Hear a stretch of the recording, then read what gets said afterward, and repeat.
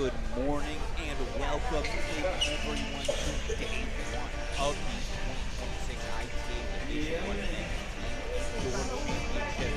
Alex Gruskin here, who's ready to do it all again after a fantastic women's event in Chicago, culminating, of course, in a 4-3 thrilling championship match. We turned the page, we stopped, we clapped, we prepared for our impending men's action in for all of you college tennis fans who, of course, followed the kickoff weekend. You know the tone that was set, a record 7. Let me say that again, a record 7 host teams. 7 host teams. 7 different host teams knocked out, of course, during the course of the kickoff weekend. A weekend unlike any other. It sets up countless battles between blue bloods and new bloods, and that's, of course, what we've got on our hands here today, kicking us off in our Waco region. The newest of bloods to the national scene, LSU, of course, a dramatic kickoff weekend. They go to Tucson. They knock off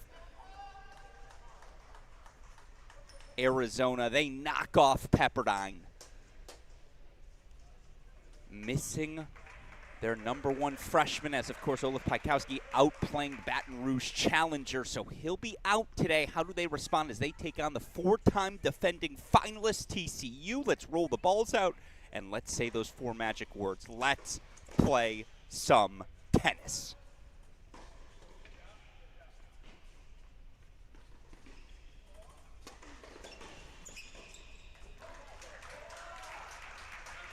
Again, Alex Gruskin here. I've been told the audio quality should be a little bit better now. So again, what a week it was in Chicago. A women's event to remember forever. A 4-3 championship victory for Georgia. 4 team match points overcome.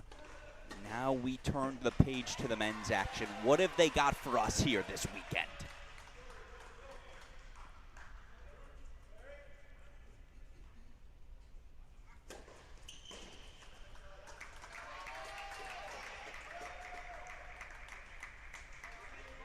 Blue blood versus new blood. Again, go back to 2022.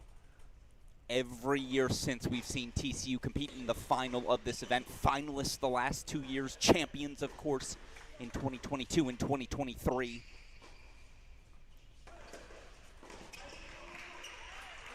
But, of course, it's a new era for the Frogs. Over a decade of consecutive top 10 finishes for head coach David Roditi. The standards are set, but Louis Maxted, Pedro Vivez, Jack Pennington-Jones, they ain't walking through that door today. I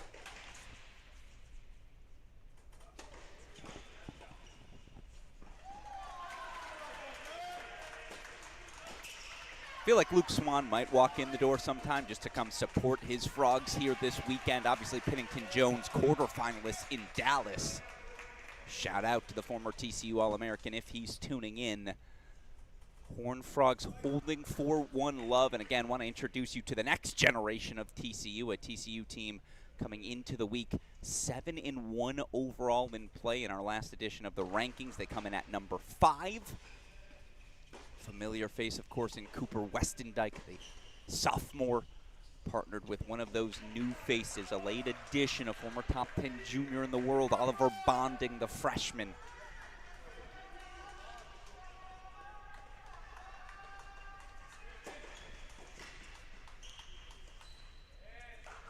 Tough task for them today as they take on the number 3 newcomer, Eric Artunian, the freshman. He's partnered with the senior Matthias Ponce de Leon.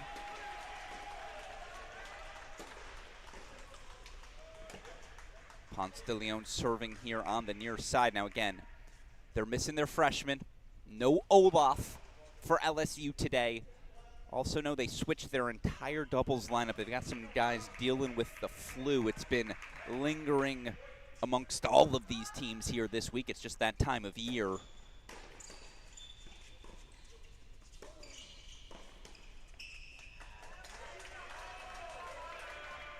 But of course, for this LSU team, again, to go from where they were last season, 12-17 overall, 1-13 in conference play. Now they're at the national indoors.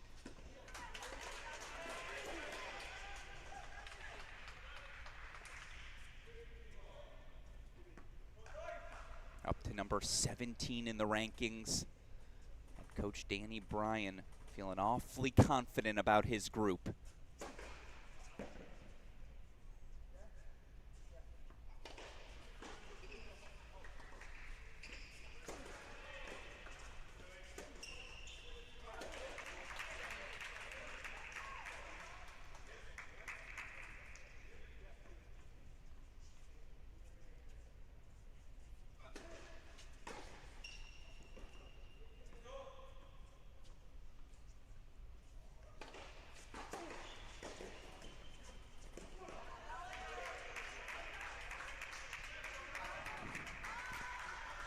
Going to get you over to our other courts, introduce all of our action.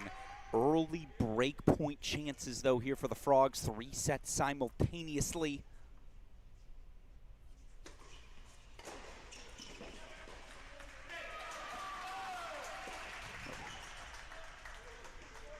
Bunted down there, did Ponce de Leon. Again, an explosive forehand, a great addition for this roster. Early deciding point. Remember, it's a no-ad format here in college, so deuce point, deciding point. Gonna hand the return to the freshman, Ali Bonding here.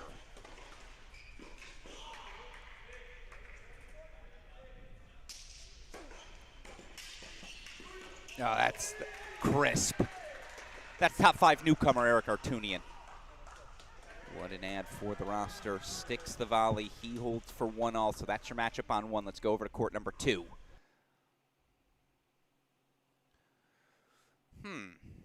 Okay. So we don't have a camera on court number 2. We must. Over to court 3.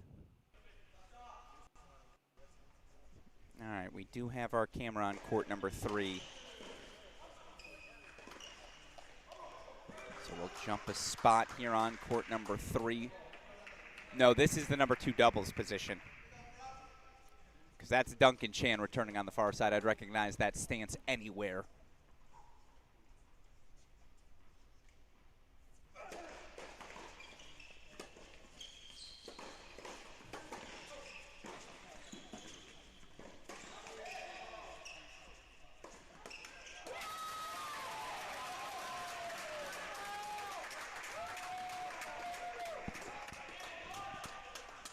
Early break for the Frogs. You hear some Frog faithful making the trip, of course, over Fort Worth, about an hour and a half away.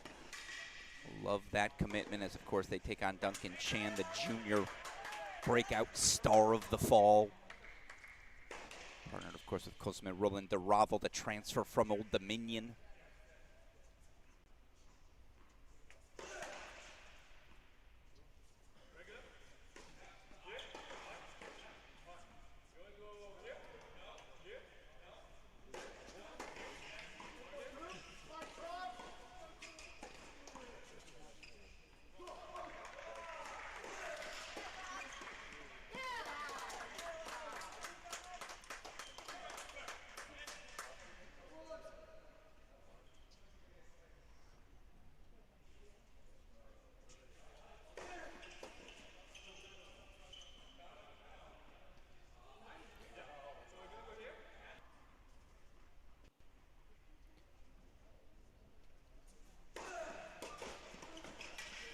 Crisply put away by Roland DeRavel there at the net. I want to make sure we have our camera links right here, so I do want to go now to the actual court number 3.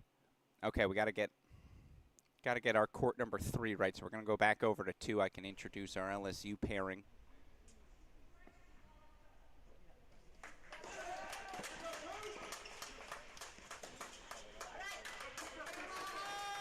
And apologies for the early unforced errors on our end. The good news is you got about 15 more hours of broadcastable tennis to enjoy again here on court number 2 for the LSU Tigers.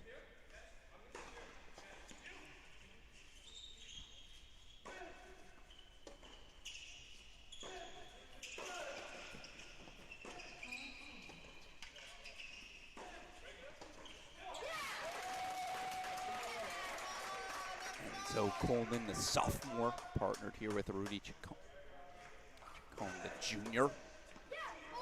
Ooh, gave someone a little love tap there on the sideline. Hold that love, so it's the break lead consolidated 4-3 love. We're going to race back over to court number 1. The reason for that, the Tigers have break points back of their own. I say break points back, just break points.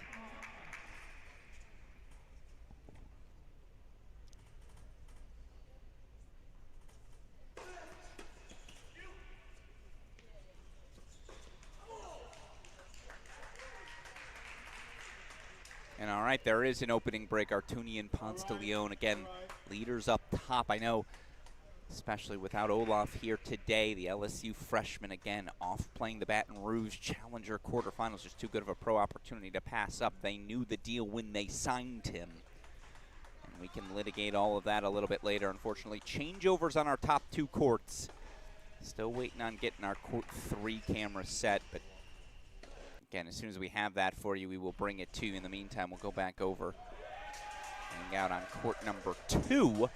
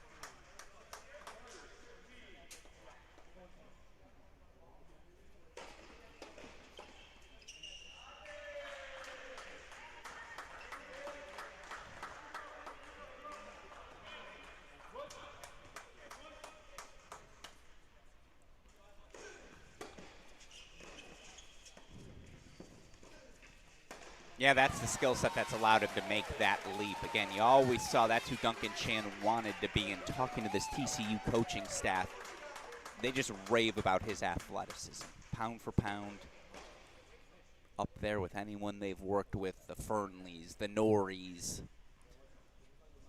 the Rybakovs, you name the list. And again, to just see all the pieces come together as they have this season. So fun as, by the way, you see that scoreboard only match on serve, that court 3 doubles position.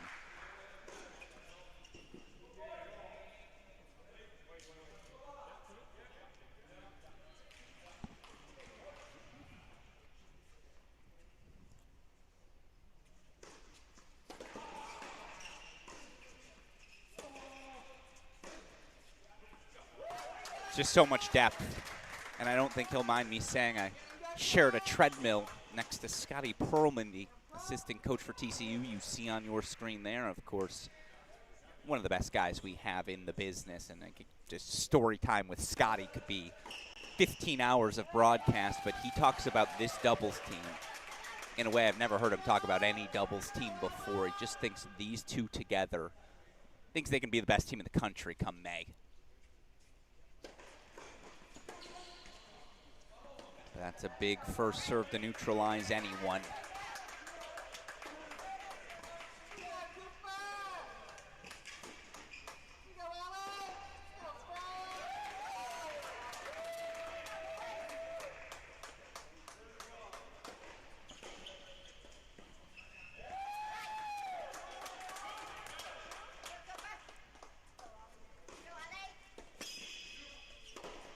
So there's your hold for LSU. Tigers are on the board for 1-3. All right, I've been told we have court 3. And indeed we have it.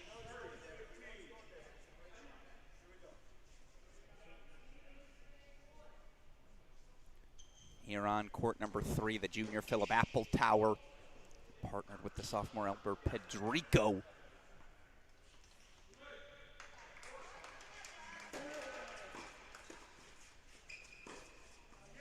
Ooh, crispy. That's a good first point for us to join on, and of course on that far side for the LSU Tigers. Again, down a couple of players today. No Alessio Vasquez in the doubles lineup. Here it's Sasha Markovic, the sophomore. He's partnered with Kalen Sturbu. Sturbu, the sophomore as well. Again, this is a team that had 5 freshmen last season. Now they've got that core 4 of sophomores. You supplement with pieces like Artunian, Olaf Pikowski. Obviously, you've got the senior in Ponce de Leon, the junior in Alessio Vasquez. Real fast. Danny Bryan got this roster together real fast. It's why this team already has wins over teams like Clemson, Arizona, Pepperdine.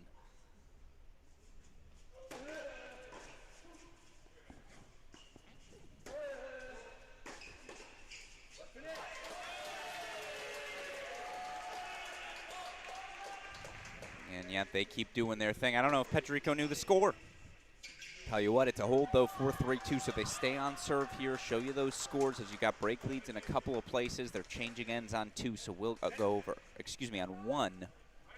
So we'll go over to 2. Here's Roland Garavo.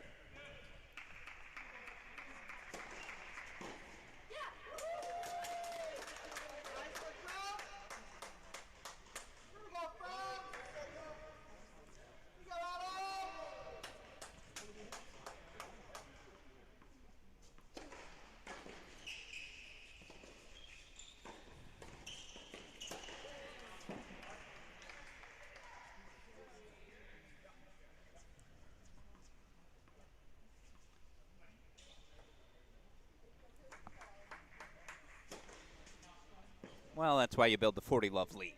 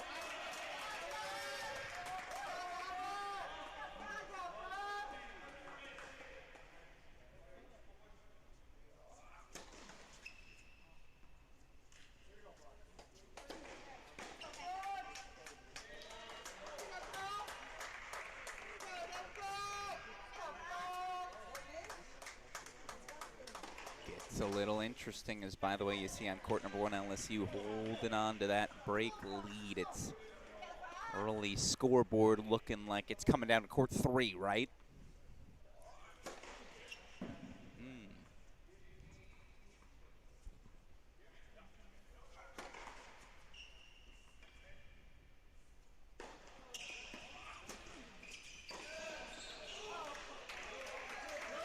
And all of a sudden, here we go, deciding point look.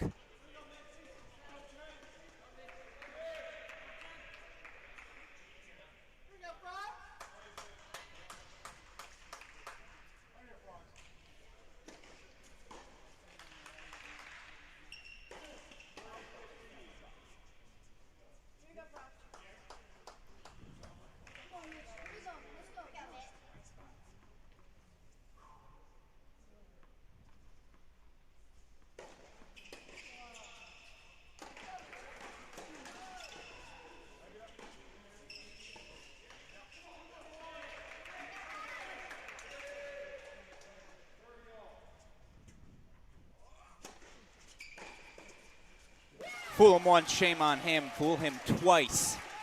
That's just not happening. You test the line, of course. You got to see if he's got it. Duncan Chan does. Fast reaction, a little knifed off volley cross. It's a big hold. Horned Frogs sustain their lead here on 2. Let's pop back over to court number 3. It's feeling like our swing doubles court, right? Well, lo and behold, here you see it. 2 break point chances for the Frogs, and against a short-handed LSU team, bottom of the lineup is where you have to thrive if you're TCU today.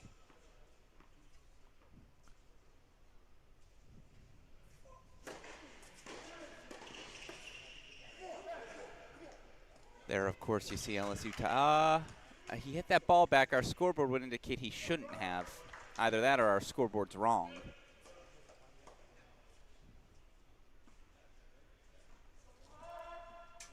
Turns out our scoreboard was indeed incorrect. Okay, hand up. That's on me.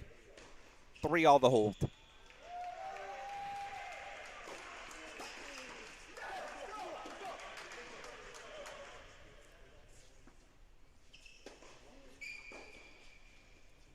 Got to hang out with this LSU team for the first time today.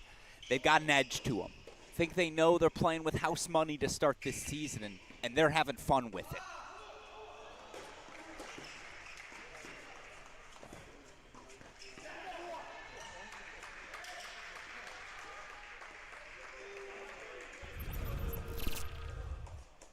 Half volley was so good from Apple Tower, but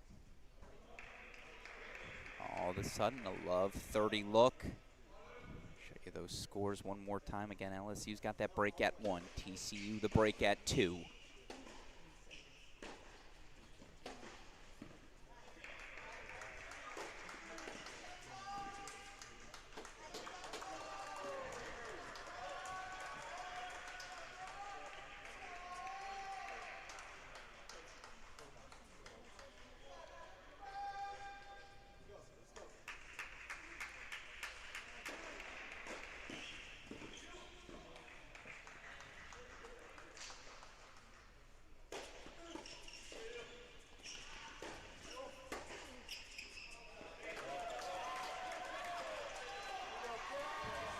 You see assistant coach Justin Butch back at LSU, his alma mater, after a long stint as a successful women's assistant over at Texas. Of course, for this LSU team, it's their first time at the National Indoor since 2006, 20 years ago.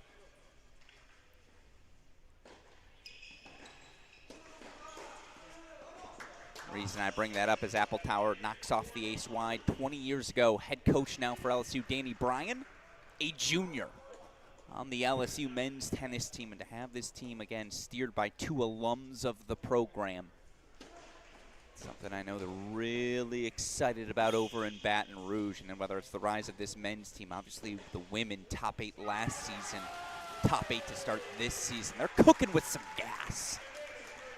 Down in Baton Rouge, 40-30 spot here.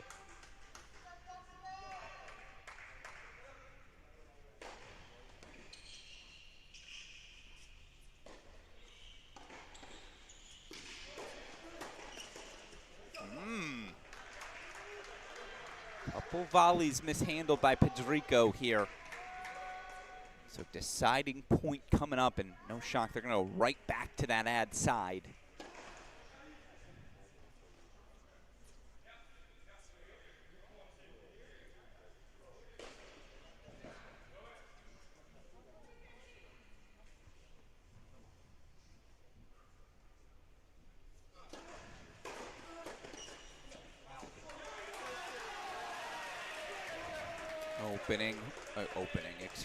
Hold on the board for 4-3, so TCU inches back out in front. Let's go over to court number 2, where it's a de facto match point right now for the Frogs. De facto being the key word. Breakpoint chances here for 5-1. As LSU holds for 5-3 on court number 1.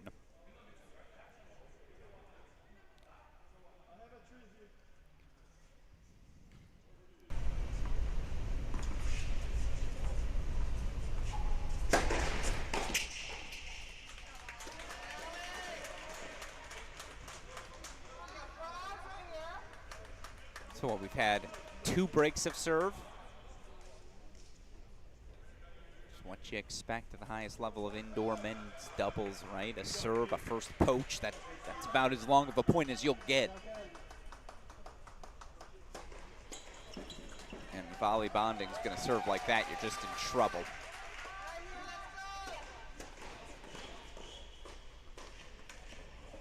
Let's go full screen here for the deciding point on 2.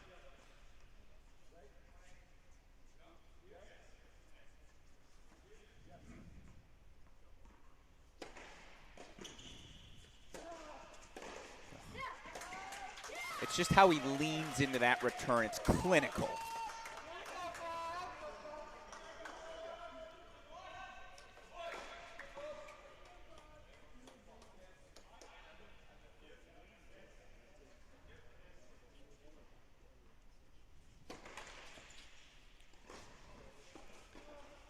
So he'll serve for the set. It's Duncan Chan on the far side.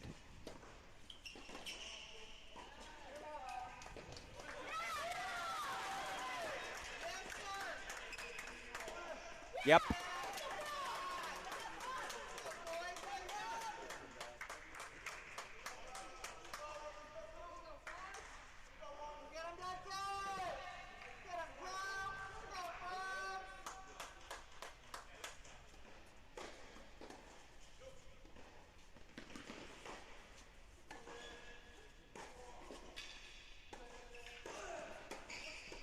Yep.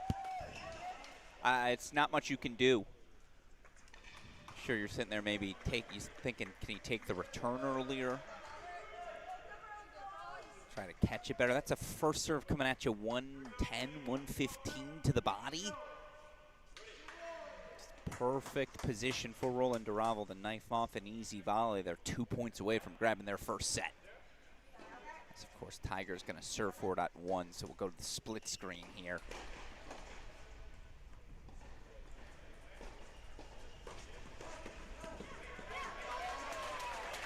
Yeah, it's match points coming up for the Frogs on 2.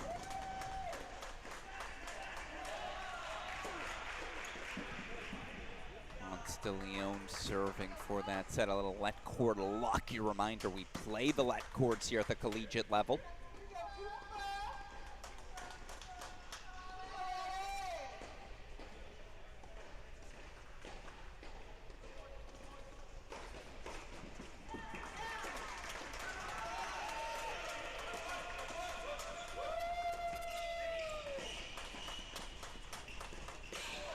Well, there you see, first set belongs to the Frogs on 2. Breadstick on the board for the pairing of Duncan Chan, Colma Roland Duravel. Remember, these two won a wild card into Dallas 500. They were 3 points away from maybe missing today's match. Not the case. Guys get the job done. Here's Ponce de Leon, though, serving for the LSU set.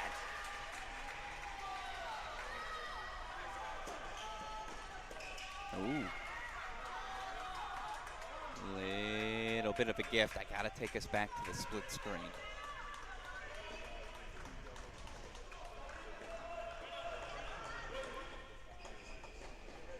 Massive 30-all spot coming for the Tigers. Okay. Yeah, serving to that Cooper Westendijk backhand at your own peril.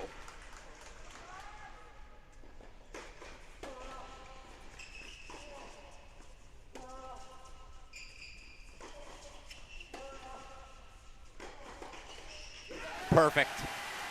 That's the sort of aggressive play you make up a set. Match points coming for the Tigers on court number 1, but look at this. Look at Appletower. He's got his hand in the cookie jar. Says, give me one of those. Break point chances coming up for the for the Frogs on 3. Match point. LSU on court 1.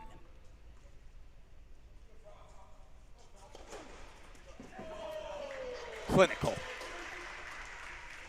You don't get broken serving, you're doing your job. Let's go full screen to our deciding set.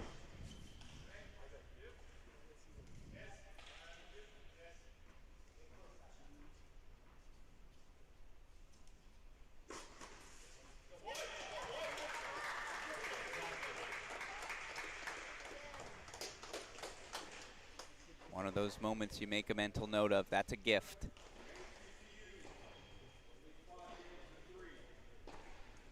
Double fault seeds the break, and just like that, it'll be Pedrico serving for a doubles point.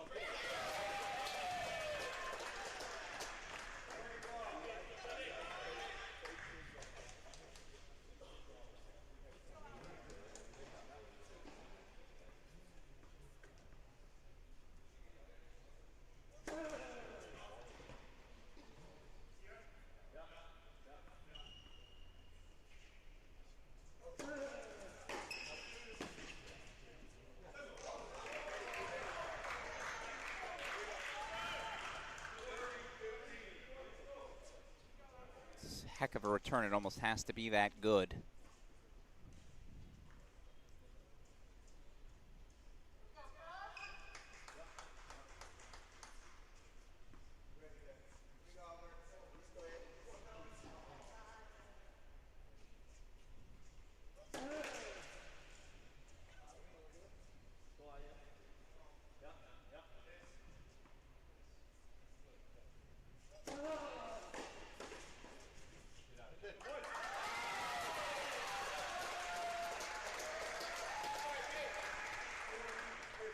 Here you go.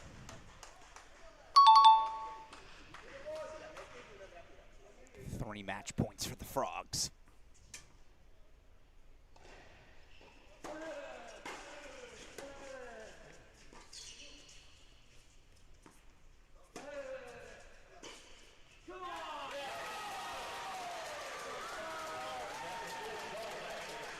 Doubles point goes to TCU. Pedrico, Apple Tower, the clinch on court number 3. And again, for a short-handed LSU team, no Olaf, no Vasquez in the doubles. 2 and 3 is where you would expect the Horned Frogs to pounce the number 5 team in the nation, a team that has made 4 straight finals at this event, won 22, 23 titles. New faces, same results. TCU going to take a 1-love lead heading into our 6 singles matches. And of course, now that long road begins for the TCU Horned Frogs. They'll have to find 3 singles victories. The Tigers of LSU going to have to find 4, and what a fun matchup for us. Blue blood versus new blood. We're used to seeing TCU compete on this sort of national stage, but again, the LSU Tigers back here at the National Indoors for the first time in 20 years. Again, back then, head coach Danny Bryan was a player on that LSU Tiger team. Now, of course, he's steering the ship for this group, and what a fun group it is. Both these groups, such a pleasure to get to hang around with on Media Day, of course. We try to make it our job here at Cracked Racquets to ensure all of you college tennis fans get to know all the teams, all the competitors you'll be monitoring all season long. We know it's our job to introduce them to all of you college tennis fans at home. So, without further ado, let's get you acquainted with our first 2 teams competing here in our round of 16. Let's start again with the team that's made 4 consecutive National Indoor Finals, 2 consecutive NCAA Outdoor Finals as well. It's time to introduce you to your 2026 TCU Horned Frogs. Julian Alonso, Barcelona, Spain, junior. Spray! Maximus Assault, freshman, Stewart, Florida. Alila! Cooper Westendike, sophomore, Olathe, Kansas. Albert Pedrico, sophomore, Torre Farrera, Lleida, Go Frogs. Philip Apple Tower, Prague, Czech Republic, junior. All right. Heike Rines, Ontario, Switzerland. I'm a junior, and my plane's here. I gotta go. Roger Pascual, sophomore, Binares, Spain. Es que bro! What's up, guys? It's Duncan Chan from Markham, Ontario. I'm a junior. Oliver Bonding, London, United Kingdom, freshman. Go Frogs. Cosme Roland de Ravel. I'm from Dijon, Spain, France. Dijon, France. I'm a senior. Says! Devin Bowen, assistant coach. Go Frogs. Coach Scott Perlman, Monroe, Michigan. punch him in the mouth. Go Frogs. Coach David Roditi, head coach. Go Frogs. Yeah, I mean, again, it's always so fun to get to meet these teams. Obviously, TCU having some fun. We didn't have Duncan Chan. We didn't have Cosme Roland-Ravel. Both were competing at that ATP 500. So a thank you to their teammates for filling that gap for us. In case you were wondering, wait, that's not Duncan. That's not Cosme. No, obviously they wanted to have some fun in their absence. Of course, again, we were missing some faces from the LSU Tigers as well. Nevertheless, to get the chance to meet this group, it's very clear Danny Bryan's cooking with some special ingredients down in Baton Rouge, in case they're new to you as well. Let's introduce them. It's your 2026 LSU Tigers. Alessio Vasquez, Junior, Germany. Go Tigers. Andrei Lončarević, sophomore, France. Go Tigers. Eric Arutinyan, freshman, Belarus. Let's go Tigres. Matías Pancerón Gomilia, senior, from Spain. Vamos los Tigres. Sasha Markovic, sophomore, Serbia. Go Tigers. Rudy Sesson, junior, France. Go Tigers. Enzo Coman de Freitas, sophomore, Brazil. Go Tigers. Kalin Todor Stirbu, sophomore, Romania. Assalamu alaikum, Tigers. Ethan Lund, manager, St. Louis, Missouri. Go Tigers. Justin Butch, Miami, Florida. Coach, go Tigers. John Daniel Bryan, New Orleans, Louisiana. Head coach, go Tigers.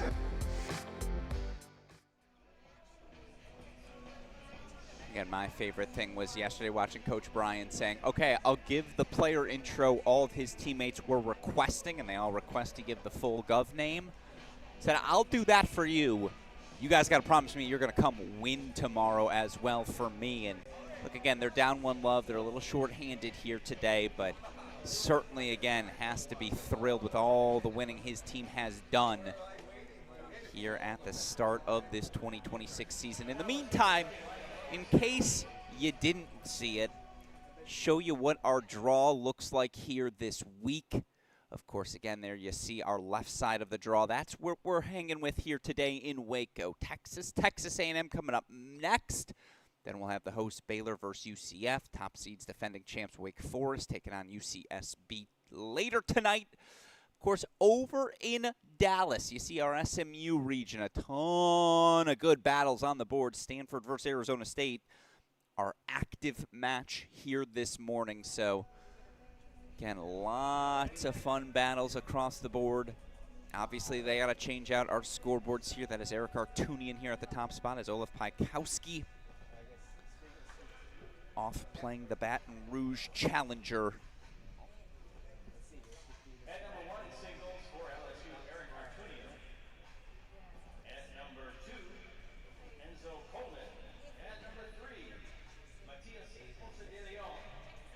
Final few lineups being read here in the building. Hawkins Indoor Tennis Center. Obviously, Baylor's been the home for college tennis now for, what, 20 months?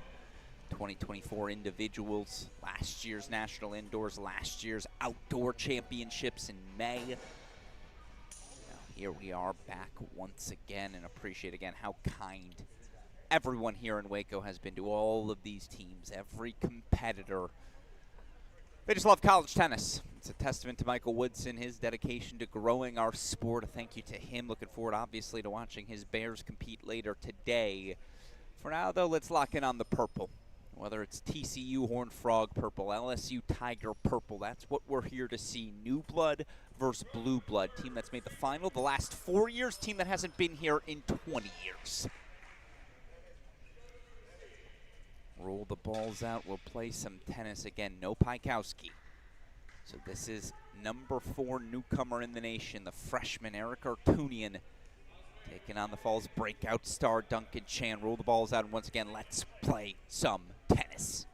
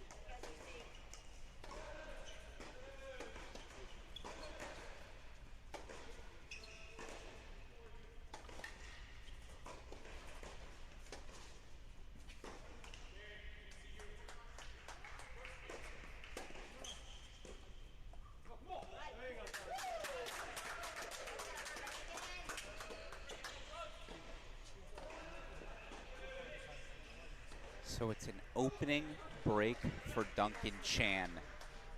Again, went from in and out of the lineup. At that number 6 spot his first 2 years on the job. Of course, now you look at where he starts this spring. Latest individual rankings has Duncan Chan at number 5 in the nation. He's, of course, one of those new faces forced to step up here this season, follow the graduation of, again, 6 national finals for Pedro Valdez, Louis Maxted. Obviously, Jack joined him 1 year into the job as well. Wanted to ask Coach Roditi about that transition to this next era of TCU tennis. Before we get too deep into our singles matches, let's hear from Coach Roditi on turning the page here in 2026. Yeah, obviously it's always hard to lose those guys. They were unbelievable, best graduating class ever. It's great to see them with their success on the tour. At the same time, it's a great opportunity for some of the younger guys to step up and be the leaders. And this might be the nicest group we've ever had. It's unbelievable how they show up every single day. They work hard.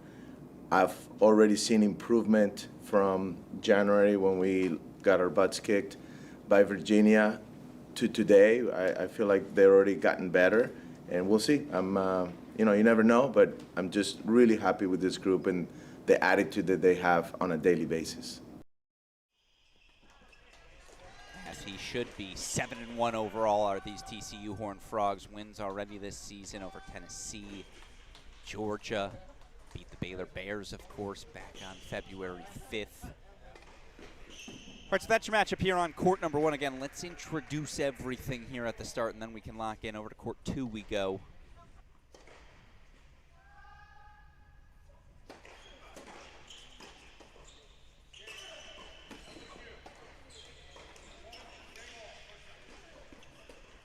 Again, short-handed, these LSU Tigers. No Artunian, no Pikowski, no Alessio Vasquez. Everyone forced to step up to a new spot here today on court number 2. Enzo Coleman, the sophomore.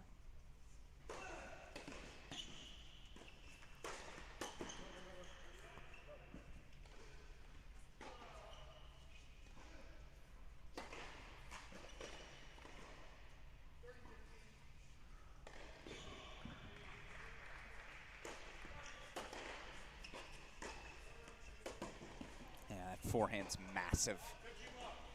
It's of course why Roland Duravel, the senior, the transfer coming over from Old Dominion, was one of the most sought-after pieces in that transfer portal. Choosing to name TCU his home for his final season on the job, again for a team that has to replace their top 3. It's a nice way to do so.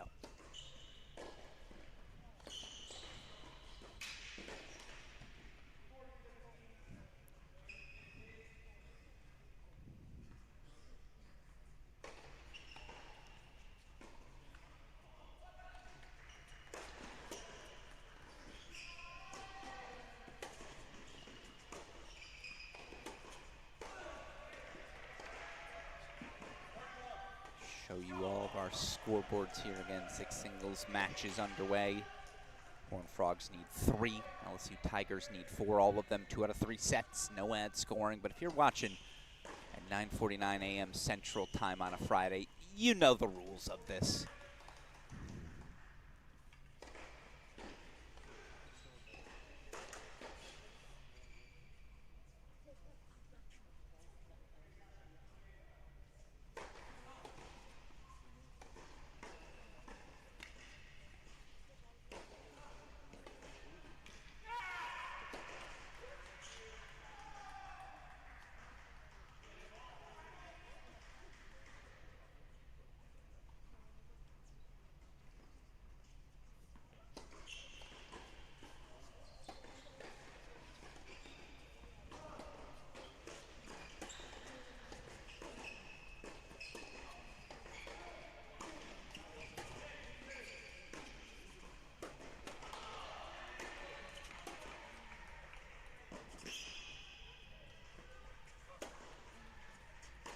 Oh.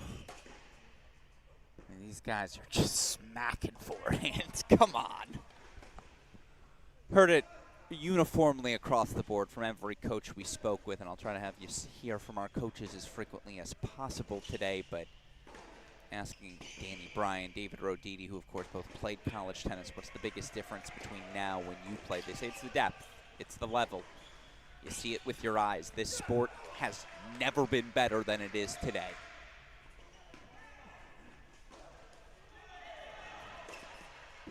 Again, just casual. Casual. Little flick of the wrist. Obviously, again, for these LSU Tigers, a massive moment to be back at this national indoors. First time in 20 years. Again, before we get too deep into our first sets, let's hear from LSU men's tennis head coach Danny Bryan. What does it mean to be back at the National Indoor Championships? Yeah, I mean, it's huge. It's the first time since 2006, and that was when it wasn't even ITA kickoff. That was when you got in off the previous year's ranking. So I think that was my junior year, and yeah, I mean, getting back is great. Also getting back after last year. Last year was a tough year for us, so to make such a big jump is really exciting for the program.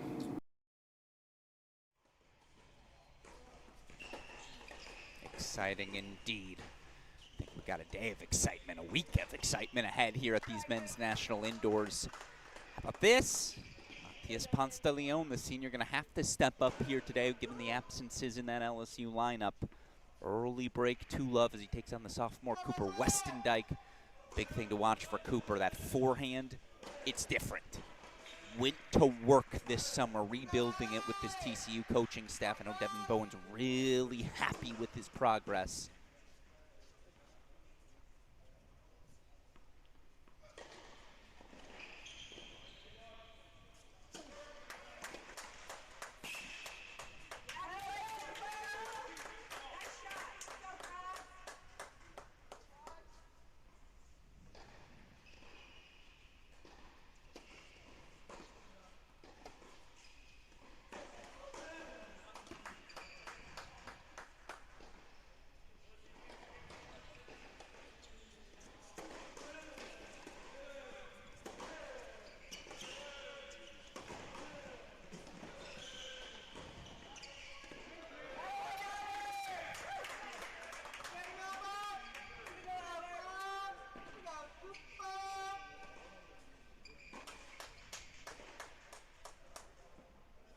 Breakpoint chances for the sophomore.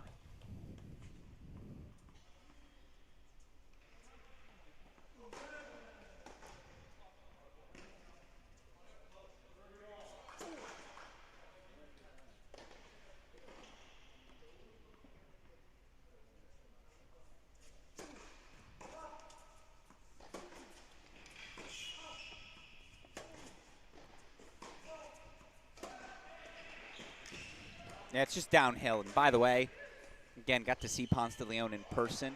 I mean, you see that chest, even via the play site camera. Guy is jacked. It's a big boy playing big boy tennis.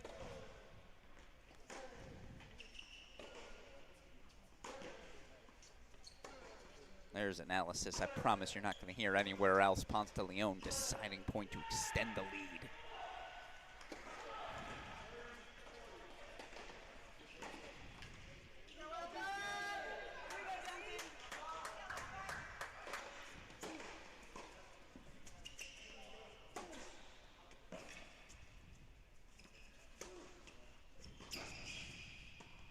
Say it again, it's big boy tennis. It's a grown man up there. Ponce de Leon holding 4-3 love, break lead consolidated. Look, LSU's off to a start. Long way to go. They've got the break lead there here on court number 4, Sasha Markovic. Sophomore out of Serbia, taking on freshman Ali Bonding. Break lead for Markovic early, as of course Bonding. Look, it never is as easy of a transition to college tennis as you'll think. Even at a number 4 singles position, doesn't matter how highly ranked you were in the juniors, how much pro success you had coming in. Different energy, different sort of format. College tennis, a different sort of beast. That's your matchup on 5. Don't worry, we'll get back to it. Or 4 here on court number 5. Whoa. junior Rudy Sisson. As we learned in that player intro, 3 love. Up on the sophomore Albert Pedrico, you see head coach David Roditi, a few words for his sophomore. Obviously, when Pedrico's on, it can be magical. Certainly can run a little hot and cold, though. 3 love on court number 5. Tigers, they're the ones with the breaks right now. They got the break back at 1 as well.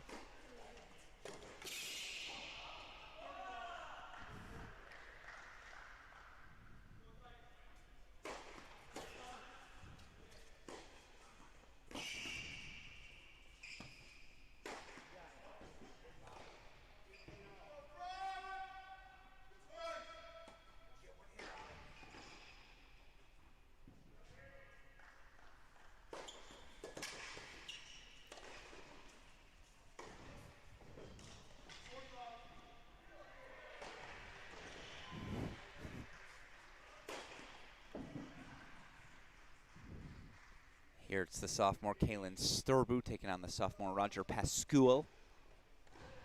2-1 on serve here on court number 6. Again, look at these leads. Breaks for LSU, exactly the start you're looking for at 3, 4, and 5 as well.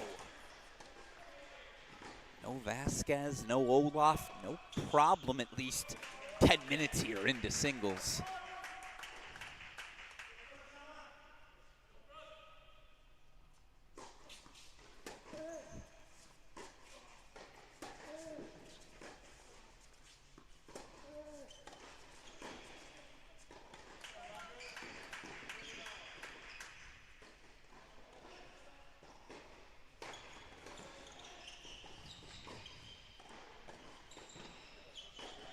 As always, by the way, appreciate all of you joining us here on the Crack Rackets ITA YouTube channels. The fun of being on this platform. Who you got? Who's winning our battle here today? Who's winning this 2026 National Indoor Championship?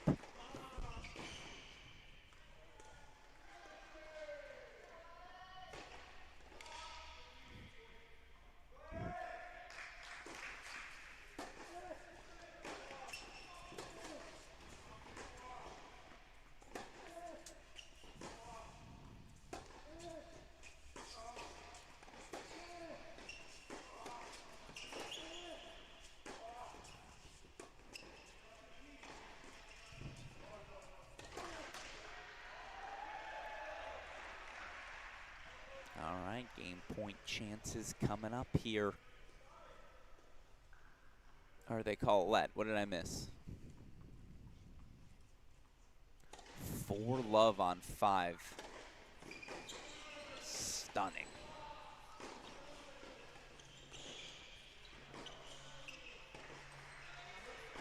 You know what? Gonna take us to a quick split screen. Let's go to courts 1A and 2. Deciding point on court 1, who grabbed it, as Coleman's got break point chances on 2. Artunian holding for 3-2 on court number 1. Again, it's moving fast.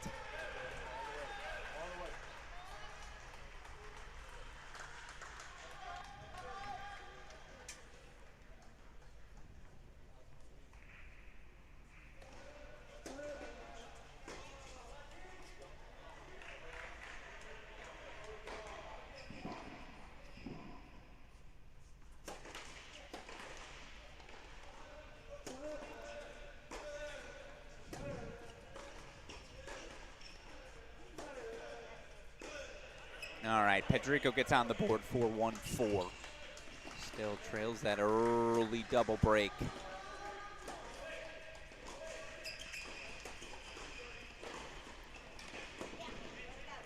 It's a break point chance fought off on 2, deciding point coming up. Meanwhile, again, can Ali Bonding find anything?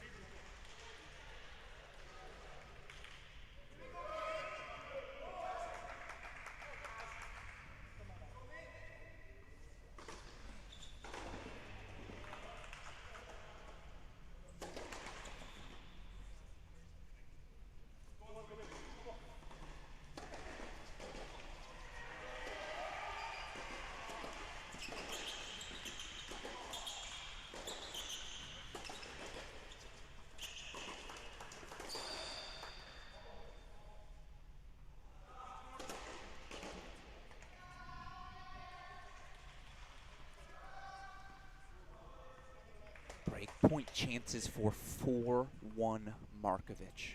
Again, short a couple of your top guys to have this sort of success, bottom half of the lineup.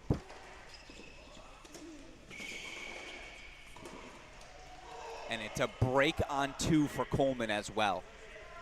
They're off to a start.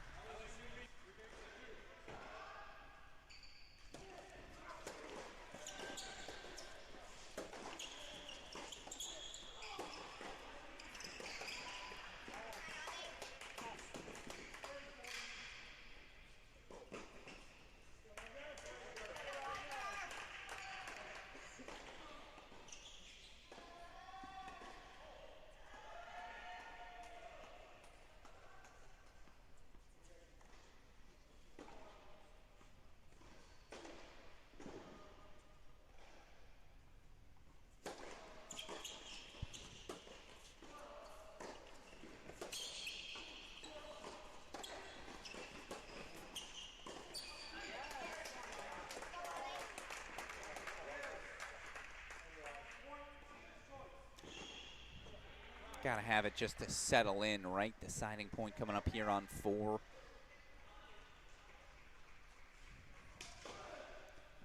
Feel like Markovic takes this. Again, double break. Now the set's open.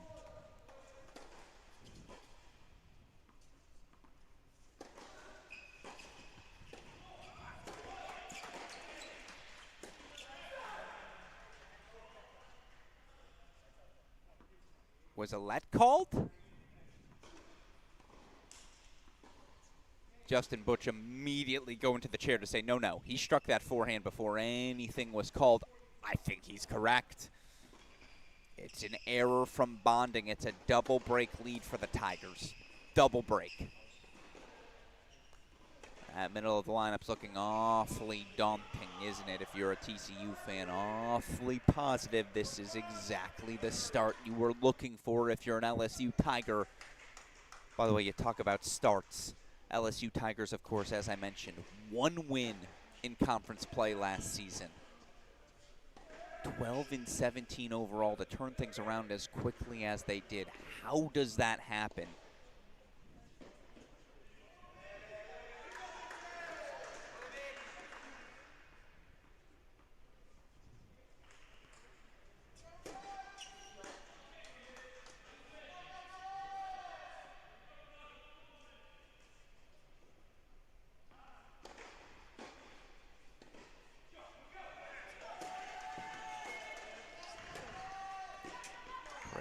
Chances here for Pedrico to grab things back. Was going to throw us to a clip of Danny Bryan telling us exactly how it happened. We'll hold that clip here as Pedrico's got his first break point chances. You see the 4-1 lead again. Court 3, court 4, court 5.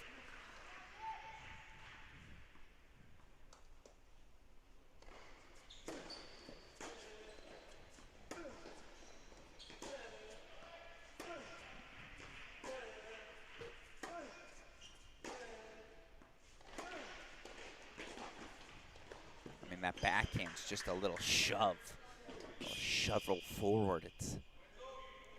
It's not Cam Norrie, because dare I say it's even more of a push forward than that, but it's reminiscent of it, and you get why Pedrico's kind of playing that higher, heavier ball. What can Cesson do to create off of that wing?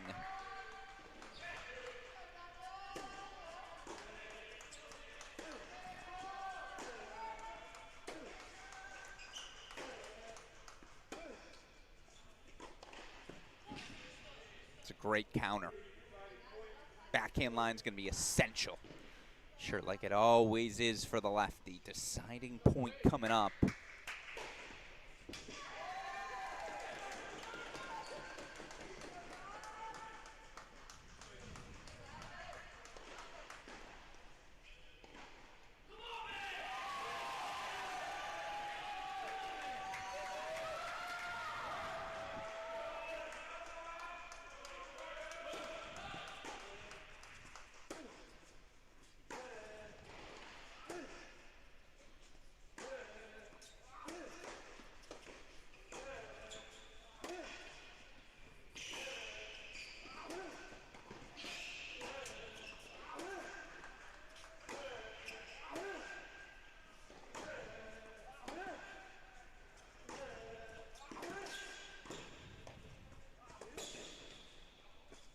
These guys are just athletes.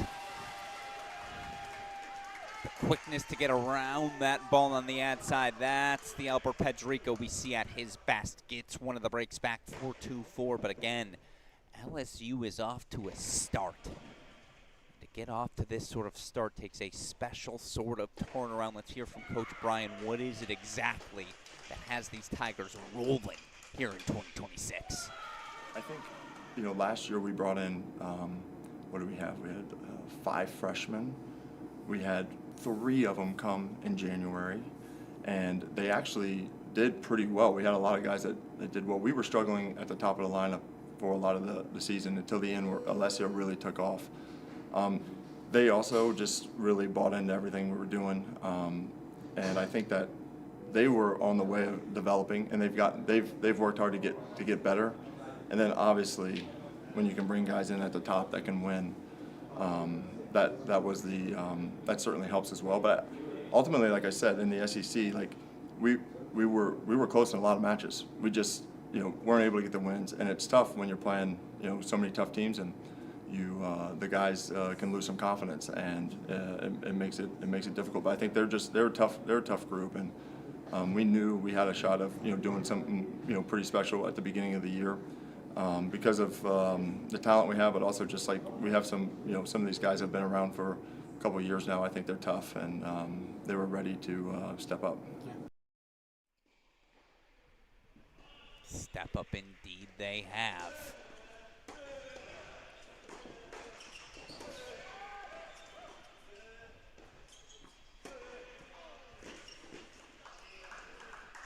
That's better from Sisson. That's getting forward as again, it's good action everywhere. Pick your spots. Bonding, by the way, grabbing that break back at 4. One of the breaks back, excuse me. Roland DeRavel doing the same on court number 2.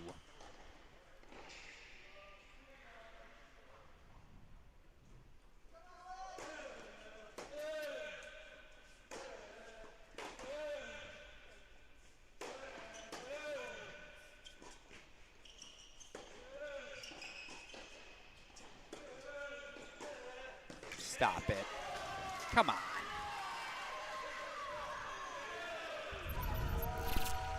Again, speaks to for Sisson. Just a little difficult for him to generate the sort of pop you need on that backhand wing to hit through Pedrico. Thus, sophomore there, flourishing.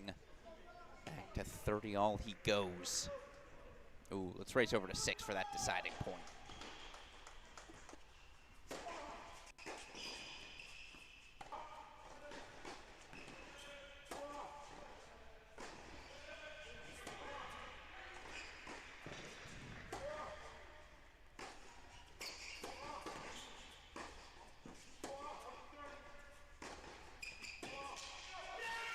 Yeah. Spicy P.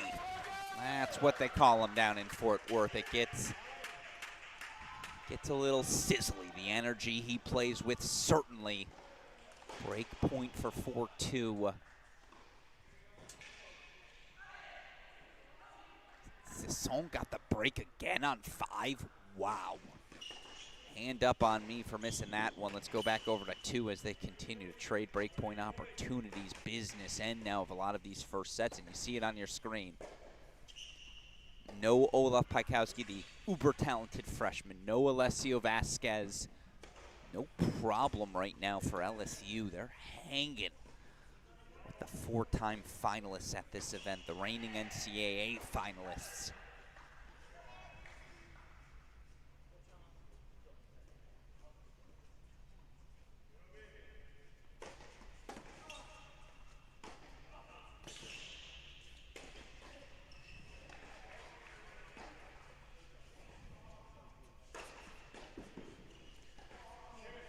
Well, that's how you erase a break point.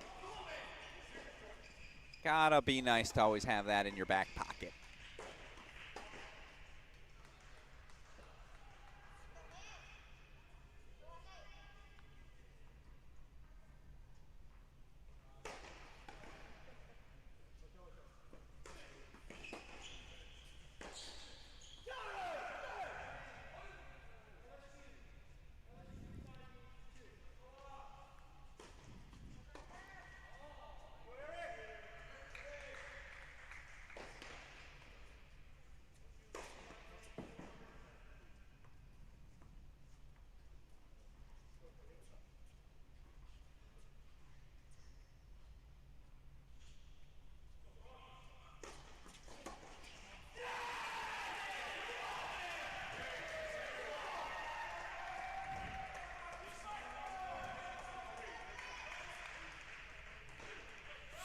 4-3, the hold for Roland Duravel. Had to have it, and he gets it. But you got 3 5-2s on the board. We'll show them all to you right now. LSU looking awfully good here to start in singles. Take you over first to court number 5. Or again, 5-2 now. Sesson serve for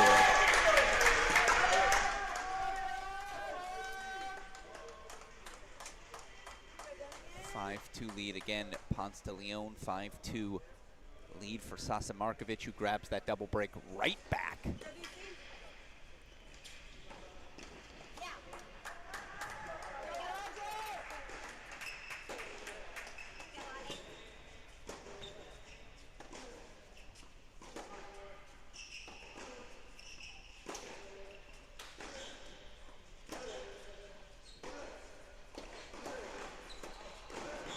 Ooh.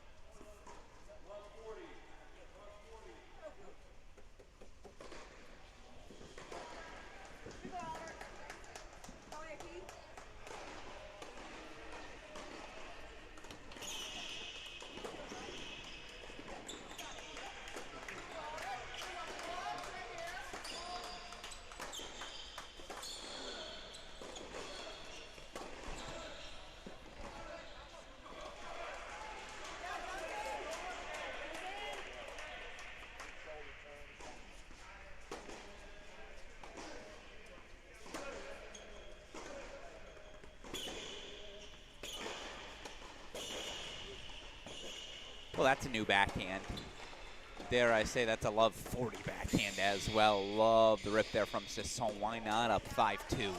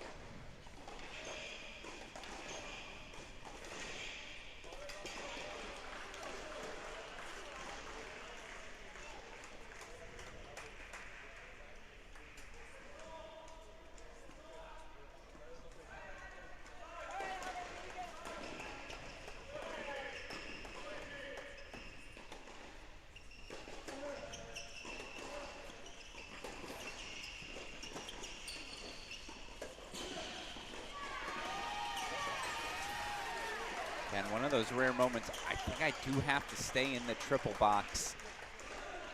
Sasha Markovic, haven't shown you enough of him, and that's on me. He's got set point chances here. Also want to take you to one where a little bit of trouble for Duncan Chan, 4-5. Now all of a sudden Artunian's got 2 set points, so there's the set from Markovic. Look at that. Here come the Tigers. New blood is not afraid of the new moment. Now it's set point chances for the newcomer Artunian. Okay, who's awake now?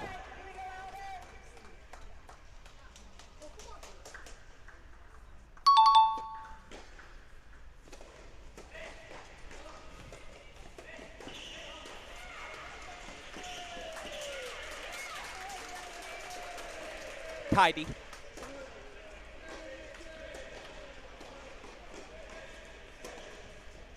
Deciding point, set point coming up. All right, let's go full screen for it as you see.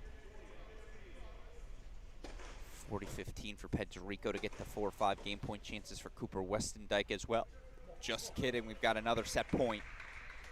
It's on court 6, this one for TCU.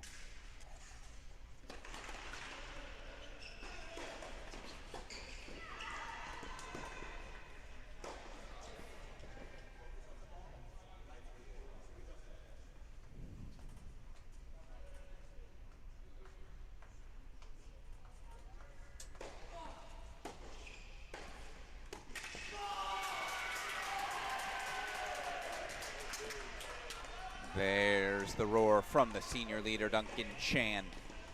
Junior leader, excuse me. And there's a first set for Pascual. So again, they call him Spicy P. And delivers the sizzle. As LSU grabs a first set on 4. TCU responds with the set on 6. It is crunch time in all of our first sets. Including, we'll go over full screen to court number 3, where again, Matias Ponce de Leon has been awesome on serve thus far.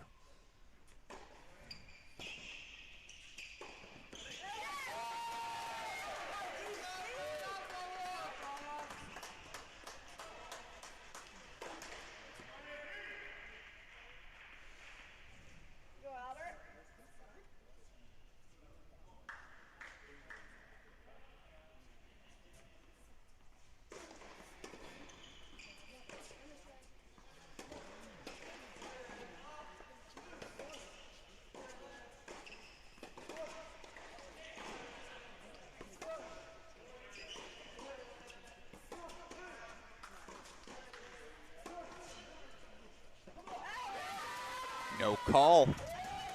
Chivalrous. Of course, we do have ELC available. The ELC representing, of course, electronic line calling. Just in case you're unfamiliar with the acronym, of course, just provides that little extra certainty. 3 challenges per set for all of these players.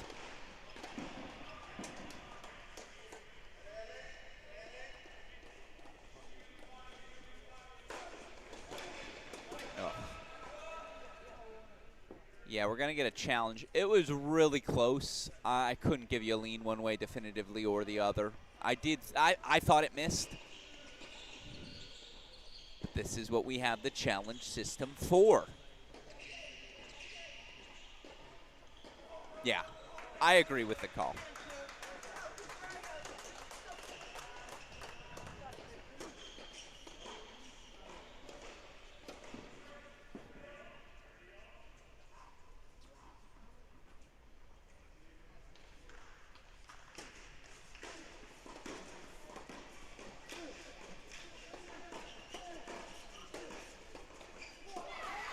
See, that's everything for Cooper.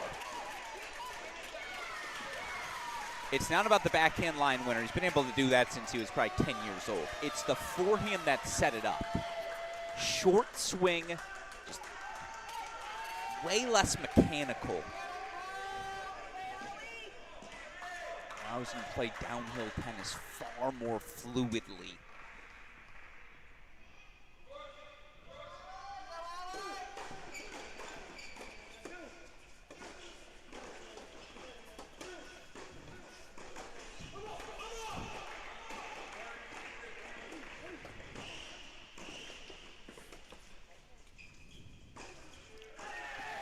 Perfect response from Ponce de Leon.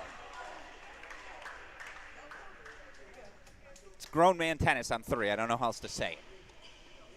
That you get that extra half second, you're taking a point-ending sort of swing.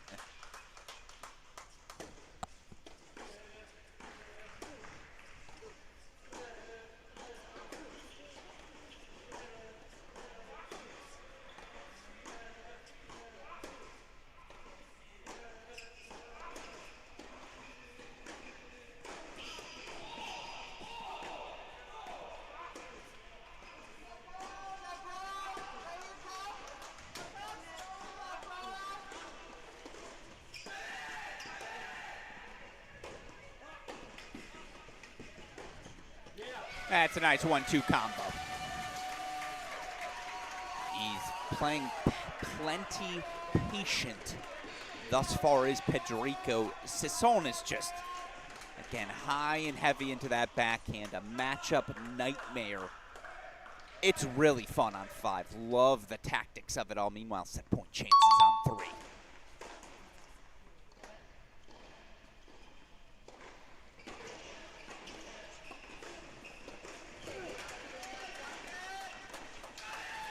Two for the Tigers. Perfect set on serve for the senior Ponce de Leon, and there is set number 2 for LSU.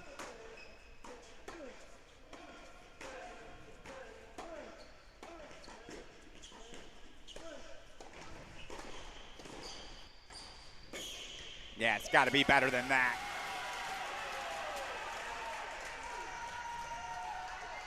Did you see Coleman serving 4-5, 40-15? You know, we'll get back over to it. First sets, again, business end. We might get a couple of breakers on courts 1 and 2. In the meantime, though, let's go full screen over to court 5.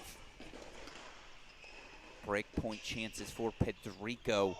Went down the fastest 3-love in the building.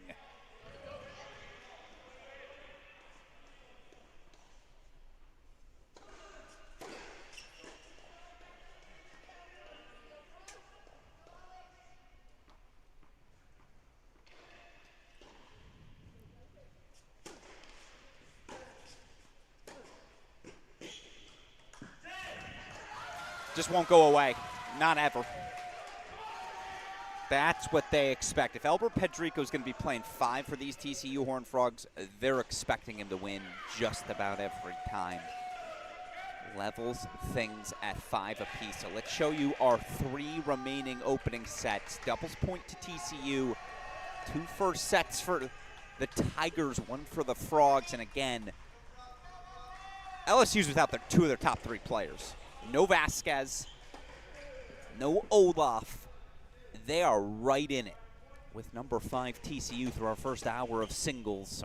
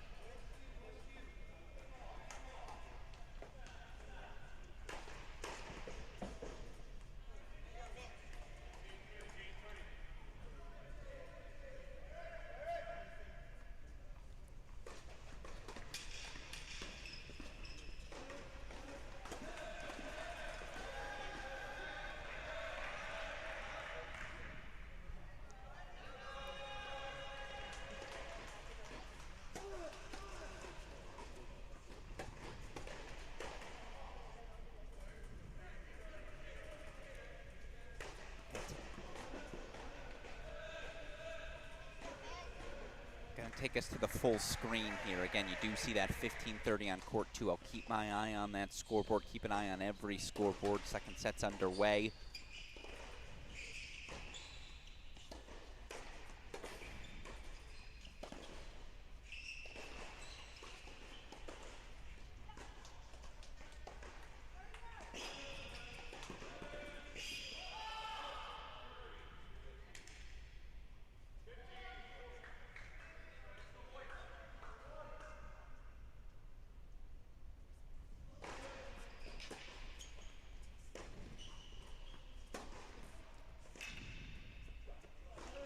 That's the ball they want to see from Duncan Chan. Again, that first forehand exploding, getting into it.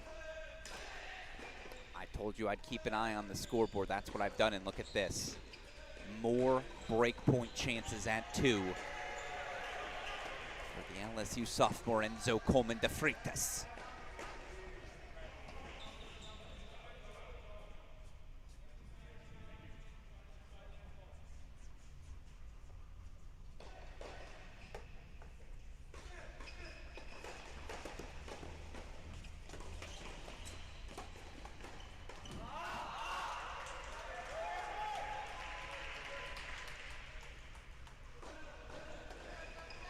Tuned in. Again, that's exactly what you have to do if you're Eric Artunian. It's a great scout. Get forward. Pressure Duncan Chan. When he's on his front foot, you're losing.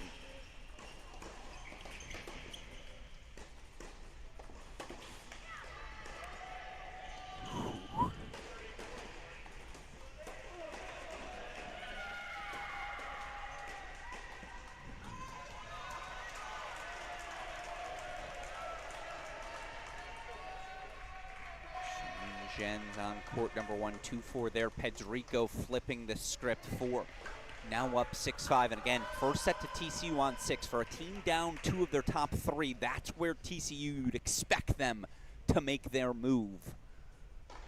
Man, what is LSU showing us today? They've got the top-tier talent, not just to hang. They've got the top-tier talent to beat anyone. This is them short-handed.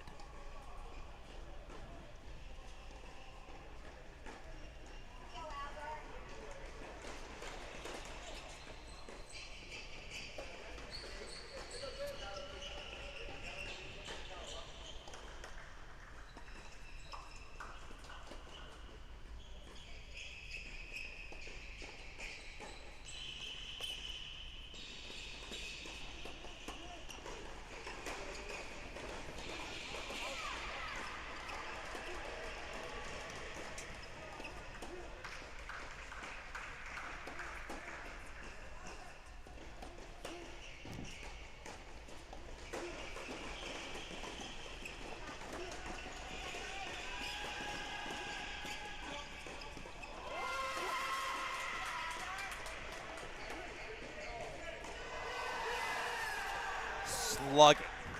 Just slugging. It's the most consequential 5-minute stretch we've had in the match to date. LSU, I don't want to say they've been the front runner here in singles, but they've just had their nose ever so slightly ahead on every court. But it's one thing to be ahead. You got to close out first sets.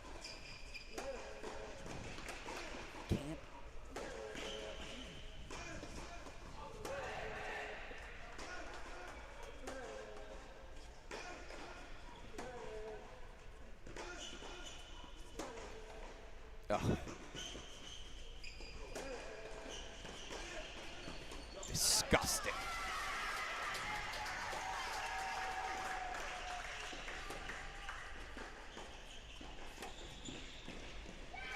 Stop it. Stop. Again, LSU is throwing haymakers and TCU's just sitting there. Duck left, duck right. Throw a little jab into the body, right back as well. Duncan Chan doing that with the feathery drop volley. Pedrico 2 points away from a set now as well.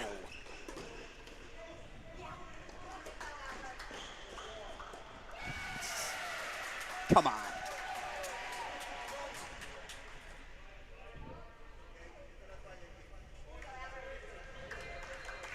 Double break. Double mini break sequence for Duncan Chan. The first set's now on his racket.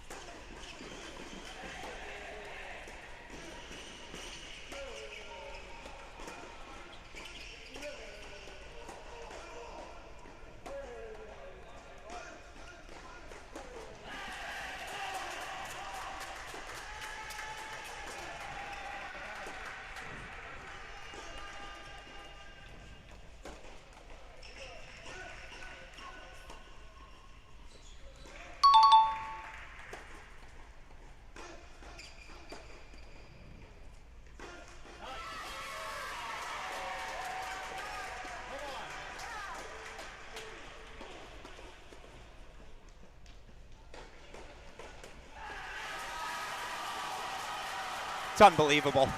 The turnaround from Duncan Chan, especially when his teammates required it most. Set point now for Pedrico as well.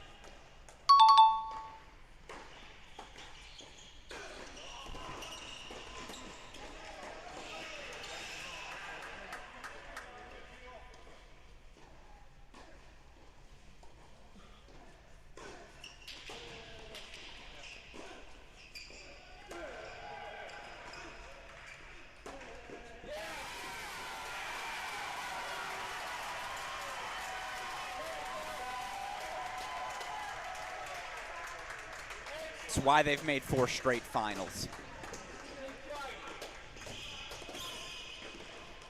Just when you think these LSU Tigers have TCU in some serious trouble. What happens? TCU walks away with 3 first sets. So good from the senior leader, Duncan Chan, on court number 1. So good, Pedrico, 5 straight games at that number 5 spot.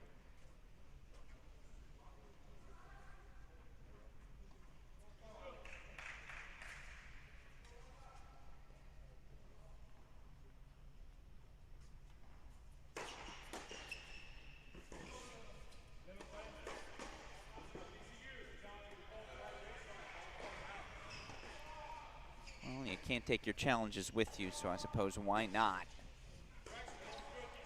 Oh, and not just a why not. A straight up correction. ELC confirming the call, so back to 30 all here. Get you over to those second sets. Really, I'm fascinated. We haven't spent enough time with 3 and 4.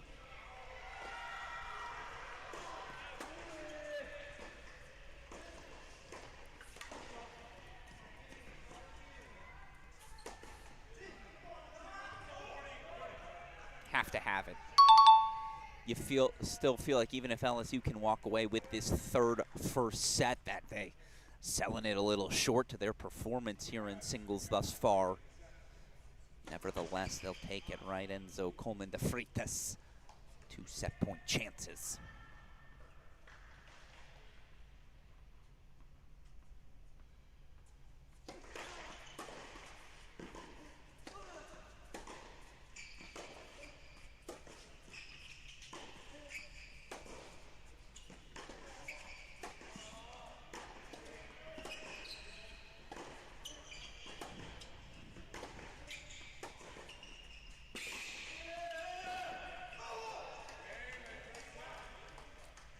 It's a first half split.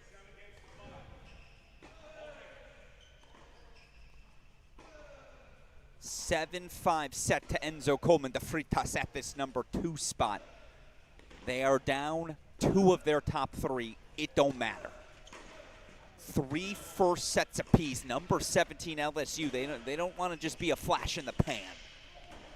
They know what it's going to take to compete at the top of the SEC, and they think they've got it. Heck of a start.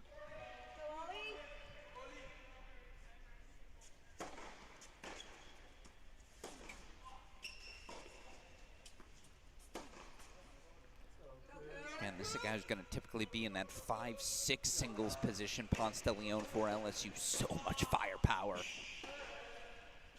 2-1 with Cooper Westendijk. Want to take us over to court number 4 as well. It's actually 2-all. Ali Bonding, the freshman. Okay, that's why on my scoreboard it said he was love 40. Never mind, he's serving for 30 love.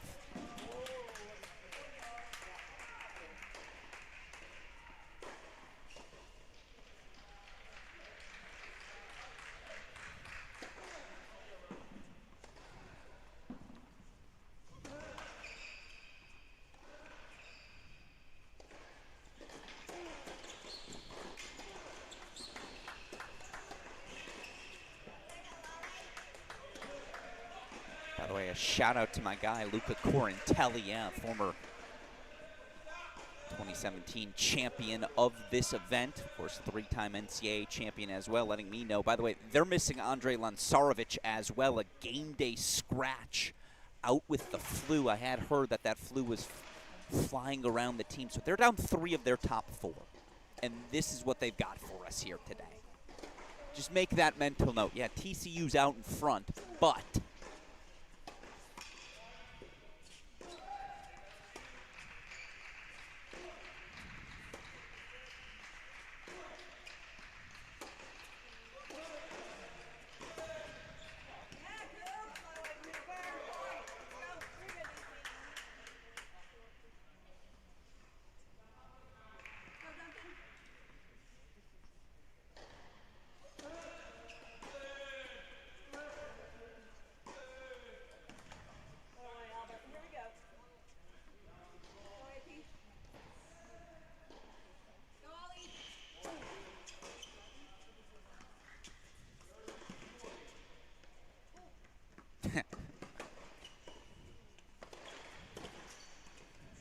Big boy can scoot.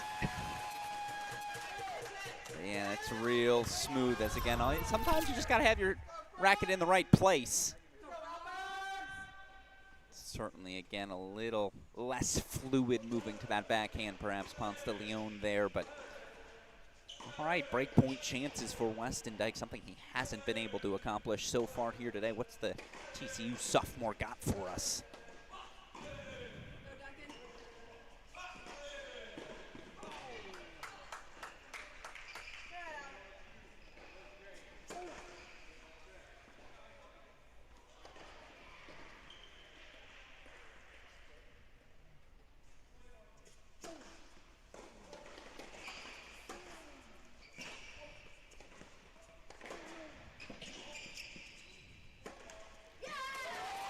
There it is. And that's where, again, you get those 3 first sets if you're TCU. I promise you, every single one of these players on court is scoreboard watching. And you just wonder for a Cooper Weston Dyke, that sigh of relief saying, okay, play a little bit more freely now. My teammates have got me in a winning position, although Artunian break lead on 1 in his second set. You feel like we're getting a couple thirds here, right?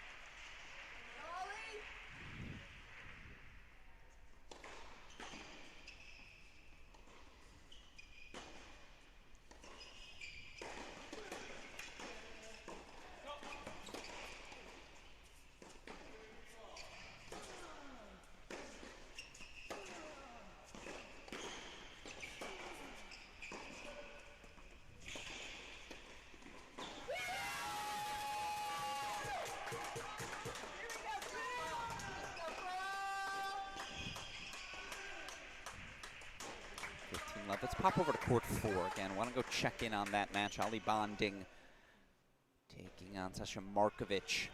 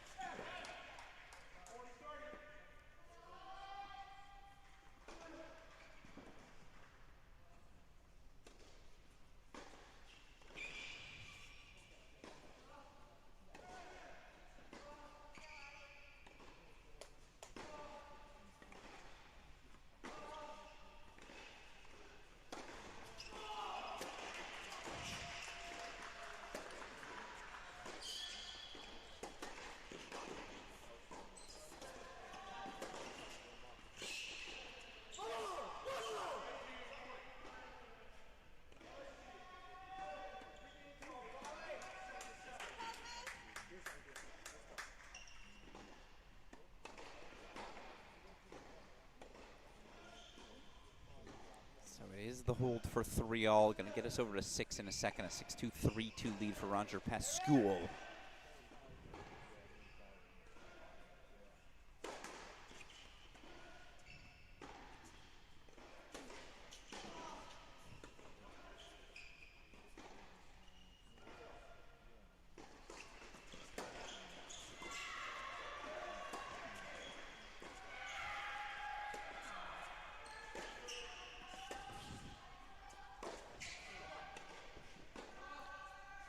Just wonder if the Tigers can put a quick point on the board. What would that do for their belief here?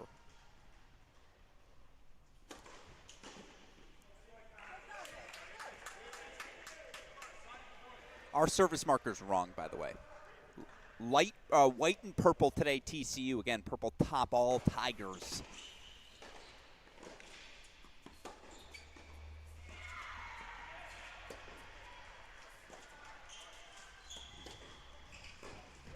Nasty slice. Ooh. Pop over to court number 2. I like that. See a little deuce point on that scoreboard in the opening service game of Roland Ravel.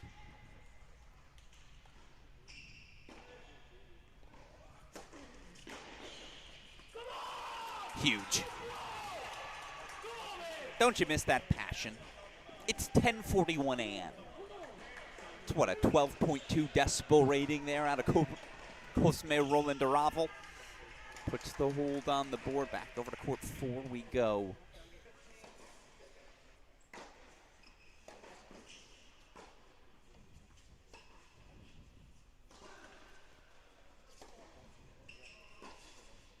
Chan grabbing the break back for TCU on court number 1.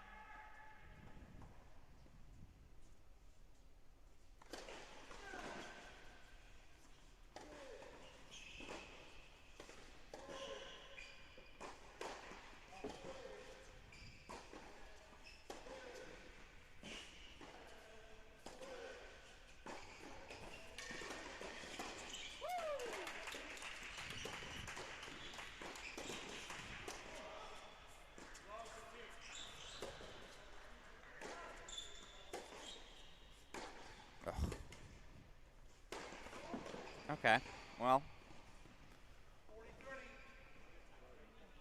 sometimes it's hard to stop a moving train. That's, our dear friend Chris Hallior always loves to say, I could have done that. But just too much momentum. The swing got a little too big there, still 40-30. Gonna pop over, though, right over to court number 6. As you can see, that top right of your screen, it's a 15-30 look for Pascual. Ooh. All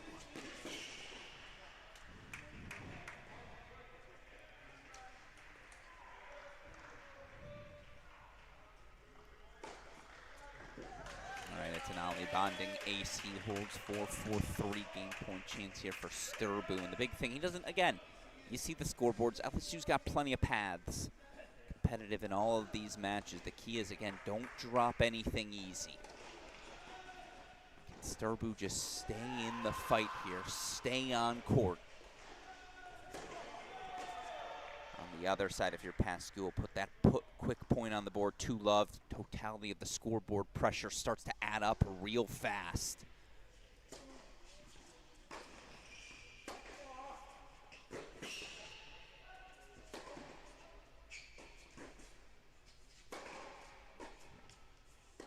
Yeah, okay.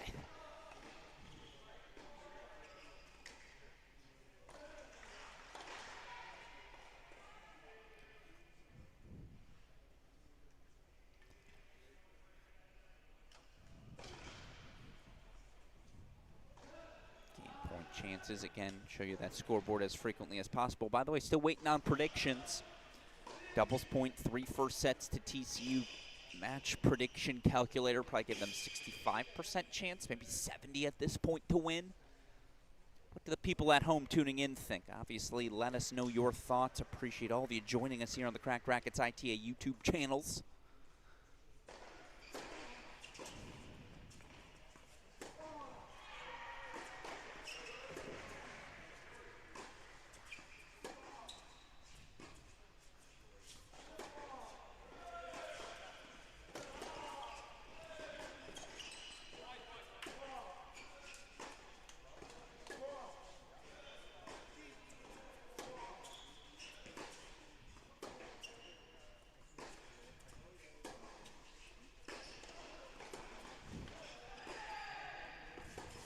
Spicy.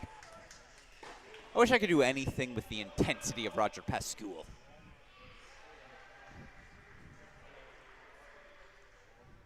So diligent with the footwork.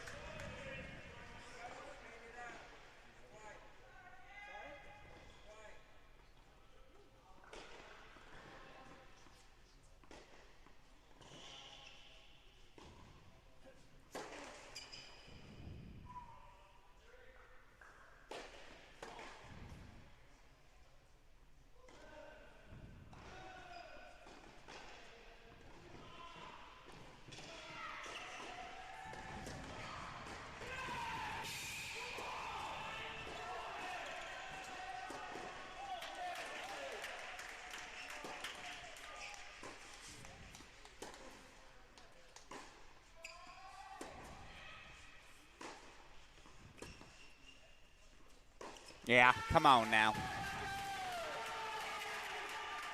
By the way, if you're matching energies, to have Pascual partnered with assistant coach Scotty Perlman, you're wondering, what would tennis look like as coffee? It's this match. Straight adrenaline. Pascual gets his set and break lead.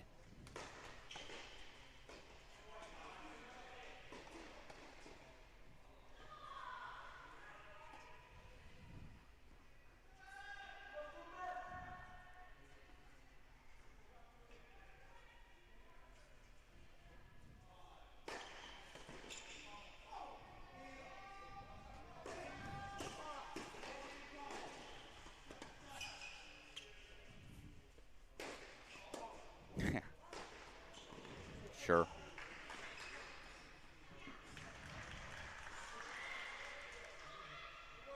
Yeah, just think if you're LSU, that court number 4 match, Sasha Markovic, how fast can he get off court? Can he do it in straights? It just feels like he would be, again, I'm sorry for the medical references, a shot of like penicillin, just to kind of slow down whatever TCU rhythm has infected LSU here in singles. Get us back to a split screen, show you both our courts here.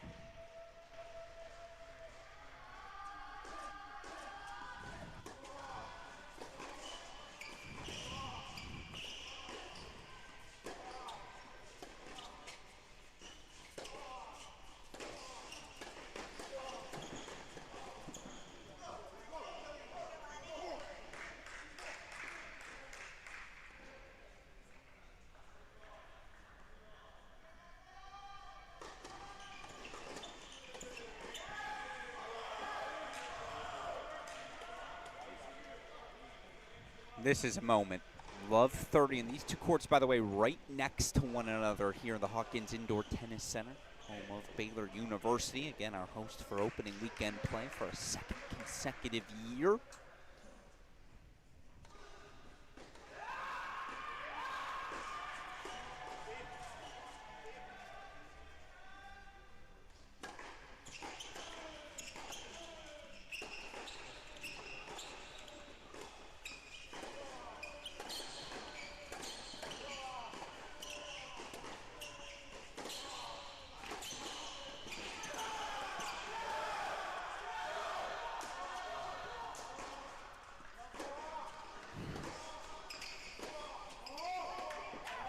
What a level on 6. They are just gripping. And you almost have to be that aggressive in the face of that speed of Pascual. 15:30 there. Let's go full screen though. This is a massive moment. Massive moment for LSU.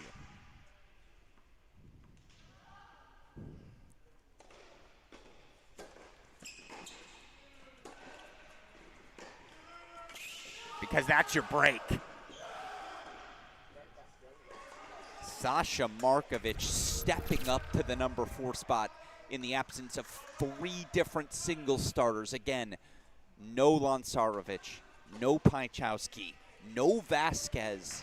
I'm not going to say no problem, because that would be hyperbolic. But they're in the fight everywhere.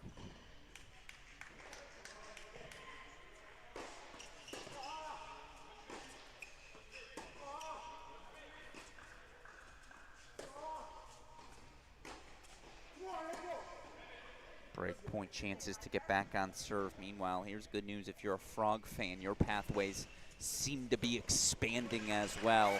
Come on, Coop. Must have seen us coming.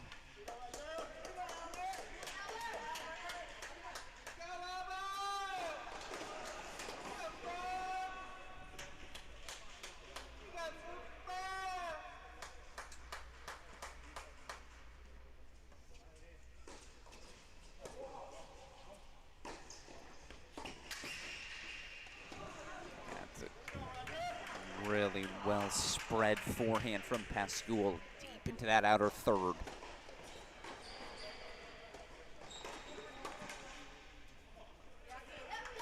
right, all due respect to serving for a second set. We've got someone serving for a match on court number 4, so over to it we go.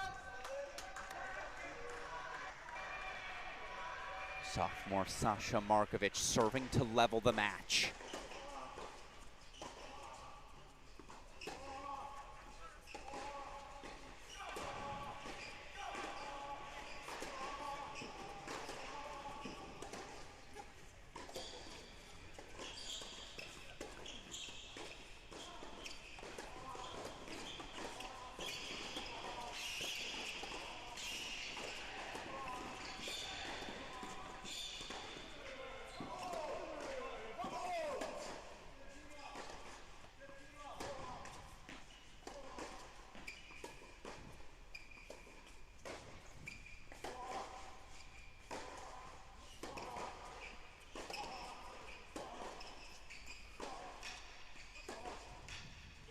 Yeah, it's just relentless. That's the word that comes to mind. Absolutely relentless. The sophomore Pascual holding.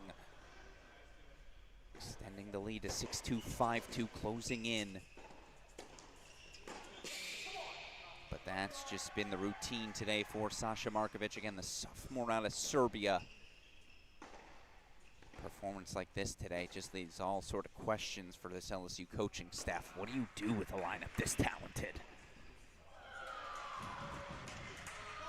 Where do all these pieces ultimately end up fitting? Again, back at a national indoors for the first time in 20 seasons.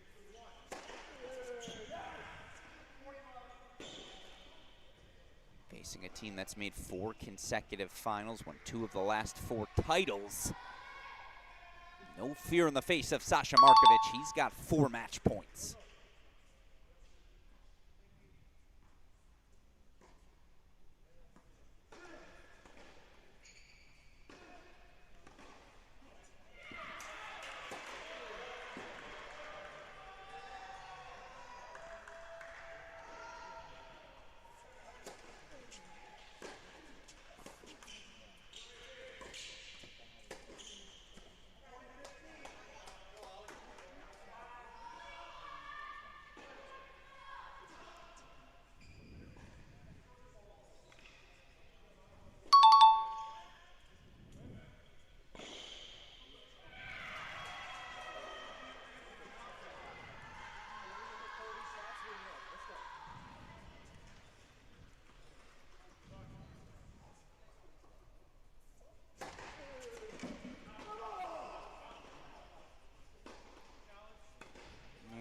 Of course, you gotta see here again. It was close, too tough to call.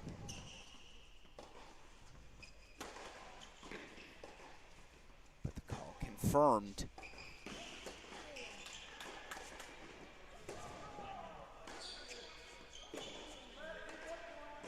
All right, we'll try this point again.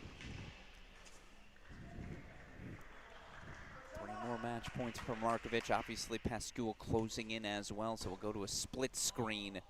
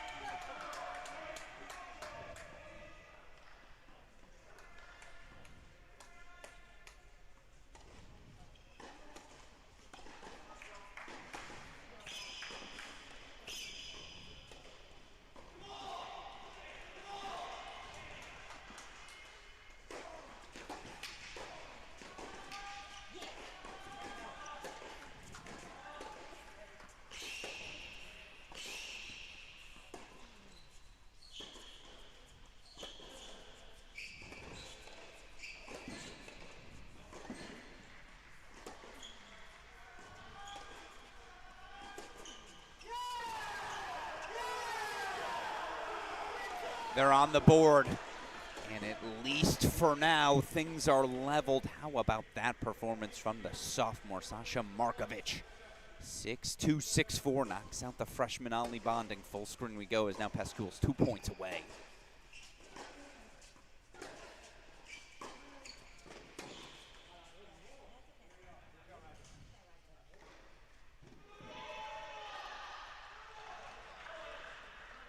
Cooper Westendike did indeed force a third set, so we'll get back over to it if we need it. The big one, Sesson.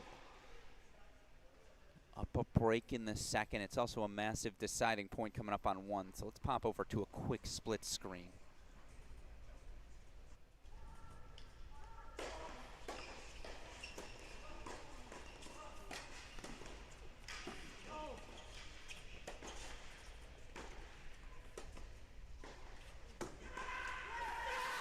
Had to have it. Artunian holds that deuce. Yeah, frustrated Duncan Chan. What more could you want than that sort of forehand? Holds for 3-0, but again, obviously TCU expanding the path.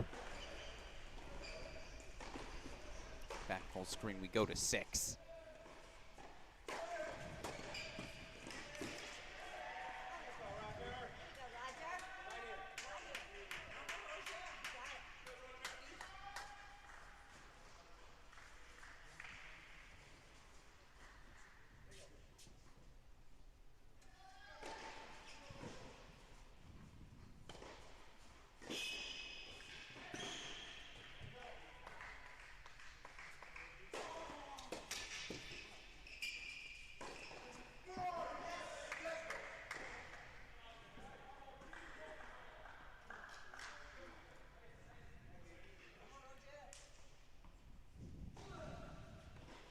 It's a match point fought off. Nevertheless, here's Roger Pascual serving for TCU to retake the lead. Again, 5 singles matches remaining. You protect your leads if you're TCU. 1-5-6, but 5 again. They were down 5-2 in that first set. They're in trouble again in the second.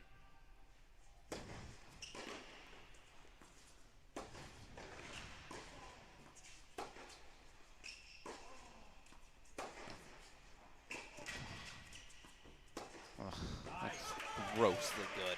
Again, this is 6 singles. Just talking with head coach David Roditi. He said he thinks legitimately there's a world where Roger's playing 1 by May. He thinks the sophomore's that talented. Also thinks, again, the gap between his players this season so narrow. No clear hierarchy has emerged yet.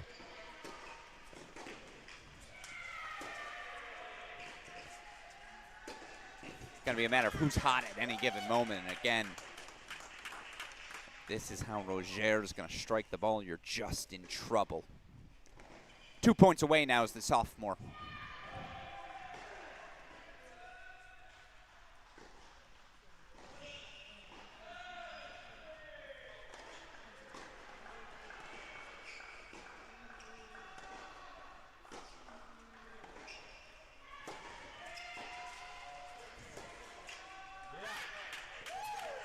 It's just been routine. Carving him up.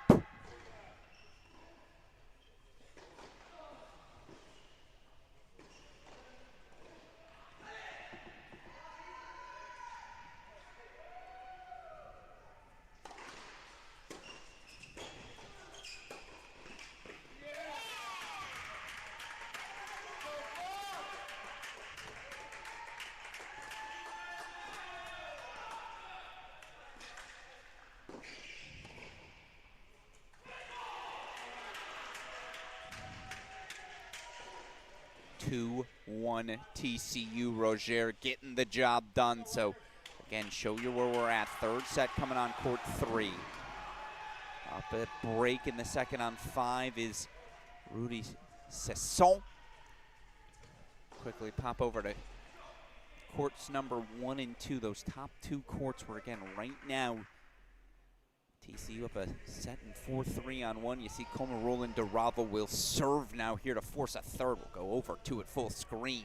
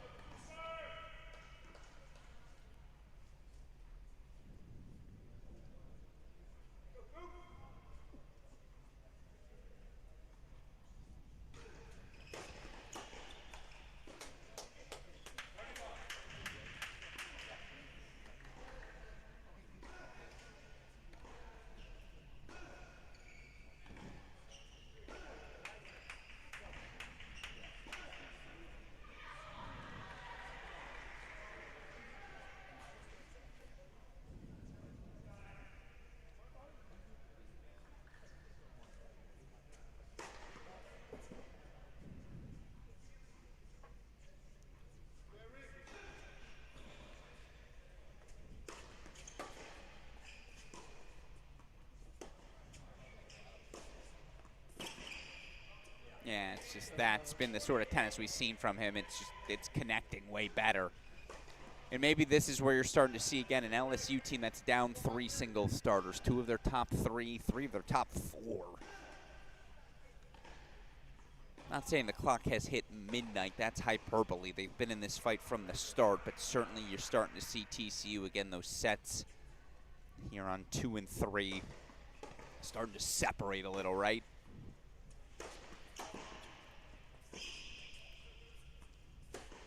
That's better.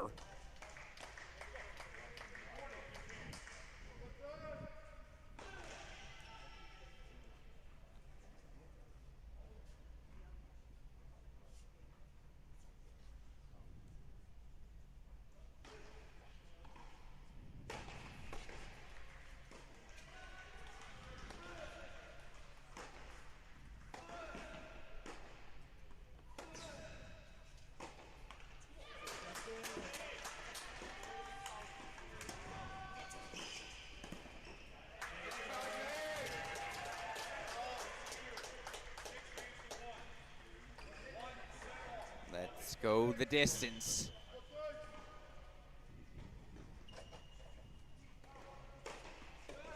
Six-one set the breadstick put up here on court number 2. So again, 2-1 lead for the TCU Horned Frogs. Take us over to court number 1. Duncan Chan's got break point chances. As he tries to extend the lead. Actually, let's go to a split screen. Here's TCU's path. They are 10 minutes, 10 good minutes from the Horned Frogs. They'll find themselves into the quarterfinals once again.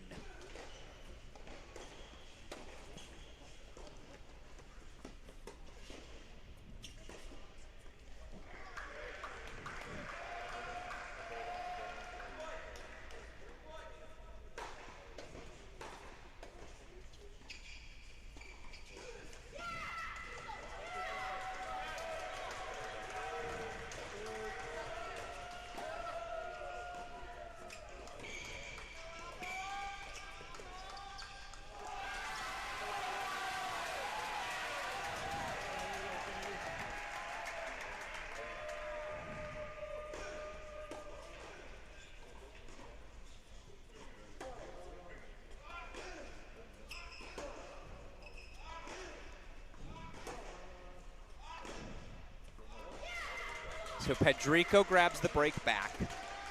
Duncan Chan breaks in, will serve for it. That's the start of the 10-minute sequence the Horned Frogs were looking for as they try to, again, separate and put this match in the rearview mirror.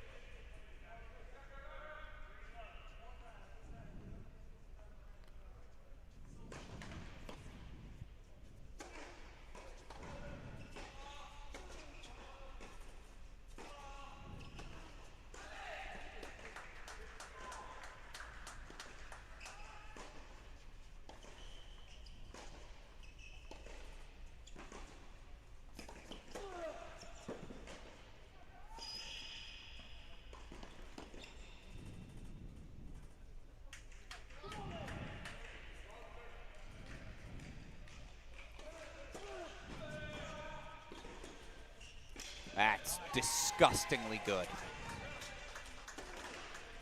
I mean, again, that little change of direction last second, held it on the racket, and then, yeah, that's really good. That's such an effective play. Match points coming up for the Frogs.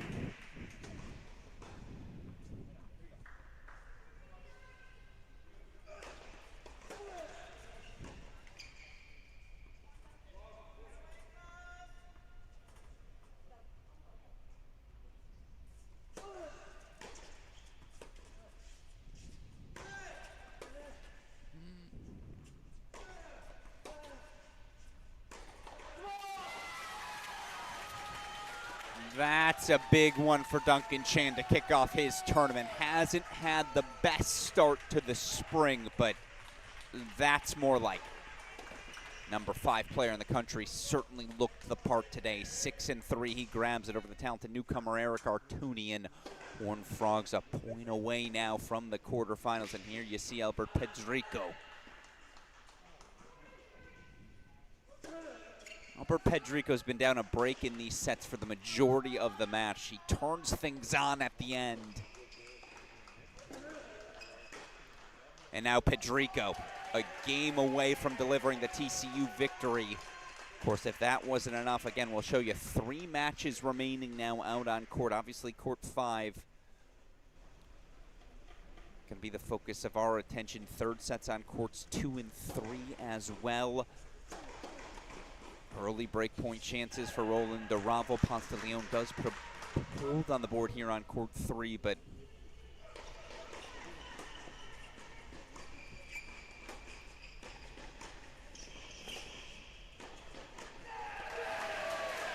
yeah, for about 100 minutes they were in the fight. First 100 minutes for this LSU Tigers. You know, again, they win the set on court number 1 in doubles. Had break leads at one point in 4 of 6 first sets, but as 4-time finalists over the last 4 years, 2-time winners of this event, TCU was ready to handle the moment. Win from Pascoal on 6, obviously the win from Chan at the top spot. And now we go on over to Albert Pedrico, a game away. Can the sophomore deliver the victory here for the Horned Frogs?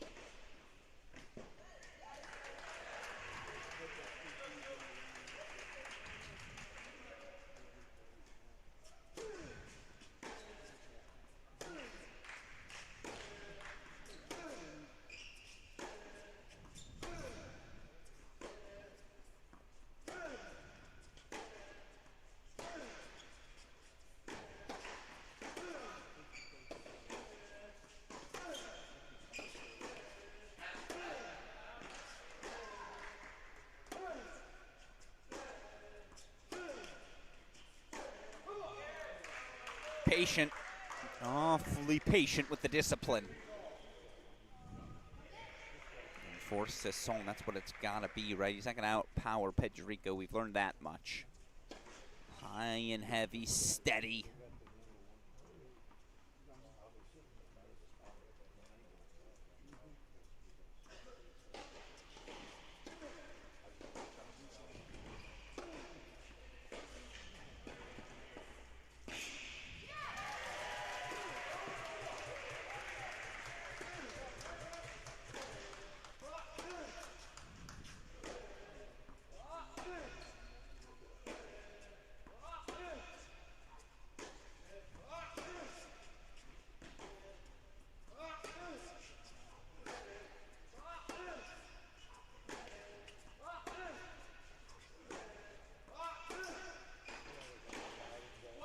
It's amazing as it feels like Sisson is just massaging the ball. It's way more than that.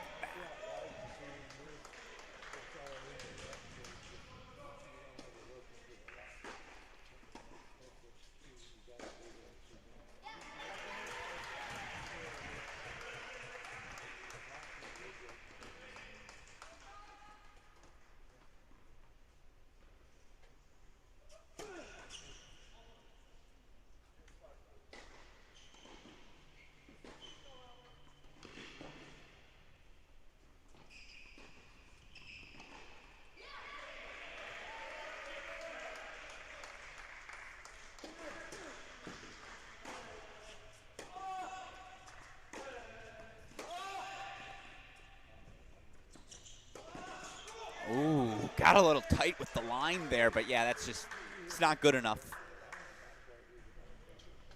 Game point chances to extend things, but there you see TCU, the break leads on courts 2 and 3.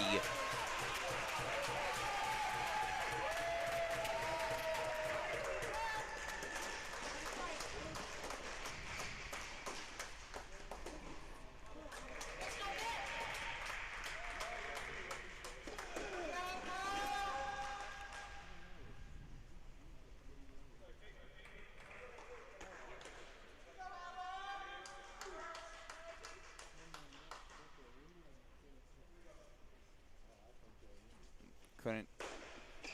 Yeah, I think Coach Ordini might have just overruled his player and said, you know what, it was close. Let's not do the challenge thing. That one belongs to Sisson for 5-ball. Well, that's from the shoestrings. That's indicative of the talent.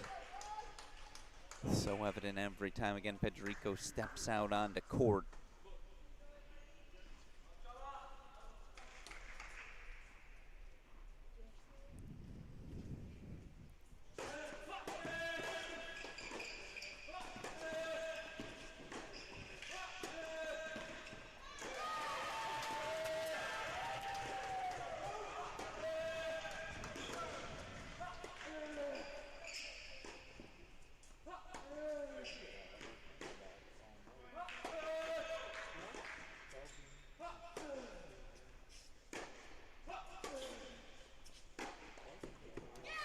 Yeah, it's just, I mean, come on. I'm not going to say Dominic team. That's, again, a little too hyperbolic, but the way he extends through that back end, there's just no denying the quick twitch capabilities.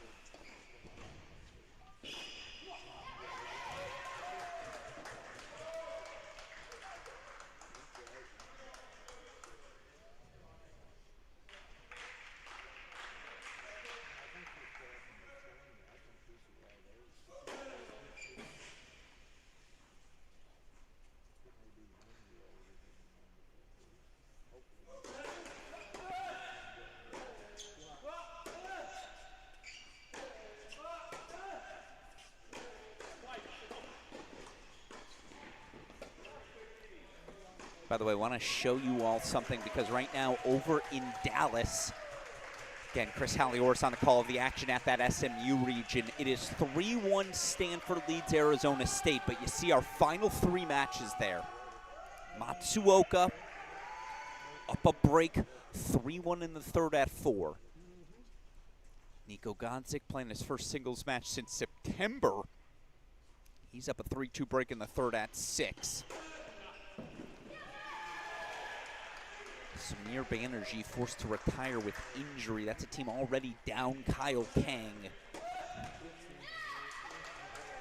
So Stanford in some trouble more broadly here as they deal with some early season injuries, but got ourselves a real battle. Again, you can follow that match exclusively here on the Cracked Rackets ITA YouTube channels. Alex Gruskin, I'm going to be live here with the action in Waco all day long.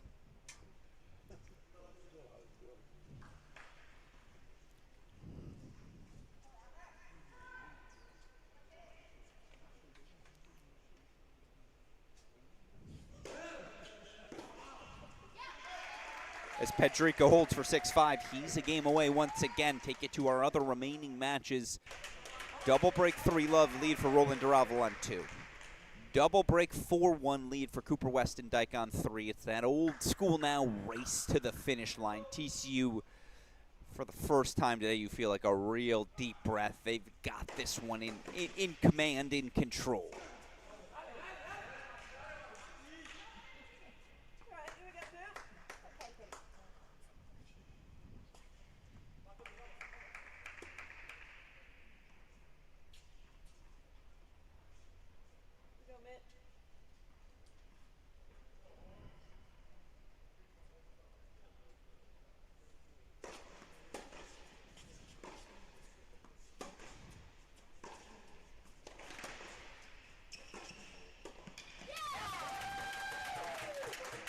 Hold here until we see Cooper, until we see that matchup on court 5 out of the chair.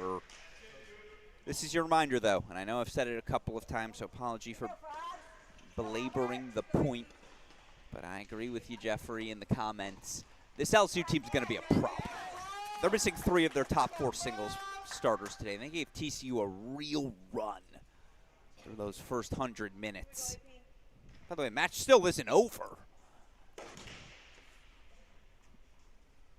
So we are going to go back over to court number 5 again. Sisson serving to stay alive.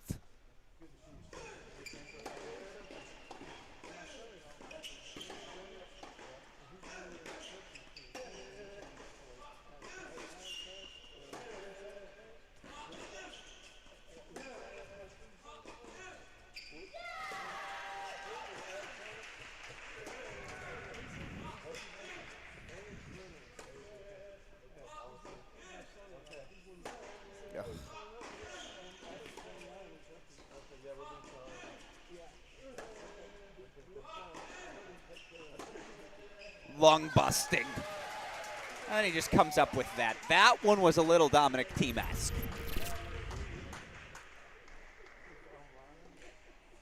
Short hops it and just connects absolutely perfectly.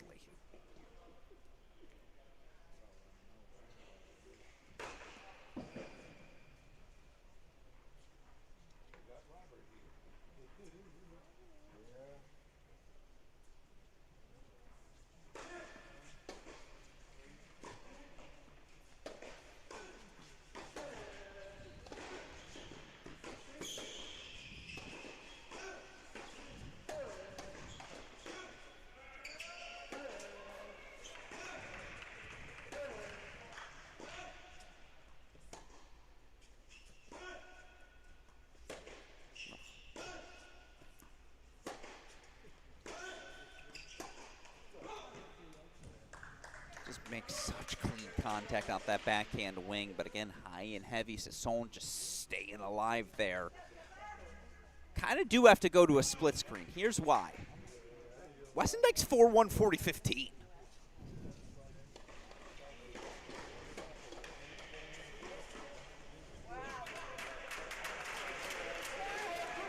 Make it 5-1, so now he's a game away.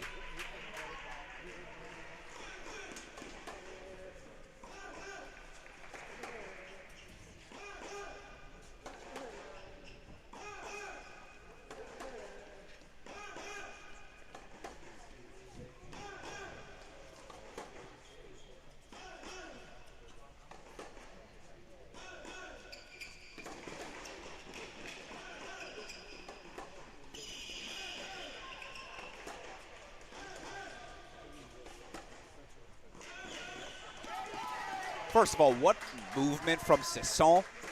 The obvious comparison to make. Doesn't play the drop shot, but the way he moves, the way he strikes the ball, you just see so much of Corentin Moutet. Shades of Hugo Gaston. And those lefty Frenchmen so quick. Can play with that high and heavy forehand as well. And yet right now struggling in the face of Pedrico. Pedrico 2 points away, and we can keep an eye on the scoreboard on court 3 from there.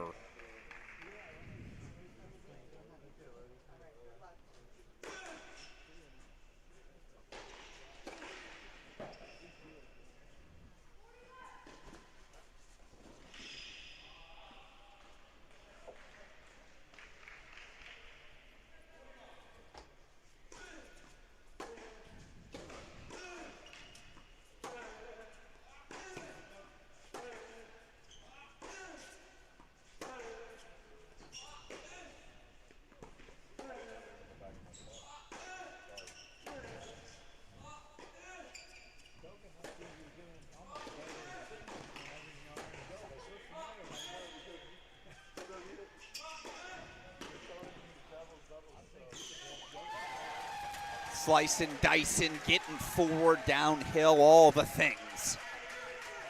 Slow starts in each of the sets. He's picked it up now. Match points to send the Frogs to the quarters.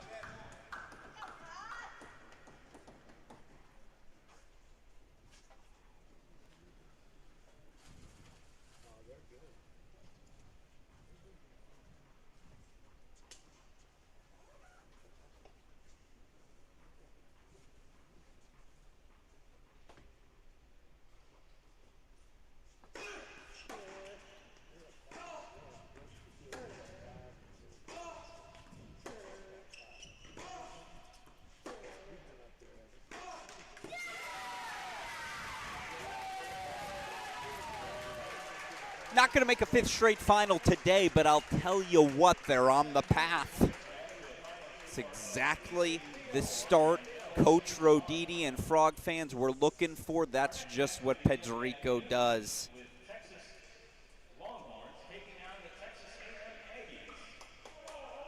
Pick things up right where he left them in 2026. Albert Pedrico delivering a 4-1 Horned Frogs victory.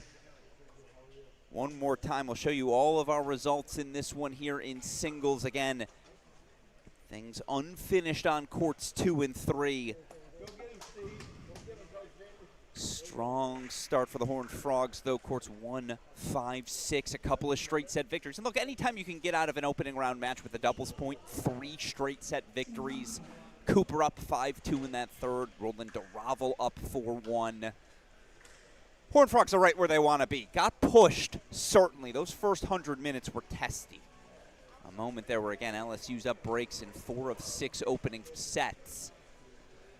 But you just wonder in the end. You don't wonder, you know. For these LSU Horned Frogs, LSU Tigers, down 3 of 4 top 4 starters. Just a little too thin in their first national indoor match in the last 20 seasons. So again, victory for TCU. They're going to move now to 8-1 overall on the season. The loss for LSU dropping them now. Still a crispy 7-1, their first loss of the year, but it's a loss to a top 5 team. It ain't going to hurt them. Of course, for the Tigers, the key is, can they get healthy? Can they get back a couple starters here this week? How will Olaf do at that Baton Rouge Challenger? It's an upstart team, an upstart program. Danny Bryan has his guys on the rise. But again, where are they climbing towards the standards TCU has set? 11 straight top 10 finishes for head coach David Roditi. 4 straight national indoor finals entering this year. It's another quarterfinal for the Horned Frogs here today. 4-1 TCU takes it. We'll have head coach David Roditi here in a moment as he'll join us on our broadcast. In the meantime, let's hear from Coach Roditi about how things have changed in college tennis since he first entered the sport. Of course, then we'll take you to a quick break before he joins us in our broadcast booth. Don't go anywhere. You're watching men's Round of 16 Friday at the 2026 Division I National Indoor Championships.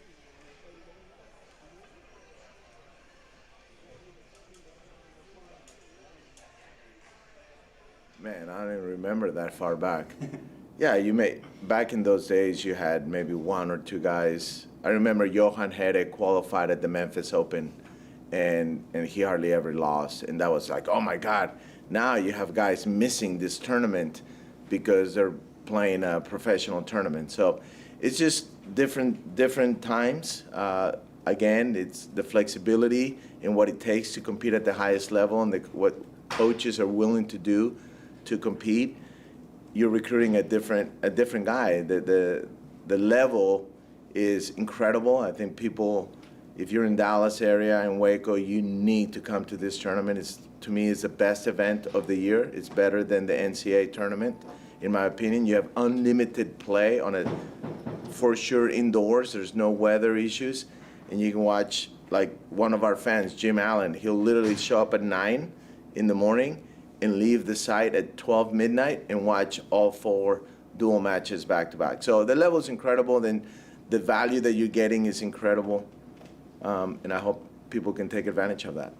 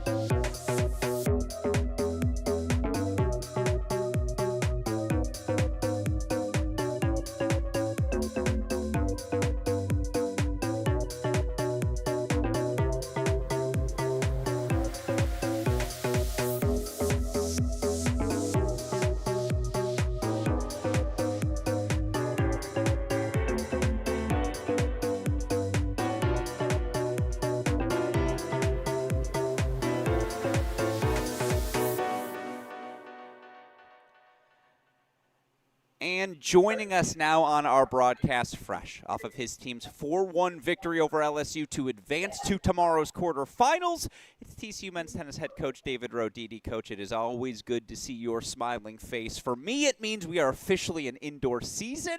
How are you feeling after a victory like that? Yeah, it's always good to see your face because you're not talking to the losing coach. So I've always said if we get to talk to you, that means we won. So no, I'm feeling really good. That's everybody's so good, and these days with all the different types of recruiting that you can do, everybody's tough team. And for us to be in the quarterfinals, I'm very proud of that. Yeah, no, and I mean, it's obviously a place your team is familiar in being, and yet I do want to point out today there was a moment. It felt like those first 90 minutes of play, obviously a competitive doubles point. There was a moment where I think they were up breaks on 4 of 6 courts. I'm curious if you felt that in that moment, and again, to see your guys kind of pull away as they did, what that says about your team and their performance today.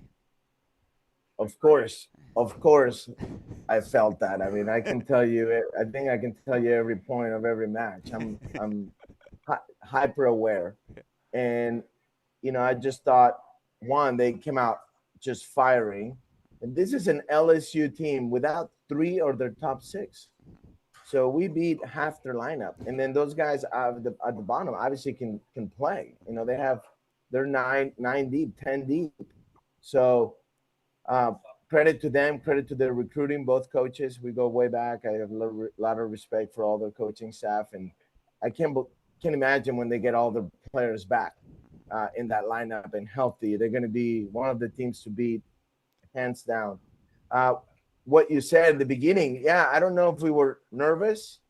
I don't know. Obviously, they come out. They have 3 guys out. Maybe they're loose, and they're just going to let it hang out and go after it. And we were not our best for a long time, and Albert got down 4-0. Cooper got down a break right away. Duncan was down. Kozman was down. Got down there at 5-4. Yeah, and number 4, we were never able to kind of get in that match. So yeah, the only guy winning was Roger.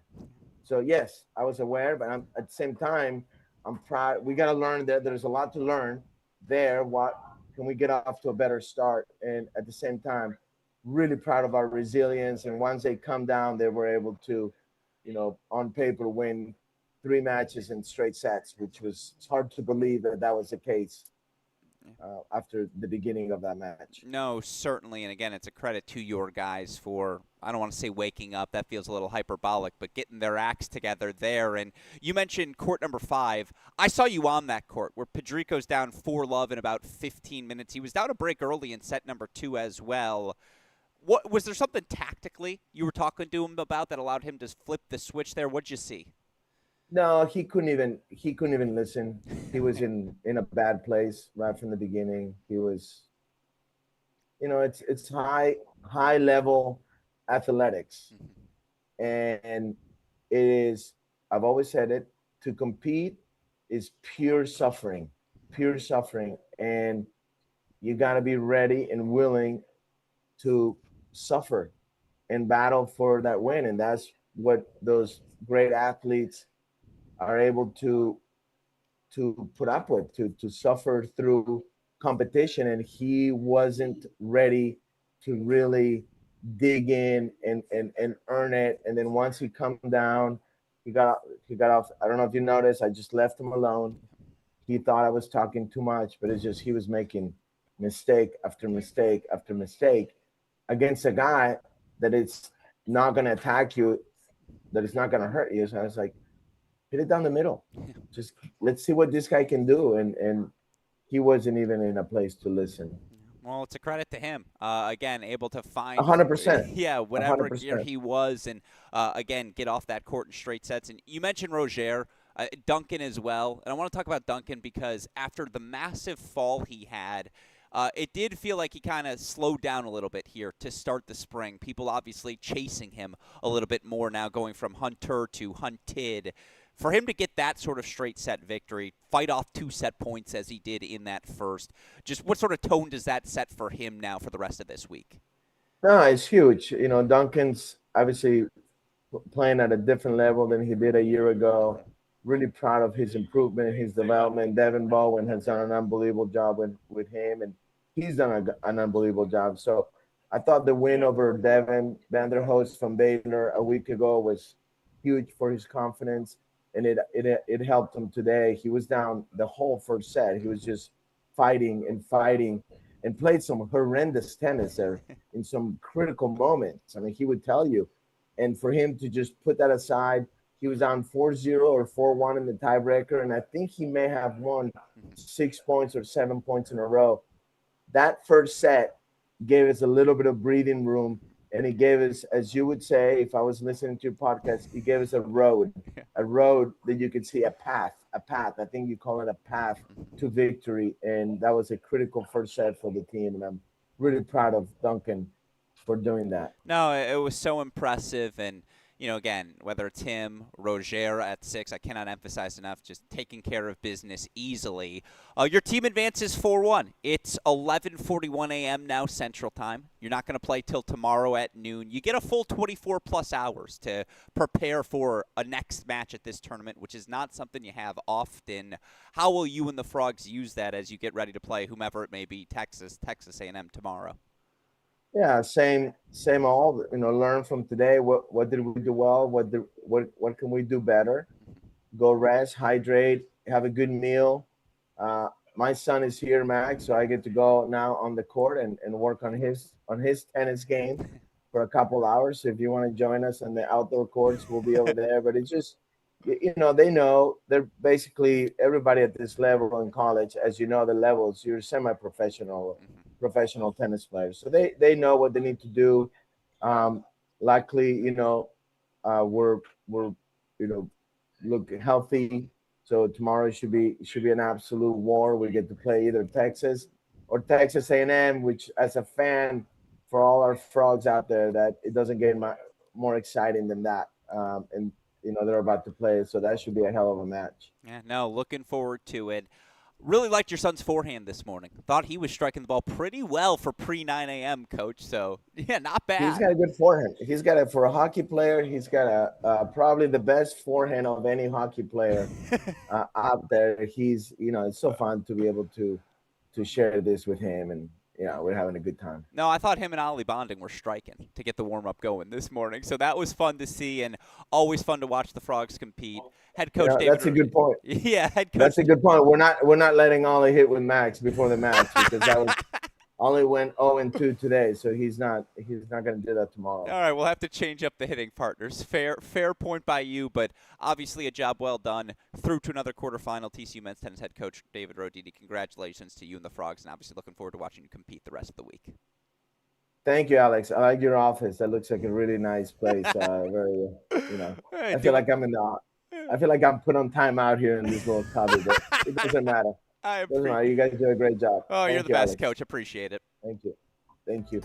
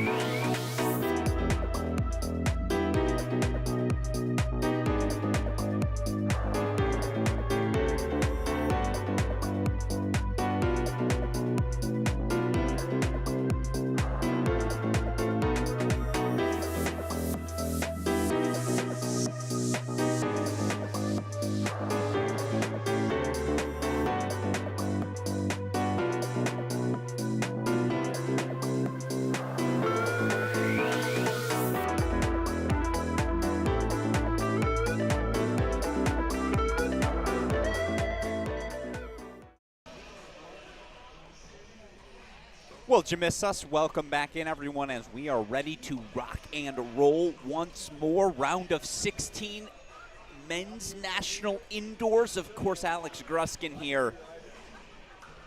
We got some fantastic battles. You put this one on the short list of the best ones we'll have today. As, by the way, we will get an updated graphic for you, but your first round of results, TCU 4-1 over LSU here in Waco. Of course, over in Dallas, Stanford by the skin of their teeth, surviving 4-3. They knock out Arizona State. Alex Rezegi, the sophomore, with the clinch at that number 5 spot. So, all right. 2 matches down, 6 still to go. You see some teams warming up on courts 2, 4, and 6 singles-wise. That'll be our next battle. Baylor, UCF getting loose. Meanwhile, we are ready to rock and roll here. Aggies breaking things down. Texas A&M, of course, knocked out in Waco earlier this week by Baylor. So A&M 6-1 overall in the year entering this national indoors. Texas 5-3. But I was talking with head coach Bruce Berg yesterday, and as he so aptly pointed out, you think about for this Texas team, who are those 3 losses so far this year? Well, it's a loss to number 1 ranked Ohio State, a loss to number 2 ranked Virginia, loss to number 3 Wake Forest as well. So yeah, considering all the injuries, obviously I think this Texas team is feeling just fine. They're going to be shorthanded once again today. Been given the heads up, no Colin Ivanovsky. He'll be out of action today. No Lucas Brown either, the senior, out with an injury. I think he's out all weekend long, nursing an ankle. Will we see Ali Ojakar, and if so, how long? Fascinating to point out again, Texas is going to be leaning on their superstar freshman quite frequently here today. Of course, on the Texas A&M side, again, this Aggies team, you look at it coming into the week, 8 in the country. Texas is 7.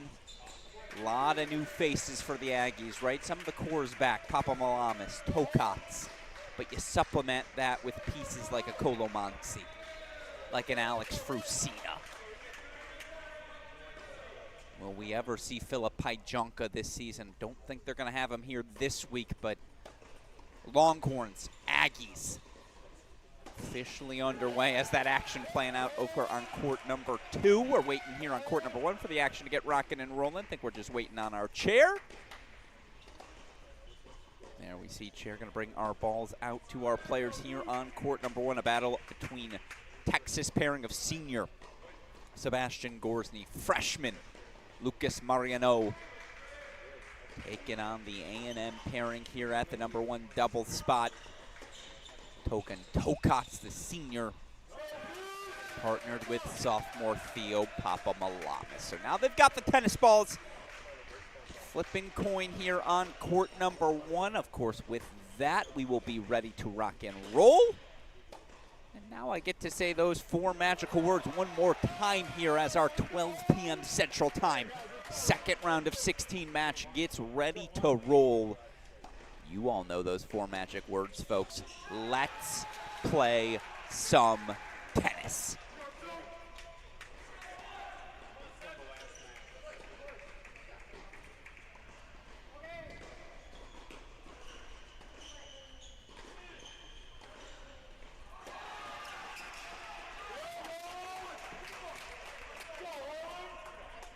Good start.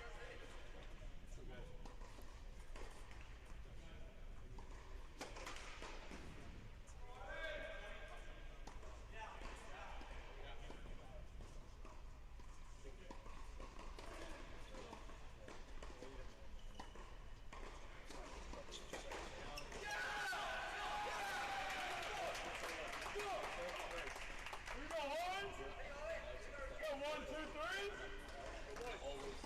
Go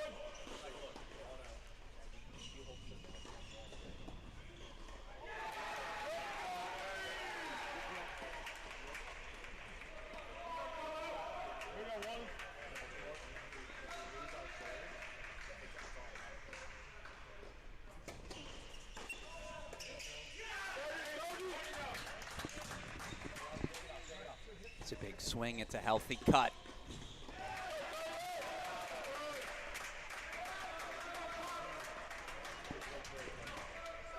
You know what? I see a deciding point on court number 2. We're going to race over to it because why not? Ali Ojakar active in the lineup today for Texas. He's partnered with his fellow sophomore Seb Erickson. Fascinating battle as they take on the sophomore Alex Frosina, the junior Colomansi.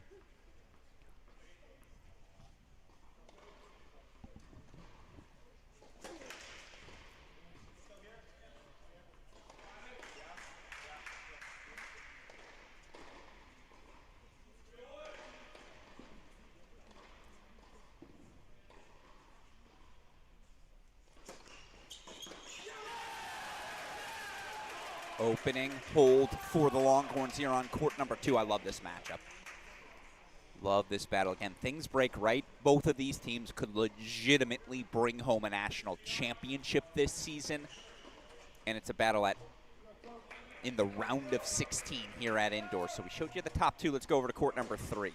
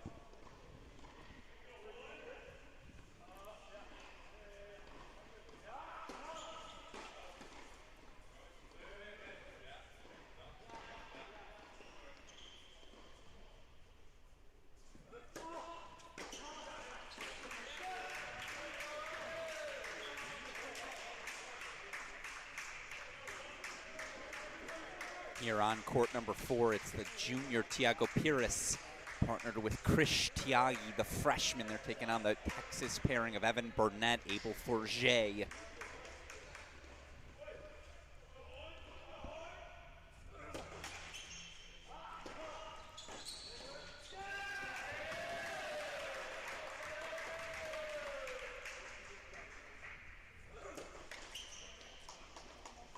Well, that's why you build 40 Love, right? And again, can show you those scoreboards.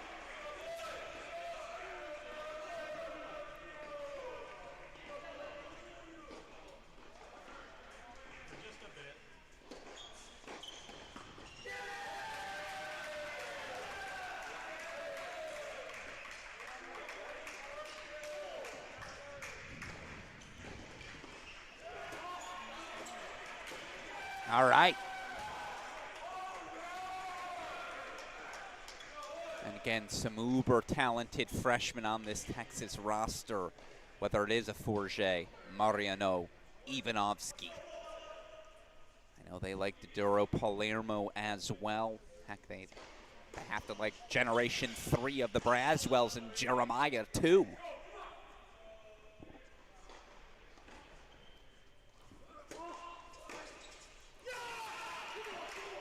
There's a hold, though, for the Aggies, 4-1 all. And obviously, again, this Texas team, they've been tested. A lot of different injuries. It's been a fascinating start to their 2026 season. It was fascinating to hear head coach Bruce Burke share his thoughts on his team's start thus far. I want to share those thoughts with you all. Let's hear Coach Burke. How have the Longhorns competed thus far in 2026? Oh boy, good one. We've definitely had some challenges, but I really like the way they've kind of taken ownership of the team and trying to address some of the shortcomings that we showed so far. And so that's a real positive. I think we've got the makings of having a team filled with a couple of strong leaders, and that was something, I didn't know about because we have so many new faces.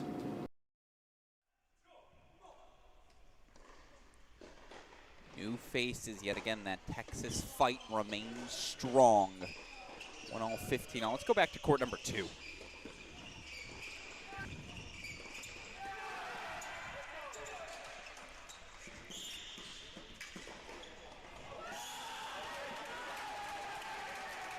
talk about the reinvention of this Texas A&M roster. Again, a roster very much composed in that theme of the modern era. Here, Frusina, talented transfer coming over from Auburn. Monsi, talented transfer coming over from Oklahoma.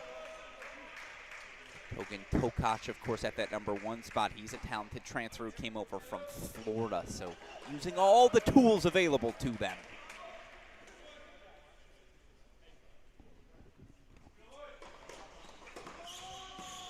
Yeah, there's the talent of Colo on display. Of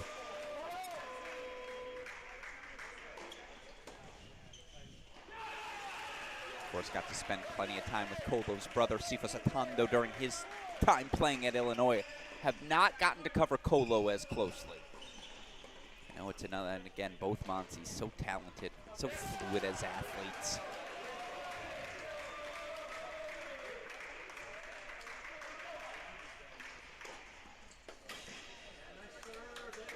And nothing you can do there. Doesn't matter how fluid you are. A big first serve gets the job done. Longhorns keep us on track. 2-1 on serve here on court #2. Let's go over to 3. I see a 15-30 look for the Aggies.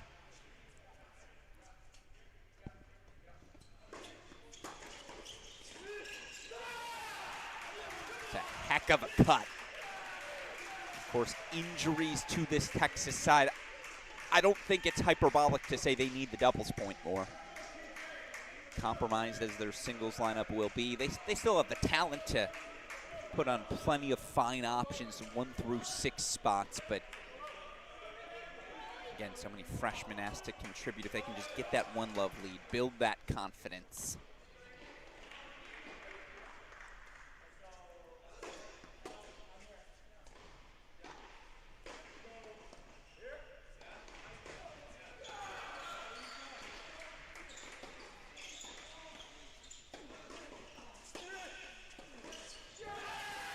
To break for A&M.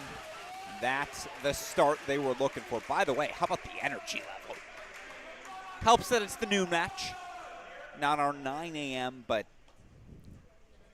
yeah, Aggies have brought it here to Waco today. By the way, Waco about an hour-and-a-half drive from Collins Station. I think it's about an hour-and-a-half from Austin as well. Perfect center point for all these Texas teams to come together this weekend. We've got 4 of them here in our region. Oh, smoked.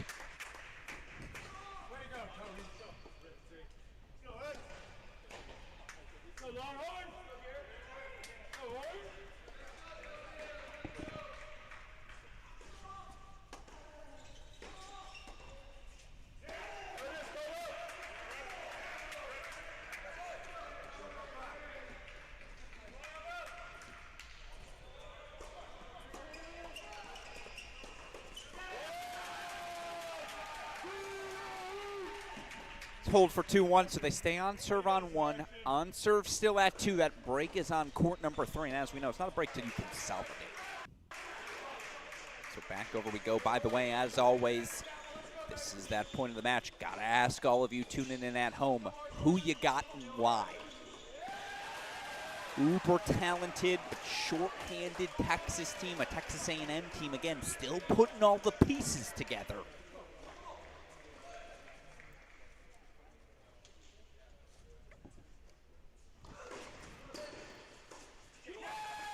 That's a gift.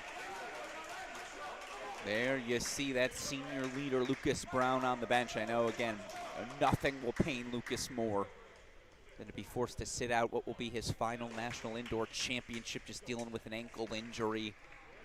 Wasn't ready to go here today, nor this weekend more broadly.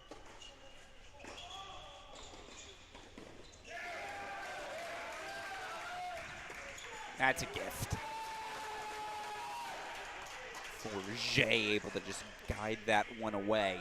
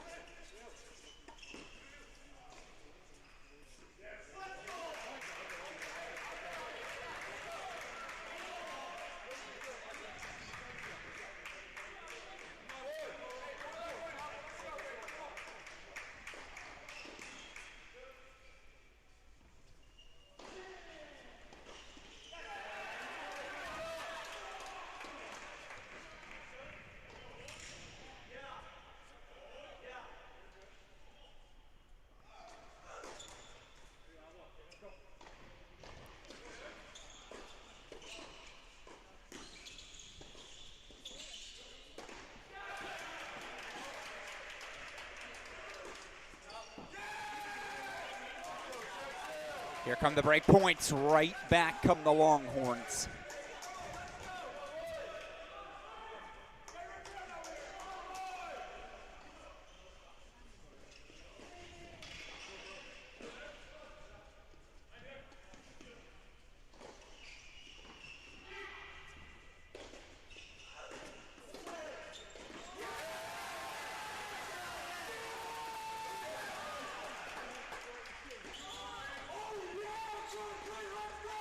Not a break till you consolidate.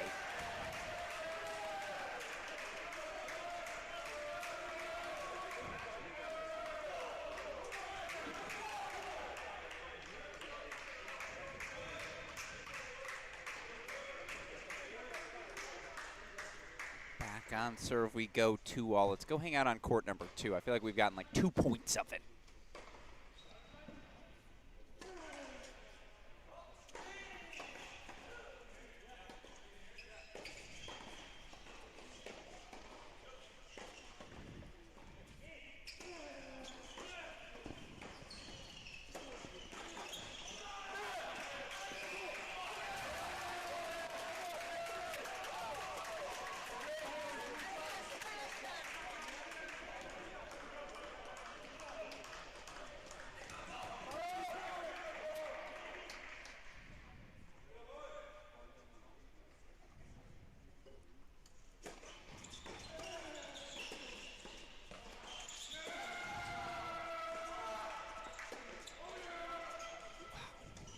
I mean, again, just too handsy. The swing was way too big on that backhand volley from Frusina. Game point chances, let's go over to 1. It's nice to have a bird's eye view of all of our scoreboards, right?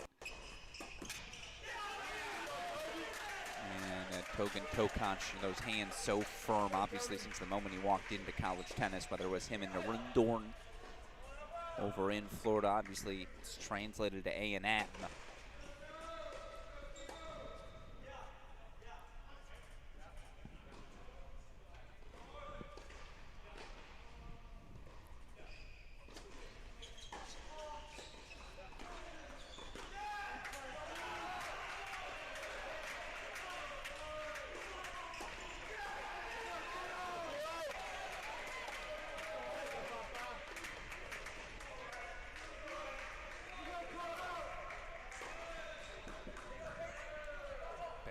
Again, it's just, it's in rhythm. It's on serve everywhere. This is what you expect high-level men's doubles to look like. Serve, return, first volley, game over.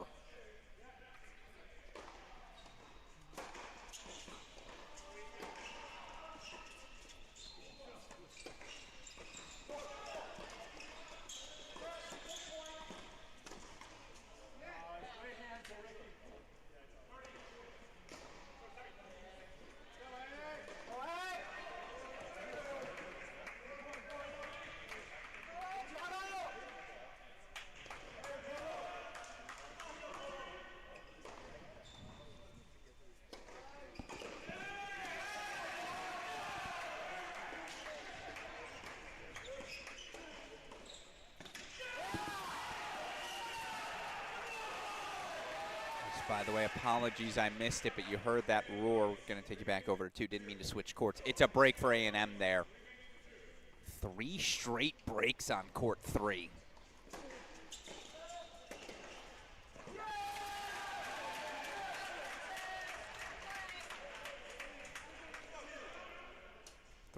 They'll stay on serve here on court number 2. Well, our only active action's 1, so that's where we're headed. Alex Gruskin here. It's number 7 Texas versus number 8 Texas A&M. Winner to play the Horned Frogs in tomorrow's quarterfinal.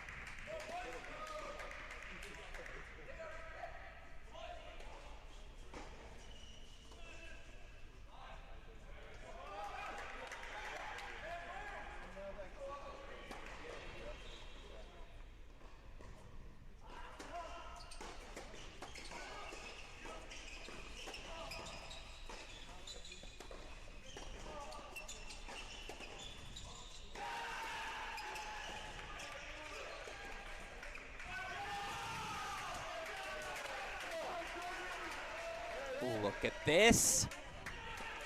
Break point chances for the Aggies, and again, show you that scoreboard.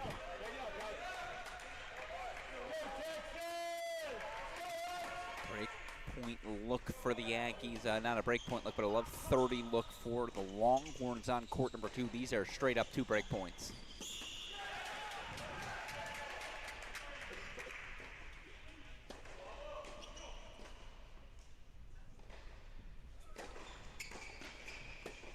Oh, that's back of the line. It's not going to get better than that. Tokac, Papamalamis.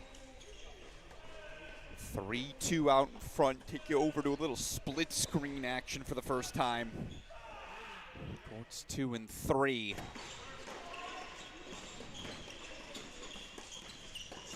Oh. Ooh.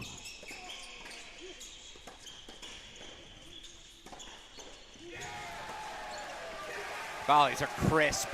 Hands are up, but there's a Frusina roar.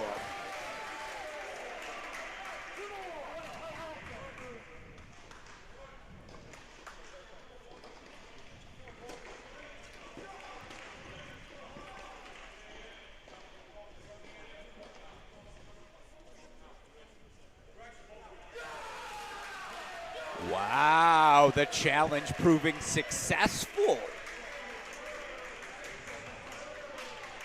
That's why we have it, folks, and boy, is it nice to not have the days of litigating with line judges or chair umpires, excuse me.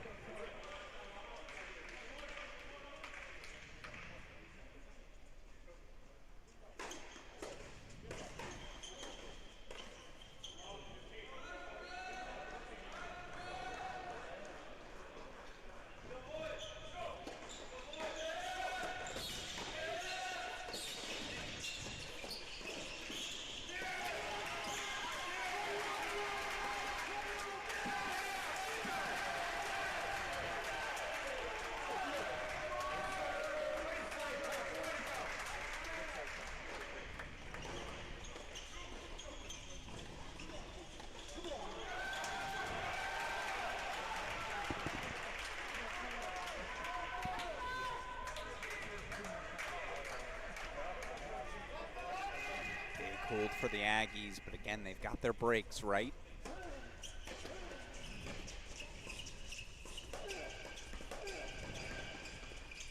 Oh, fast hands from Papamalamis. I love it. I was out there in between matches, got to see the crowd we have on hand. Slowly but surely, you saw both Longhorn, Aggie shirts filling things out. Again, a good center point here, Waco, for each of these schools. It's not another overrule, is it?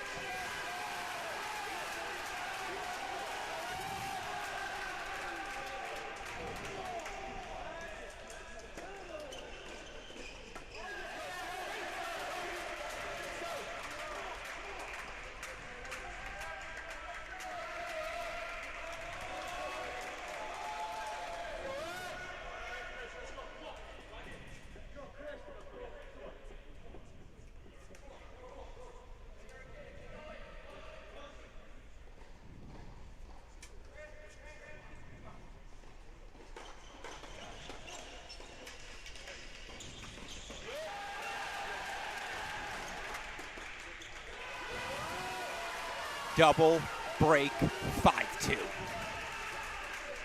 Yeah, again, you just wonder, again, might there be too much Aggie experience, too much Aggie energy for this still developing Texas side. We'll go back over court number 1. Again, a 4-2 lead for the Aggies.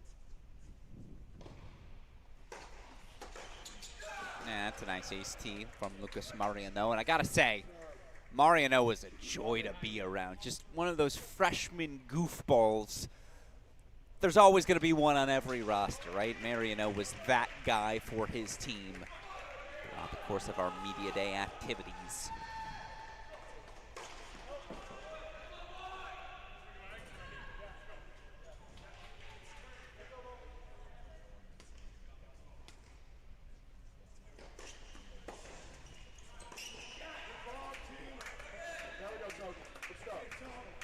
An interesting spot for these Aggie men. 8th in the country, as high as they've been ranked in quite some time. They have all the pieces. It feels like they've had pieces for the last decade, and yet, again, you think about the 21 team, 2018 team, of course, made semifinals. Other than that, though,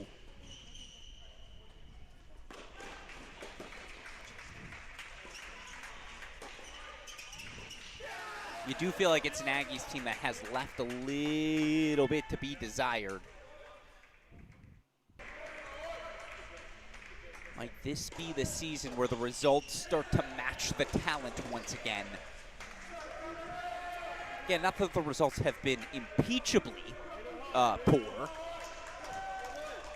but I know they hold themselves to a higher standard.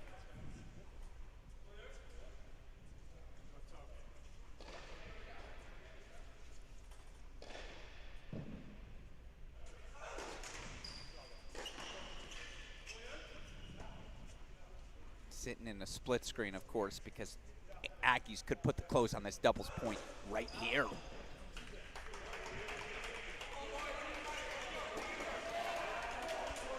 It's a big cut for Tokaj. It's one of those second serve returns said with love. So easy to say here in the comforts of our broadcast booth. You got to make that return.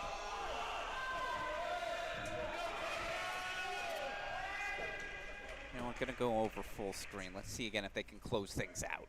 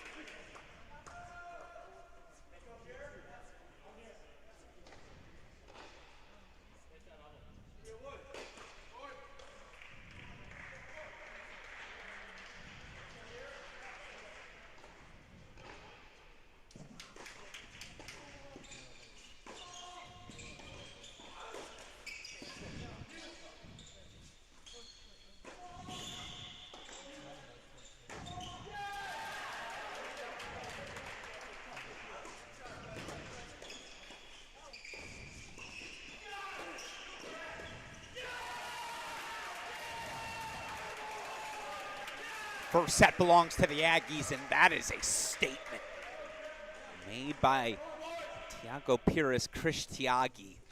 6-2, they grab the set, so all right.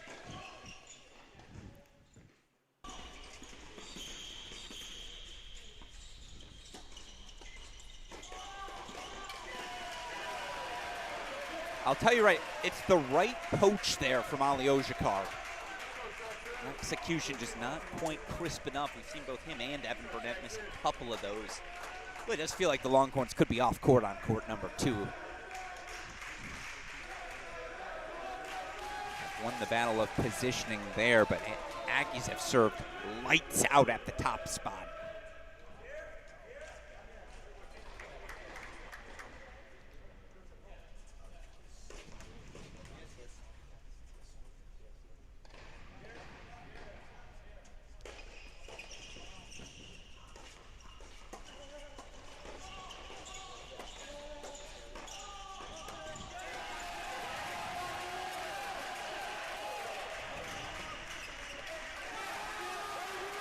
They've just been lights out. Both these courts, the first volley execution.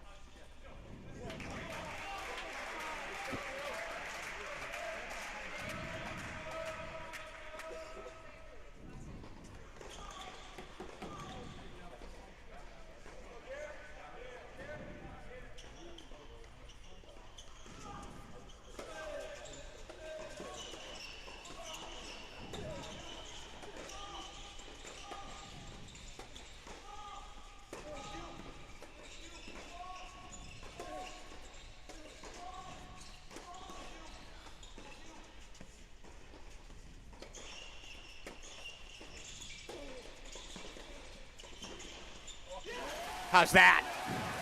If anything is going to serve as a catalyst for these Longhorns.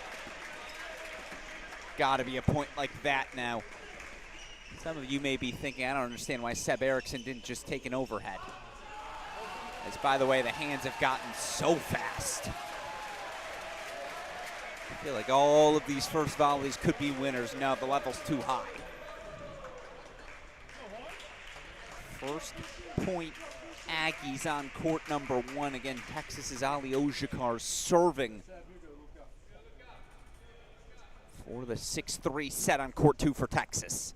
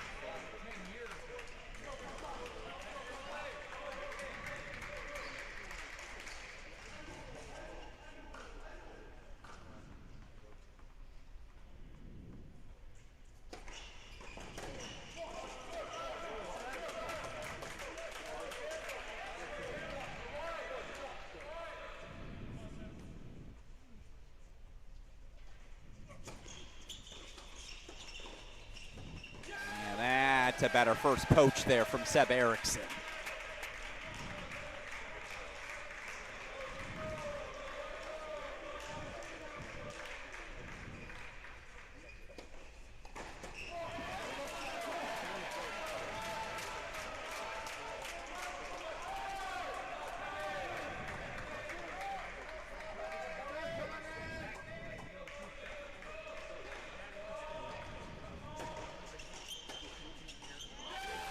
Well, it's good to see Oli Ojakar healthy. It feels like since the moment he walked onto campus in Austin, he's been dealing with something. That's the first serve. That's the talent the sophomore possesses. As Gorsny, Mariano go from love 30 to game point chances.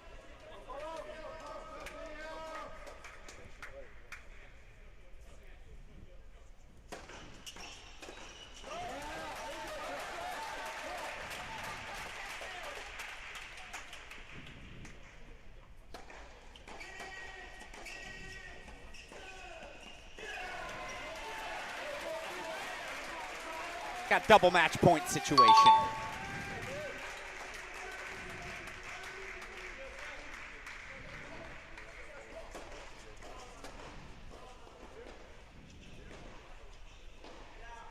And all due respect to court 2, let's go full to 1.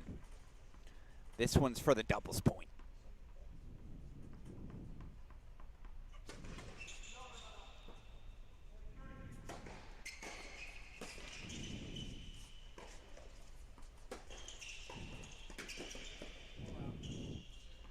It's a perfect set. Whether it was the break point chance for the opening break, again, they get Gorsny twice with perfect returning. Now Not much you can do there. Good losing to great. That was a great, great doubles point from Texas A&M. Capitalizing again on a short-handed Texas side. Tokac, Papa Malamas, 6'3" on court 1. Piras and Tiagi, 6'2" on court 3. Your 8th ranked Texas A&M Aggies. 1 love up going into singles. Of course, a lot of time still remaining. We got 6 singles matches to come. They're all going to be 2 out of 3 sets. Aggies going to need just 3 singles victories. Of course, Texas A&M going to have to, Texas going to have to find 4.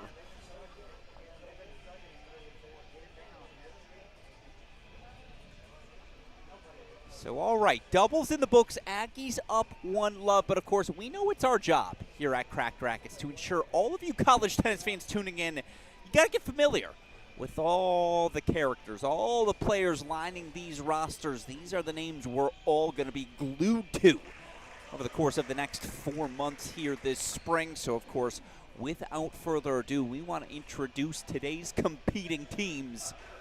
Let's introduce you to the team up 1 love here in our second round of 16 match. It's your 2026 Texas A&M Aggies. Togan Tokac, senior, Istanbul, Turkey. Ivash. Alexander Furcina, sophomore, Conroe, Texas. You like that? Arsik, junior, from Helotes, Texas, Gig'em. Ritesh Patil, junior, Houston, Gig'em. Ethan Silva, senior, Harlingen, Texas. Thiago Pires, junior, from France. Ipish. Colin Monsi, junior, East London, South Africa, Gig'em. Marcus Mulder, freshman, Estonia, Gig'em. Theo Papamalamis, sophomore, France, Pirat. Igor Gorin, freshman, Russia. Let's get it, boys. Krish Tyagi, freshman, India, 50-50 bad boy. Barnaby Smith from England, assistant coach, Gig'em. Kevin O'Shea, assistant coach, Gig'em. Steve Denton, head men's tennis coach, Texas A&M, Gig'em Aggies.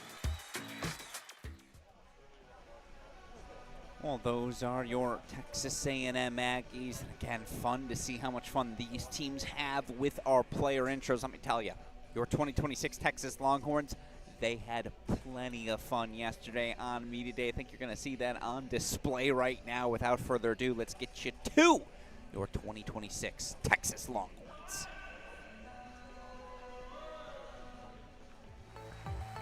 Lucas Brown, Plano, Texas. It's junior, Idem Obrate. Abu Forger, freshman, Netherlands, and I go the Lulu on court. Luca Mariono, freshman, France. You know, sometime in life I'm too competitive. Sebastian Gorsny, senior, Austin, Texas. Oliver Rojakar, sophomore, Tartu, Estonia. I love dubs. Kalin Ivanovski, freshman, Macedonia. Mariano de Dura Palomero, freshman, Germany. Certified turtle. Jonah Braswell, senior, H-Town. Bruce Burke is my only friend. Evan Burnett, sophomore, California, Curry. Bastian Eriksson, sophomore, Sweden. Hookham Horns. Nick Beatty, assistant coach, Hookham Horns. Benjamin Becker, associate head coach, University of Texas, Hookham Horns. Bruce Burke, head coach, University of Texas, Hookham. Well, there you hear it. Obviously, again, Texas having plenty of fun with their lineup coming together, obviously, for this Texas team. Not going to have their full lineup here today. They've been dealing with injuries to start this season. Dealing with injuries, of course. Part of any college tennis season. Look, this team has depth. They still have options to turn to everywhere. Certainly a long way to go. A&M, though, up 1 love overall, as again,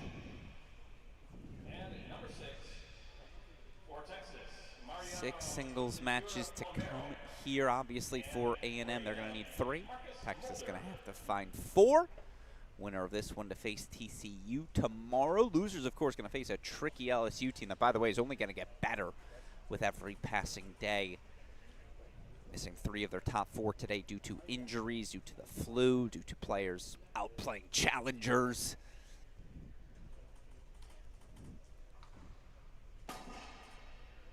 So again, there you see your matchups on your screen. Actually, a couple of changes to the singles lineup for Texas A&M. Again, no Colin Ivanovsky. Bunch of players going to move up a spot accordingly. Let me get that adjusted for you.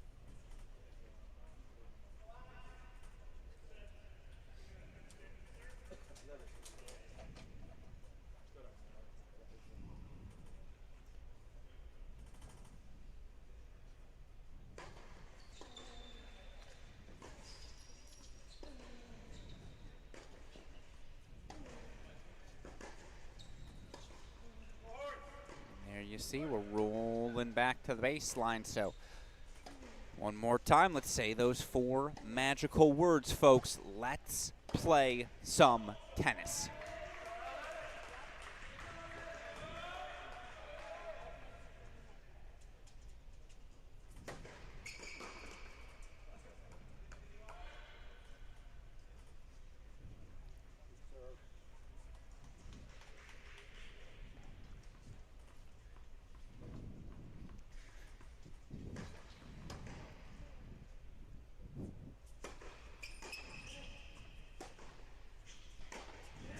Yep.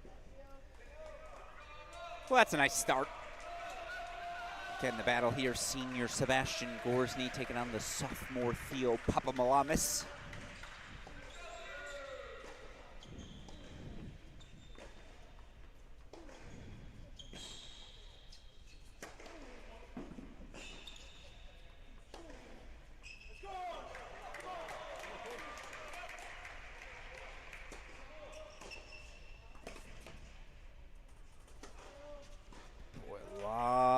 Returns off the back of the line. Again, A&M's taking some cuts.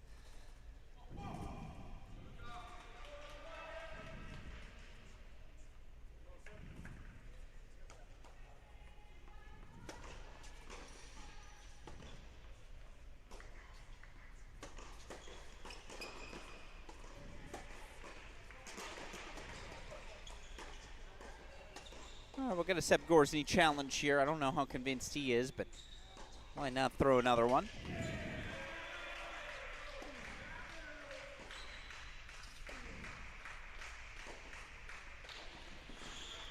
believe that call is confirmed there by the chair. So 15:40 opening break points for Papamalamis.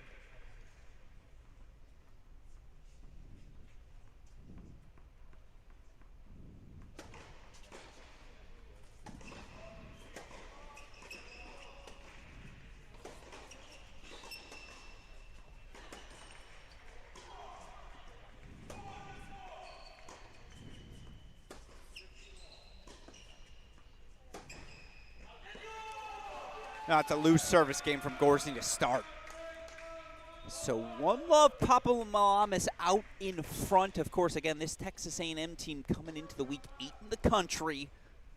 6-1 overall in the dual matches they've played thus far. What has impressed Coach Denton most about his Aggies here this season? Let's hear from the legend himself.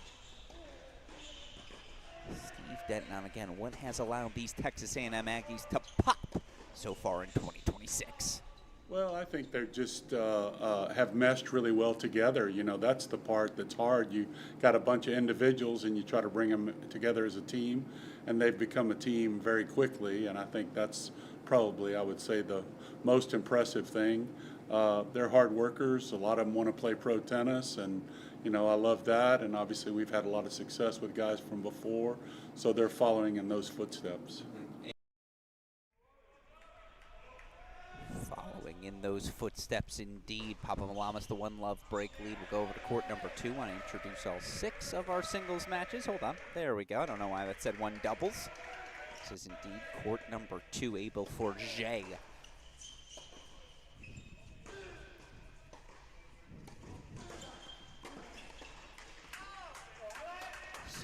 25, first year out of the Netherlands, again taking on the sophomore Alex Frusina.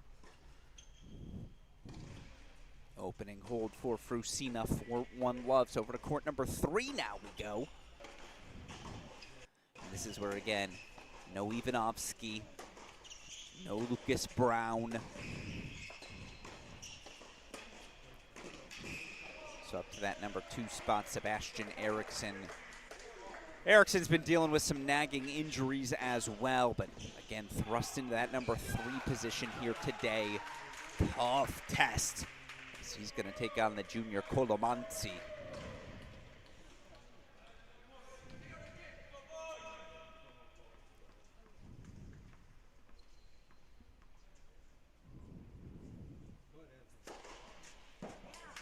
That's real nice.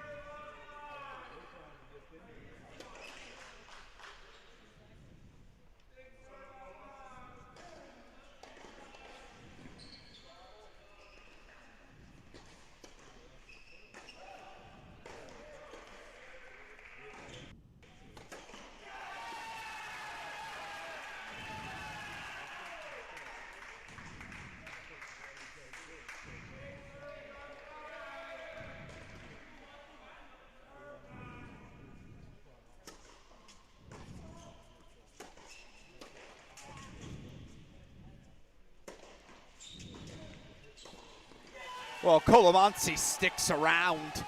Obviously, that's a point Seb Eriksson will want back, but just like that, it's a couple of early breaks. Couple of them here for A&M. Courts 1, court 3.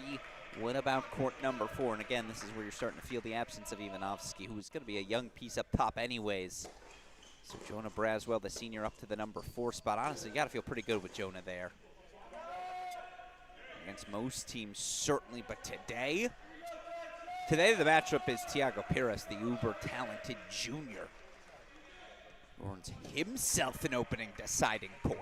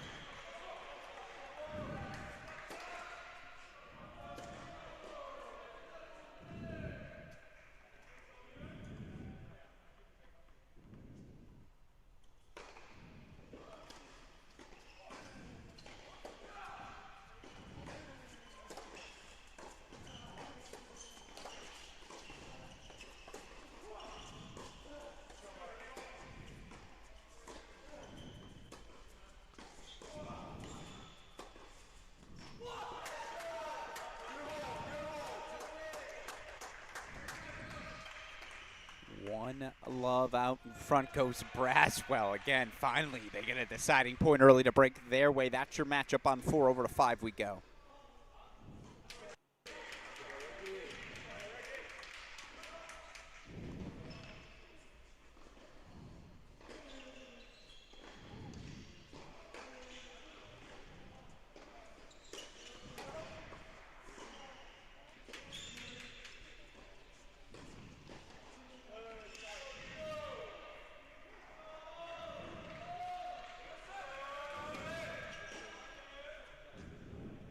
point chances here for the freshman Lucas Mariano, taking on the senior Togan Tokac.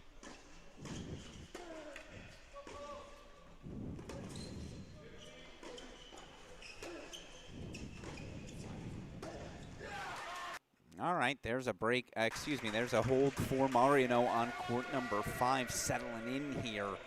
And again, given some of the injuries to Texas, bottom of the lineup, much like we saw in our first match, TCU, LSU, this is where you would expect the Aggies to be able to attack. 1-all on court number 5. Last but certainly not least, we head over to court number 6. Another one. Another deciding point. Here's the freshman Marcus Mulder taking on his fellow freshman Mariana Dadura Palomaro.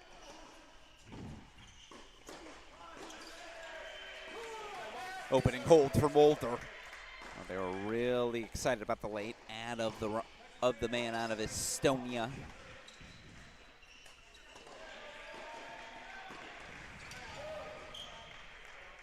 Holds for 2 love, break lead consolidated. So now we can show you again early breaks. As you saw Erickson get that break back on the corners, 1 and 6. And let's race back over to 1. Another break point chance for Papa Malamas.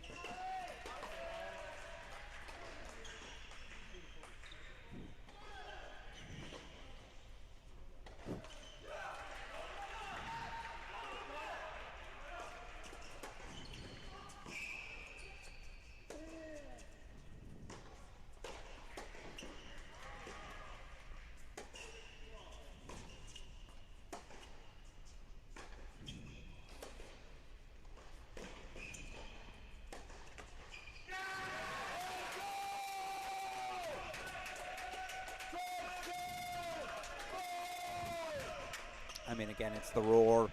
This crowd's going to start getting into it now, and it is a healthy crowd here at the Hawkins Indoor Tennis Center. Had to have it. Gorsny gets it to get on the board. 4-1-2.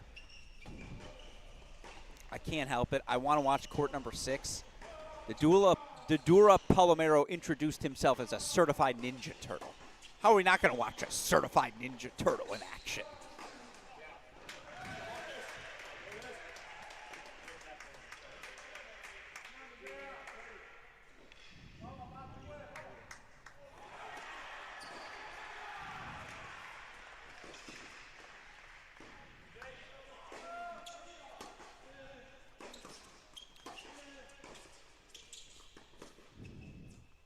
Stop it.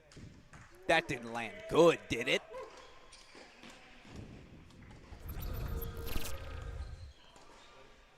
I think it did.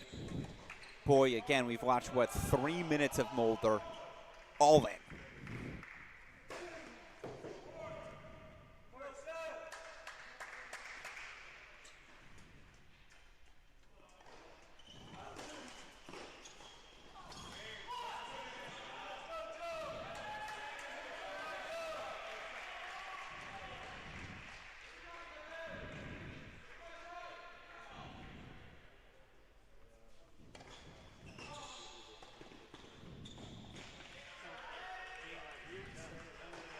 Three love Mulder out in front. Again, this is where the absence, no Lucas Brown, no Colin Ivanovsky. Certainly 6 is where they'll feel it. You have to, if you're Texas A&M, you feel like you have to have court number 6 today.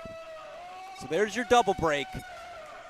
Which of these appeals to you most? I guess let's go to the deuce point on 2. How could we not? All good options here.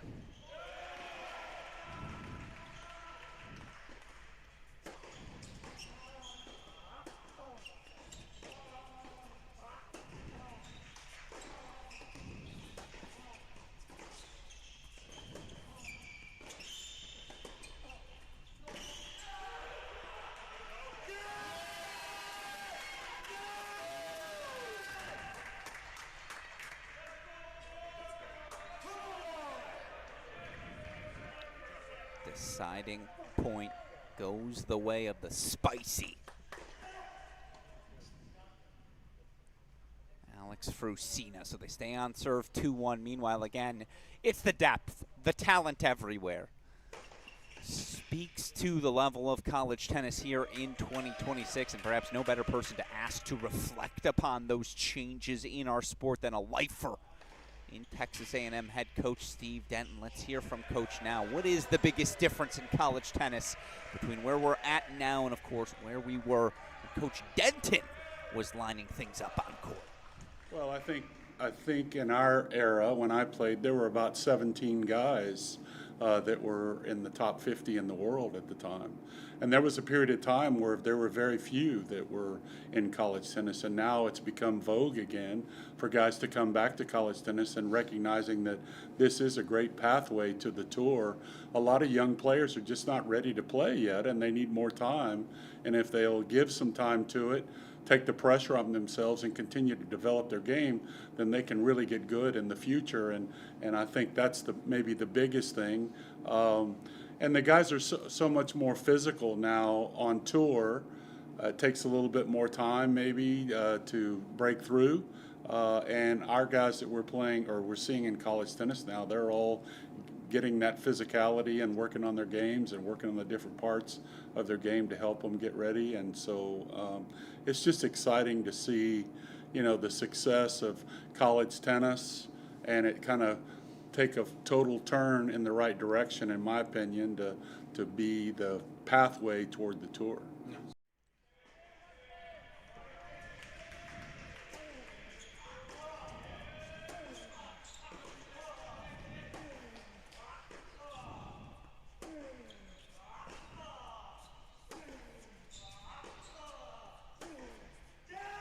It's pretty high level. And there's some fire to Frusina. I hadn't seen that before. Let's go over court one, a deciding point for Gorsny to try and get back on serve. One singles, not one doubles. Hand up, that's on me. Deciding point coming up here as you see 4-love. Get you back over to Mulder in a moment. You just can't seed a set like that down a doubles point if you're Texas.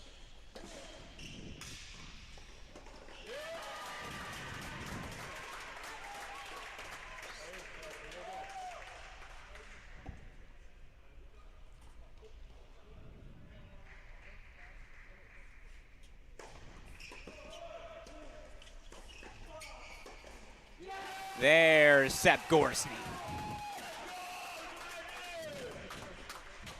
Approach into that backhand at your own risk. Again, just such a clean backswing. You just feel like aesthetically, intuitively, that's how a backhand should be hit. All right. There's a little bit of a counter jab finally from the Longhorns. Back on serve here at 2, but again, got to go down to court number 6. It is all the freshman Mulder. Mulder 4-love, 30 all here up.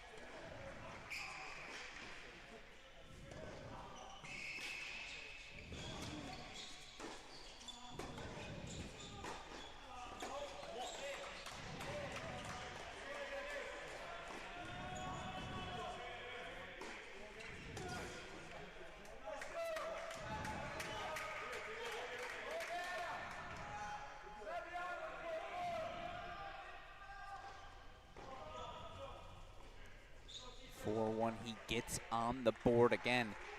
It's good action everywhere. You got a break lead on court number 4 for Texas. Let's pop over to it as it's a deuce point in the service game of Jonah Braswell. Another deciding point.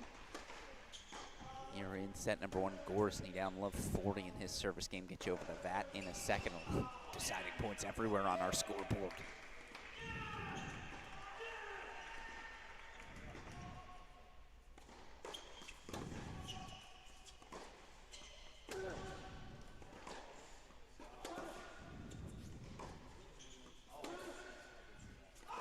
Yeah, well, the senior's doing senior things out there. Jonah Braswell finds the hold. Gorsny in a love 40 spot at 1. Meanwhile, court number 3. It is a hold that deuce for Colomansi. And a break at 1 for Papa Malabis.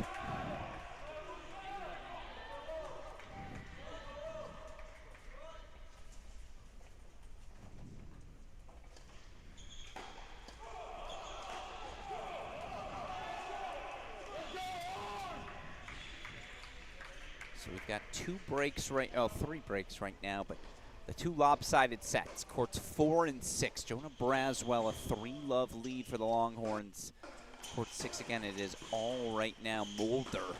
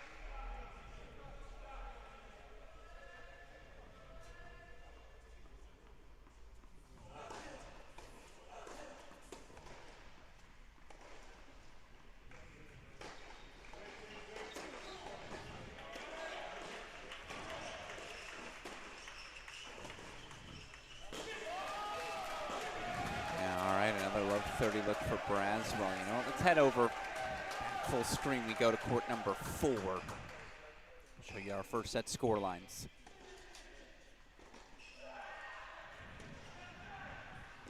Same scenario play out in our opening match for the first 90 minutes. LSU was in the fight, but shorthanded. LSU kind of ran out of steam.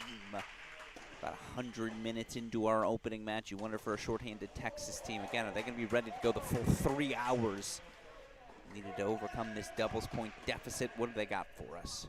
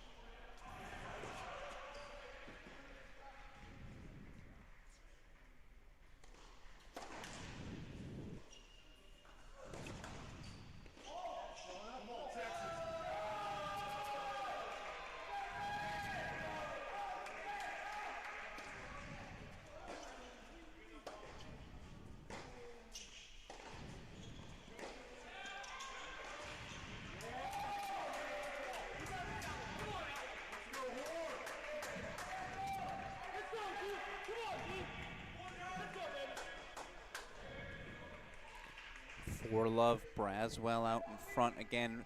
Break point chances back to at least get one of the breaks back at 6.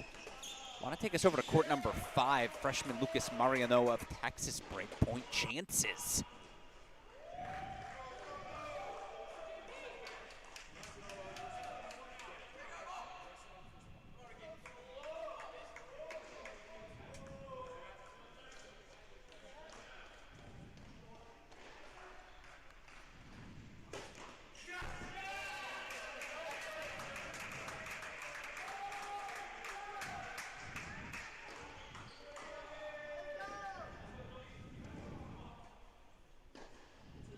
Deciding point coming up. What side do you go to? What serve do you want to sit on?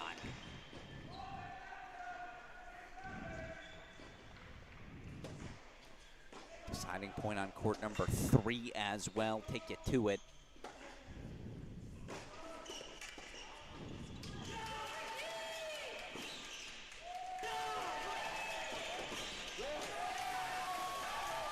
It's a Tokac break. It's an Erickson hold. Excuse me.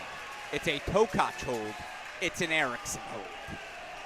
So we stay on serve. You've got a break point chance, though, for Forget of Texas on 2. Moving and grooving. Appreciate all of you sticking with us. Alex Gruskin here very early. But as always, let me know who you got. Texas Longhorns 7 in the country. Aggies 8 in the country.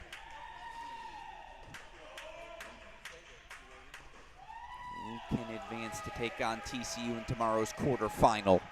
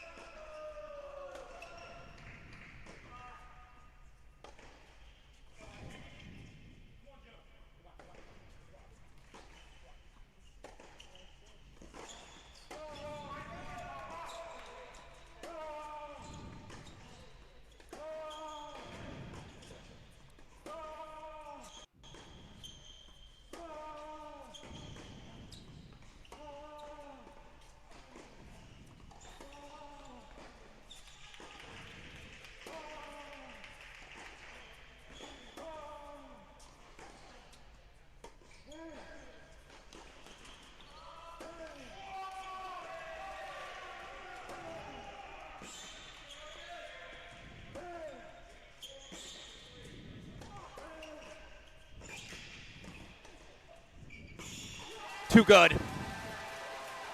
Let him hear you, kid. The freshman Forget. A forage forward. Forehand looks pretty darn good. And again, it is Texas now up a break. Meant to take us, to court number 4 because it's all Jonah Braswell. 5-love. The senior stepping up as, by the way, you see the Dura Palomero. 4-love to 4-3. He's narrowed that deficit.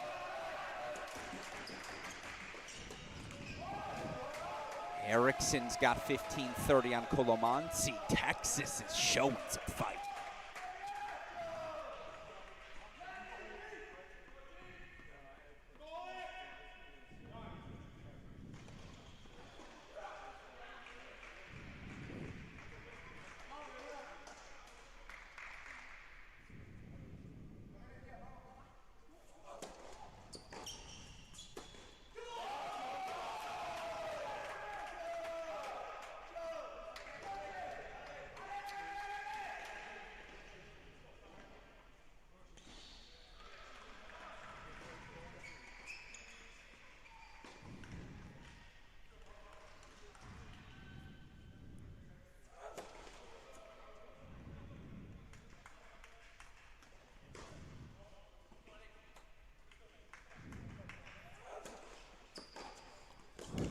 I can't remember ever seeing Jonah Braswell play like this. It's ruthless. Ruthless. Downhill tennis. 4 set points.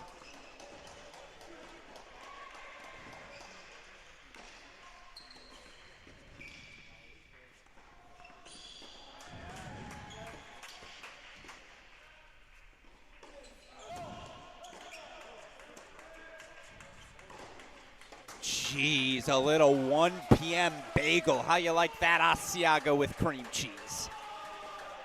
Served up by the Texas senior, Jonah Braswell. Show you that backhand winner one more time. A definitive 6-love set.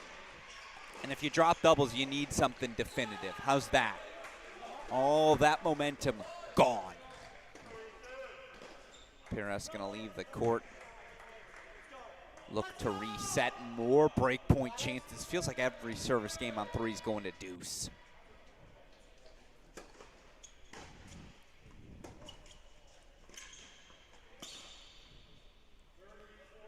It's a lot of speed, a lot of fluidity. It's very fun to see the relationship between these two. Comomanzi, associate head coach Kevin O'Shea, had their own handshake. All the things.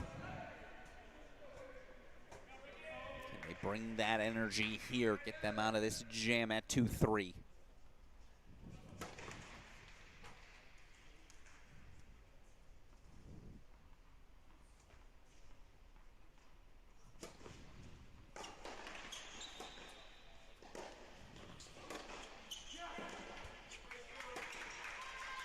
Yeah, we'll try that again.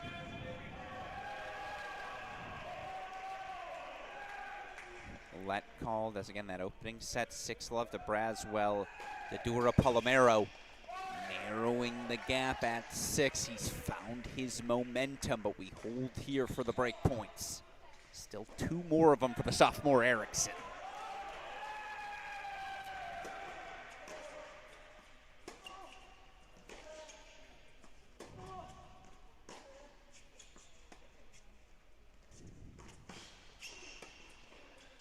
Oh, Colo. Come on. Backhand certainly floated in the air on the pass, but acknowledging the court position of Erickson. That's a perfect little drop shot play.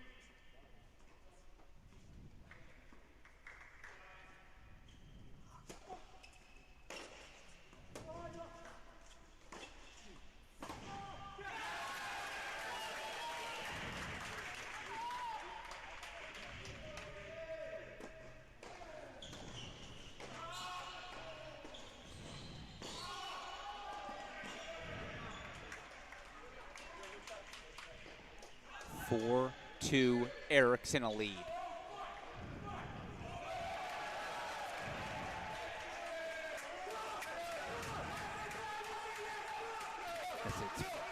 Is it a break back? It is. As fast as Mulder built that 4-love lead, it has disappeared. And there's that echoing chant. Boy, it has rung in my ears for the last half decade of doing this. Entire tenure of head coach Bruce Burke has seen, again, this Texas Longhorns team in the top 5.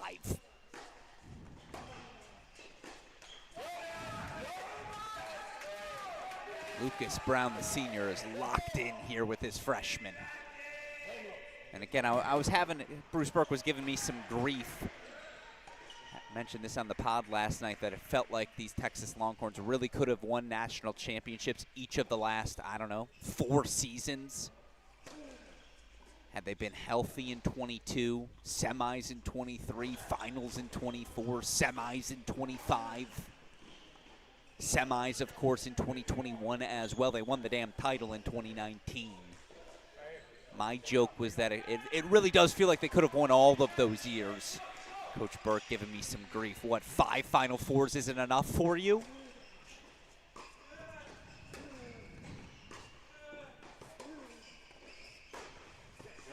It is. I want to be clear. Coach Burke was right to give me that grief. At the same time, I think I was right as well. Play out those 24, 25 seasons 100 different times. Longhorns are ending up with the title. He's got to look up. He sees it here.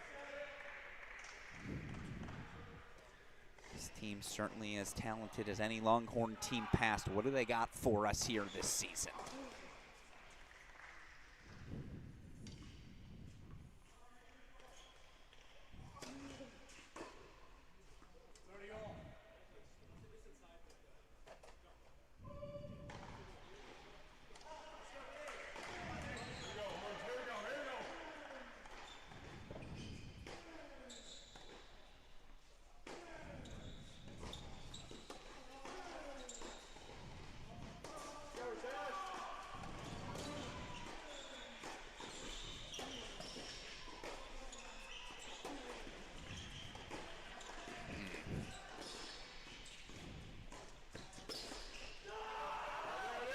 Yeah, well, that's the Mulder we saw the first 4 games.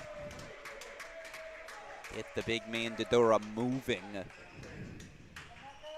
Ooh. Show you the corners now. Courts 1A and court 6, as you see over on court 1. Breakpoint chances for Gorsny.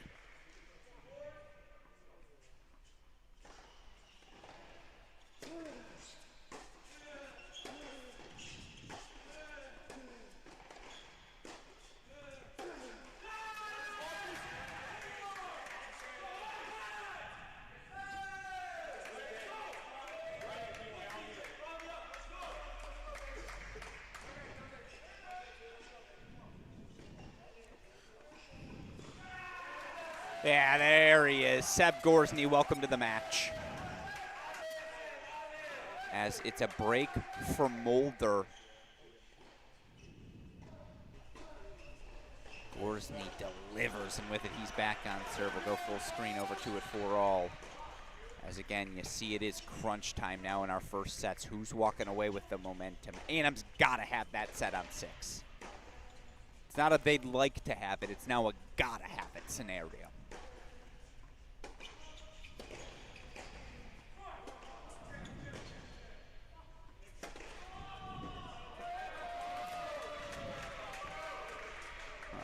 A long wait there. Let's go over to court number 3. Let's see if Erickson can close out again. 4-2. I feel like every game's been a deciding point. Am I crazy? The sheer amount of fluidity, consistency, well-roundedness of this matchup. Not an inch of separation. Every game.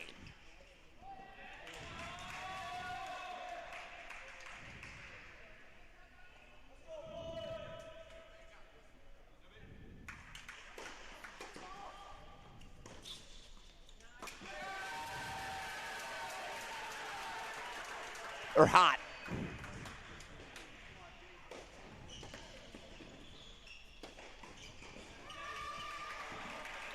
Impressive stuff as, again, Erickson, a run of deciding points going his way for 5-2.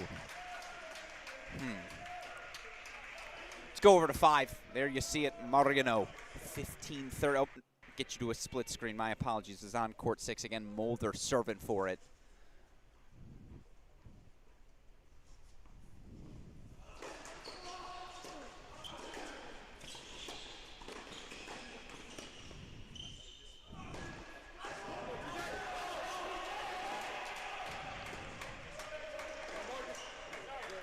Break point chances for Lucas Mariano.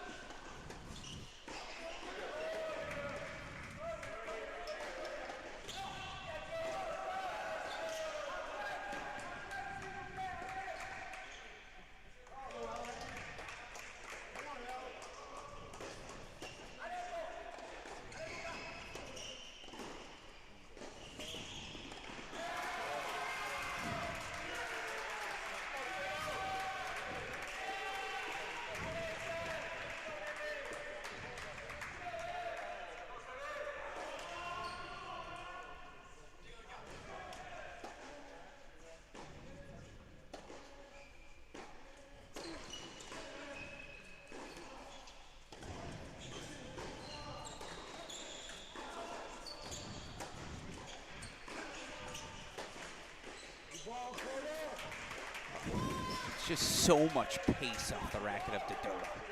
There's so much to work with.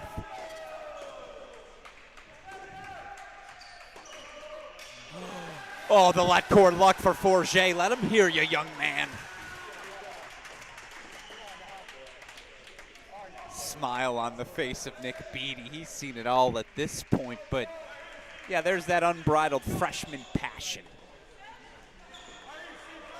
Texas is gonna serve for a set. They already have a first set on 4. Erickson will have the chance to serve for it on 3.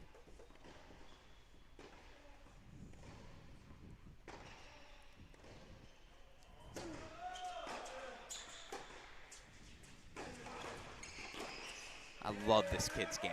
No disrespect to Mulder, no disrespect to the Texas A&M fans tuning in, but sometimes, again, it's my first look at the freshman Dodora. You get it. There's work to be done, but the rips, the racket speed was 4-love down in about 7 minutes. Breakpoint chance to get back to 5-all.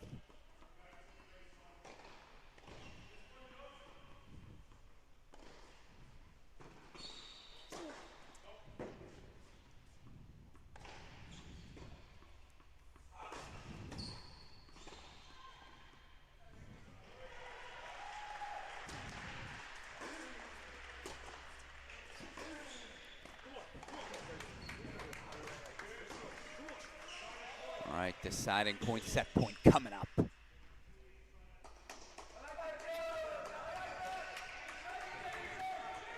Gotta have it. Gotta have it here if you're the Aggies. What's the word from assistant coach Barnaby Smith to his freshmen here?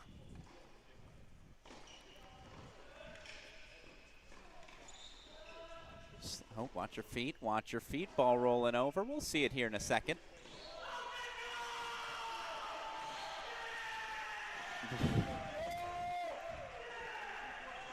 No way. Explain that roar here in a moment. All right, can explain it now. Papa Malamis breaks back. 5-4, he'll serve for the opening set.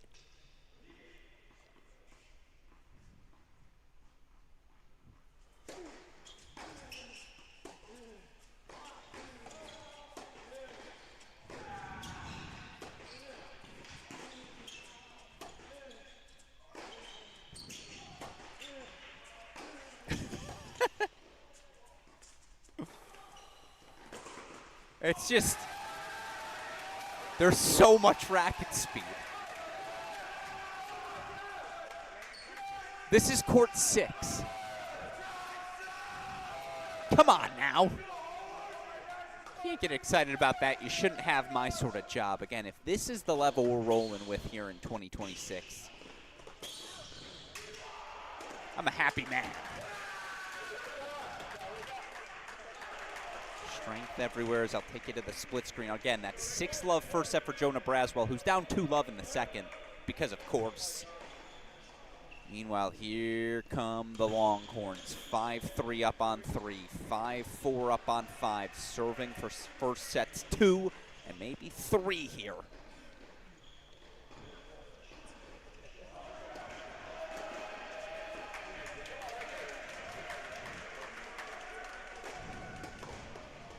Set points coming now for the freshman Mariano.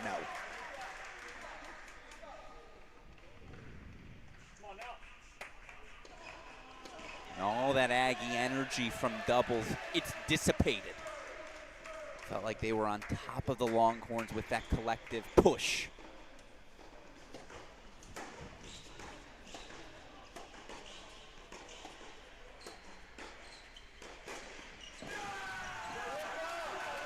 Make it 2. Mariano, 6-4.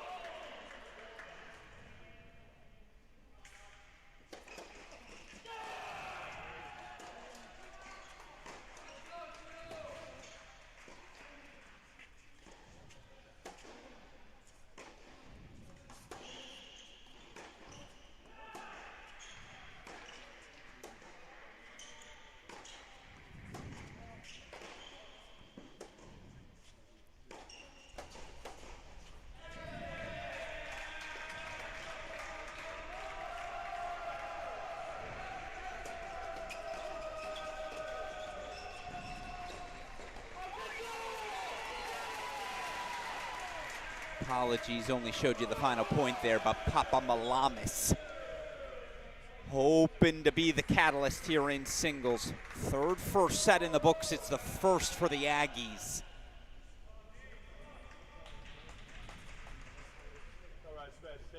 Six 6-4, they grab it at the top spot. Look, they were up there from the start. They had to have that one.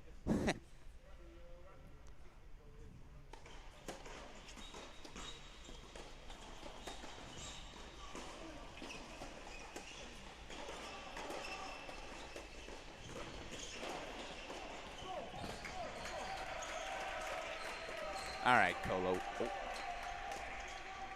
I was going to say, if Erickson steals that point, break point chances coming up for Monty. But by the way, of course, Marcus Mulder has break point chances right back here at 6. He's been leading from the start.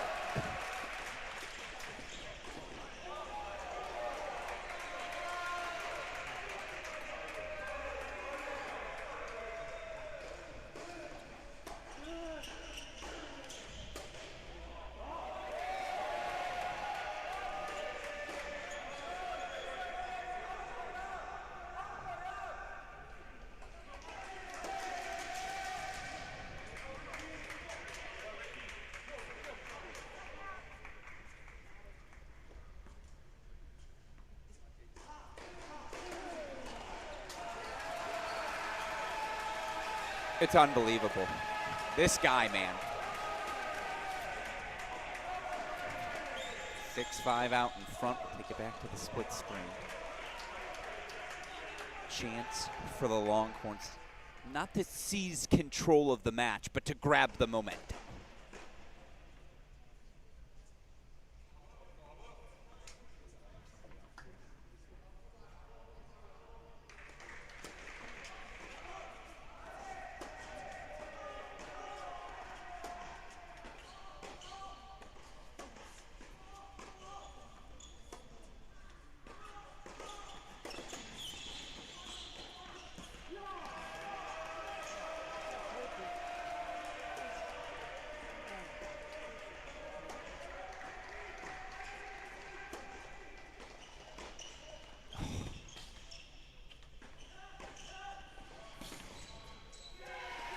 This match on 3 could be a #1 singles battle, as by the way, you see Forget makes it 3 first sets for the Longhorns. So we've got 2 first sets left on the board.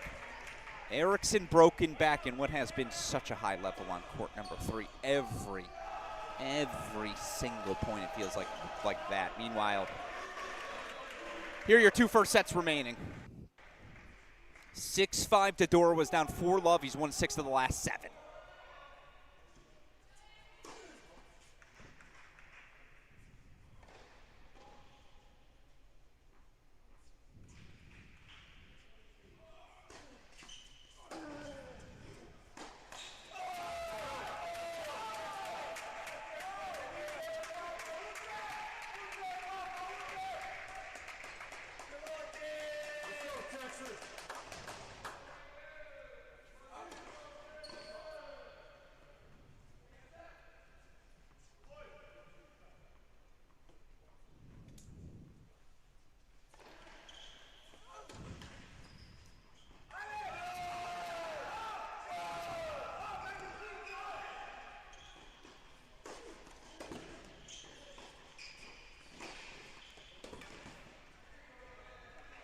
Yeah, it's about the first strike. Who gets the first strike first? And if you're Mulder, I think it's pretty simple. Outer thirds. Get the big man Dodora on the move. You've seen how clean the rips are when his feet are set.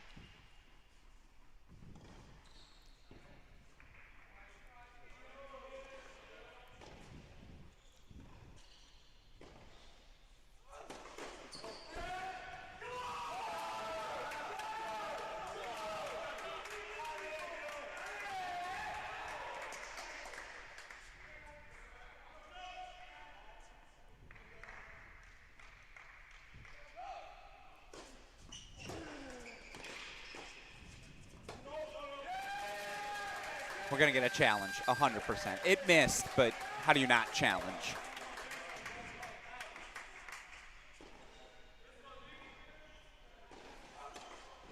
Oh my God.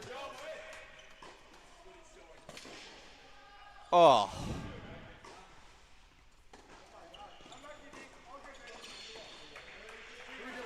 You saw what I saw. I thought that missed.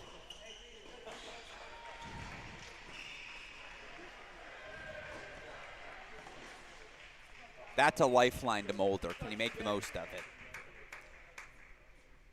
Wanted to keep my eye on that court number 3, Erickson Monsi, 15 all in that 5-4 service game.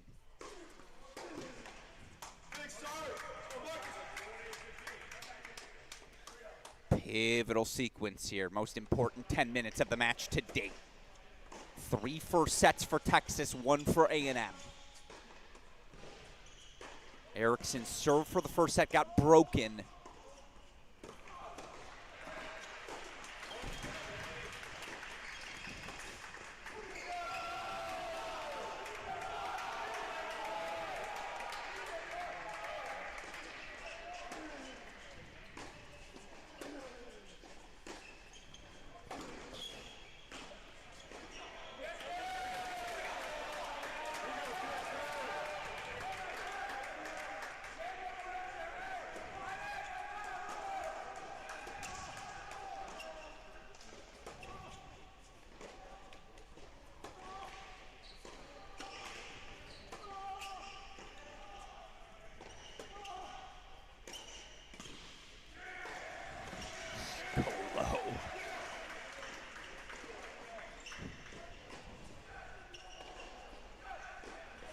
So well done.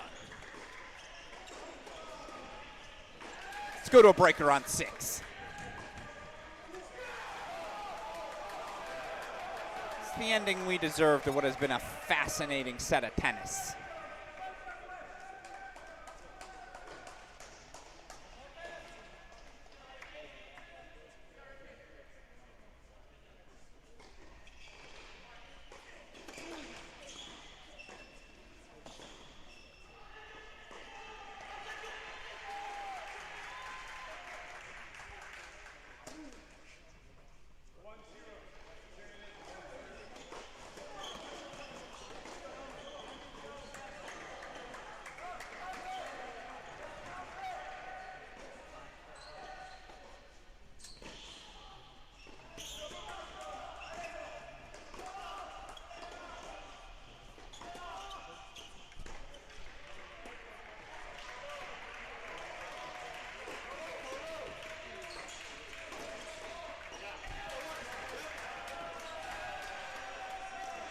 Point chances for Monsi. 2 love lead out in front goes Mulder.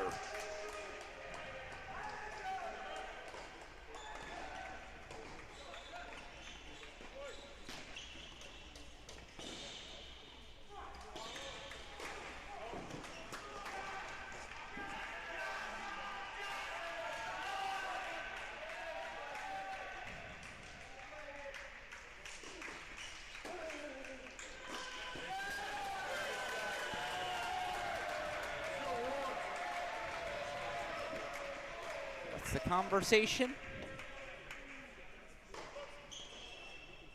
Erickson's going to go over and plead his case to the chair. Obviously now comes coach Nick Beattie, going to have to litigate. I missed it. I apologize. I didn't see what the conversation was.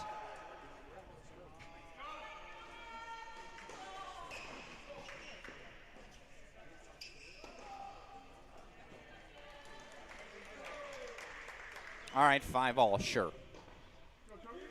Leave that as B again. Nice turnaround there from Monsi.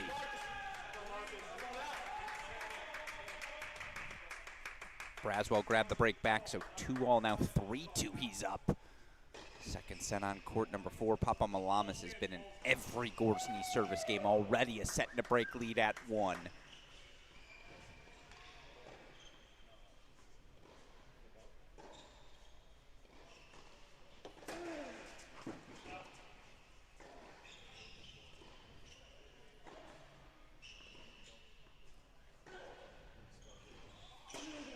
Nope.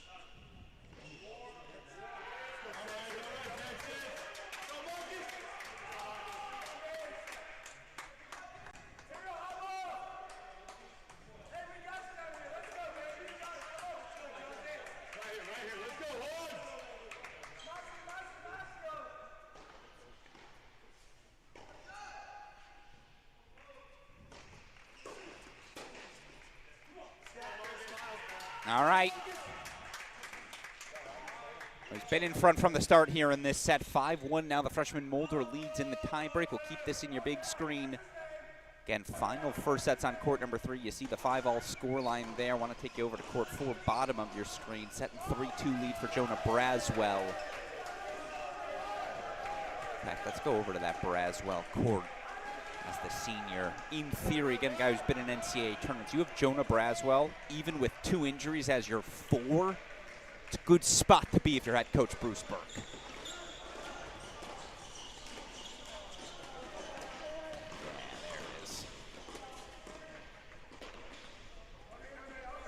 I was waiting for that let call as that ball was rolling over.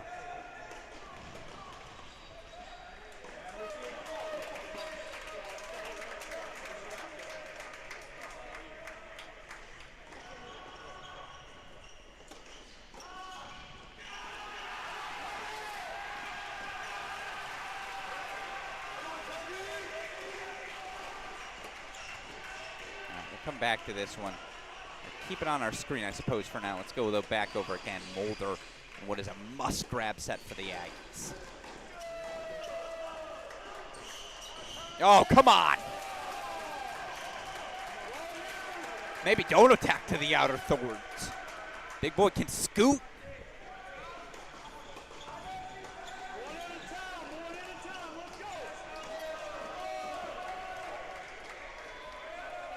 Love 30, as you see, over for Braswell, too. Again, we're going to make it 4 straight games in that second set.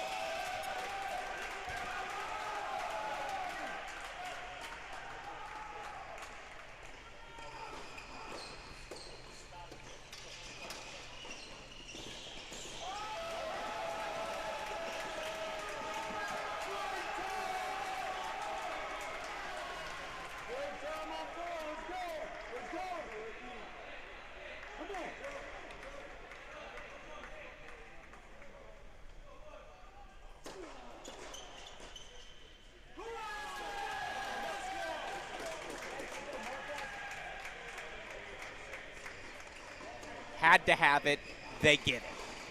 Certainly Mulder decided to take the scenic route, but it's ultimately a 7-6 first set going the way, as you see Erickson holds for 6-5. Take us over to court number 4. Jonah Braswell's got breakpoint chances. No longer chances, he converts, so 6-love 4-2. By the way, Abel Forget forging ahead as well. He's got a set and a break, 6-3, 2-love up on court number 2. So no Ivanovsky, no Lucas Brown. I don't want to say no problem. 3 first sets for Texas, 2 first sets for A&M, but this is certainly an encouraging performance for a Texas team shorthanded here today.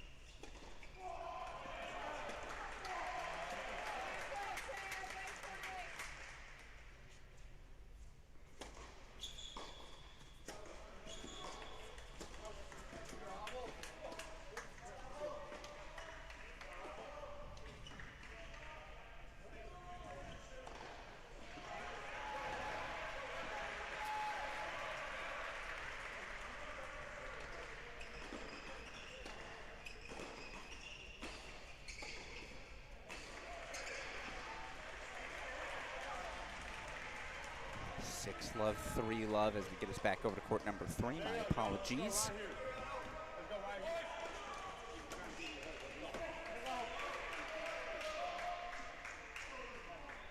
Dan Erickson looking to grab that 4th first set. Keep in mind, though, Colomansi grabs this first set on 3. All of a sudden, it's actually the Aggies with 3 first sets. The Aggies, I feel like, have been playing from behind here in singles. All of a sudden, they could be the ones with a path to 4.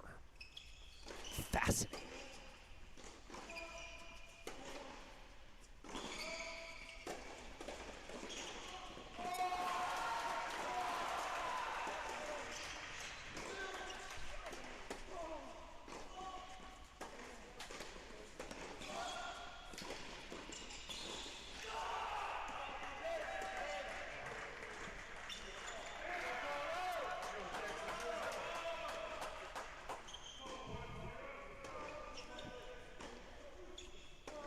All spot. We're gonna go full.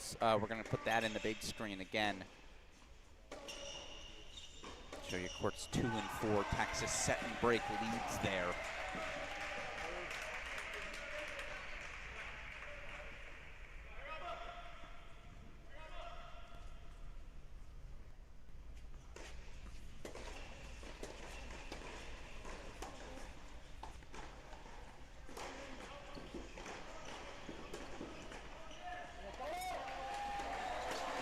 Not yet, says Colomansi.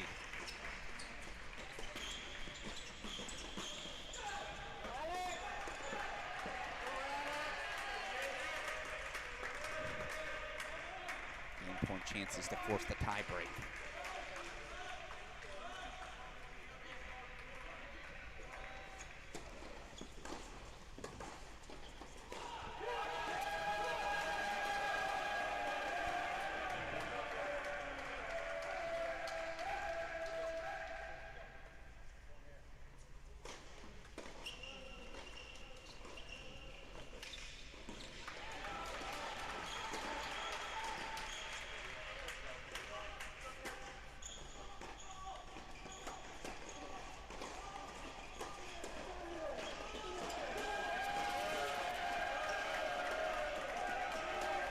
Let's go to a tie break.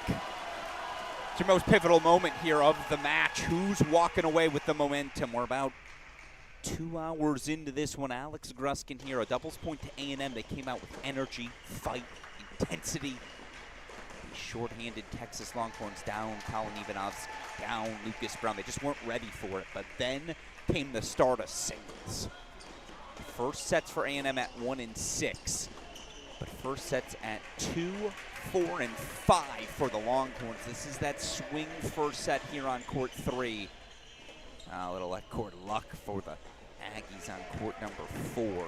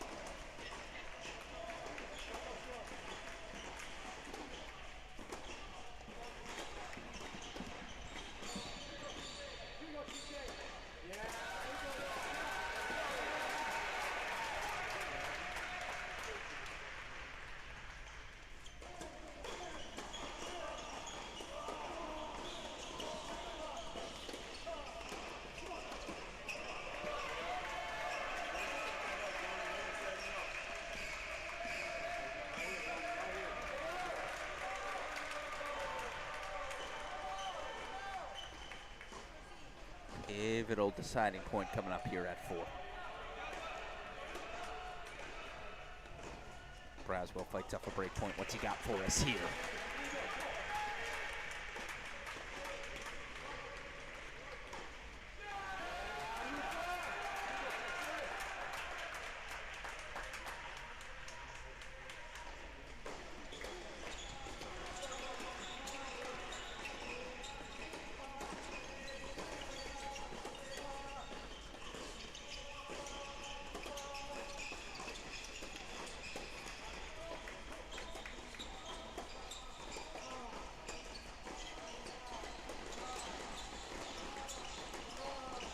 Yeah, there it is.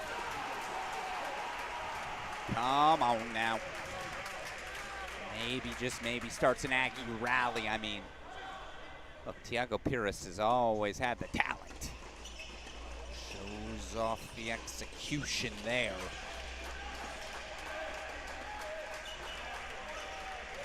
Three, he grabs it again, that pivotal first set tiebreak on court number 3. This will decide who walks away with the path.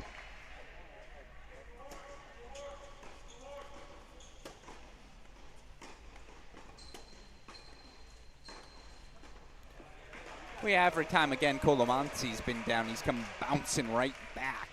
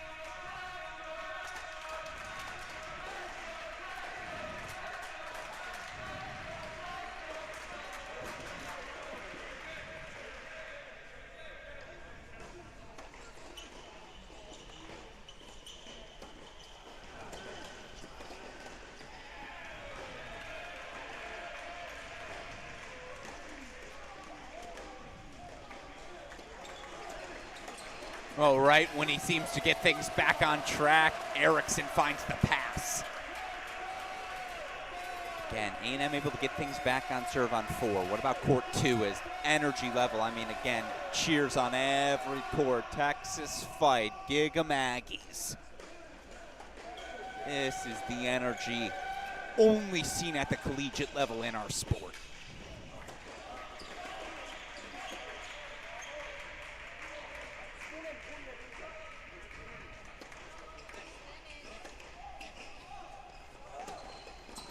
They're changing ends. I see a frustrated Frusina. Frustrated. I think that ball went off the back of the line. As by the way, you see deuce point. Where is that? 6-4-2-1.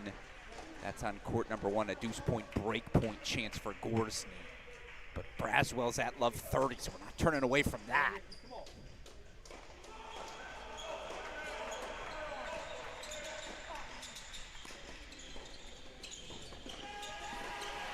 There it is. What, he win Wimbledon? Now we can take you over. No, Gorsny breaks back for 2-all. And Braswell's got break point chances for 5-3, so back over to it we go. My bad, folks. That was a nice pass, though, earlier. That's how we got the break back, but now again, here's break point chances for Braswell.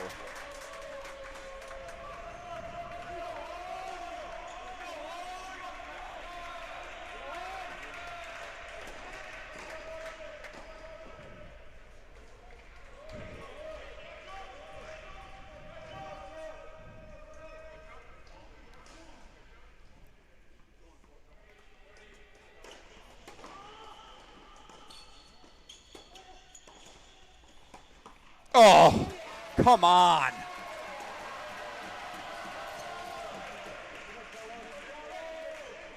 If any of you watched Colomanzi at all, you remember when we last left him in 2025, the match he played against Louis Maxted, round 2 NCAAs, laughably exceptional.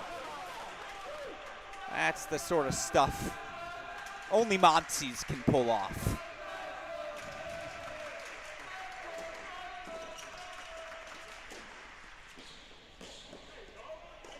I think I missed wide. Did it not? Pires fights off break points, holds for 4-all. Bullet dodged for now. go full screen for the end of this first set. Who is going to grab momentum? 5-4 Erickson. I can show you all of our scores. First sets again, 3 for Texas, 2 for A&M. Aggies have that doubles point lead they're nursing. They just got out of break deficits on courts 2 and 4 in second sets.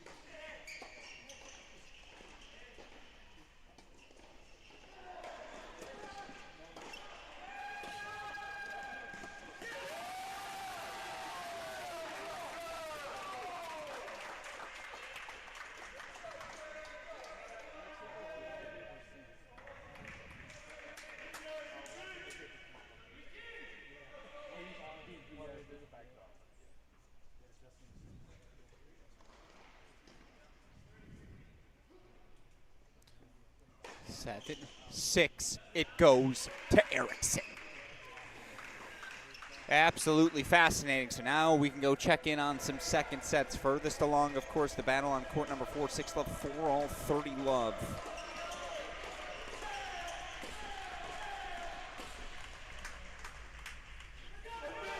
Make it 40 love now. Braswell again closing in on that 5-4 lead. 2 all, 30 all on 1. Of course, he's been in trouble in every service game, though he did just grab the break back. Similarly, again on court 2, break grabbed back by Alex Fusina.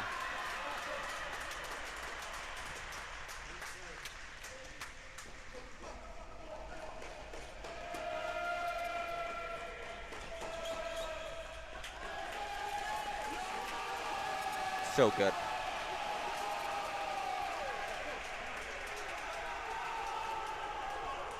Someone's losing their voice in the crowd today. It's gotten hot inside this Hawkins Indoor Tennis Center.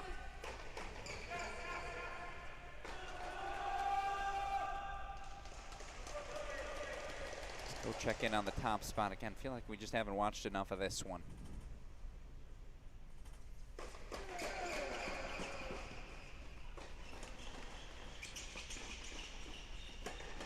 It's another breakpoint chance, deciding point coming up for Papa Malamas. We'll put it full screen. Show you those scores as, again, 1 love A&M. But this is my favorite question to ask all of you tuning in. Who would you rather be right now? The team with 1 on the scoreboard and 2 first sets? Or the team with nothing on the scoreboard, 4 first sets?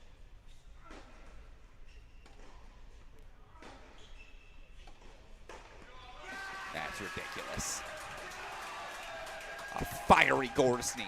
He's the senior leader now. That's what the doctor ordered us. Let's go check in on a court we haven't in a while. What about court 5? Look at this. Lucas Mariano, 30 all now. Braswell again, 6 love, 5-4.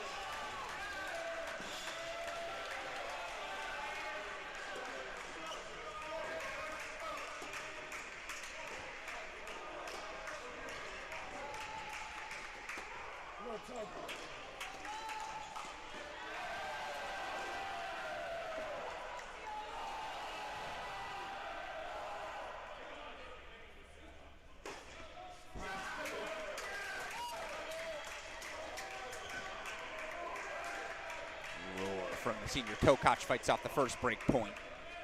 Deciding point coming up. We'll go full screen to it.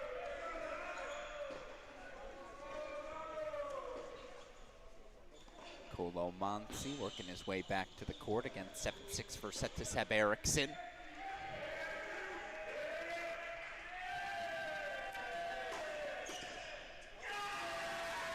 Huge.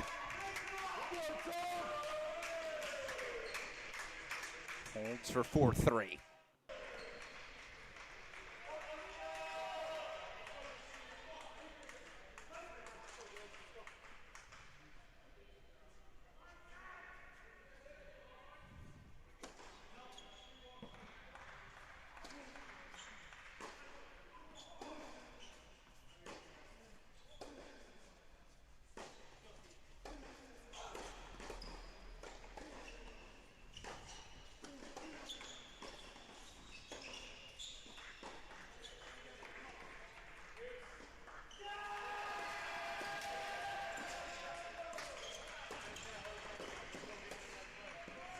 Well, yeah, it's been that sort of day for him.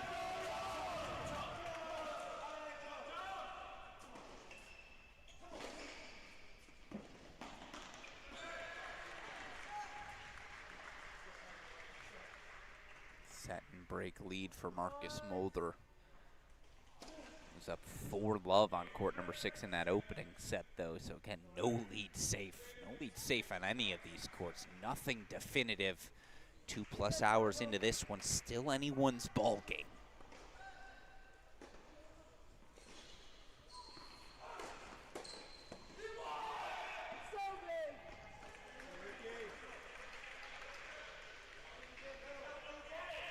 Whoa. Remember when Abel Forget was up a set and a break? Frusina, 4-3 up for A&M now.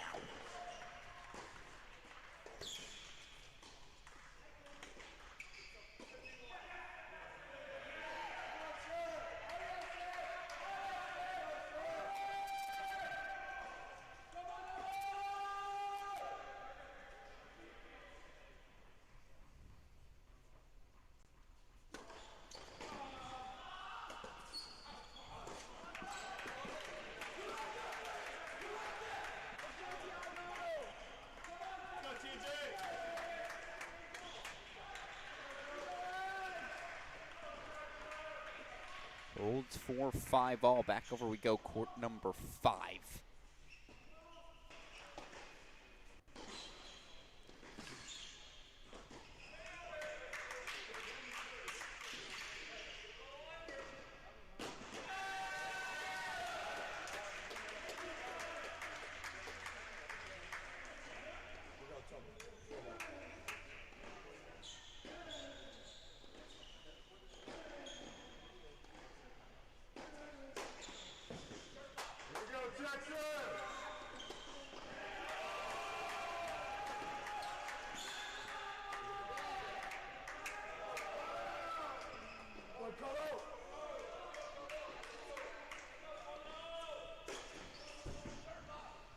Oh, that's a no-brainer. So 4-all here on court number 5, and again, the level just across the board. So high everywhere. I wanted to talk to all these coaches about that level. Let's hear from Texas men's tennis head coach Bruce Burke. What is it that makes 2026 college tennis so special? Yeah, I mean, exactly that. I think the level of the sport is very deep. You know, there are some outstanding teams at the top, but I think the gap between the top tier teams and the next 20 or 30 is minuscule. So on any given day, if a team's not ready to play, you're going to see some upsets, and I think that trend is going to continue throughout the year. The depth is awesome. The level is great. The quality coaching throughout the country is really good. So it's just a really good level for college tennis right now. Hard to disagree with the man.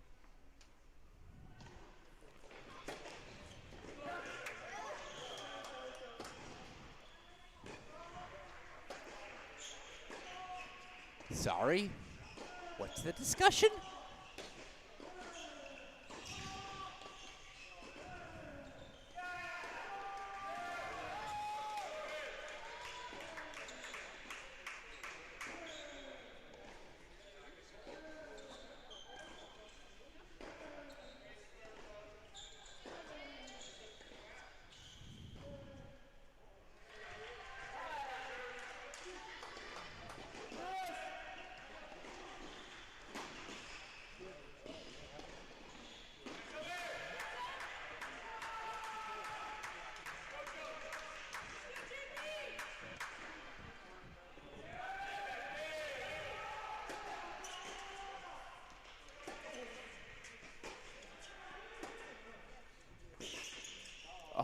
Stop, stop, stop!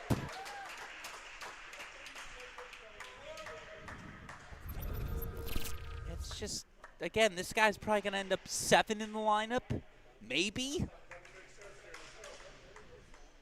Nah, he's going to fight for his spot. That's just ridiculous.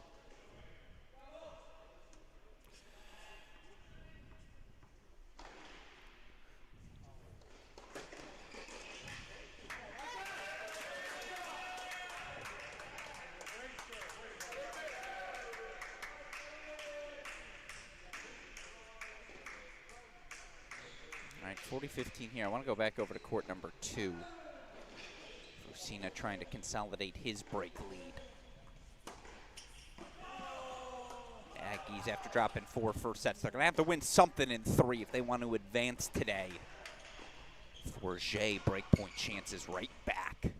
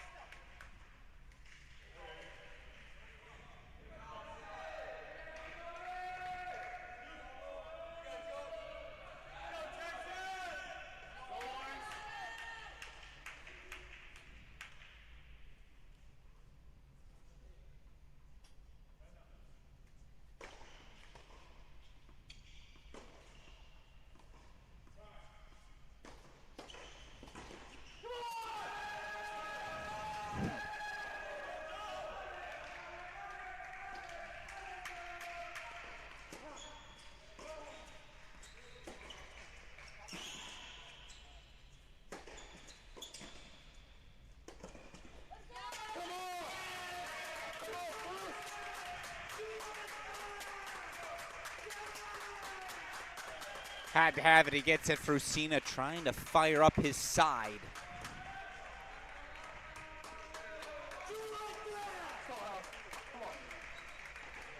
Five, 3. He goes out in front. Braswell 6-love, 6-5. Mariano serving 4-5. You see Mulder's got a set and a break lead for the Aggies on 6. Gorsny 5-2.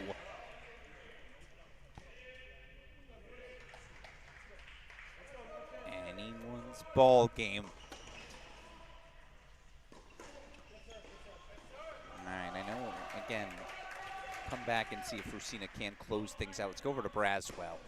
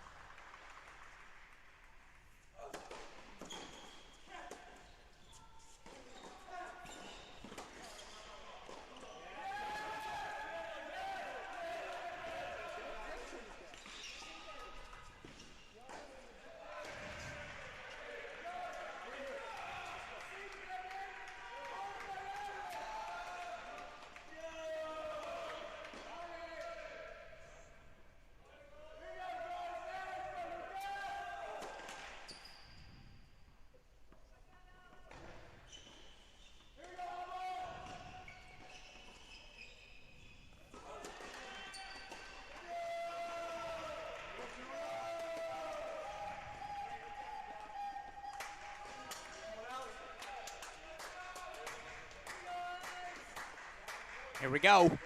Love a good slow clap.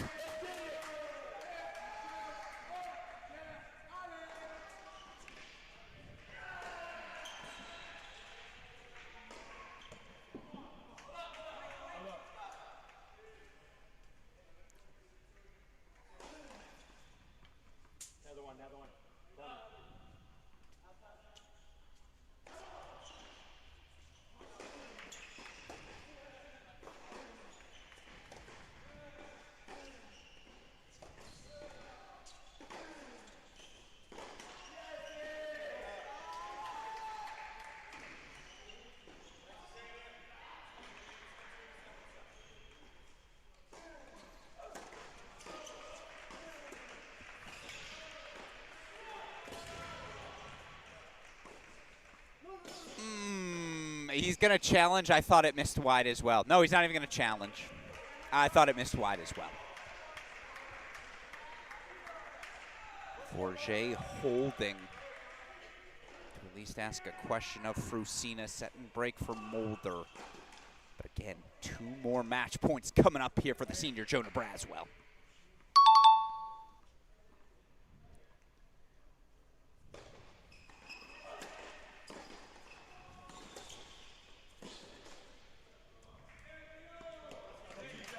Another one.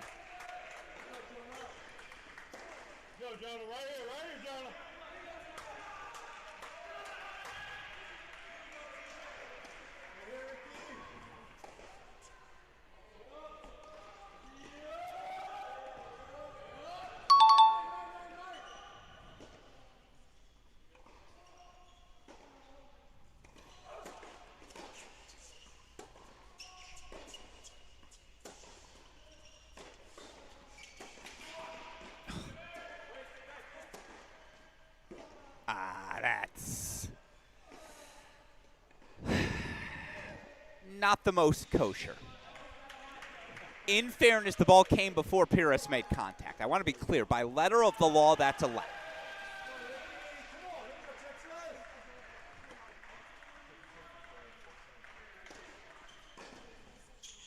Not personal, just business.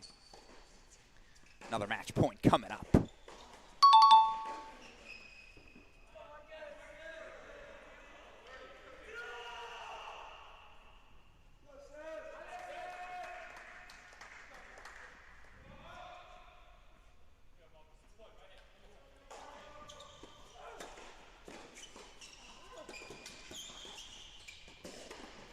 Well, I was like, what am I missing? Where's the reaction?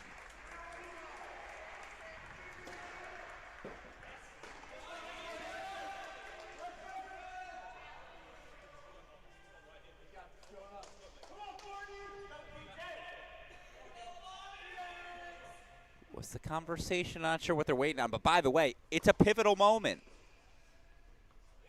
Mariano serving to stay alive in his second set. Look, there's a world where we could have, what, 5? I mean, all of these matches could still go 3.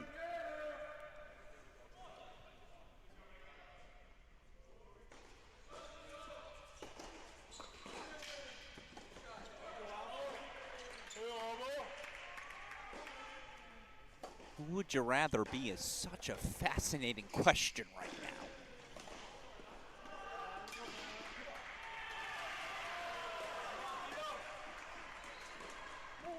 That's pushed wide, so this will stay in our big screen, but Frusina's serving to force a third. So we'll take you over to that. Also, serving to stay alive again, court number 5.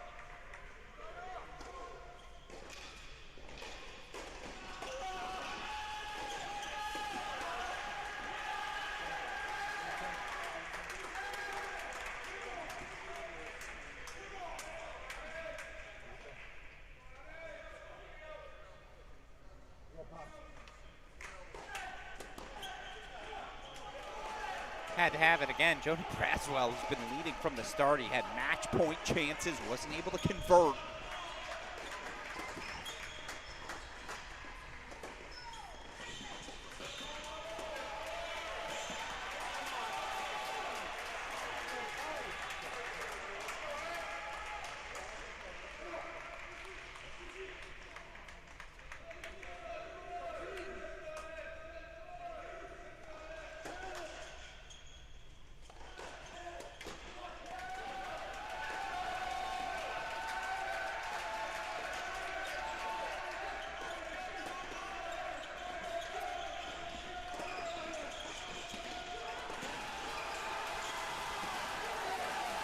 I mean, there's roars everywhere. Yeah, the energy on court, too. They're hooting, they're hollering. It's that sort of energy. Give me a full-on IV of it into my veins, please. Just when you think you have a read on a match, just when you think you have a read on a court, something shifts. So 4-2, they'll change ends there.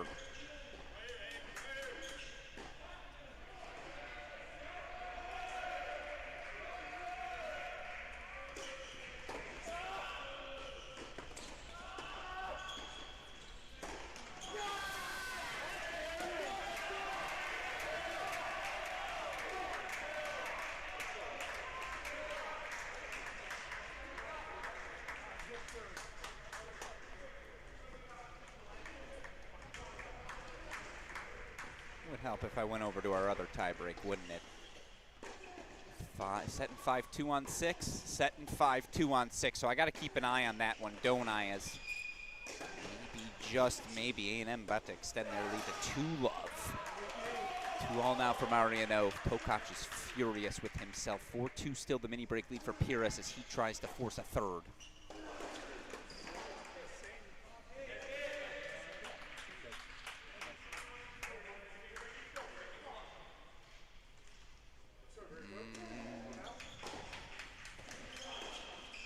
Yeah, that'll work. 5-2 out in front. Let's go over to the aforementioned court number 6.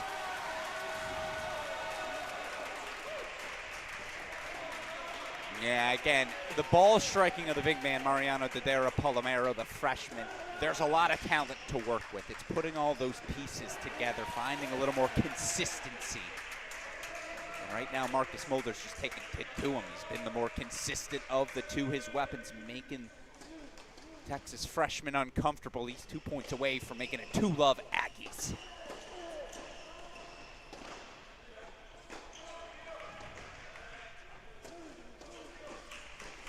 No, missed it long.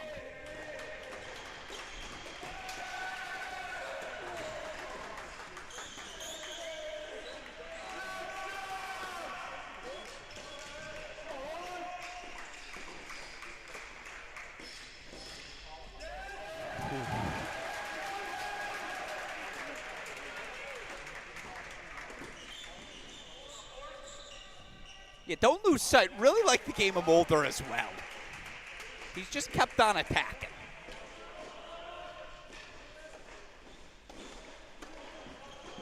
He's got match points for 2-love A&M.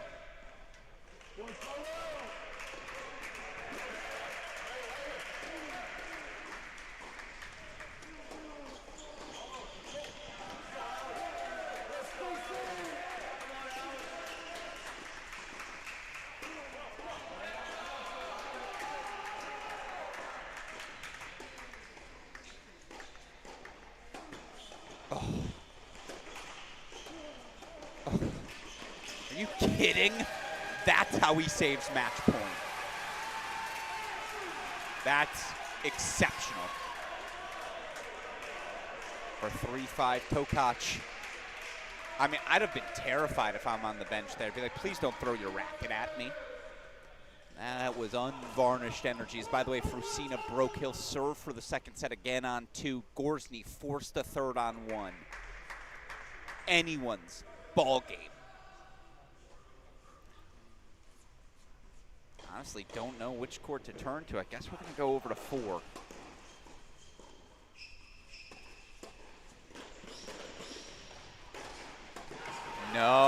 That's a nervy overhead from senior Jonah Braswell. Did everything right but the execution. Again, here come the Aggies.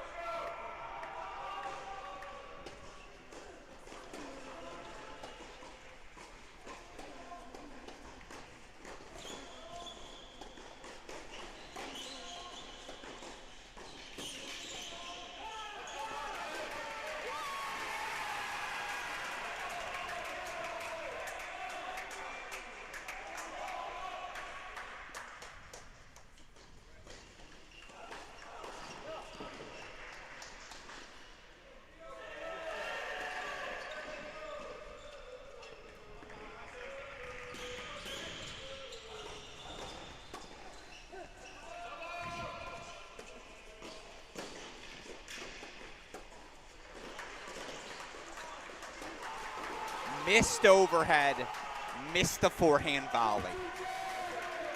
That is thievery. Thievery. Forces a third as, by the way, Aggies grabbing a little bit of momentum now. First time in a while we've been able to say that.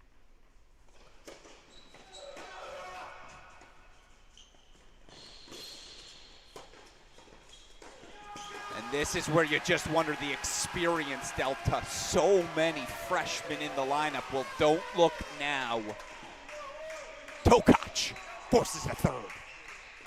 Going the distance on 4 and 5 just like that. Aggies have themselves a path. We got to go stay in this split screen because over on court number 2, serving for a third is Frusina. Again, a third. Gorsy's now up a break in the third on 1 love on Papa Malamis. I got no English for you. Too many twists.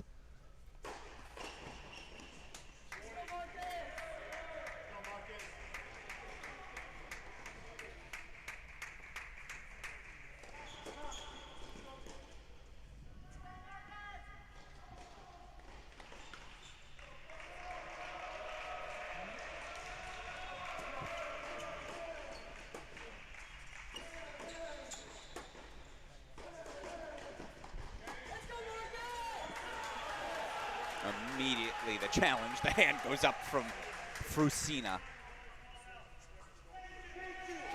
Wow, I mean, Frusina's gonna say, hey, if that's multiple overrules, it's a point penalty. They're gonna talk through the rules there. Frusina animated. There's Bruce Burke again, monitoring the situation as well. Meanwhile, no situation left to monitor on court 6. That is a darn sharp performance from Marcus Mulder. It's 2-love Aggies. And it begs the question again, who would you rather be in this moment? We will show you all of the scores. Texas A&M's up 2-love. They just forced thirds on 4 and 5. Wrestled momentum, fought off a match point. Multiple on court number 4 for Jonah Braswell. Serving for a third here on 2. They got the break back on 3, but they're down a break on 1. Again, they've got 2 on the board. Texas is fighting. This is what we showed up for here today.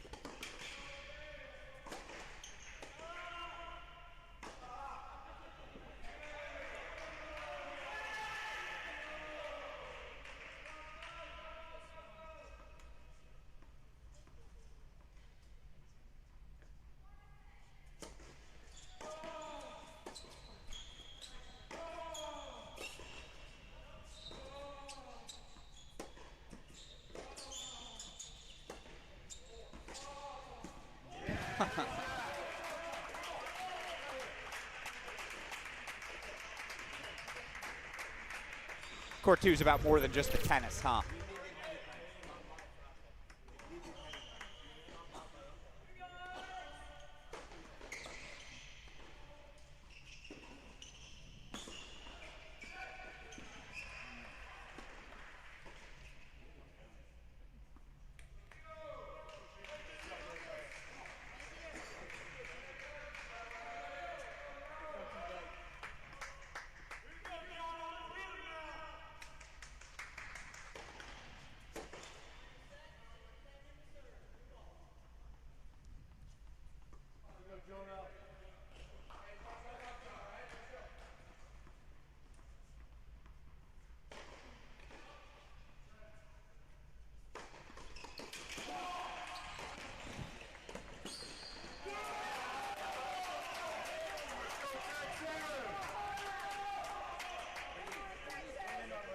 We got to get these two mic'd up. Each has things to say.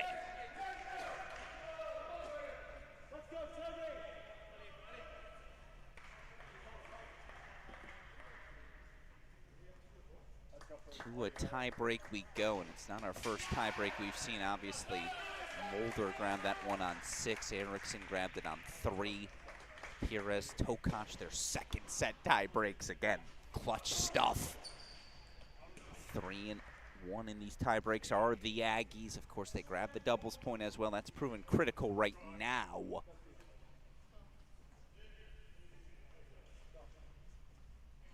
Game point chances for Gorsny to consolidate his 3rd set lead. It's my favorite question to ask. The YouTube comments are open. Who would you rather be? By the way, right now, Ohio State, your top seed, they're up 3-1 on SMU. But SMU leads in 2 of the 3 remaining matches. They're also up a break in the second set on 3. It's good everywhere.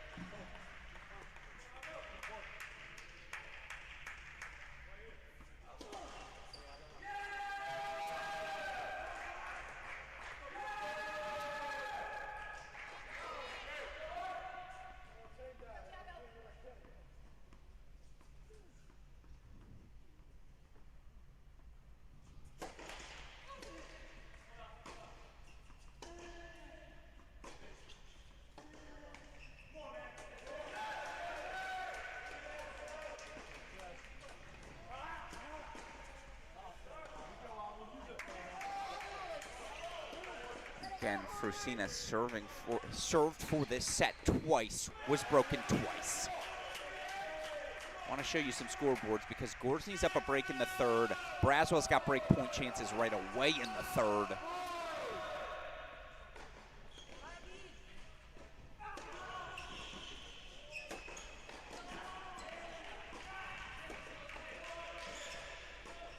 Yeah, it's really well done. Way to use every inch of the court there if you're Alex Frusina.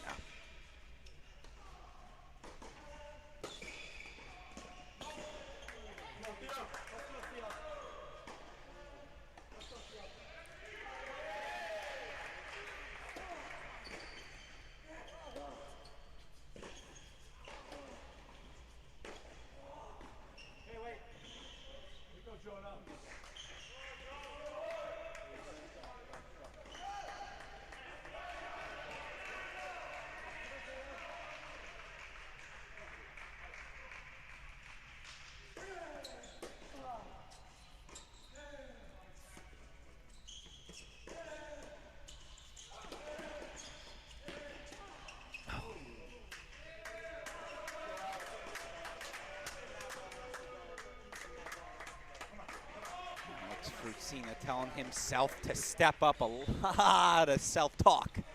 I love it. Let's, by the way, show you those breaks right now in the 3rd sets.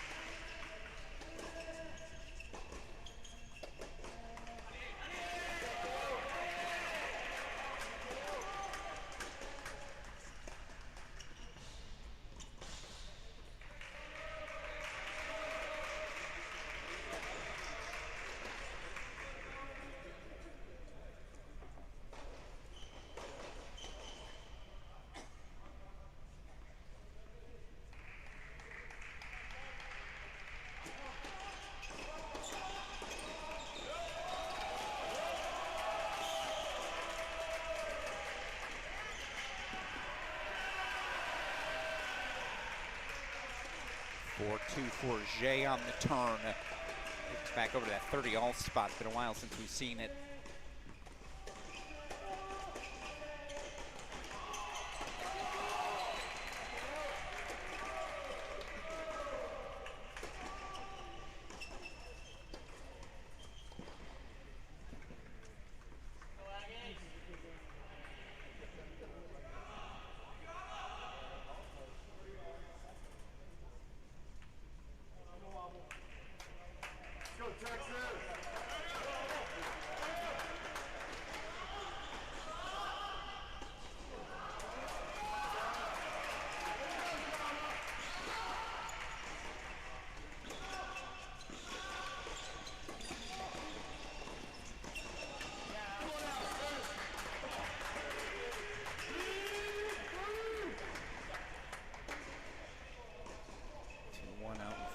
court number 1. 4-3 Forget, 3-all here, 30-40 breakpoint chance for Erickson.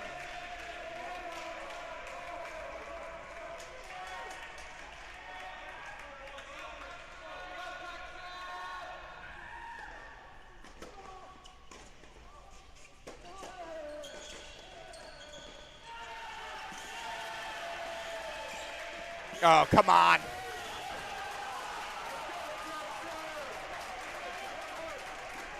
He's here, he's there, he's everywhere. Erickson gets the break for 4-3. So full screen we go now to court number 2. Can Abel Forget, the freshman, deliver a point on the board for Texas? This match has been going for 2.5 hours. They're still technically shut out.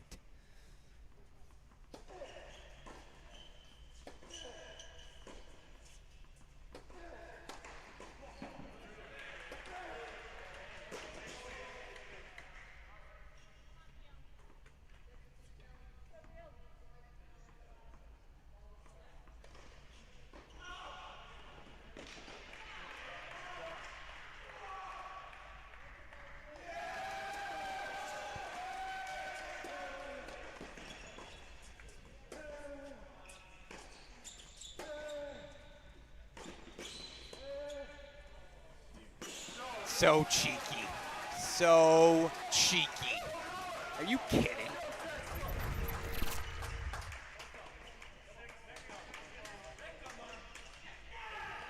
Play that slice bold. It's 2 match points.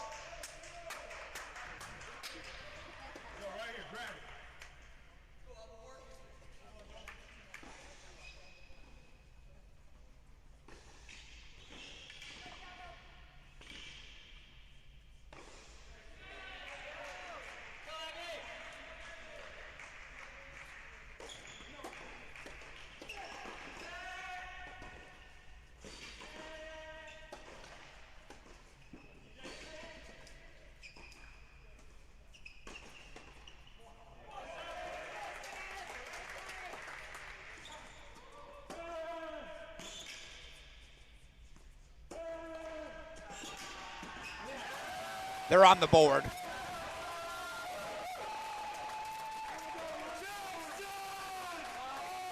And there's your big Texas fight as Abel Forget, the freshman, one of the biggest wins of his career. 6-3, 7-6, deficit narrowed. Let's go back over to court number 3. So up a set and a break here, the sophomore Seb Erickson, but third sets again on courts 4 and 1, 4 and 5.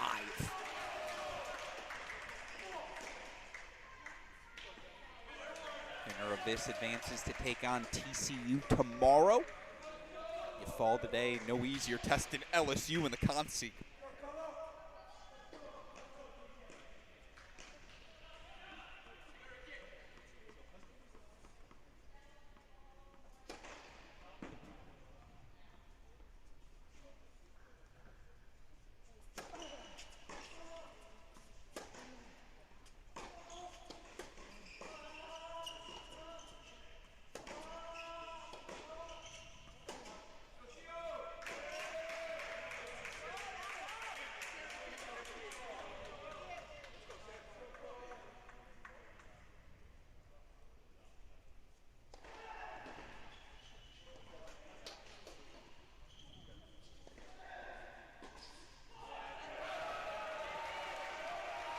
Braswell, Gorsney breaks. Again, Braswell had match points.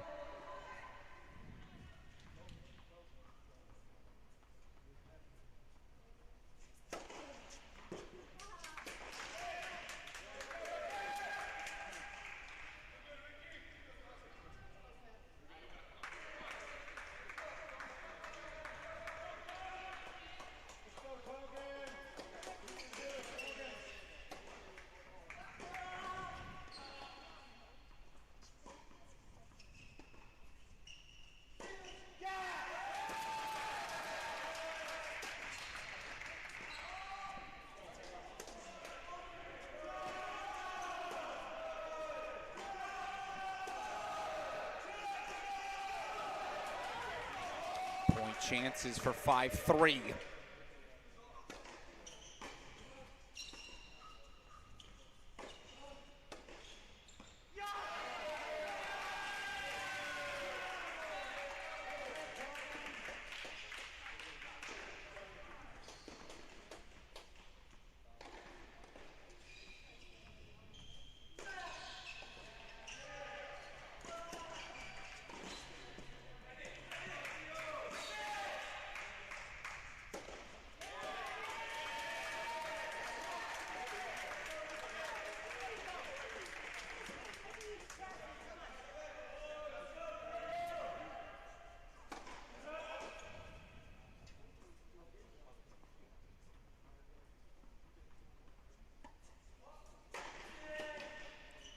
Away now, and again, one more time, want to show you.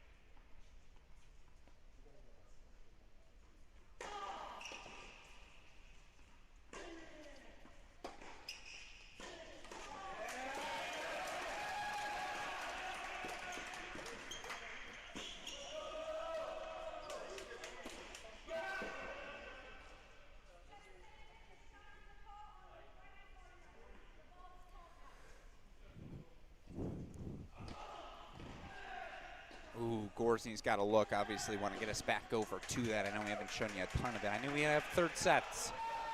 2-1 overall here. Number 8, A&M leading number 7, Texas.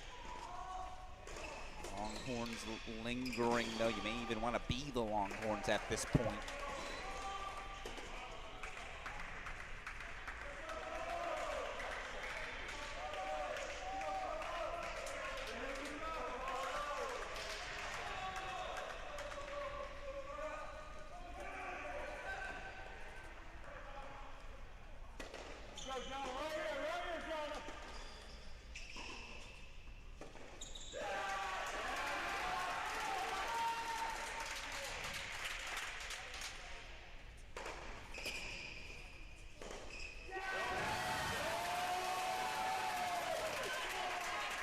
Double break.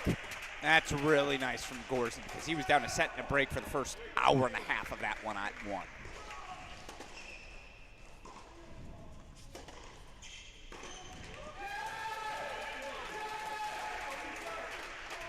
Take us over to court number 5, freshman Lucas Mariano.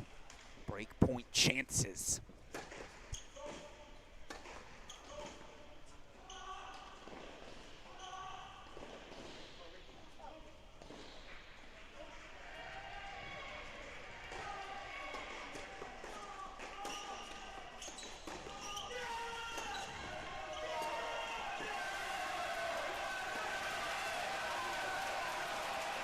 Yeah, they're going to argue for the break, for a let call. He never called it.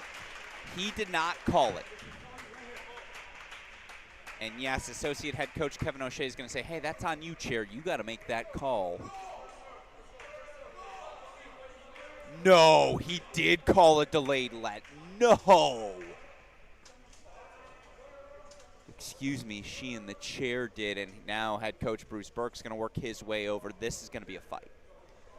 This is going to be a fight. Erickson's going to serve for the match, obviously, on court number 3. Take you over to court number 1, so we have action there. Yeah, I don't know what to tell you. It's a tricky call because probably a let should have been called before he struck that backhand. Not probably. It should have been called. But was there a let called until after that backhand was missed? Again, I can't hear perfectly. Your guess is as good as mine. But not as good as that Seth Gorson drop volley. Come on now.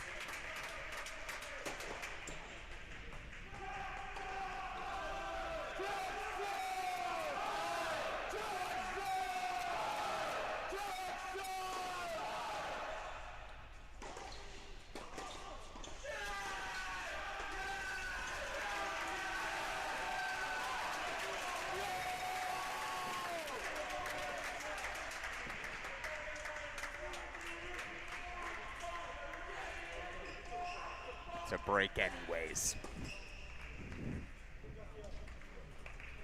So here's your path if you're Texas. You're up breaks, honestly, in every match remaining. Braswell's up a break on 4 in that third set as well. Here's Seb Erickson serving for the match. We'll go. Let's give you a Sebastian double. Gorsny, Erickson.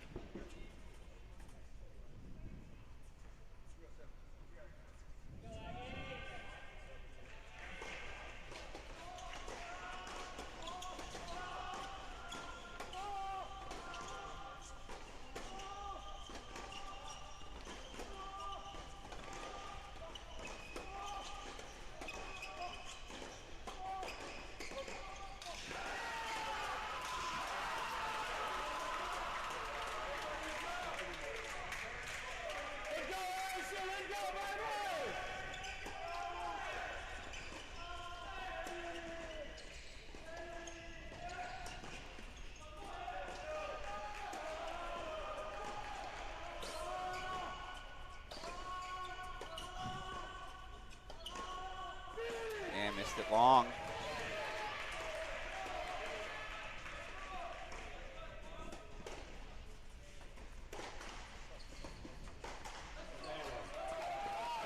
That's just what Colomansi does. The first rip's never enough. And if you're just joining us, Alex Gruskin here. A doubles point went to the Aggies. They came out frothing at the mouth with energy. But then Texas did what they do. They fight. 4 first sets for the Longhorns, 2 for the Aggies. Aggies got a straight set win from the freshman Mulder at 6. Texas a straight set win from freshman Abel Forget at 2.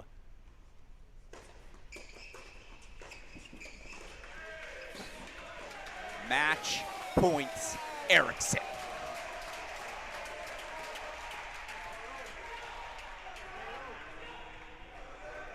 And again, this Texas team, they're without Colin Ivanovsky, the freshman who will play top 3 in the lineup. They're without senior, the beating heart, Lucas Brown.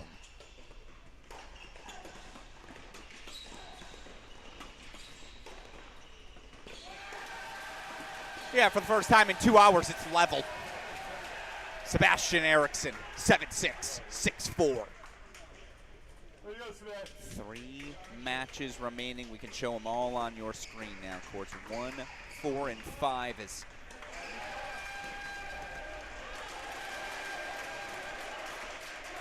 game point chances. You see it's breaks, and now this is the first time today where you really feel Texas has 2 hands on the steering wheel.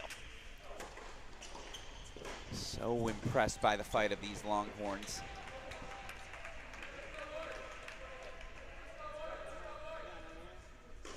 Final 4s at the NCAA tournament. 5 of the last 6 years, 5 of the last 6 events, excuse me.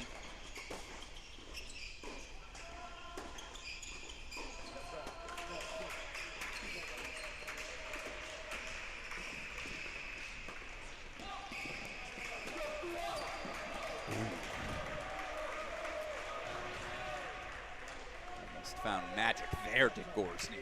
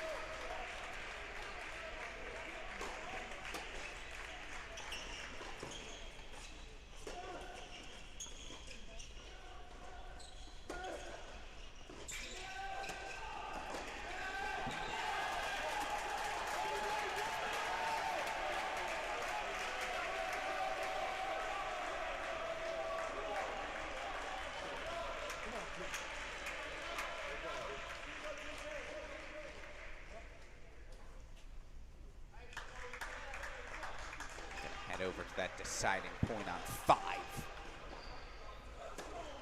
Again, is he going to extend the break lead, or are we getting back on serve?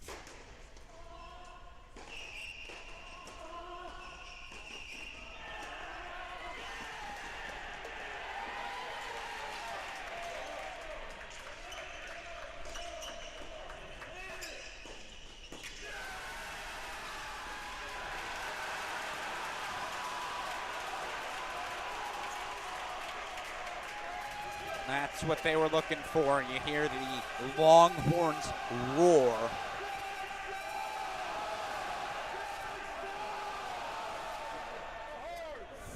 One out in front, break lead consolidated. Obviously, Papa Malama's got one of the breaks back at 1, but look over on court number 4, Jonah Braswell, who's had match points, looking to extend things.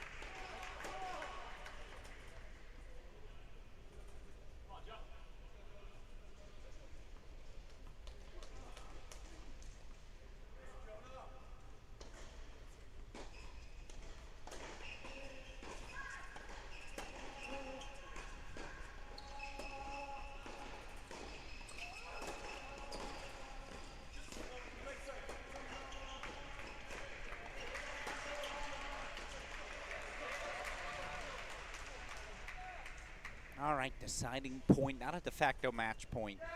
He's literally already had a match point. 2-all overall. Go full screen for this one so I can show you where our scoreboards are at. Again, wins for Texas, courts 2 and 3. Aggies grabbing the doubles point in court 6.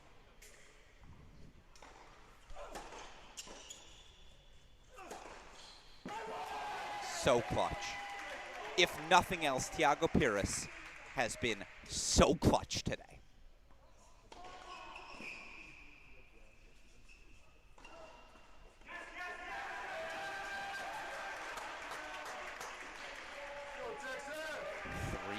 As we'll go back to a little split screen action. Single break there, single break in these 2 spots as well.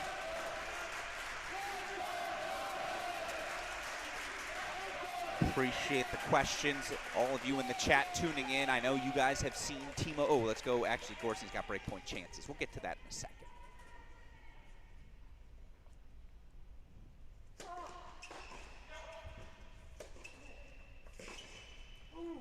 No, misses it long. So I see the question from multiple of you. I'll answer. Timo Lagu is here. Got the chance to chat with him for a while, actually, before the match. One, he's still been rehabbing his ankle, which he broke, of course, over the course of the summer. Probably just pushed things too fast in trying to come back from that ankle injury. To quote him, Alex, if I can't move, I can't play. So he's still rehabbing. Now, will he be available for the Longhorns? The answer to that question is currently no. Ruled ineligible for the moment. No, Texas is still fighting to get him eligible come end of season. He's still in Austin taking classes as well.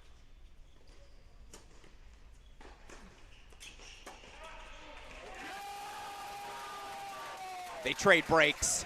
It's an exchange that favors the Longhorns. Gorsny, double break, 5-2. He will have at least 2 opportunities to serve for the match, so we take it down to courts 4 and 5. Again, it's break leads for Texas everywhere. It's the first time today I don't need to ask who you'd rather be. That answer is clear.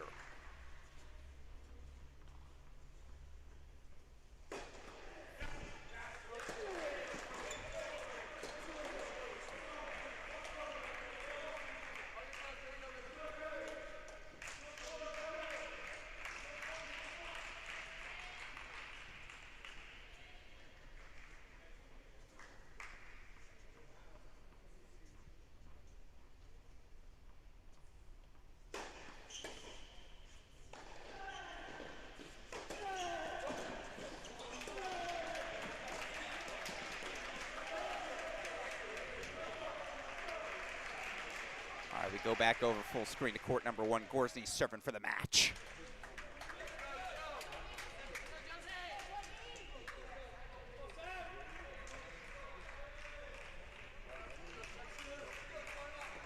Let's go, Sebastian, right here. Let's go, Jonah.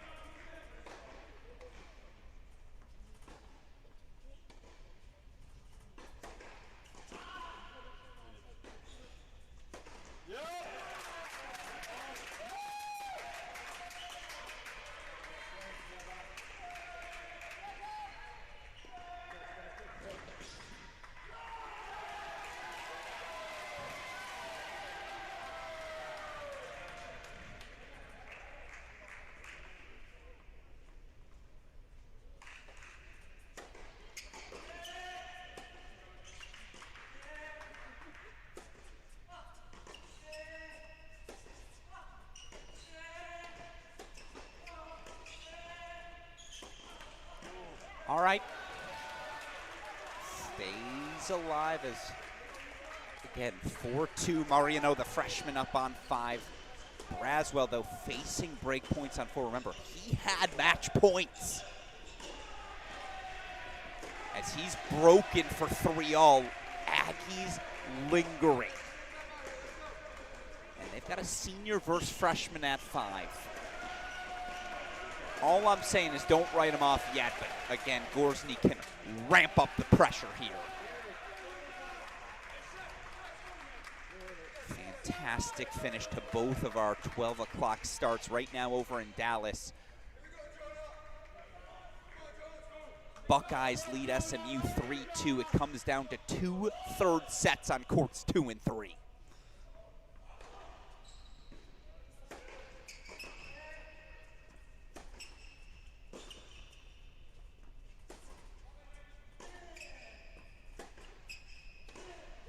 Match points coming for Gorsny.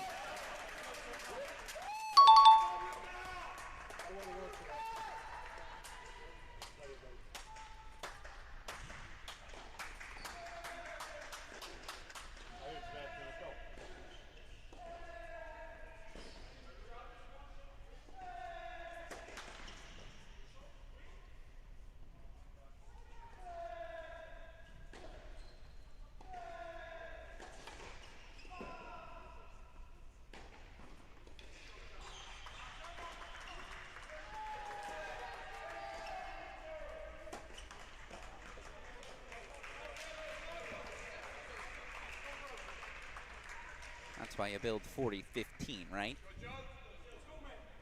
Again, show you all of our singles scores, doubles point, of course, to A&M as well. They're back on serve in the third at 4. It is 5-2 now on 5.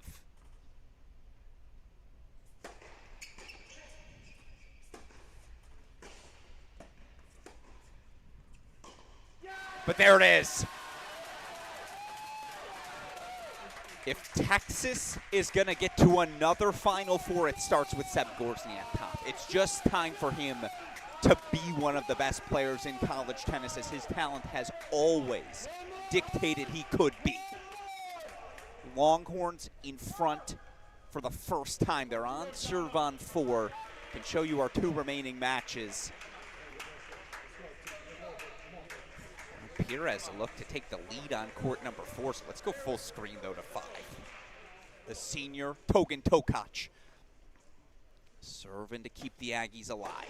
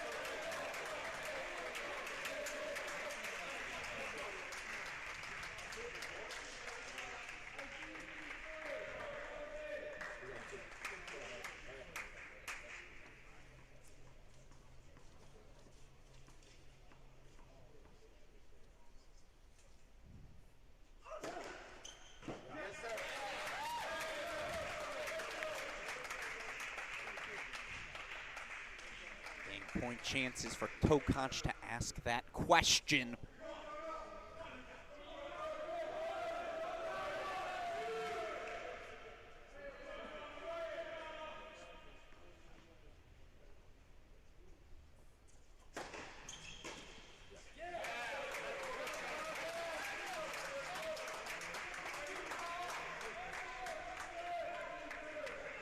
Mission accomplished from the senior. He holds for 5-3. The question now, it's gut check time.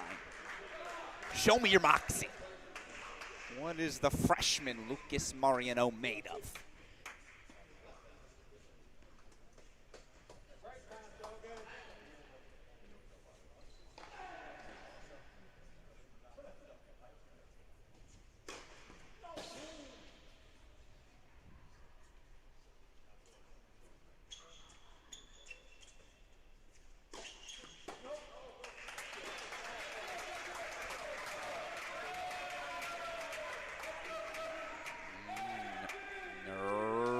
Finish. Nervy start at least, and again, never been here before Lucas Mariano. National indoors, spot in the quarters, riding on your racket.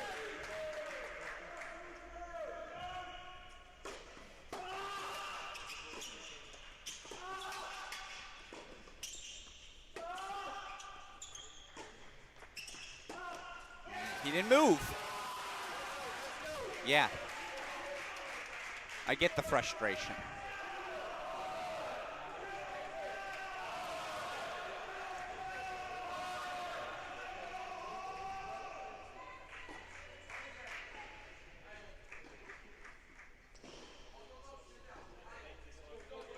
Crowd obviously in, and by the way, starting to get real crowded in here as people start to show up for that 3:30 Baylor Bear home crowd match.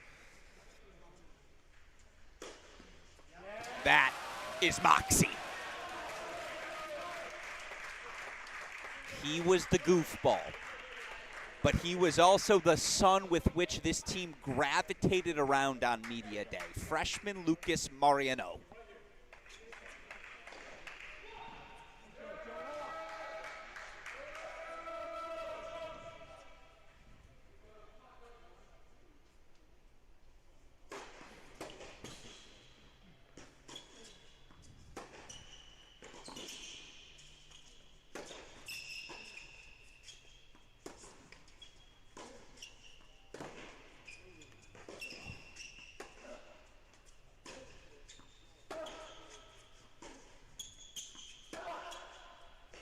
Yeah, that's his best ball. That lean into that backhand cross can really drive it.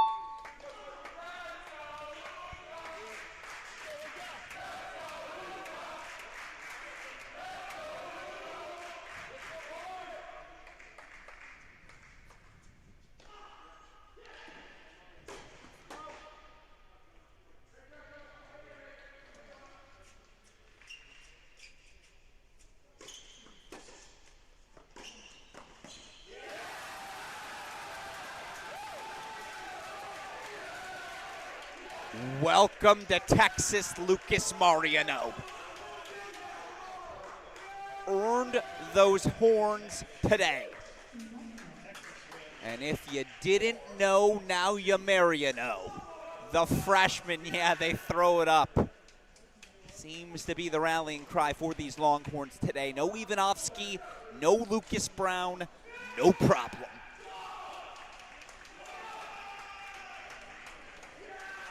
Number 7, Texas 4. Number 8, A&M 2. Heartbreak certainly for the Aggies. But boy, did these Longhorns come out and earn the darn thing. Again, they grab 4 first sets. Gorsny able to flip his match entirely on court number 1. By the way, look at this. Down a Colin Ivanovsky, and they still sweep the top 3 singles positions. Straight set wins at 2 and 3 singles as well.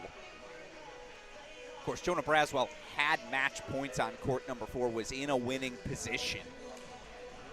In the end, though, just not enough from the Aggies, not enough juice up top. And the Texas Longhorns through to the quarterfinals.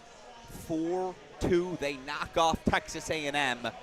Sets up a date with TCU. It is a 2024 National Championship rematch, a 2025 NCAA semifinal rematch. Let's run it back. Always special when those two programs share the court. We'll get that again here.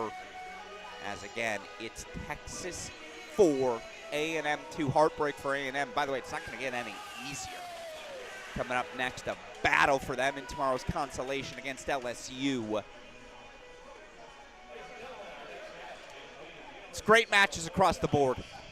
Wouldn't have it any other way. It speaks to the depth, the parity in men's college tennis this season. As, by the way, right now, I want to show you some scores, or can I show you those scores over in Columbus? 3-2 overall there. Want to show you again where things stand. You can follow that match, of course, exclusively here on the Cracked Rackets ITA YouTube channels, where things currently stand over at SMU. 3-2 Ohio State lead. Coming down to the number 2 and 3 singles position. Okay, my scoreboard just doesn't want to work, but if it did, it would tell you it's 3-1 Stearns in the third at 2, 3-all in the third at 3. Anyone's ball game.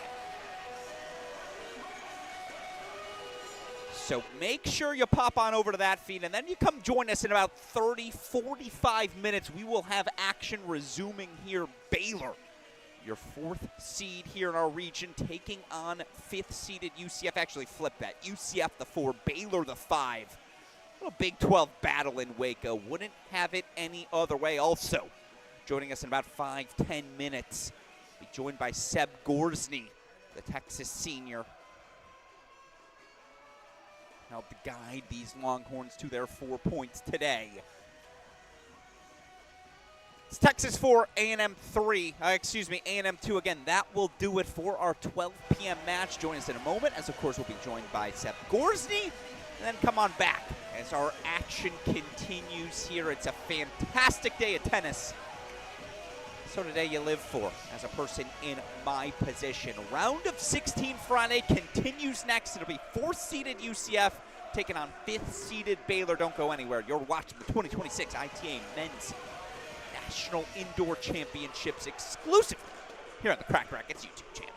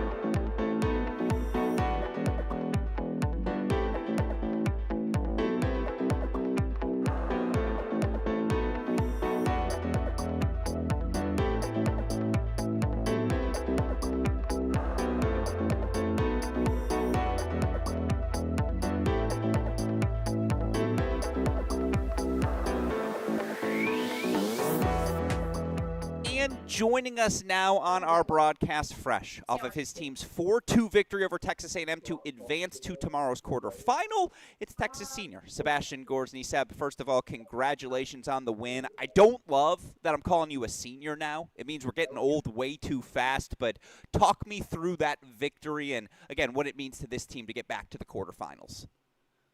Yeah, I mean, it was a tough earned win. I mean, A&M really came out, got us in dubs, and we've been struggling, injured. One of our guys, Colin, was supposed to play, and we found out 30 minutes before the match he's not going to play.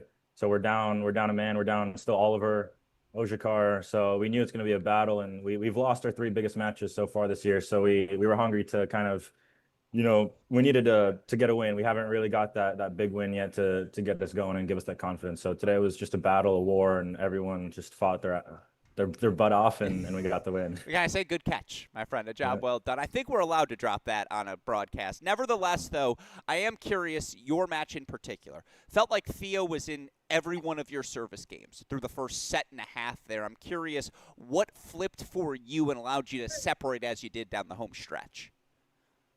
Yeah. I mean, I came out and I was just overhitting, kind of overplaying. he just makes balls and he's fast.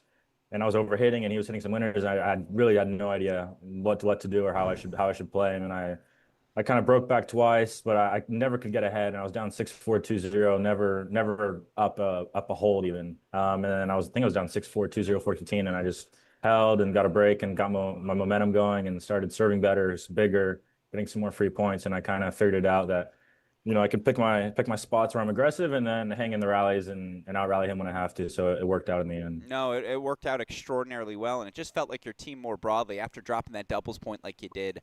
4 first sets. Obviously, you weren't one of those 4, but still just to be able to assert yourself as this team did and to have it be so many different freshmen across the board. Heck, even on 6, he was down 4-love and worked his way to a tie break.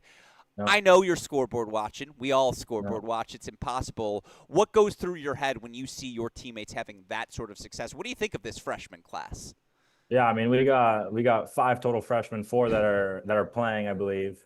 And I mean, yeah, it's a young team, but also some of the freshmen are not 18. They're older, so I guess they have some pro experience. So we have trust in them, and I'm rooting for. I still feel like a freshman, to be honest. I don't feel like I'm 22 and graduating, so I feel like I'm one of them. No, that's good to hear. My last 2 questions for you, because you mentioned that group of freshmen. I got to hang out with you guys on media day. I'm not saying past teams haven't been as joyful to be around, but no one was more joyful than your Texas team. It just felt goofy to be amongst that room. It felt like you guys were extraordinarily loose, and I'm curious where that culture comes from, like what this locker room is like, and if you're feeling that as well. Yeah, I mean, we have off the court one of the closest knit groups I think Texas historically does, and I mean we have a 10-by-10 apartment. We live all 10 guys live together, and the other few guys that came in January live in the same building. So I mean we spend every single hour of the day together. Luca Mariano, the French freshman, he's the funniest person you'll ever see, and Colin and all. I mean these guys are hilarious, and we just have so much fun cracking jokes. But we've been really working really hard the past few weeks to kind of step up our level and get it done on the tennis court. Yeah, well, we saw that certainly today, and that leads to my last question. Obviously, coming up next, a program you might be familiar with in TCU in the quarterfinals. I'm curious your thoughts on that matchup and what it's going to take for the Longhorns to keep advancing here this week. Yeah, we knew that would be our second round or quarterfinal match since the beginning, since the rankings were out a few weeks ago. So we've been looking forward to it, and there's a lot of history between me and them, but it's all love, and we're just going to look forward to the battle because they're a great team, really well coached and really tough. So it'll be fun. Yeah. And the best team will win. All right. I like to hear that. And certainly again today to see you guys flex as you did. Awfully impressive. Texas senior Sebastian Gorsny, congratulations on the victory. Obviously, good luck to you and the team moving forward, and appreciate you taking the time. Yeah. Thanks, Alex. Enjoy the rest of the day.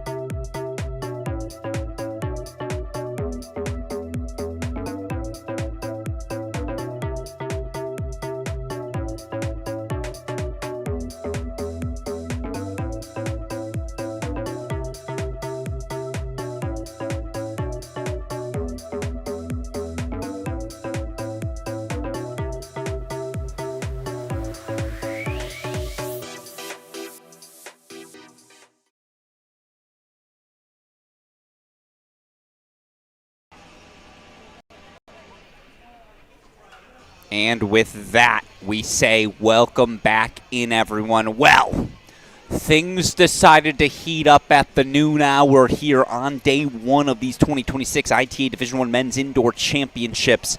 Top seed Ohio State survives. 7-6 in the third. The clinch, of course, coming courtesy of senior Jack Anthrop. I guess that's why you have him on the job, right? Won last year. Super, super impressive by SMU. They were in it. Oh, man, a doubles point that came down to a deciding tiebreak. Obviously, a deciding tiebreak there in singles as well.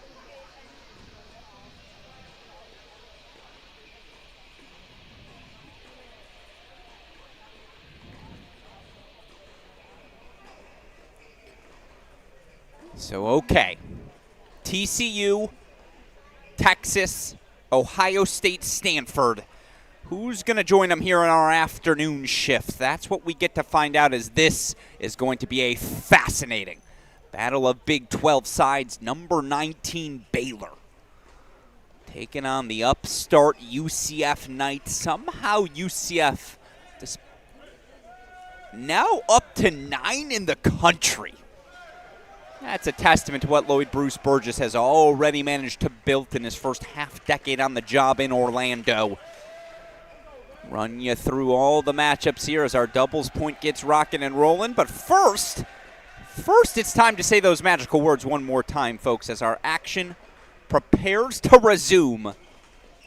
4 magical words for you. Let's play some tennis.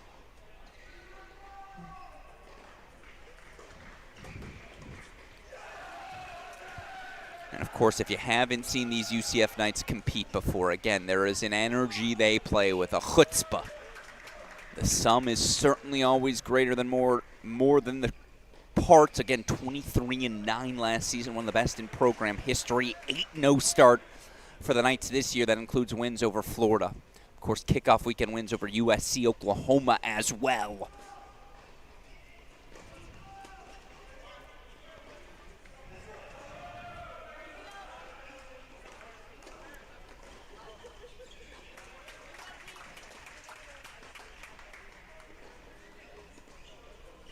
Really fun battle here at the top spot.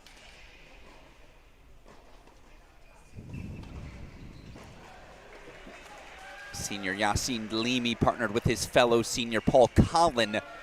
40-love lead as they take on the pairing of junior Connor Van Skalwyk, senior Luke Koenig.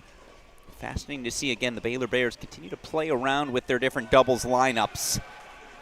Baylor Bear team, of course, 5-2 overall. Losses at San Diego, a loss at TCU, but a big win over Texas A&M earlier this week.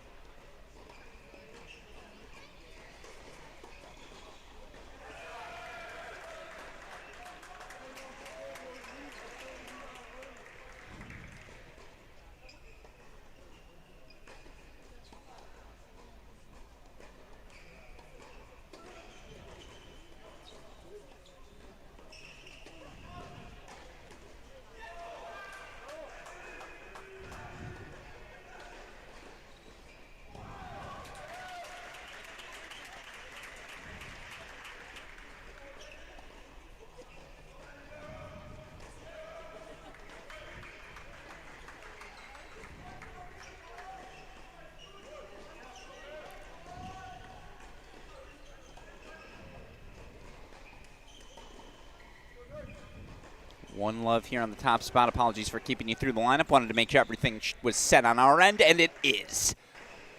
So over we go now to court number 2.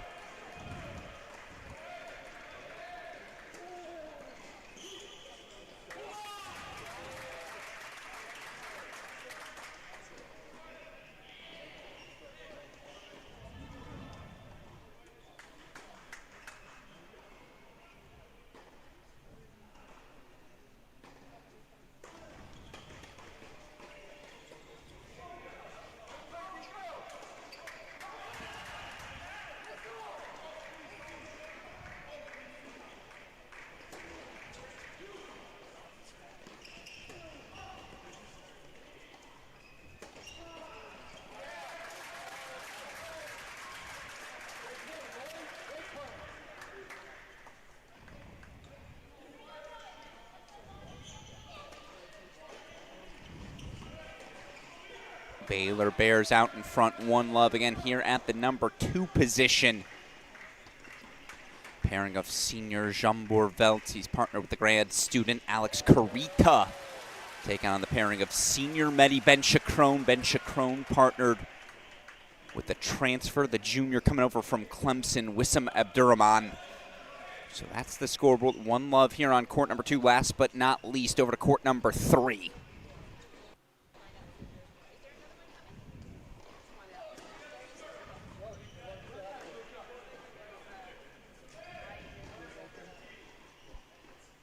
Luca Hutza, the senior out of Miami Shores, Florida, partnered with Nicholas Oliveira, the sophomore. They'll take on freshman Blake Anderson, junior Devin Badenhorst. I know how positive, how confident head coach Woodson is in his freshmen.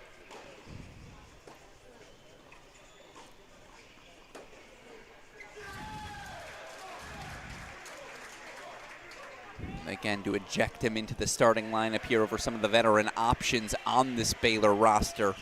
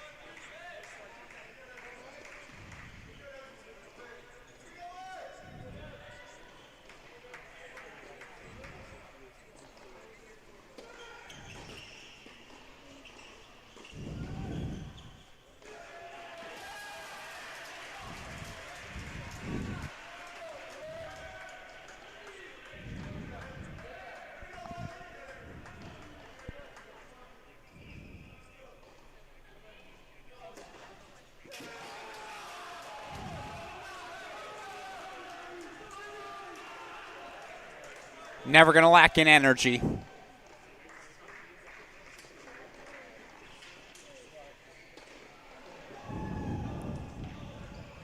One all they hold. Let's go over to court number 2. More looks for the Bears.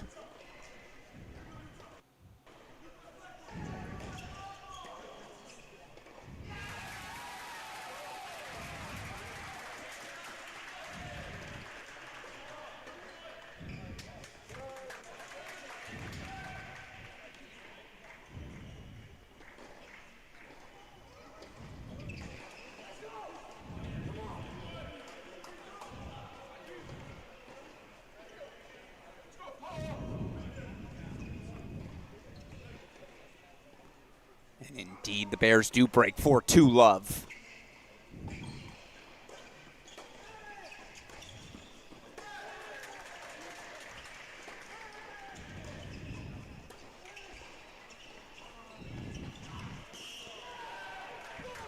Bouncing back, though, again, the seniors here, Ben Chacron. I guess the junior Abdurrahman trying to get right back on it. Got to capture 2 of those 3 sets to grab that elusive doubles point. So far today, team that wins the doubles point 3-1. The lone exception, of course, coming in our last match, as we saw the Longhorns rally to find 4 singles victories. SMU was a tiebreak away from doing so.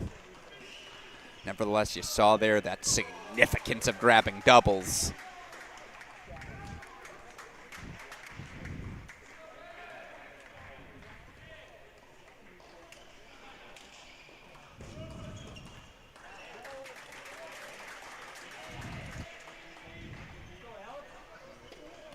By the way, I walked outside to just examine the crowd here at the Hawkins Indoor Tennis Center. It was starting to fill in pretty nice.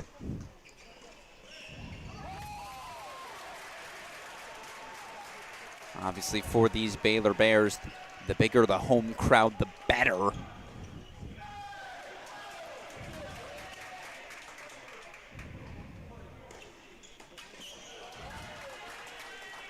Talked to multiple players over the years, and they continue to list this Baylor Bear facility. When the Bears are humming, and they've got a home crowd here indoors, you are going to feel every bit of that crowd as a presence within your match.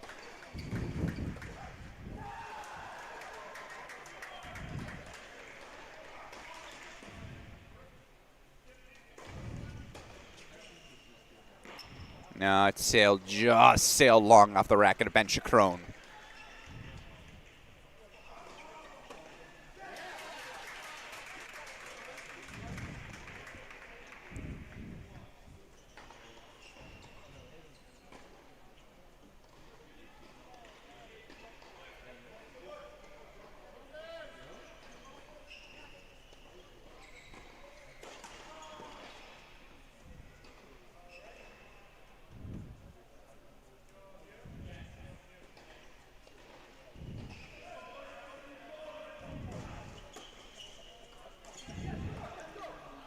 All right.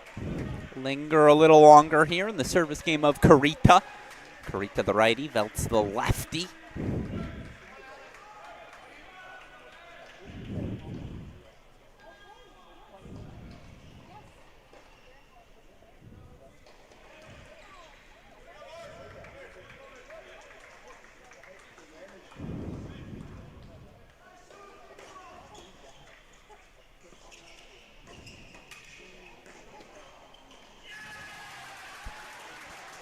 So there's the hold 4-3 love. Baylor Bears consolidate quickly before, again, we get too far along as we're on serve on the corners there. The break here on 2.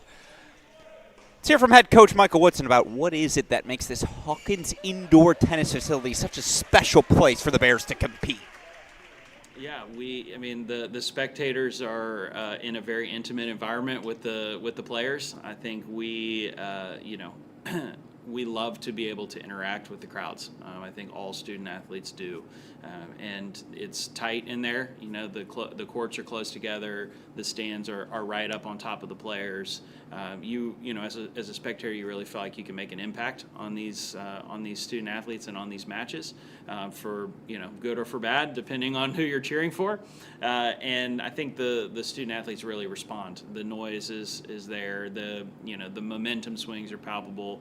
You can nothing's happening in a vacuum there, and so really just accentuates what is probably the best part of our sport and why team tennis I think is so much fun.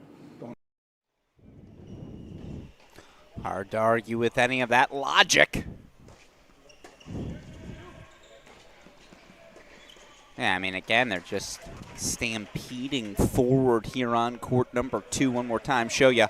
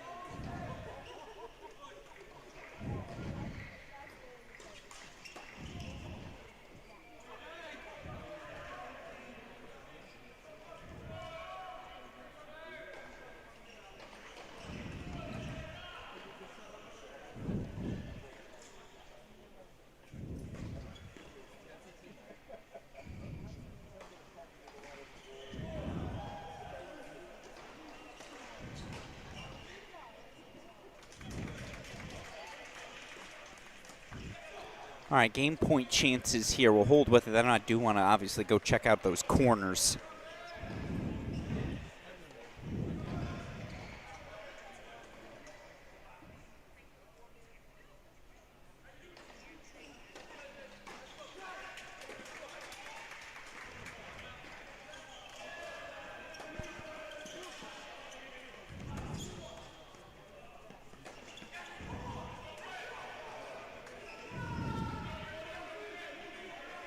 there is the hold. They're on the board, 1-3. Again, it's 2 all in our other spots. We'll go over to court number 1.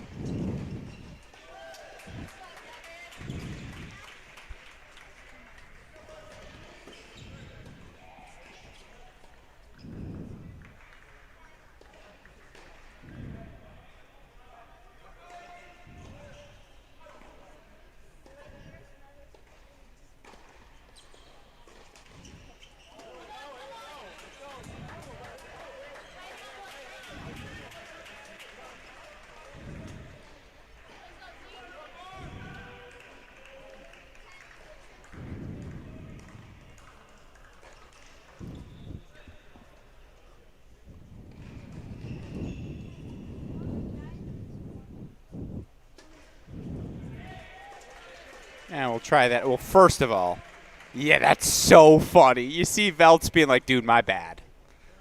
Carita thoroughly connecting there.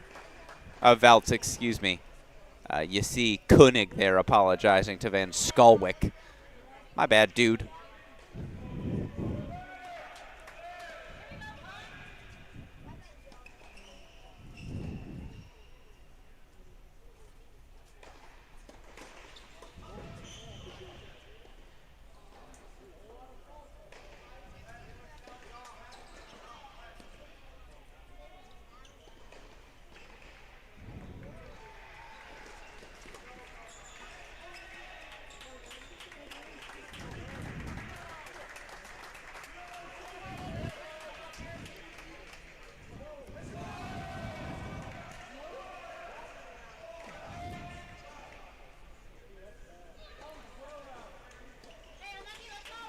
Was that an overrule? But I think it was an overrule by the ELC. Yeah, Van Skalwyk Koenig in shock. I mean, again, it was close. But hey, you can't argue with technology. Game point chances for 3-2.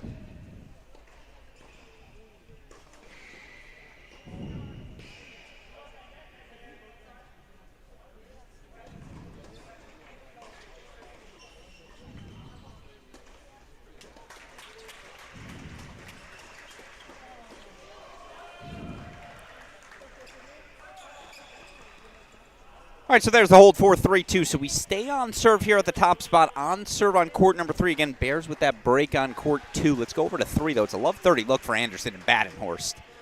And, yeah, give me Devin Badenhorst at anyone at that number 3 spot. You feel like it's a winning combination, of course.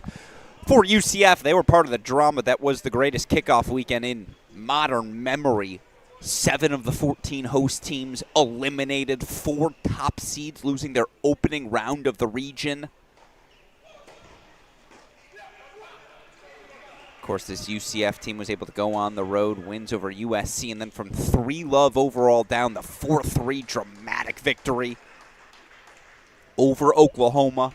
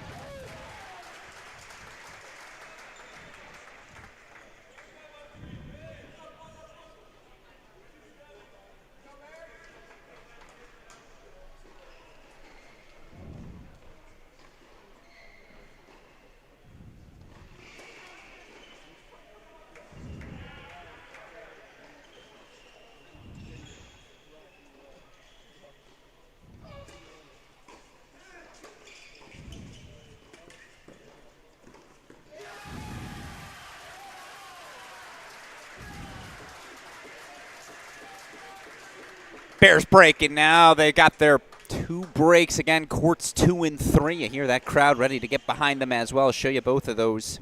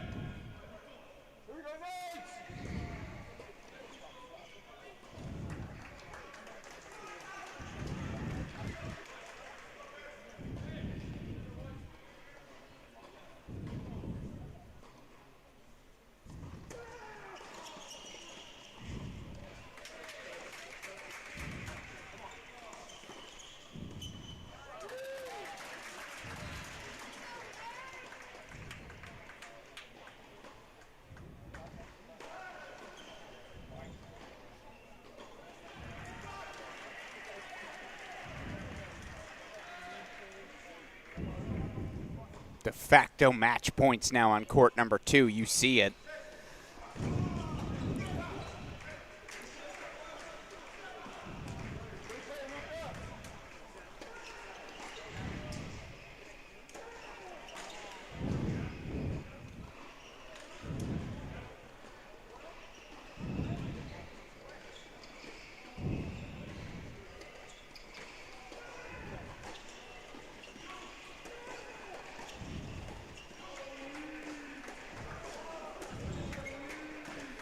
Yeah, it's crisp. It always helps to have those 6'7" arms as Badenhorst does. Real easy with the wingspan. Game point chances for 5-2. Again, break point chances for double break 5-1. It is all Baylor Bears here in the doubles. Confidence from that win over A&M earlier this week very much carrying over here to start today.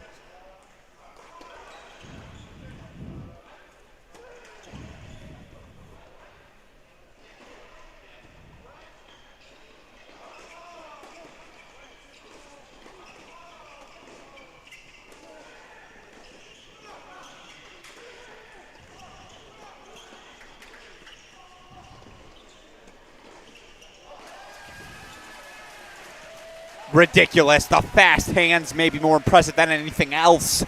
That was an overhead. An overhead that came at his body. Ready for it, and then again after that it was the rip from Carita. Ian Veltz will serve for the matchup. 5-1. Darn impressive dubs. As that's a 5-2 lead on court 3, so we'll go full screen here. On serve on court number 1. Question is, will it matter? Bears have their breaks at the 2 and 3 spots. Serving for it here at 2.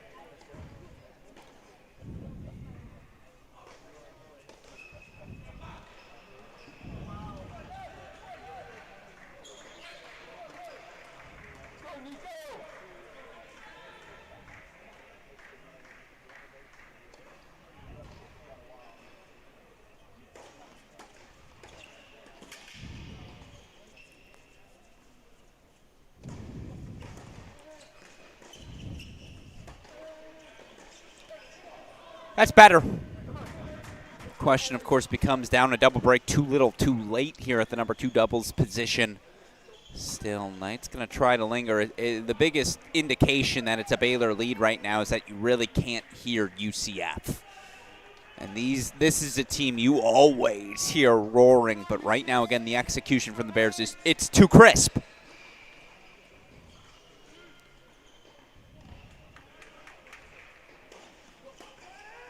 So now they've got match points.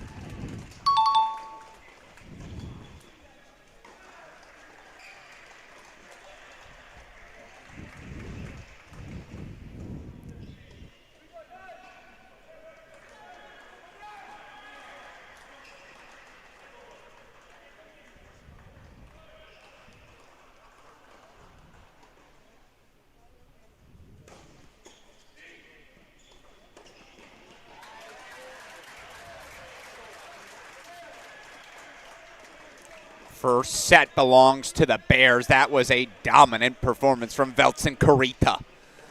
Got the lead, never looked back. So Bears on the board here in doubles, and they can close things out right here, right now. Make it a 30-minute doubles point. And by the way, you know who I'd want serving for it? The big man. The junior Devin Badenhorst stepping to the line.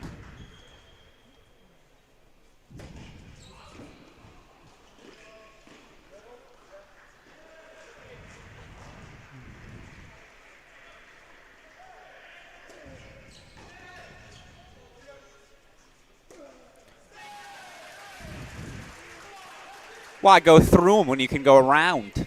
Real simple. It was a great first move from the freshman there, Blake Anderson. And Anderson, who again, talking with head coach Michael Woodson, he was a little bit sick in the fall. Sick as in ill. Thus wasn't able to play the full rotation of matches that he thinks would have put, Coach Woodson thinks would have put Anderson on the radar.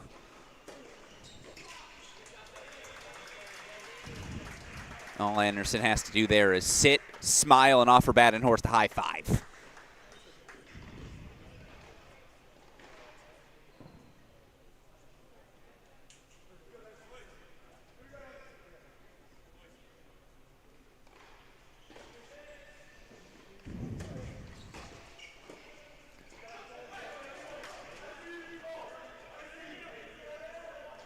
He wants to challenge the serve, and he said it immediately. Now the question is, will they allow it? Did it come a little late? That's going to be the discussion here immediately. That's the discussion. Is the serve long? I thought it was. Bears want to say, hey, can we take that point back? Can we hit a second serve? I think Coach Woodson in the end is just going to say, you know what?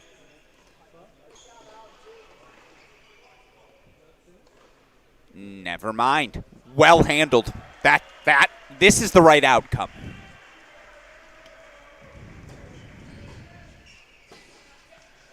And it's the same outcome of the point as well, but again, you do have that right to challenge. If you think you missed a serve and it's played, for lack of a better term, erroneously, you can go to the chair umpire appeal and say, hey,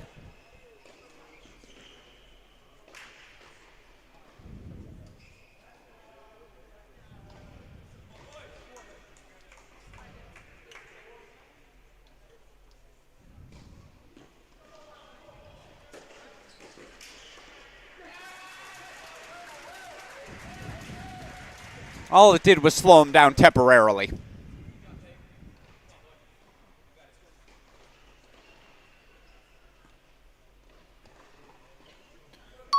Match points to grab doubles.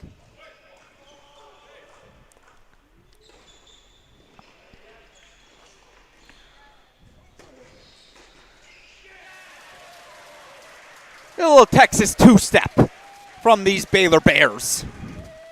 It was TCU earlier, Texas after that, and now it's the Bears. Strong statement being made by the state of Texas here today. Baylor Bears in about 30 minutes. Clean doubles points. 6-1 from Veltsin Karita at 2. Badenhorst, Anderson. 6-3 set on court number 3, so it will be Baylor 1, UCF love coming out of the doubles. Of course, when these two teams faced off in Big 12 play last season, was a 4-love victory for the Baylor Bears. Obviously going to do my best to see if there are any rematches in that one come singles. But for the meantime,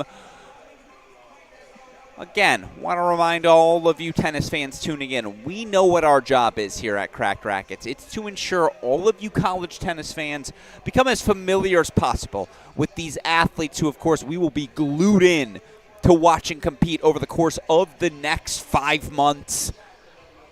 Still early in the season, these national indoors. Perhaps you're not properly acquainted with each of our sides competing here today. So, without further ado, I want to introduce these sides to you. Let's start with our team up One Love, our hosts of this 2026 Men's National Indoor Championship. It's time to meet your 2026 Baylor Bears. Devin Badenhorst, Jr. from South Africa, Sikkim Bears. Louis Bowden, Jr., Great Britain, Sikkim Bears. Drew Hedgeko, freshman, Fayetteville, North Carolina, Sikkim Bears. Connor van Schalkwijk, junior, Namibia, Sikkim Bears. Calvin Barrel, freshman, Naples, Florida, Sikkim Bears. Blake Anderson, freshman, Prosper, Texas, Sikkim Bears. Luke Koenig, Durban, South Africa, senior, Sikkim Bears. John Morvads, senior, Budapest, Hungary, Sikkim Bears. Armand Zamani, senior, Frisco, Texas, Sikkim Bears. Alexander Chiriță, grad transfer, Romania, Sikkim Bears. Quinten van Wijk, student assistant, Sikkim Bears. Isaac van der Merwe, assistant coach, Green Wolves, Sikkim. Woodson, head coach.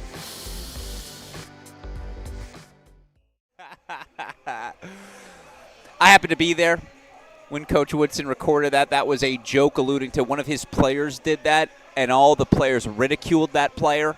So Michael Woodson, last up to do his player introduction, decided, let me go with that motion as well. Having fun as we always do. And, of course, what Michael Woodson has contributed to tennis over his half-decade in charge of the Baylor Bears. Again, it's his second indoors hosted. They hosted a full round of the NCAA tournament.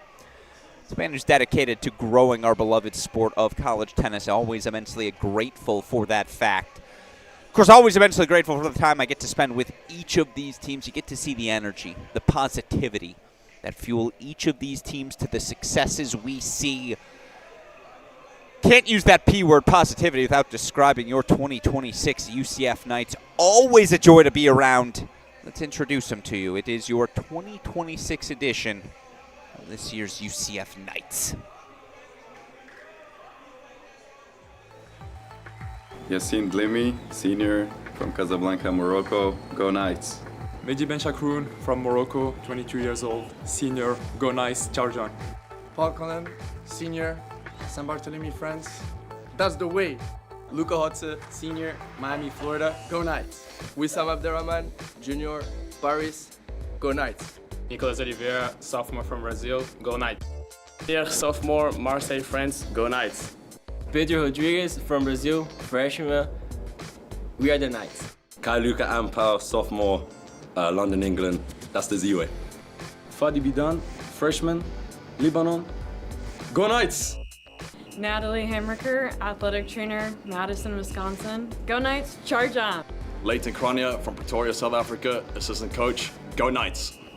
Kareem Alaf, assistant coach, Kings of Florida, Go Knights, charge on. Lord Bruce Burgess, head coach, Brockenhurst, England, Go Knights. Andrew Gladstone, Director of Operations for UCF Tennis. Go Knights! Charge on! Well, there's the energy. Doesn't matter if you're a player on the roster, staff on the roster, UCF Knights expect to bring it. So certainly, again, yes, they're down 1-love, and honestly, it wasn't a particularly competitive doubles point. But if you think they're going to get rolled over here today, you just haven't been paying attention.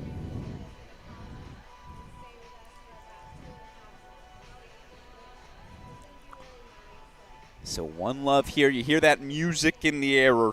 In the air.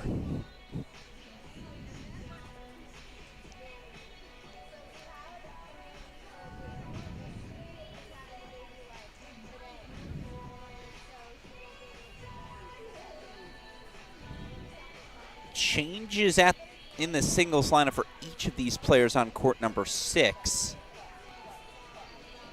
Going to be Clement Lemire taking on Louis Bowden. Other than that, each of these teams going with the as-listed lineups submitted to the ITA, of course, for this event. Want to show you those 6 matchups now to the right side of your screen. Introduce them all, of course, as we run you through the script of our matchups.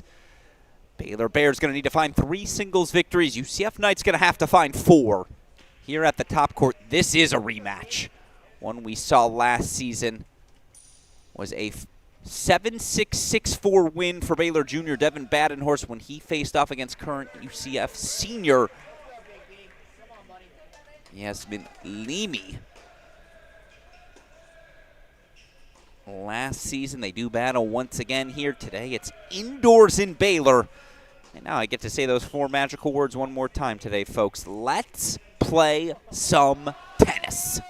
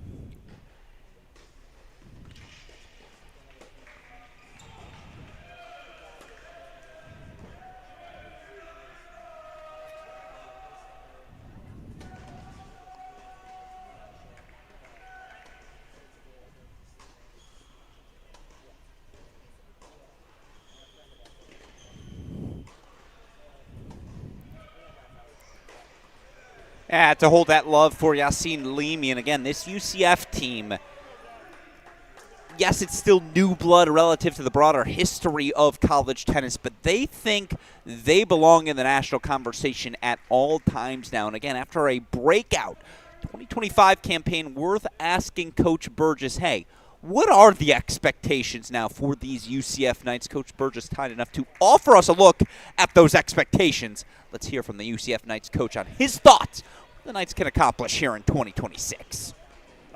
Well, last year you asked us what we're trying to do, and we said we came here to win. Yeah, this year, same thing. We come back here to win. We're excited to have that chance. We believe we can do it. Expectations for the season, same thing. We're trying to win the whole thing. That's why we signed up to do this. So we're trying to win everything we play. I think that's a fair expectation. Try to win everything you play. Why not? As again, that's our matchup here on court number 1. Let's head over to court number 2 now as we continue our introductions.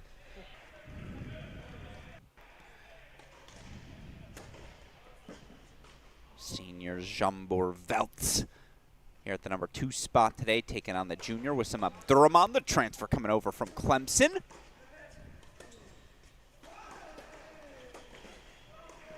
Sure. Again, one of those coveted pieces on the portal. You knew you were getting a guy who could slide into the top half of your lineup.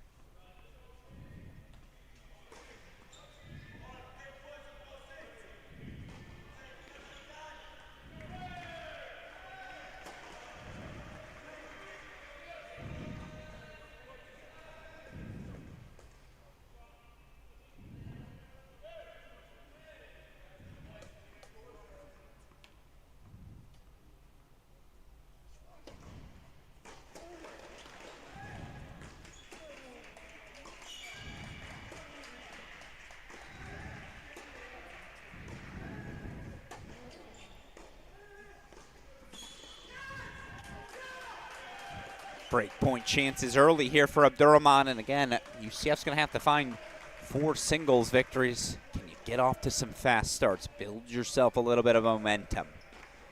Breakpoint chances here early. Over comes Isaac Vandermerve, a long-time partner in crime now for head coach Michael Woodson. Nearly half-decade together, actually more than that now.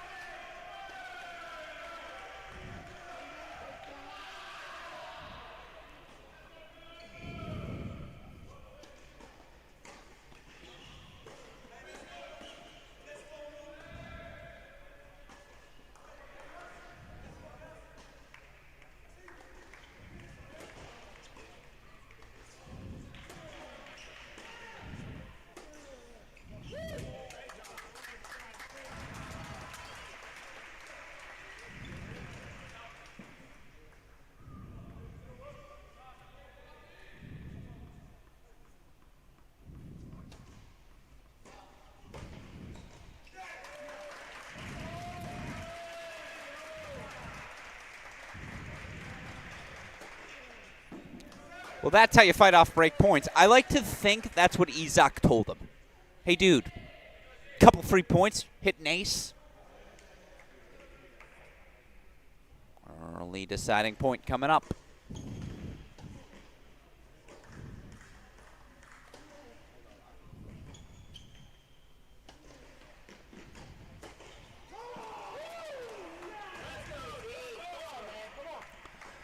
Moxie.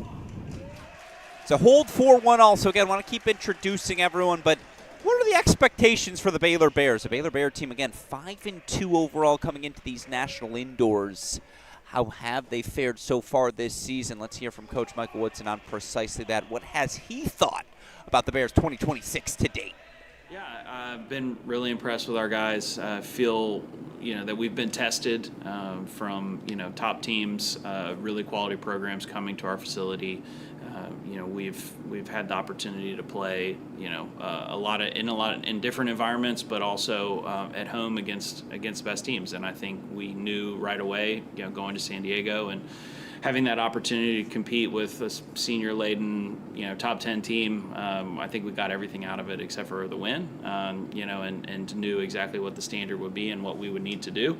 And so we've just been trying to build from there. And I think we've learned a lot, especially over the last week, going to TCU and having a tough performance that got the better of us there. And then coming back here against Texas A&M, we made some good adjustments, had a great win against a very quality team. I feel like we know where we're at. We're confident in our abilities, and we know what it's going to take to do some damage. Confident in your abilities, know what it takes. Those are good buzzwords for any team looking to make a push. Again, always great to hear from Coach Michael Woodson. He's been far too kind to our Cracked Racquets teams over the years. Let's go back over now. Keep our introductions rolling. Court 3.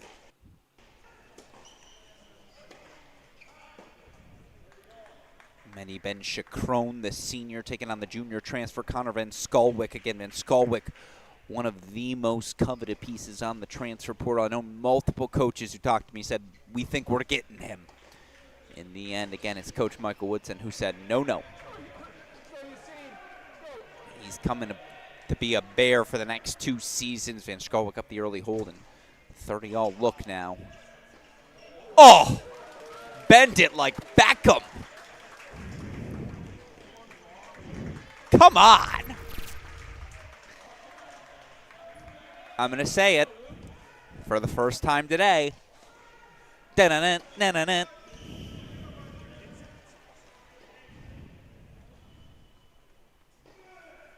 Yeah, that's really good.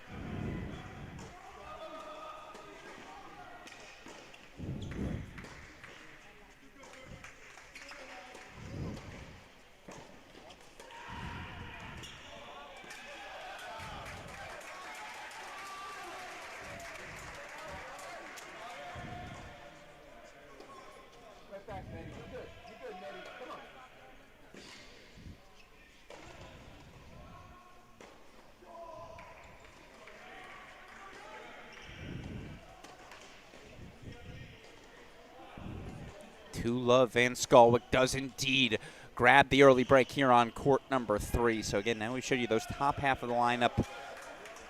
And again, Van Skalwyk, new to Baylor. Abdurrahman, new, of course, to UCF. So no, neither of those matchups were seen in last year's dual match between these teams. Didn't see this one either, and obviously this is a new one featuring one of the top newcomers in all of college tennis. Pedro Rodriguez grabs the early break back as he takes on the grad student Alex Carita. Obviously a change of ends, so we'll get away from this one, but 2-1, they're back on serve here in the first. Over to court number 5 now we go. Paul Collin, senior for these UCF Knights, taking on the senior Luke Koenig.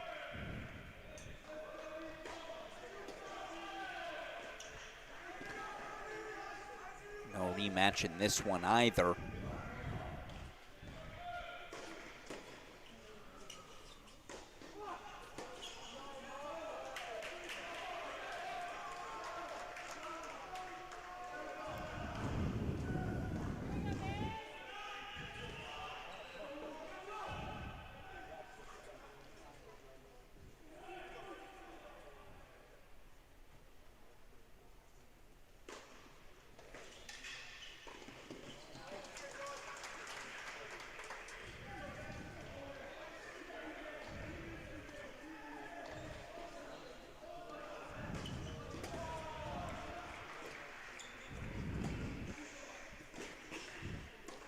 He's just a guy who is ready to take a massive step forward. It's his final season on the job. I know how much work he put in the offseason in the fall. Getting forward is the Luke Koenig MO. He's got aspirations to go play pros. I just feel like, again, the senior is as fit as he has ever been, as confident as he has ever been.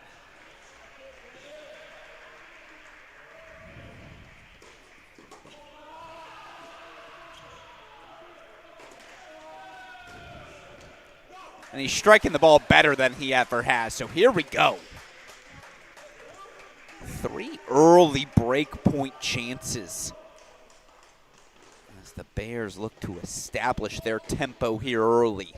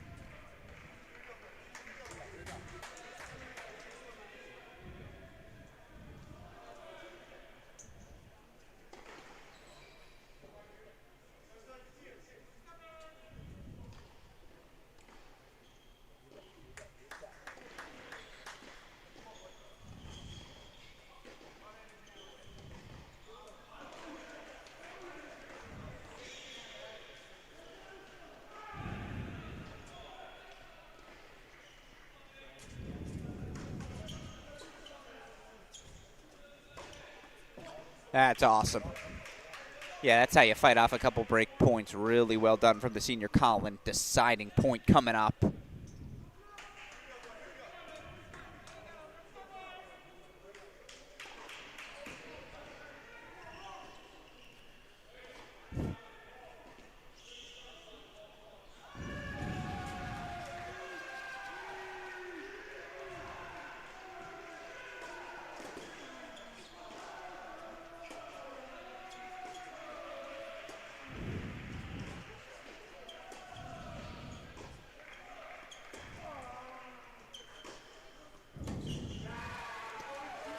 Huge. Huge. Yes, it's for 3-2 to keep you on serve, but it's just a tempo establishing moment. Really well done for UCF to grab that hold here. Well done by the senior, Paul Collin.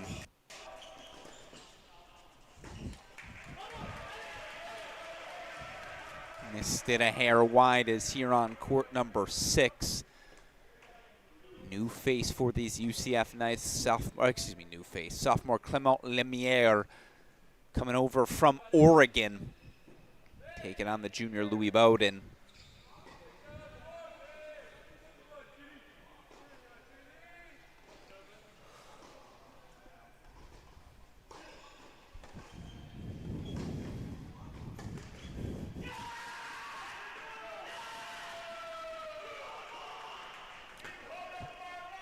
They're waiting for a ball back. Meanwhile, I think court number 4 deciding point goes the way of the freshman Rodriguez, so they stay on serve there. You see that break lead. Leamy opening his up on court number 1.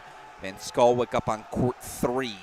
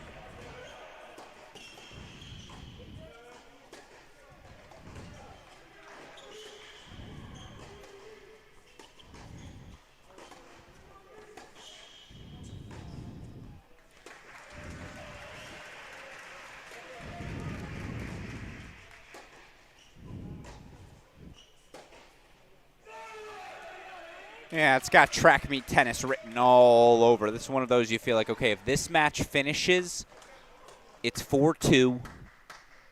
4-2. It's 4-3, and we're here for 3+ hours. Very much, by the way, an in-play scenario.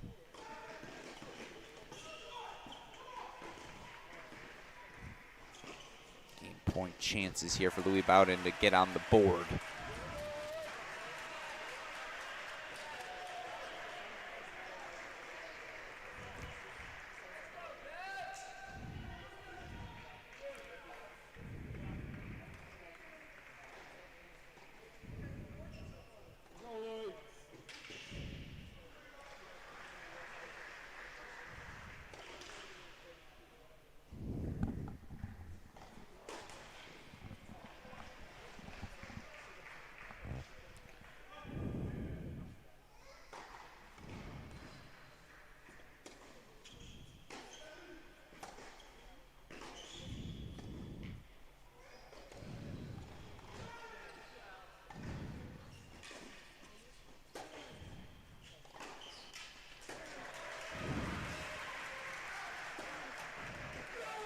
Little left court luck, he'll take it. He's on the board for 1-2. Still the opening break to Lemiere.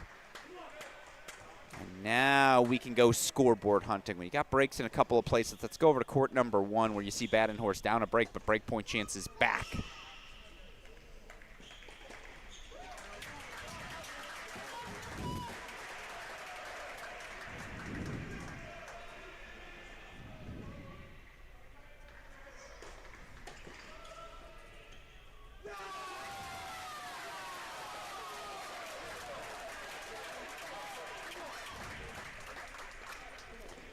It's a break back. You heard the crowd behind him as well. Back on serve here on court number 1.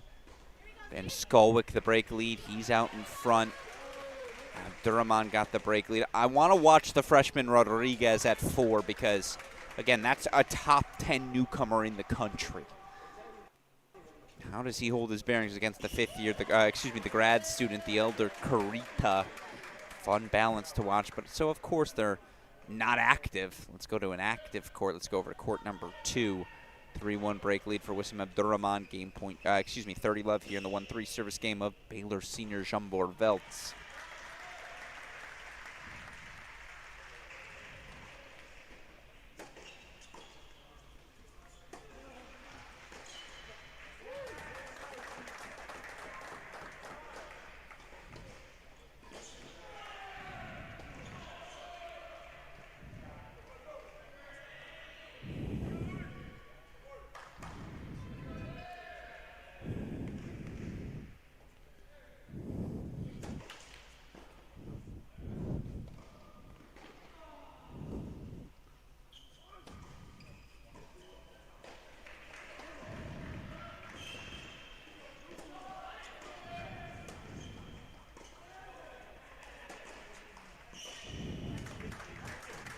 All right.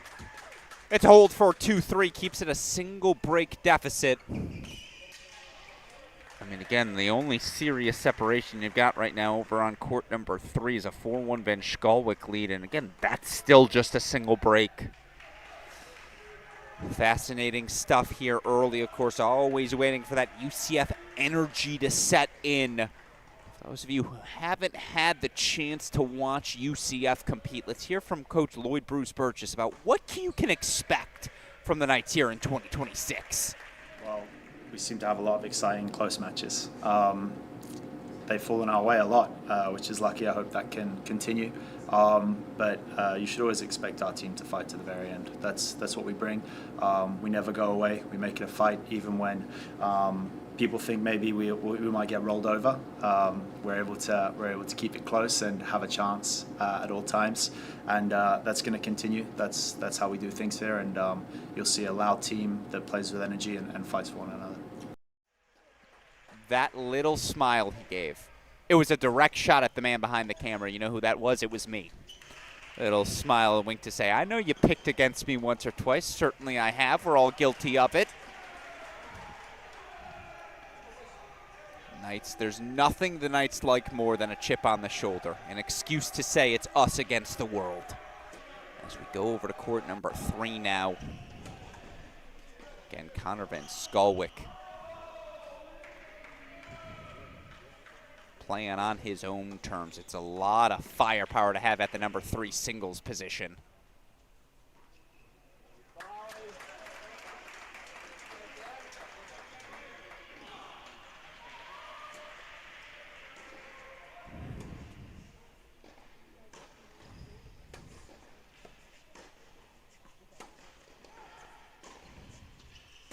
Ooh.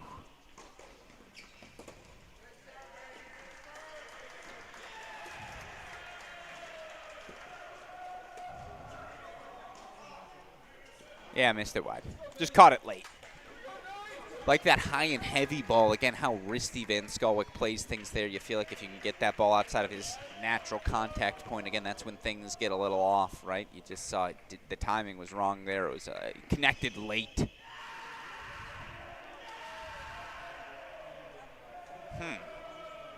Well, that sounded like a roar. What happened? Deciding point on 6. Thank you very much.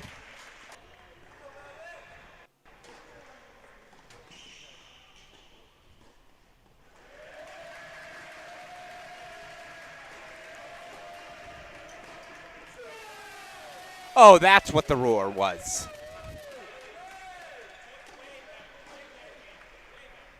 Head coach Michael Woodson, way better game.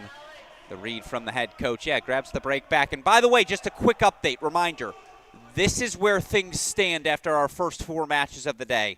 2 4-3 thrillers over in Dallas. Sets up an Ohio State-Stanford quarterfinal. Of course, for us, we see it every year. Texas, TCU. Serious national implications, of course, on the line. Still 4 matches to go, though. You can follow them all here on the Cracked Racquets and ITA YouTube channels. Back over we go, of course. You don't want to see a draw. You're here to watch some tennis.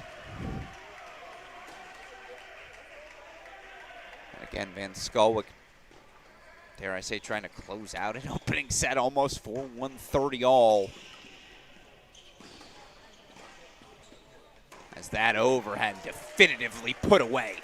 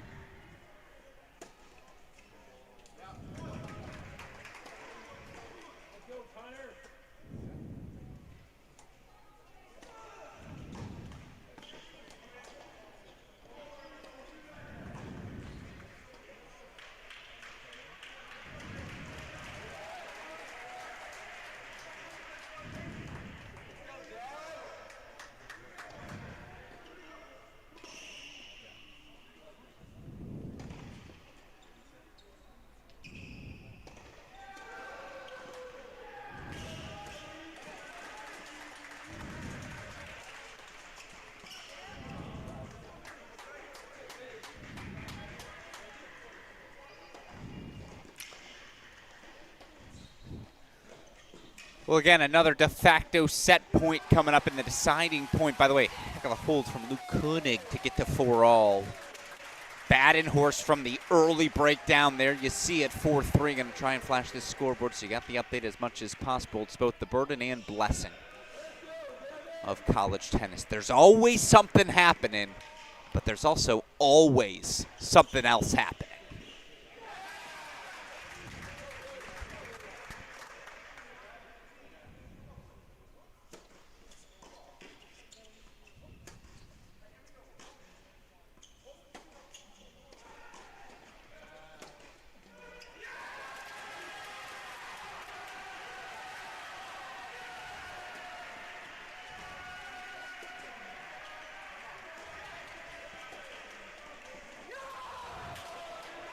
Senior Ben Chacron, there now we're starting to get that UCF noise, that UCF fight.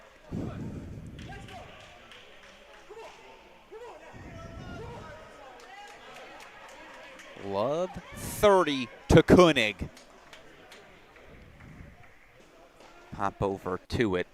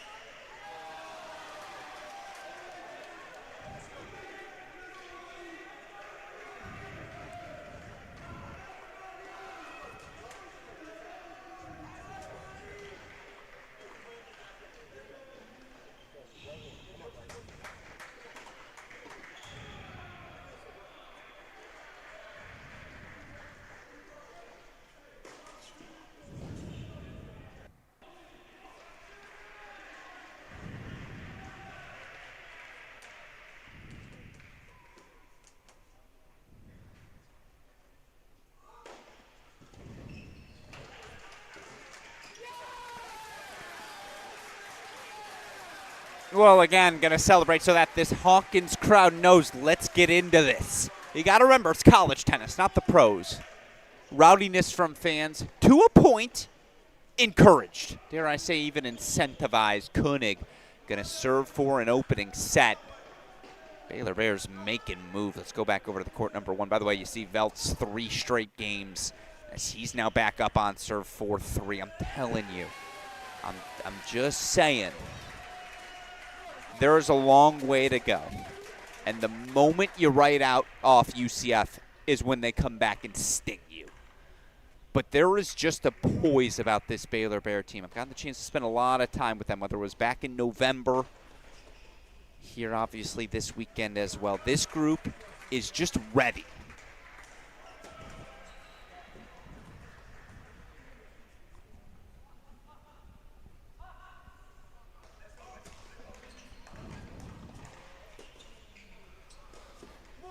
They carry themselves mentally like front runners.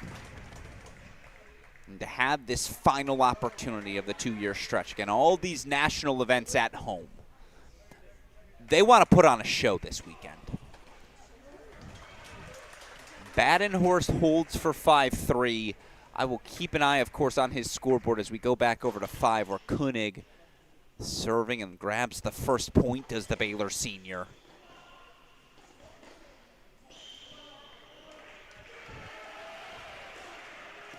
Ooh, that's going to be an immediate challenge.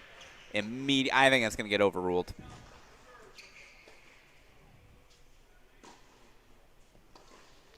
Never mind.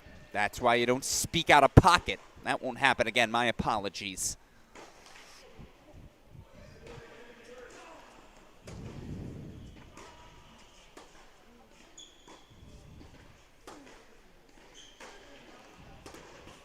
By the way, that's why you should never judge a call via a live stream, via a camera, unless you're there in person. Your guess as good as mine. Again, this is why we have the ELC. Remove all doubt. All right, Baylor's going to have a chance to serve for 3 first sets. 1-3-5.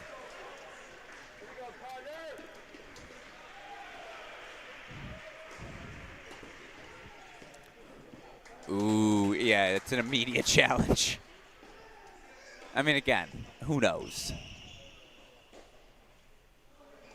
Yeah. Call confirmed by the ELC. So here we go.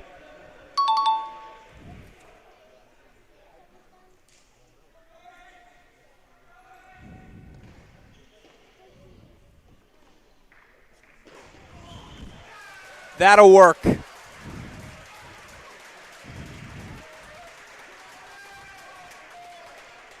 Luke Koenig's just ready. In and out of the lineup his first 3 seasons. I'm telling you, he has put in the work. And the senior. 6-4 opening set. Again, 2 other spots right now. Baylor Bears looming. Courts 1 and 3, those 2 positions.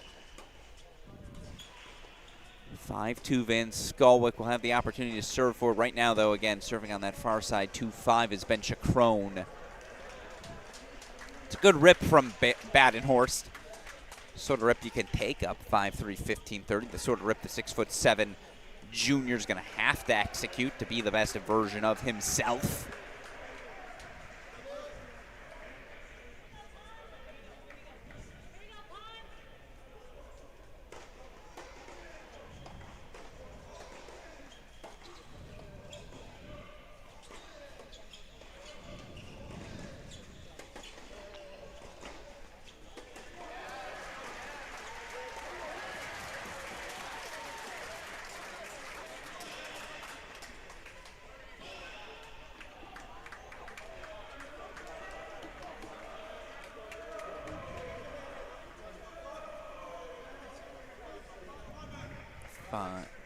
Let's go full screen as again, 2 set points.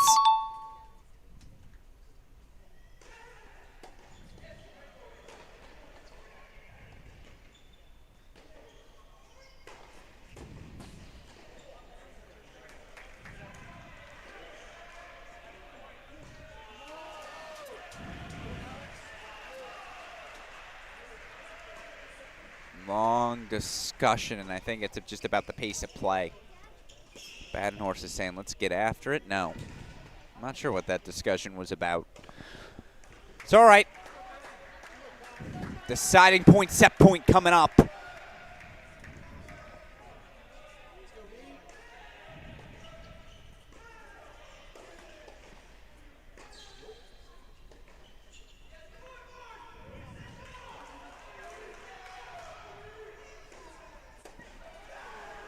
It's a big serve. It's a big target for Dlemy.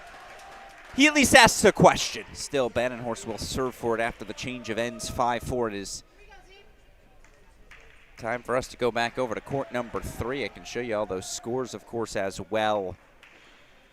3-2 on court number 6. I told you, if that one finishes, it means it's 4-3.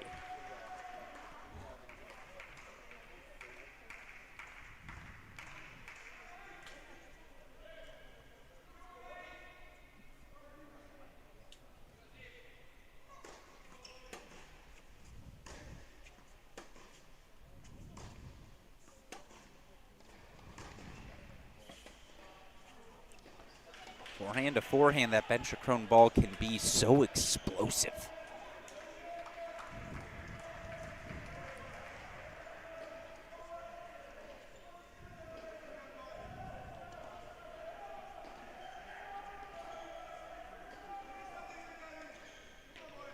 All right, I see Badenhorst is out of the chair, so we're going to go back over to court number 1.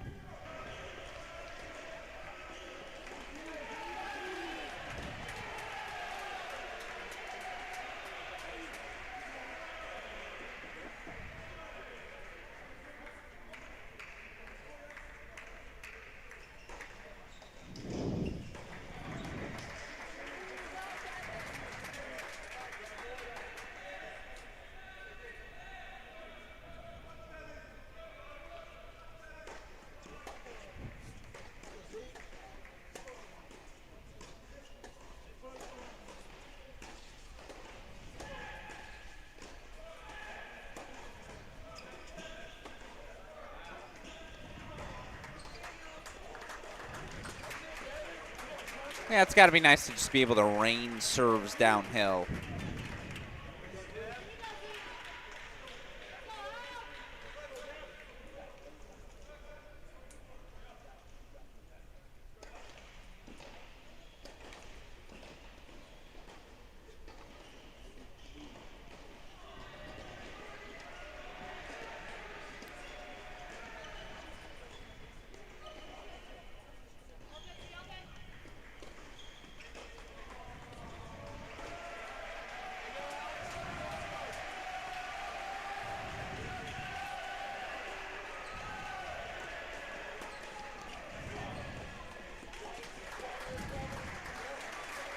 Set points coming for Badenhorst as it is a hold for Benchacrone to ask the question.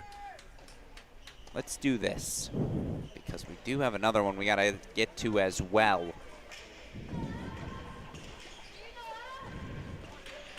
Five for Carita, the freshman Rodriguez serving to stay alive. Leave no doubt.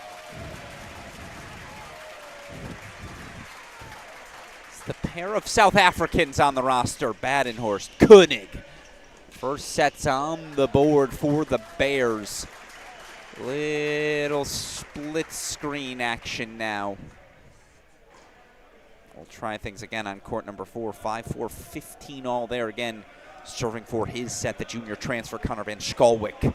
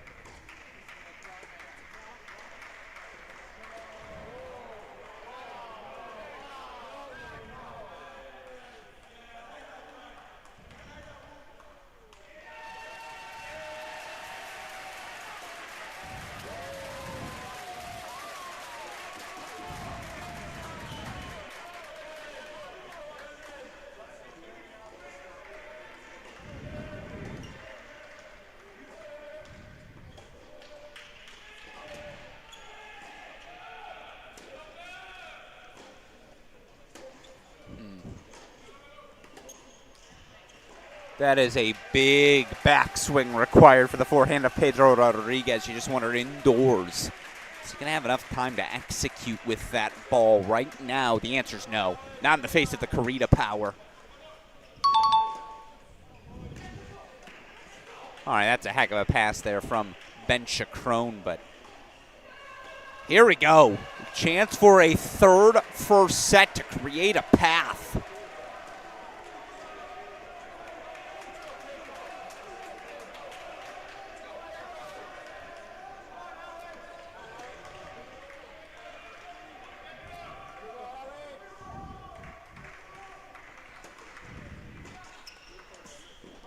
Oh, that's so nice. Bring out the protractor. Carve that angle beautifully. It sets up two set points, excuse me.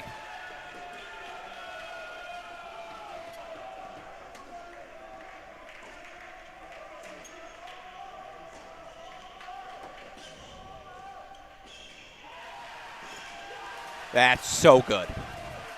That's why he's a top newcomer.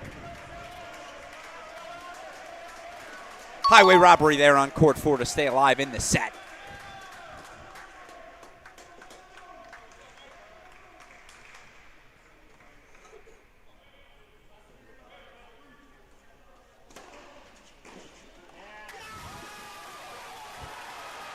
Three first sets, Bears.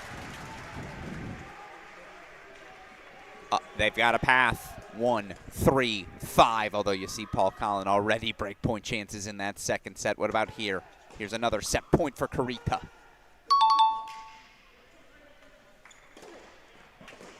That's an I don't know.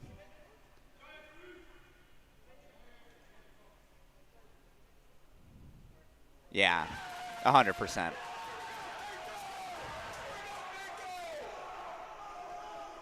Fights off multiple set points.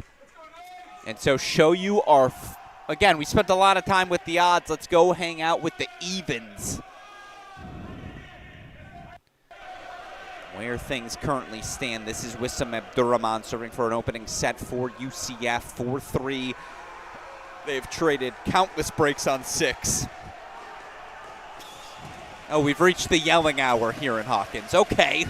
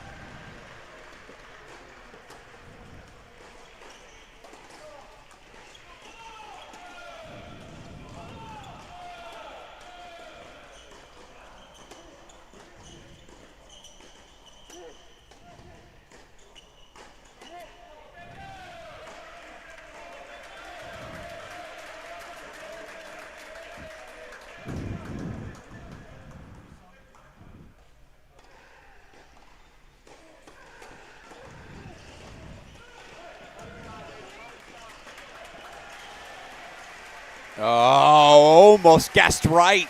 Love that.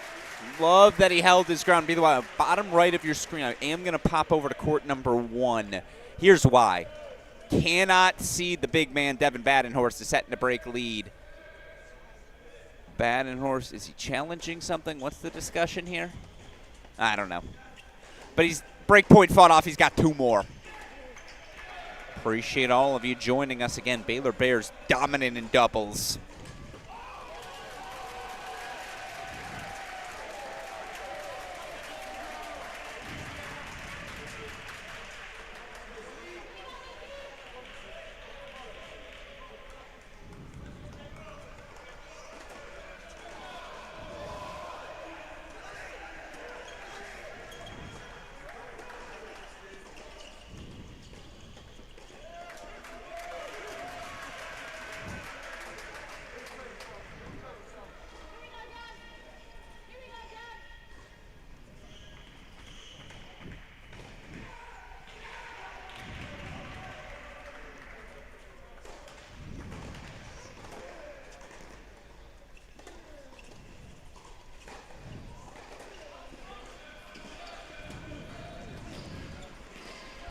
Oh, overcooked it. Overcooked it. Back over to 2 we go as again, breakpoint chances for Veltz to extend the set. Massive opening hold, just very quietly. Massive hold at 1.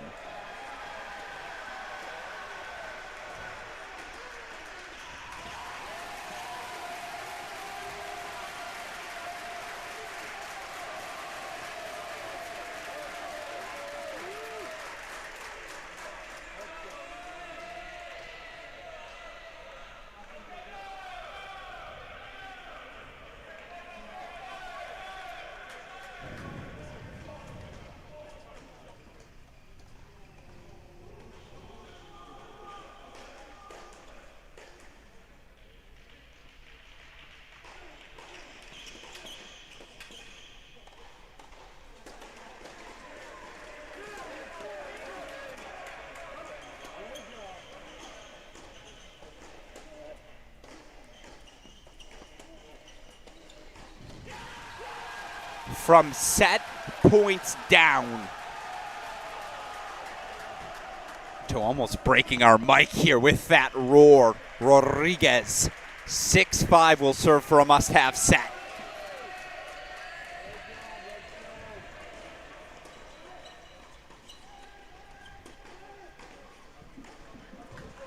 Again, 3 first sets remaining. 3 first sets, though, for the Baylor Bears. 1, 3, 5. It's real simple. That's their path. 6-5 here, obviously, to get them on the board. We'll go over to court number 6 as we take us to a split screen.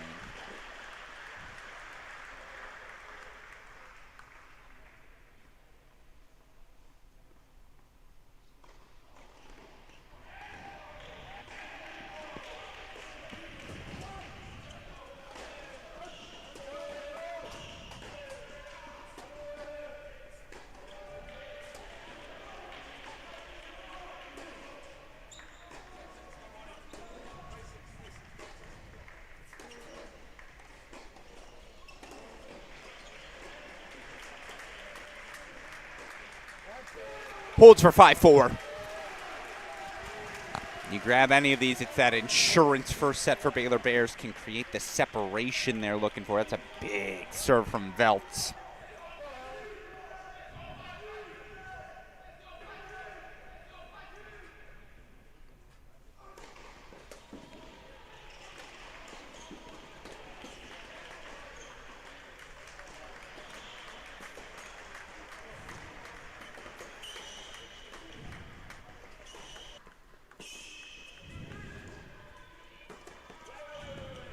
Yeah, gotta replay that. Ball comes rolling over again. 2-all Veltz now. 2-all. 5-all Veltz now. Game point chances for 6-5. Fast hold from Badenhorst for 1-all. Devin's got it today. And pop back over to him in a moment.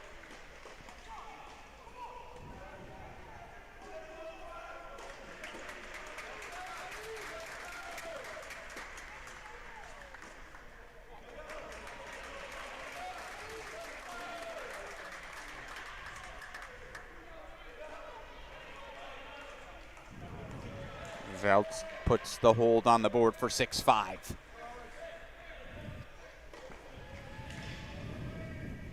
There you see your 3 first sets. Top left of your screen going to pop back over. Luke Koenig up a set 2-all. He's fought off some break points here. Yeah, missed long. He can challenge it, missed long.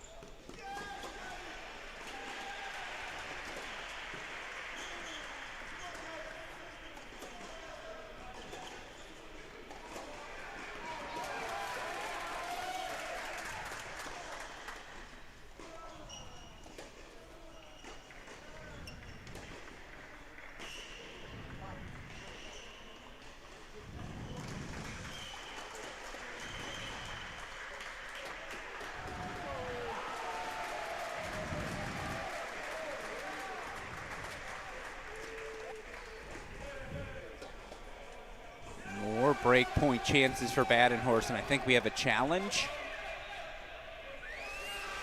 What? It's an overrule. And there's a hoot and a holler. Badenhorst has his set and break.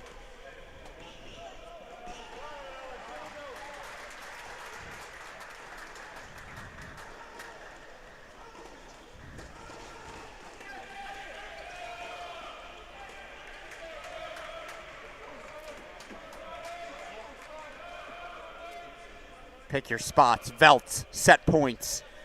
Rodriguez, set points. And here's the junior Louis Bowden, set points Bears.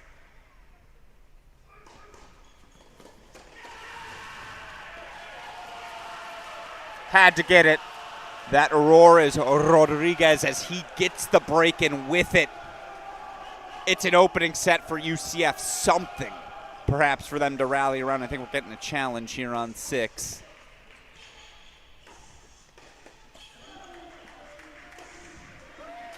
And that'll work.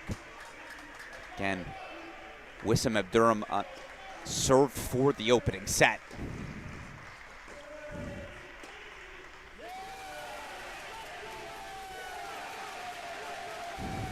Bears.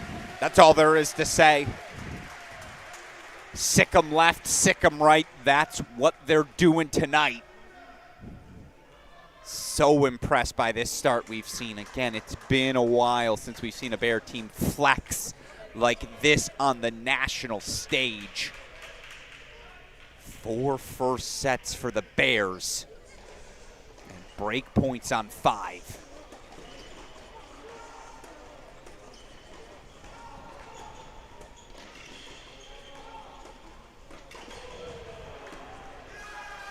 Ooh, ooh, no.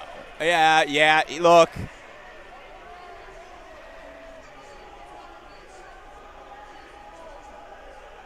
Did he reach over? It's a fair question to ask. Isaac asked it. Isaac van der Merwe, Michael Woodson, both coaches. Everyone's there to ask. But I agree. That was, yeah, oh, he's going to keep it. He's going to plead his case. I thought that was in good spirit. I thought it was kosher. I wouldn't have called it either. So deciding point, set point coming up.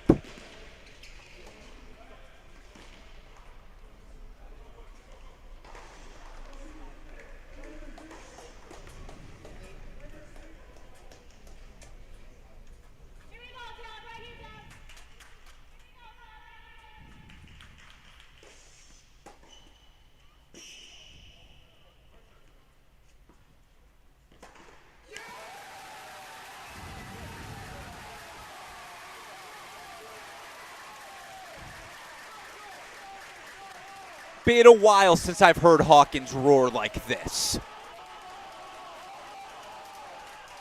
When it rains, it pours for these Bears, and right now, it's a downpour. Not one, not two, not three.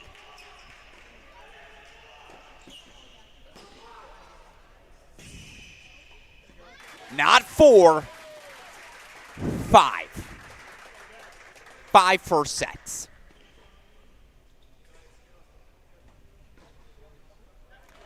Dropped the doubles point against A&M early this week.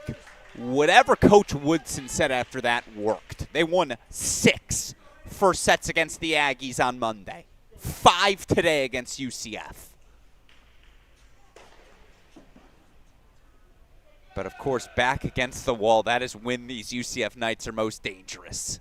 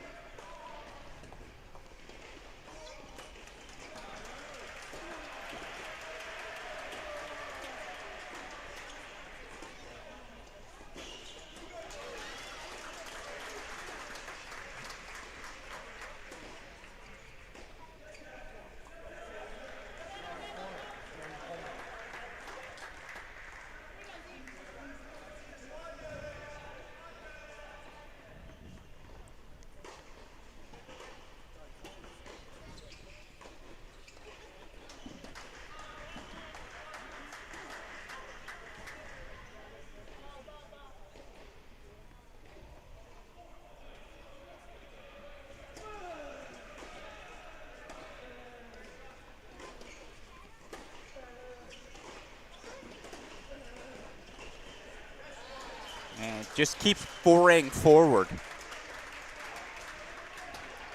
Again, it's the development of Luke Koenig. He might be the poster child for what this college tennis pathway can produce. He's gotten better and better physically. The choices he makes on court, everything just starting to make a little more sense, fall into place here his senior year. Holds 4-3 all. Let's go over to court number 3 again. These were the first 3 sets off the board for the Bears.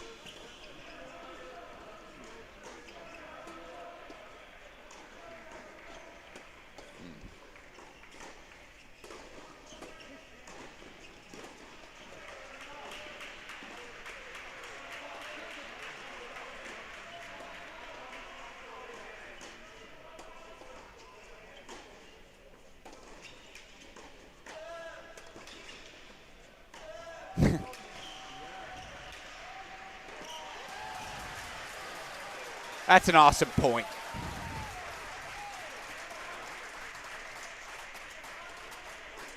I feel like these two on court 3, neither wants to hit a backhand with particular urgency. They're just thinking like, let's play forehands cross court.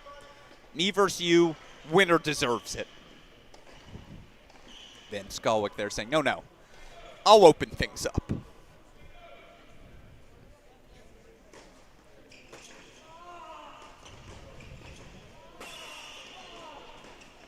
Yeah, it's too good.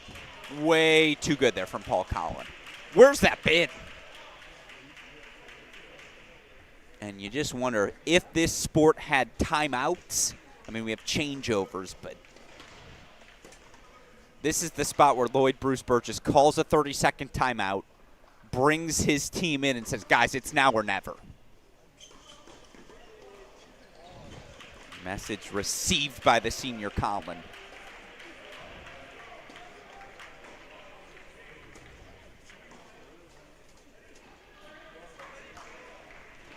Go full screen, hang out on court 5.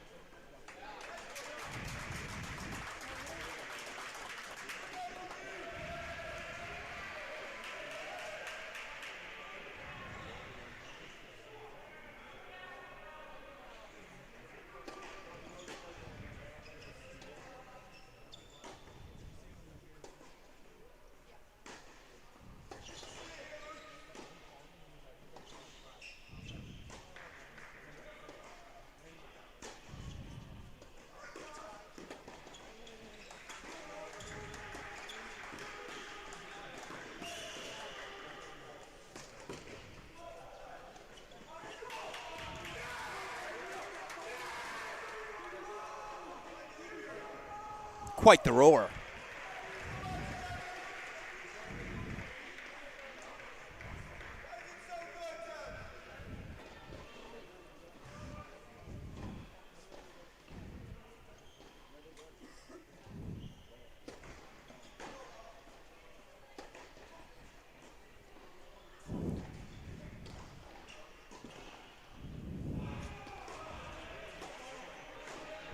And yet,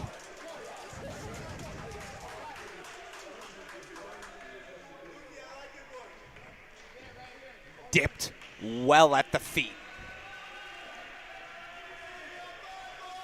Deciding point coming up here. Try to ramp up all the pressure now.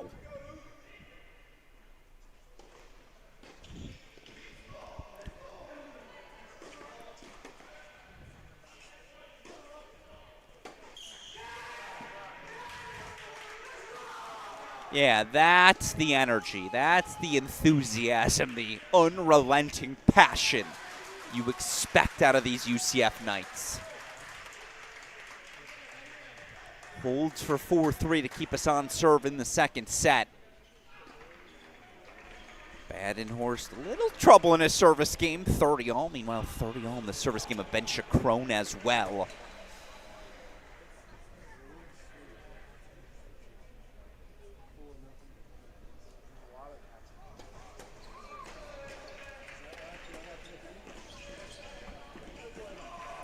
Break point chances back for Dlimi.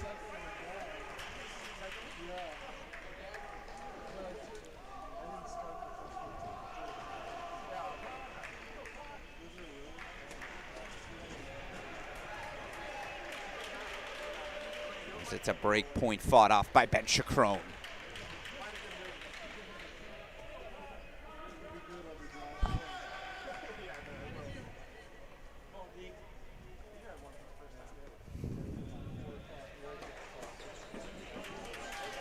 Yeah. It's got to be nice. Got to be nice to be able to erase things with one swing of the racket. Ace T, deciding point coming up.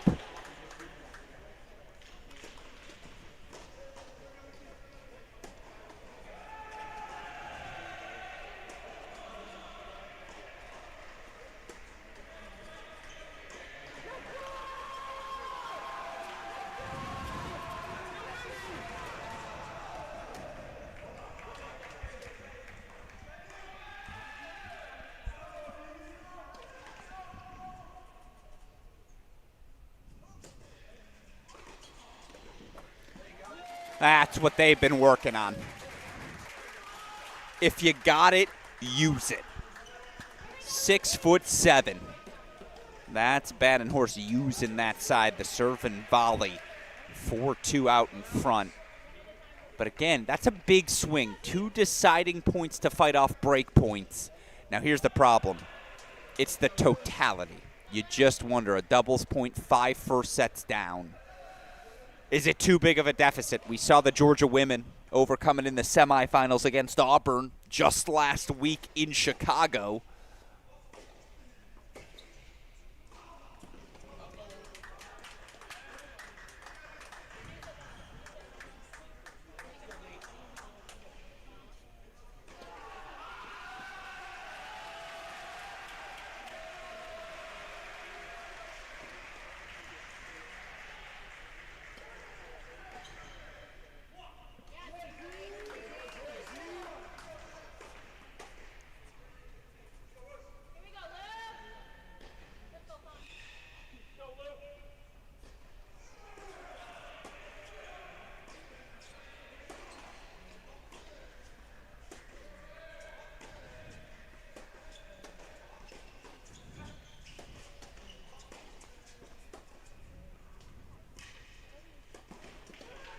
It's the right play. Execution just a little shoddy. Let's go over to 6. He faced the break point. All of a sudden, though, Paul Collin, senior's right in. There you see Coach Lloyd Bruce Burgess. He doesn't look stressed. Looks like he's excited to find out what his Knights are made of. And yeah, they've put their back against the wall. No doubt about it.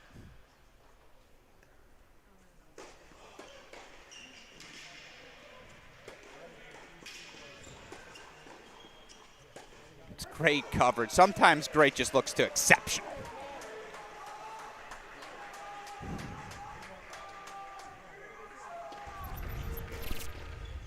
All the passes in play. 1 and 2. And there it is, 3.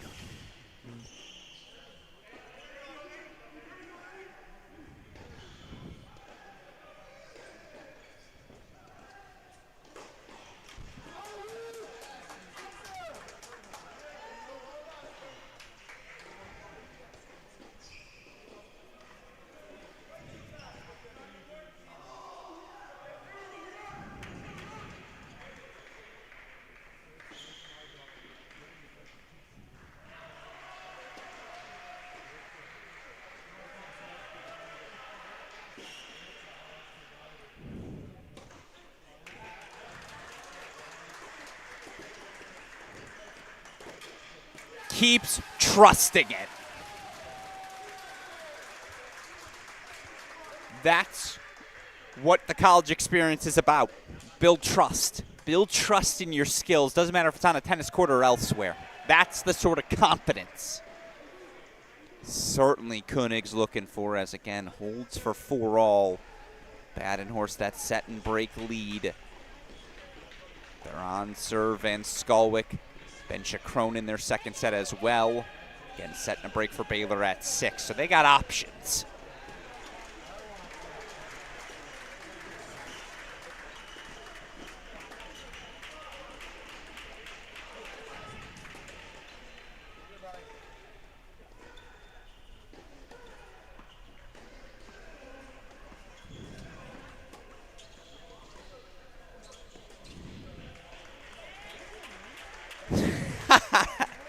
I mean, I'm laughing because you saw Leamy lean his head back as if to say, really? Gonna hit 20 unreturnable serves and make that sort of forehand on the run. Let's go over, no disrespect to the matchup on court 5, which is heating up. This is a de facto match point.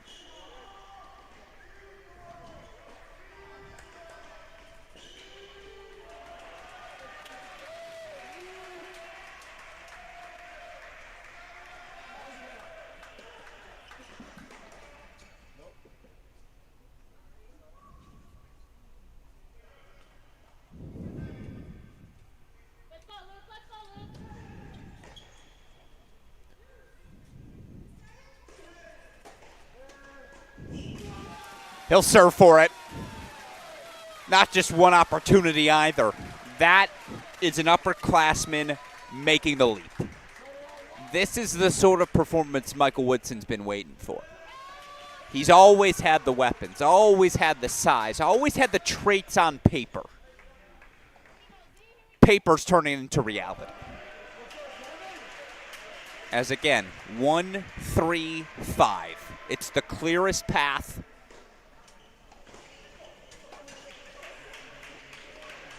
And they're inching closer and closer to it. Let's go full screen back to 5.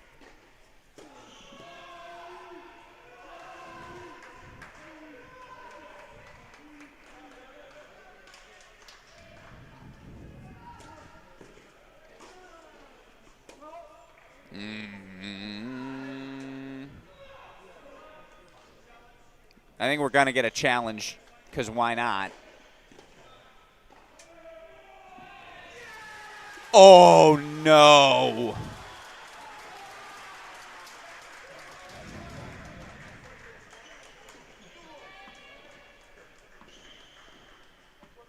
And you think he's asking, hey, it's another overrule. Is that a point penalty? They forget with the ELC, the rules have adjusted.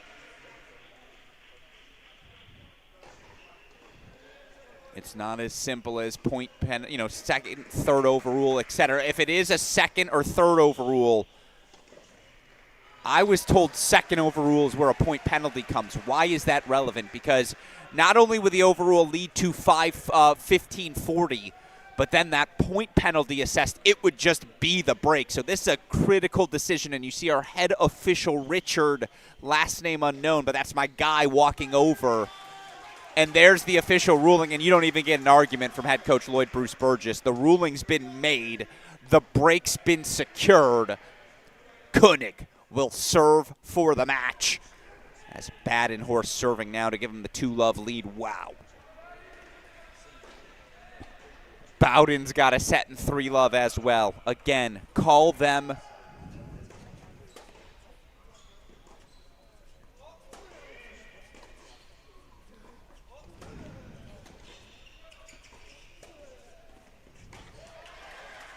Again, call them Jack Harlow. Baylor's got options. They are what's been popping from the moment this match began. Definitive in doubles. 6-1 at 2, 6-3 at 3. And now the host Bears have grabbed 5 first sets. They're serving for matches at 2 different places. 19 in the country. They are giving number 9 UCF the business right now. And that's not something you see anyone do to this Knights team.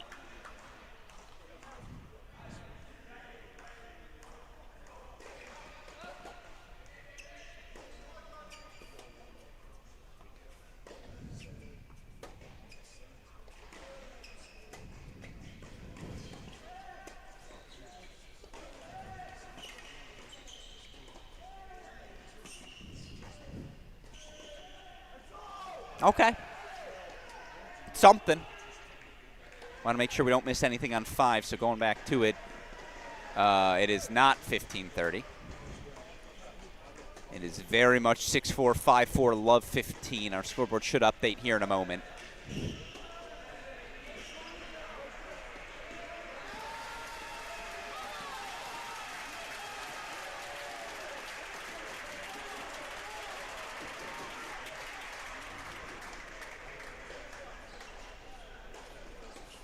That's the discussion. I think the entire time Koenig saying, I called it in. I called it in. No, I called it good.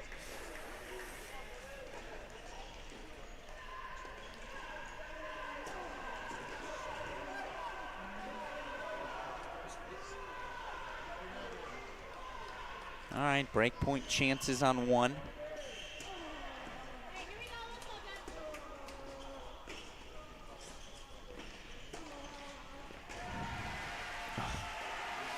All right. All right.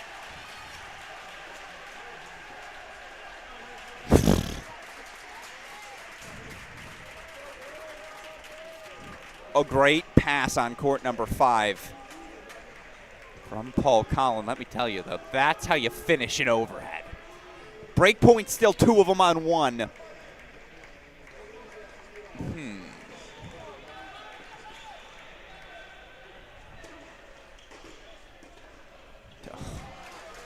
I mean, again, I assume he's tuning in. Could Rob Koenig have pulled off a volley like that? Maybe at his peaks. Son Luke looking awfully smooth there, though. Come on.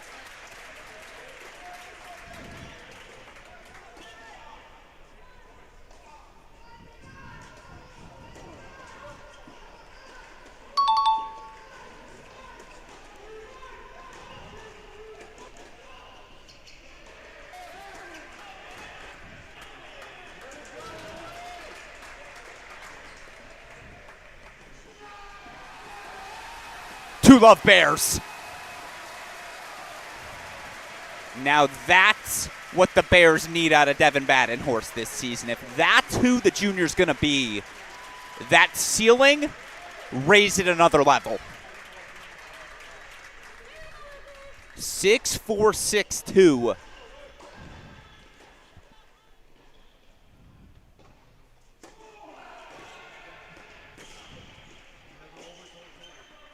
Oh, that's awesome.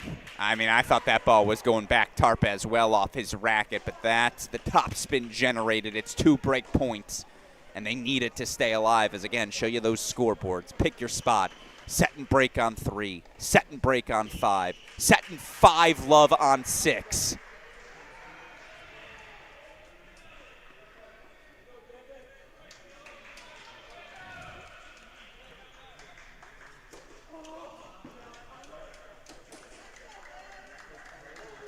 Is that good? Yeah, it was good. And you can't risk it with the overrule situation either.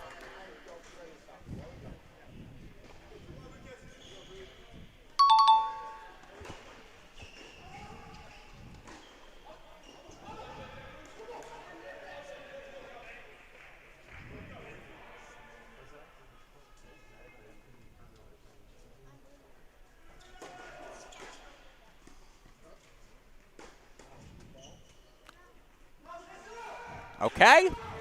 Okay. And senior Paul Collin, there it is. He's like, come on, guys. It's now or never. It's a match point fought off. By the way, 4-3, but Van Skalwyk facing break points. Want to take you over to that. Want to take you over, of course, to court number 6 as well. Is our scoreboard behind? On our screen, I think our scoreboards might be down everywhere. Yeah, there's, all right, PlaySite scoreboards are down. Here's the good news. We got options for that.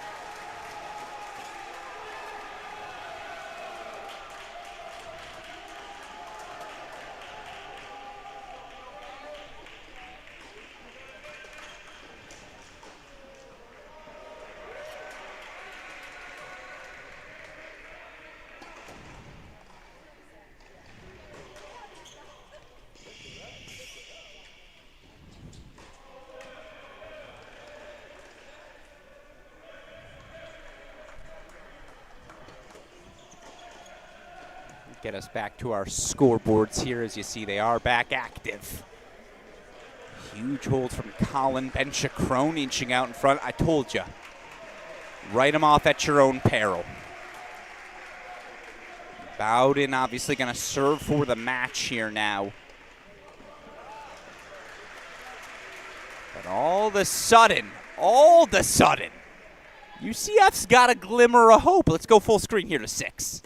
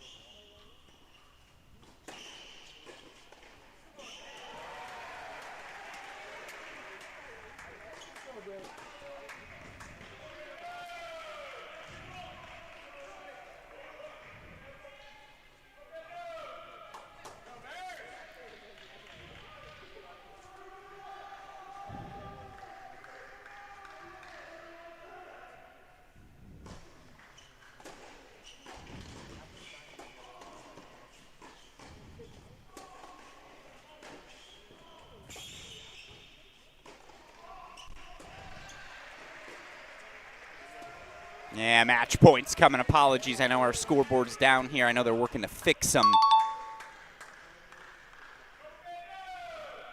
In the meantime, no doubt about this. Match points coming up.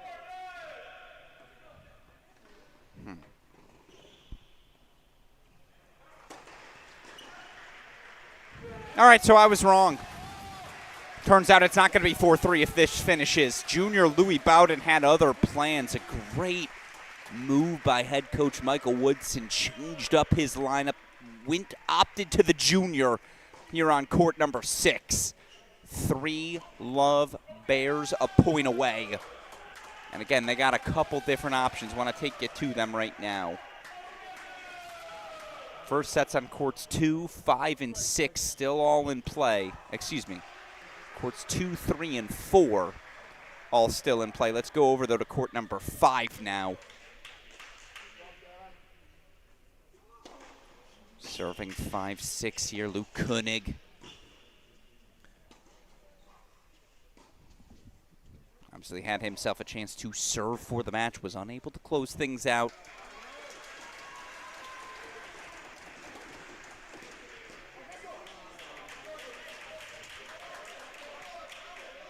Game point chances, though, here.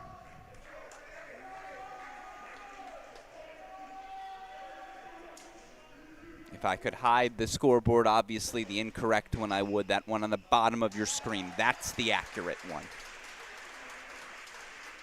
Can sort of see it there in the background, but again, just wanted to be sure.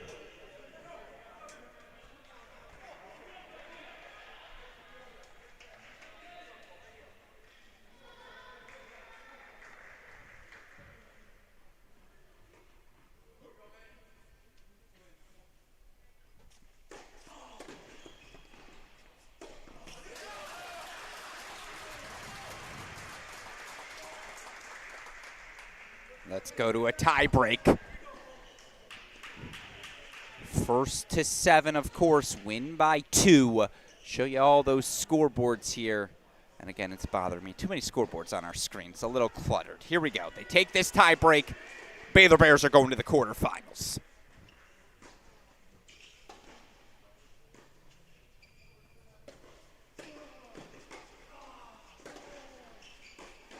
Ugh. That forehand approach was disgustingly good.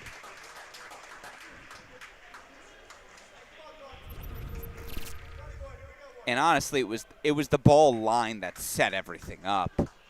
Not much you can do there if you're Paul Collin. Again, just really, really well executed. Mini break to the Bears.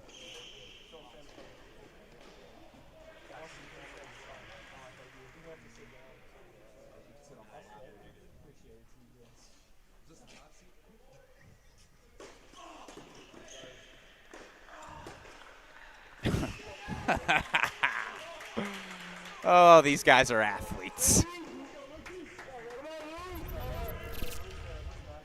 What's more impressive, this overhead or that forehand off of it? You be the judge.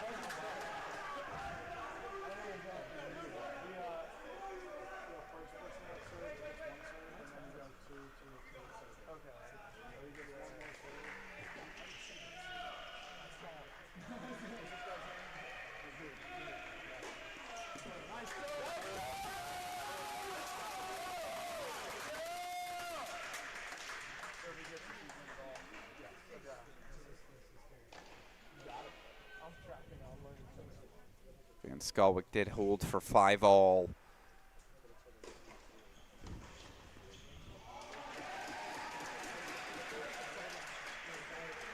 This is the court for us to hang on.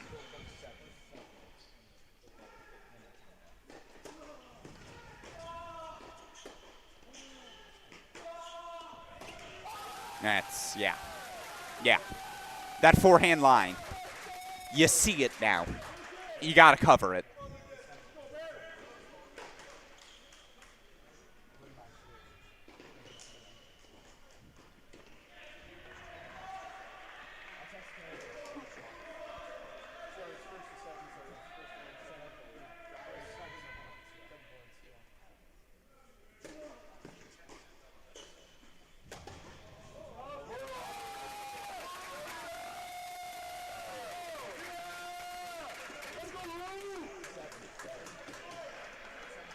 Think the senior has a few friends in the crowd. Secures the double mini break lead. He's 3 points away from sending Baylor to the quarters.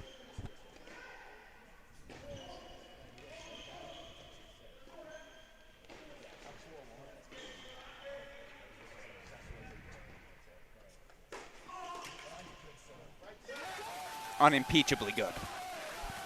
Nothing Paul Collins doing with that return. 5-1. The Bears are 2 points away, and there you see it. Carita forces a third set. That's the only court the Bears have dropped a set in singles today. It's the only court they've dropped a set in, period. No disrespect is meant to these number 9 UCF Knights. This is a team that, honestly, on paper, they've got even more than they offered last season when they, of course, beat the Buckeyes, reached this event for the first time.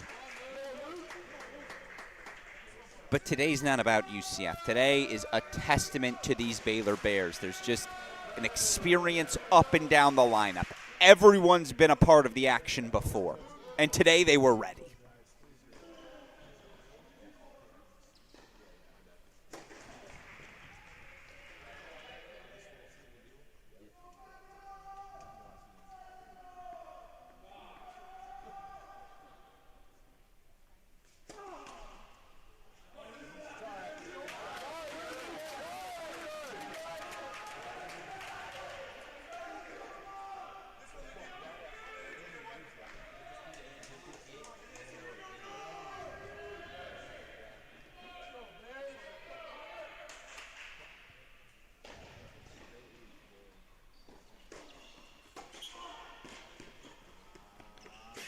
Oh, it's full splits.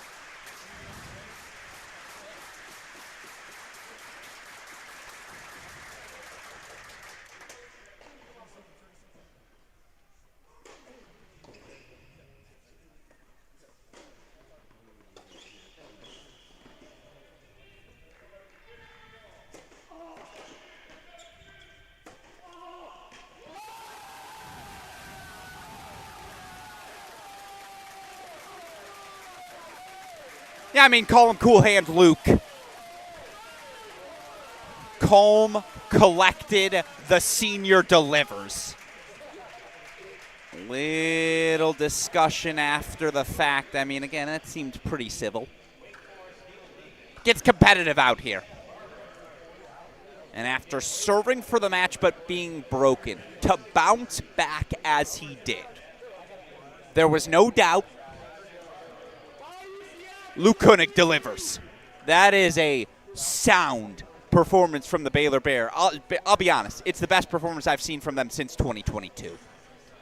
That team, of course, NCAA quarterfinalist. That was the Bear gang of Soto, La, Boitan, all of those guys, right? Like that generation of Bears, you knew what to expect out of them come the end. This group, it's been a slow build. But here at the National Indoors, the Baylor Bears making a little bit of an announcement. We're here to win the event. 19 in the rankings, that looked like a top 8 performance. You'd grab doubles, you grab 5 first sets, you grab 3 straight set victories, and you get wins at 1, 5, and 6 as well? Wow. It's a message sent. It's our first 4-0 result of the weekend, and it belongs to the home team, the Baylor Bears. 4 love, they advance. They'll face the winner of Wake Forest UCSB. That's our next match. That's our final match here on the day. And what a round of 16 Friday it has been. Of course, show you that draw one more time. Obviously, going to wait to have to update that Baylor Bears section. 4 love. Baylor takes it over 4th-seeded UCF.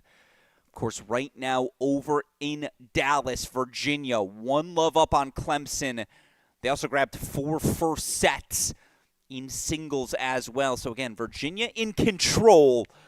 Fun nightcap in that SEC battle. Mississippi State versus Florida over there. Of course, our nightcap coming up right around 6:40. We'll get you an official start time here in a moment. Wake Forest taking on UCSB. Of course, coming up here in a moment, I'll be joined by the clincher, senior Luke Koenig. Got to hear directly from him after that performance. Just, again, crisp, cool, calm, collected. It is as well as I have seen a Baylor Bear team perform in quite some time. So the Bears through to the National Indoor quarterfinals. They'll move now to 6-2 overall on the season. UCF Knights going to experience their first loss of the year. It's okay. They fall to 8-1. Good news also for the Knights. They'll get to see the Bears again later this season in Big 12 play. But that's match number 3.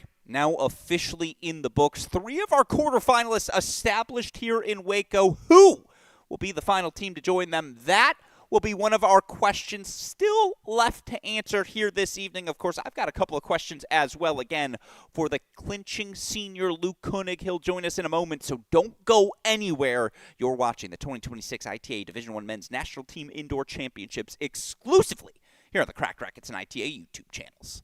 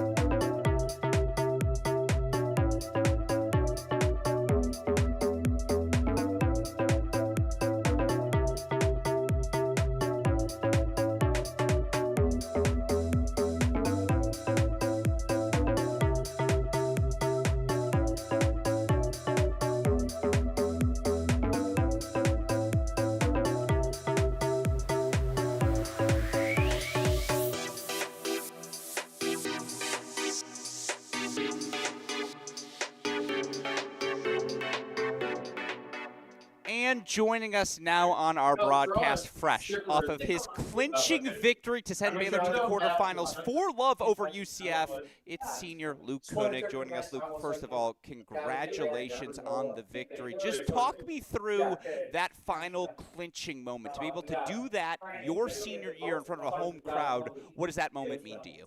Well, how special, huh? I mean, yeah, I was serving maybe beginning of the tiebreaker, and I just saw like 30 people migrate to my court. I'm like, I said to the umpire, I'm gonna have to wait for them, you know? And then I ended up playing a great tiebreaker before, besides that double fault there at, what was it, 5-1? But that's all right. And then as soon as I hit that 4-1 down the line, I mean, the roof off his place just almost blew off. Huh? It just went insane. And I was like, man, what a feeling. Senior year, first round indoor nationals, couldn't be better, you know? No, so thoroughly deserved. And obviously, to have that moment after Said with Love, because we won the match, so we can talk about it now. You served for it. You weren't able to get to match point. I'm curious, just mentally, what goes through your head in a moment like that? How helpful was it to be able to look down the court and see all of your fellow Bears, finding success as well? You know what? We speak about those situations where it's like, hey, don't look at your teammates and rely on your teammates. You know, you got to focus on your court. But at the end of the day, you know, when I get broken back there and I look down and I see Louis about to finish, you know, Alex has just won the second set. What was it, 6-love or 6-1 or something like that? You know, Connor's playing good. I just felt like, you know, I could still be free. You know, it's not life or death if I go to the third set here. And I ended up playing a good couple points there to close it out. No doubt about that. And you just think about for your team more broadly. Obviously, you guys have had some tough matches. You go lose a tough one to start the season at San Diego, tough one always at TCU. But it felt like since dropping that doubles point to A&M, 6 first sets in singles in that match, doubles point and 5 first sets in singles today. Just what seems to be clicking so well here for these Baylor Bears as, again, you start an event like this on your home courts? No, absolutely. I mean, after TCU, you know, we had a long sit down with the team and the way we were acting, and it was translating into our games. We just said it wasn't good enough. And then we spoke about what we wanted to do. We tried to implement it into the doubles against A&M, and it just didn't go our way. And, you know, Mike just said, come on, let's go again. And after that, it's just clicked since then. I mean, A&M 6 first sets, 4-1 after losing doubles point pretty convincingly there at 2 and 3 dubs, and then 5 first sets.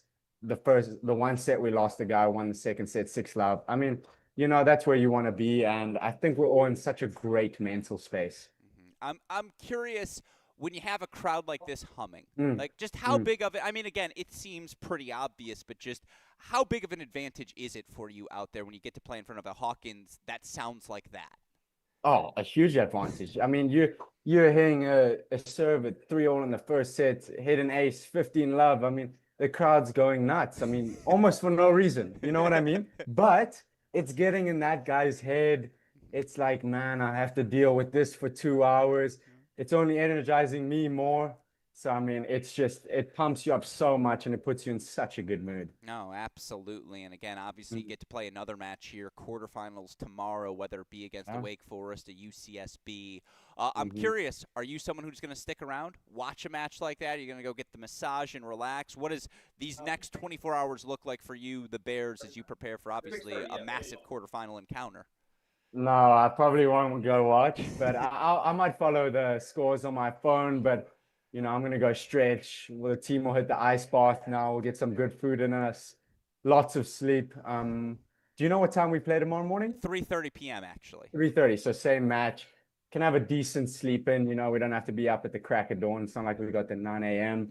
So, yeah, just a lot of recovery and looking after the body with this long tournament, you know. Deservedly so. And, yeah, certainly, again, I know how long you guys have been knocking on the door. I know how long you guys have been waiting for a win like this. And so into the quarterfinals for love over UCF. Senior Luke Koenig, congratulations on the victory. Sincerely, a job well done. Congrats to you and the Bears, and obviously good luck to you guys the rest of the week. Thank you, Alex. Thank you, guys.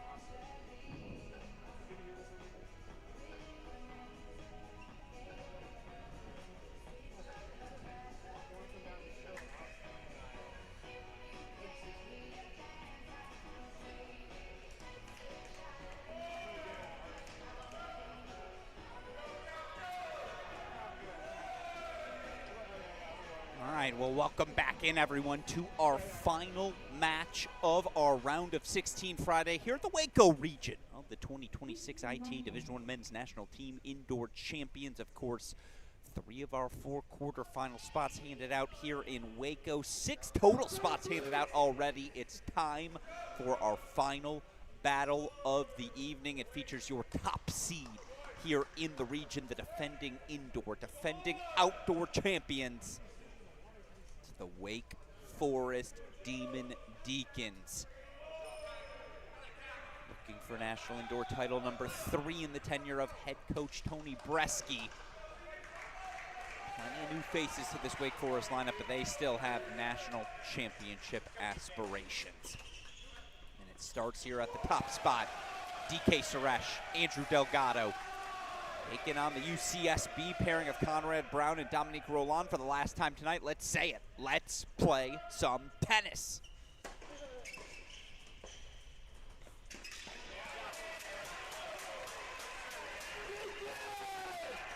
Of course, this Wake Forest team, familiar to all of us in the college tennis universe. They've been a staple of success since the moment Tony Bresky accepted the head coaching offer for the Deeks.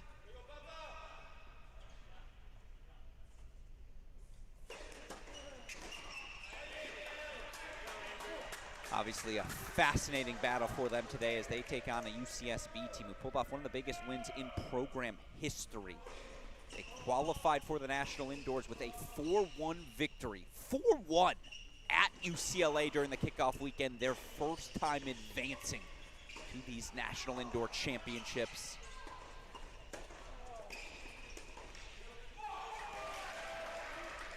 (6-0) overall on the season. As head coach Blake Muller's UCSB Gauchos.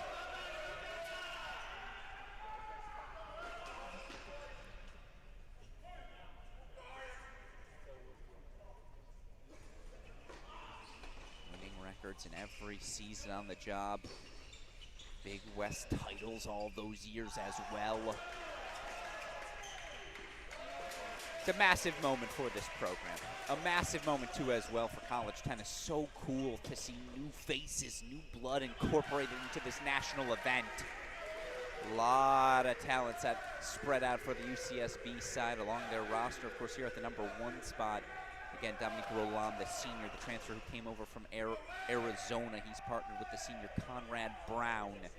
And yet it's, again, the senior DK Suresh. Redshirt freshman Andrew Delgado, who pulled 4-1 love. Of course, again, 3. You know the deal by now. You know the format. 3 courts, 1 set, no ad scoring. You grab the doubles, a 1 love lead with it. You need to find just 3 singles victories. You drop it. Of course, you have to find 4. Over now to court number 2 we go. Aryan Shaw, top 400 player in the world. A late announcement, his arrival to Wake Forest. What is thrust them back to the top of that national championship contending list. Freshman here at the number 1, the 2 spot, partnered with Kowiak, the sophomore out of Poland.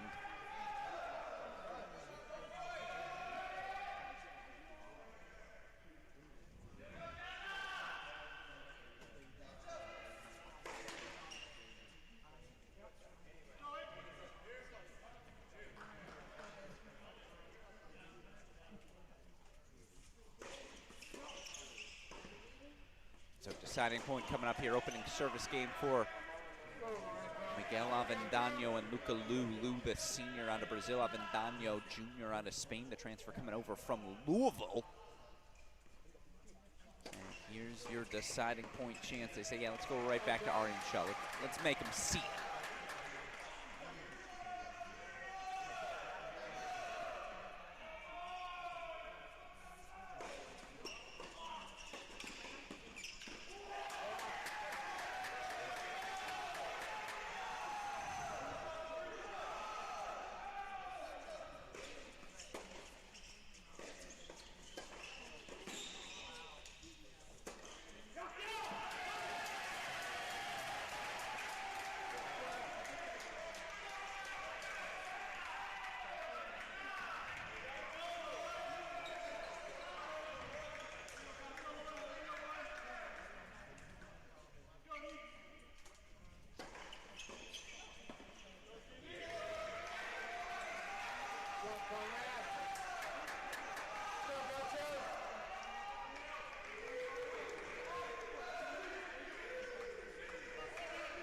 But again, Wake Forest breaks here at the number 2 spot. So over to court number 3 we go.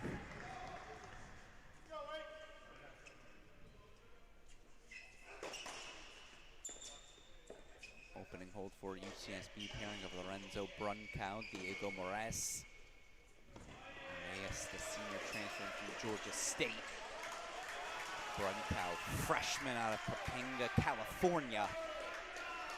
Tough test for them to face at the number 3 doubles position. It's junior Luca Pau, sophomore Charlie Robertson. That is a lot of talent assembled at a 3 doubles position.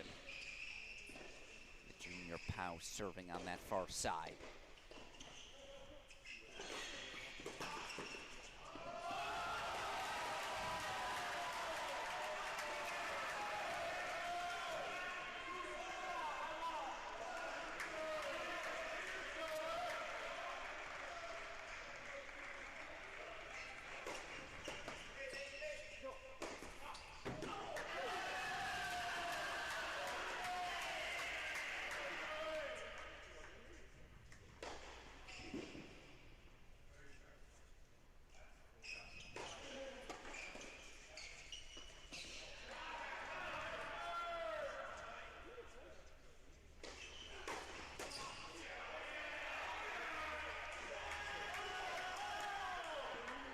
They hold that love 4-1-all, so now we're off and running again. The early break for Wake.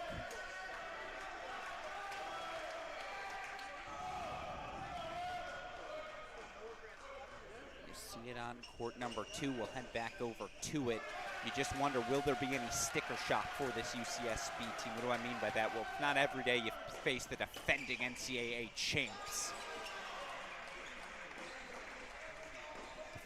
Indoor champions are just more accustomed to maneuvering this environment, this first match. For UCSB, in theory, you're like, right, you can swing freely. You're playing with house money. You've got nothing to lose.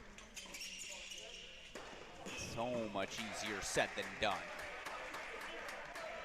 By the way, all black, the uniforms for UCSB tonight. It's black top, white bottom for Wake Forest. Just in case you were curious, having trouble differentiating.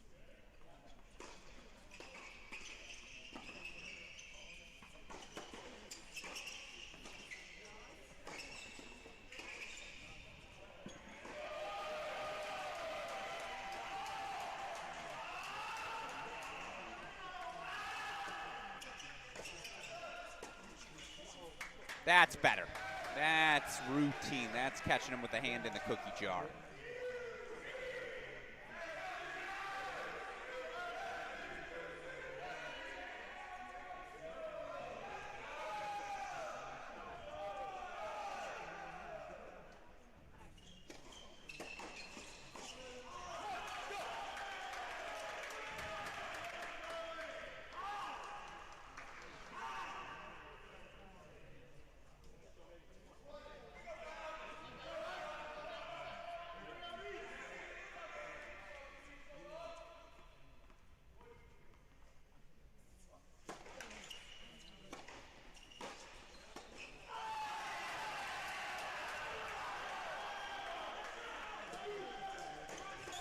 All right, there's the routine hold. So UCSB on the board here, but we got to go over court number 3 because look at this. Wake Forest already has breakpoint chances again.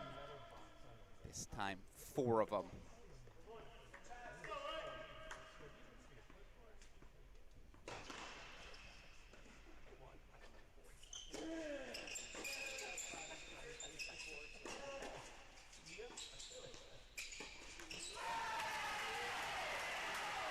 A lot of energy here on court 3. Noticed that when I was around Luca Pau, Charlie Robertson. The first 2 years, I'm not sure I heard either of them say a word during media day, and it's tough when you've got some overwhelming personalities. Cabalbo, Dostanich, just some well-established faces, but now it's Pau's team. Now it's Chucky the Kid's team. Breaks for Wake on courts 2 and 3. Let's pop over to court number 1. On serve there again, Brown Roland serving.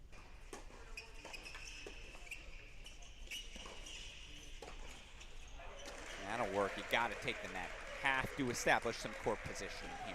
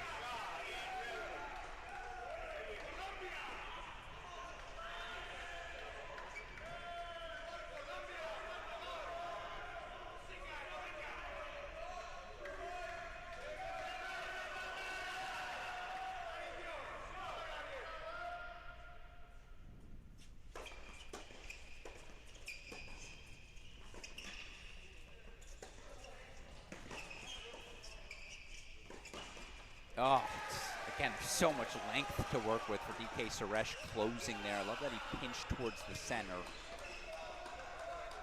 That's a volley he makes, we'll say 88 out of 100 times, maybe even higher than that. Still into the net it goes.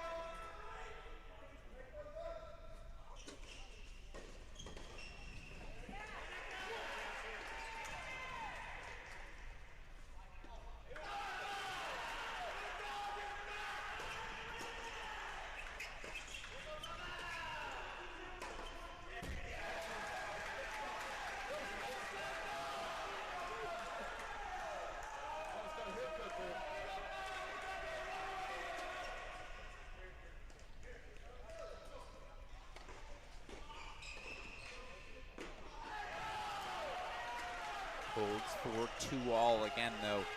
Breaks for the Deeks on courts 2 and 3. Let's go over to 3, a deciding point, a look back. Honestly, we've got him on both courts.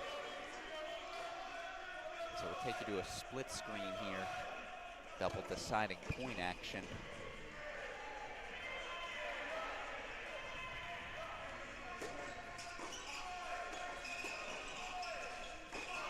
Oh! Brunkow Moraes grabbed the break back.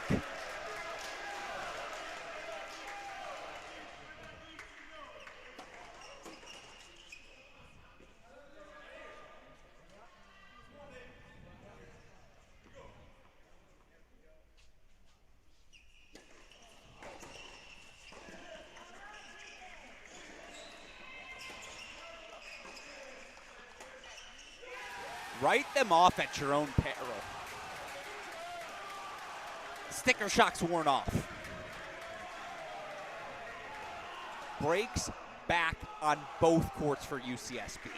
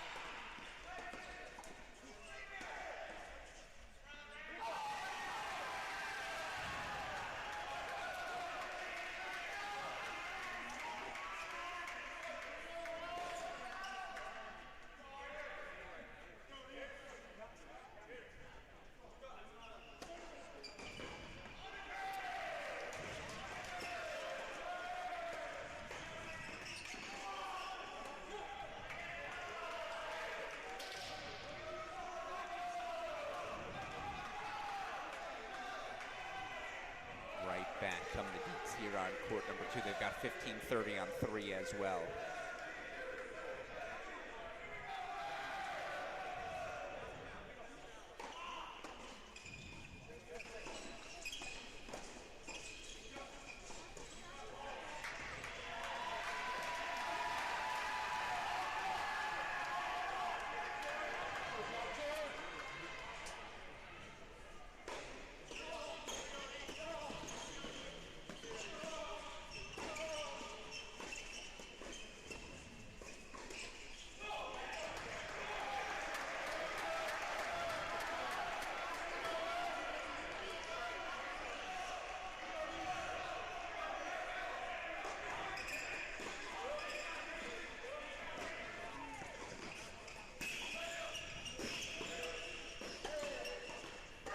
Again, Luca Pau's been a top 10 doubles player in the country with multiple partners.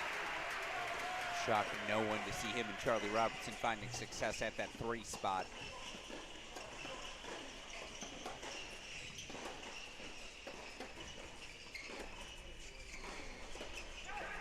Breakpoint chances right back for the Deacs on court number 2 as well. Yeah, this is what you expected.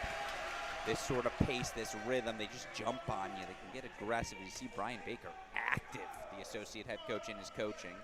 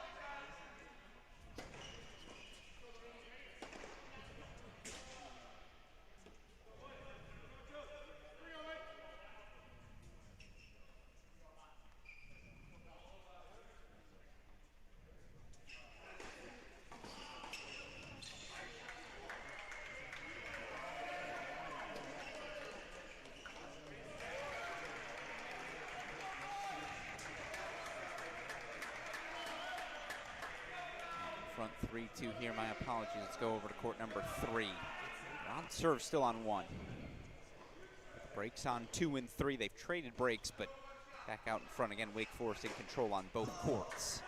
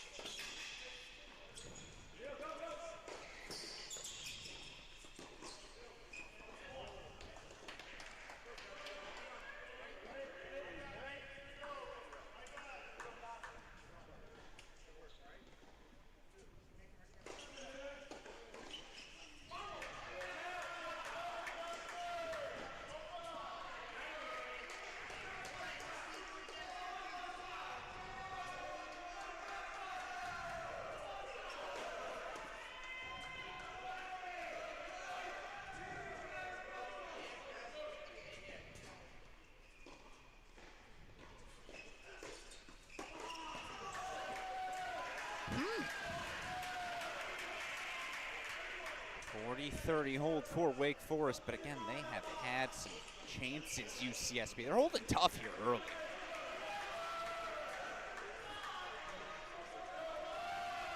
4-2 though out in front, show you those scoreboards.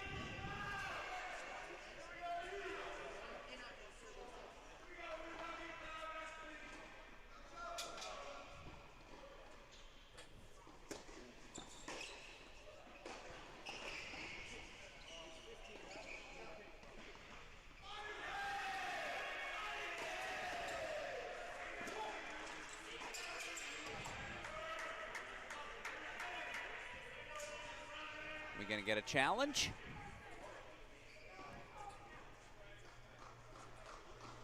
What's the discussion here? Unclear to me, but you see Wake Forest befuddled, and look at how Charlie Robertson looking over to assistant coach Vinny Gillespie. Look, I mean, again, up 4-2. Key thing is, of course, to just move on, keep on rolling.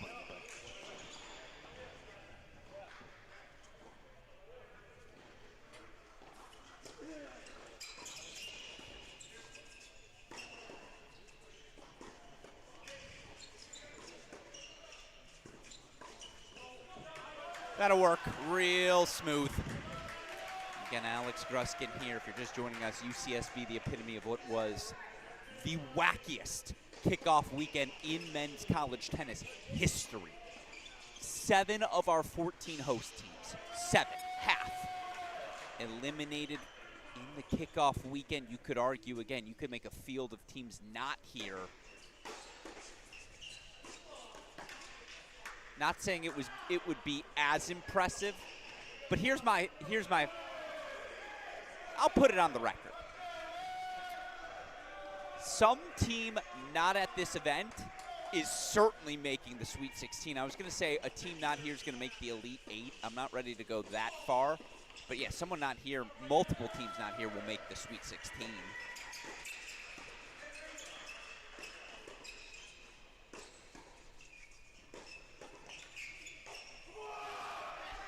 I think you got to set the over-under there at like 3.5 of the teams here will not. All right, 4-2. Ooh, got to go over to court number 2. And I see the request, again, trying to show you where the action's hottest. Oh, we get a challenge right away. You see they're on serve 4-3 on court number 1, so apologies. I know I haven't shown you much of that matchup there. Suresh Delgado taking on Roland and Brown. 4-2-30 all on court number 3, but again, more breakpoint chances here for the Deeks.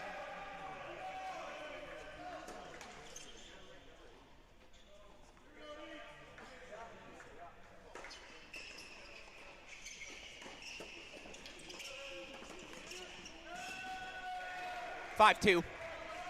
Out in front they go. So yeah, take you to a little split screen. We can show you some court 1. Show a little court 3 as well. Again, they're on serve 3-4 there. Just foundationally sound doubles. No breaks yet at that top spot. UCSB holds 4-3-4. Again, down breaks at the 2 and 3 positions. Go full screen as they change ends.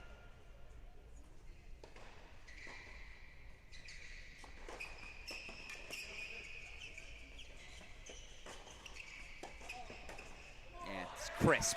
That's crisp. Again, you look for this UCSB program.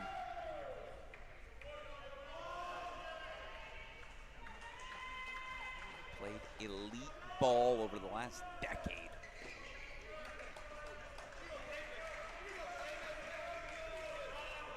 Countless top finishes in the Big West, countless NCAA tournament appearances accordingly.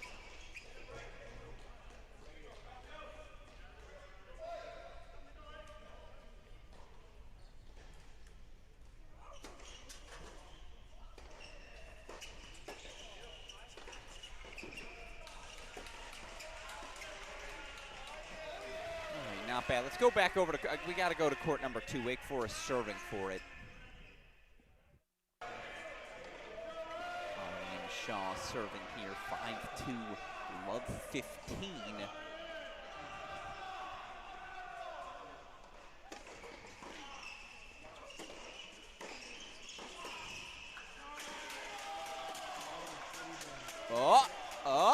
Oh, no. Went flat palm. Yeah, that was not a finger up. That was flat palm. Oh, just kidding. Was not flat palm. Tricked me. Couldn't trick the ELC, though. I definitely, that one broke back good. 5-2 spot here. Show you again where things currently stand. 4-3 up a break on 3. They are on serve, and what's just been clean-cut doubles on court number 1.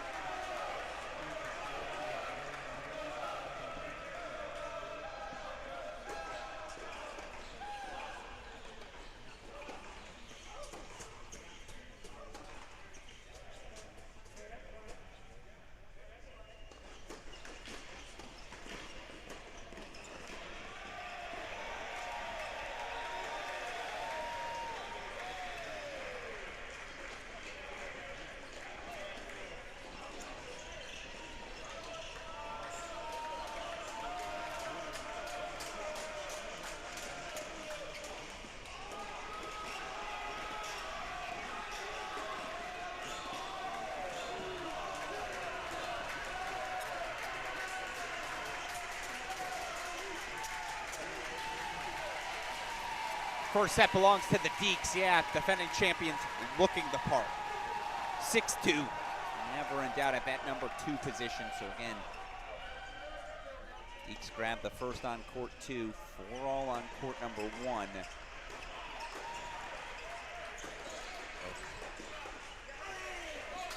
It's a rip. Grip and a rip from Chucky the Kid.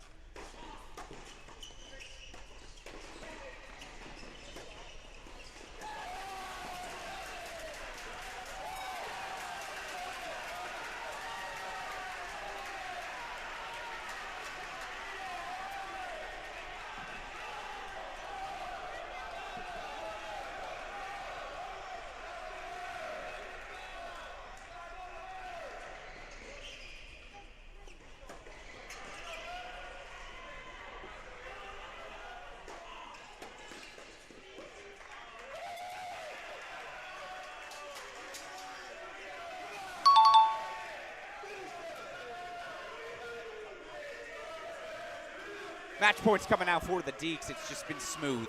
Really, really smooth.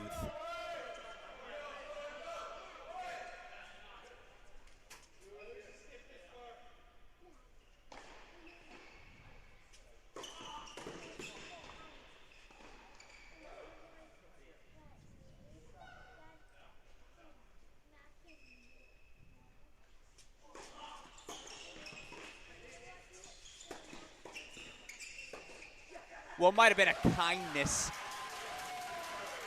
to play the return of serve. Might have been a hair long. Nevertheless, it was never in doubt here in doubles. I'll show you that one more time. And again, Luca Pau had, what, a foot of space to work with. He says, okay, I will. 6-3 set on court number 2 to go along with the 6-2, 3 to go along with the 6-2 set on court 2.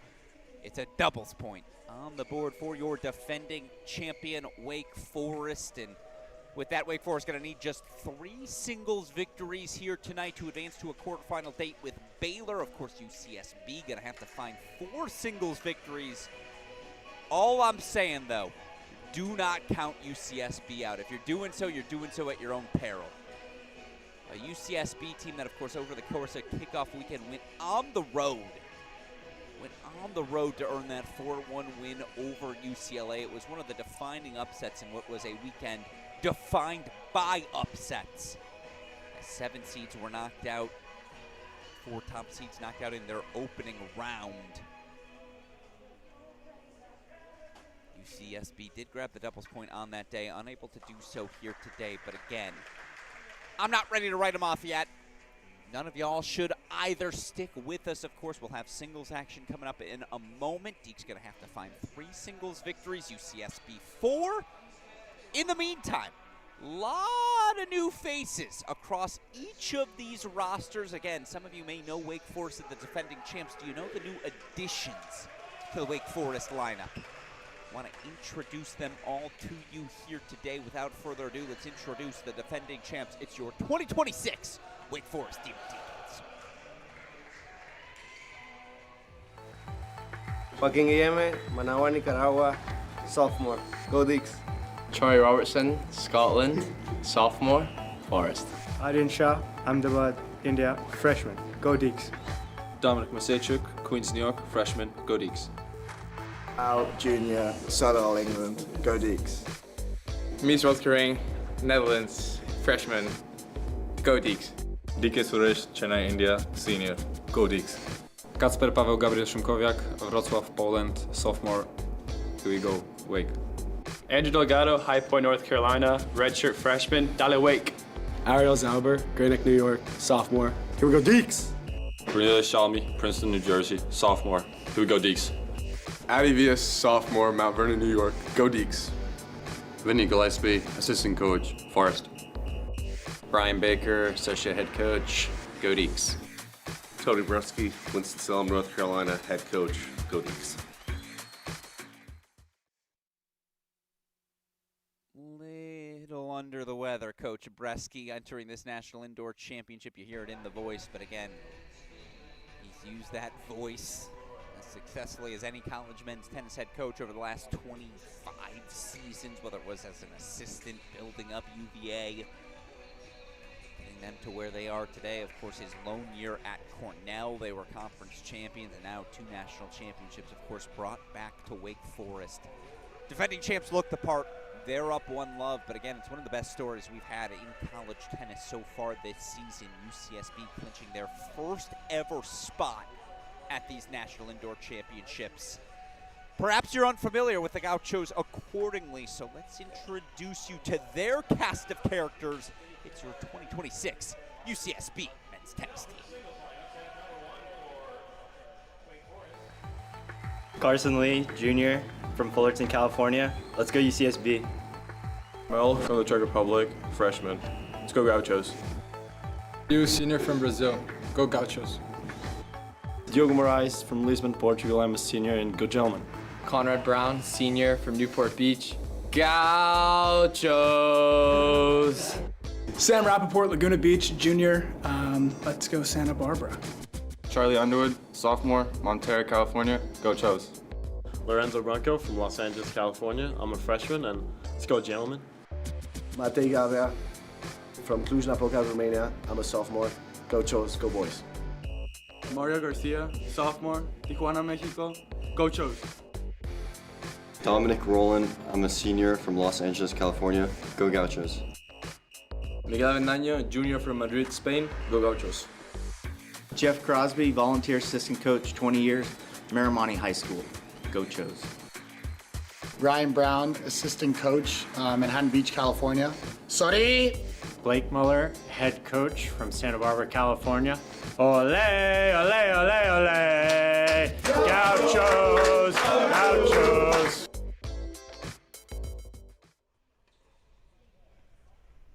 Yeah, I think this team's ready to have a little fun, make the most of the moment. So, of course, 6 singles matches to come. I want to talk you through all 6 of our matchups. Obviously, we'll follow all of them throughout the course of our action on our cross-court cast. See all 6 of our singles battles. No changes to the singles lineup according to my notes. Here at the number 1 spot, it will be Luca Liu taking on big serving DK Suresh for the last time tonight. I say let's play some tennis.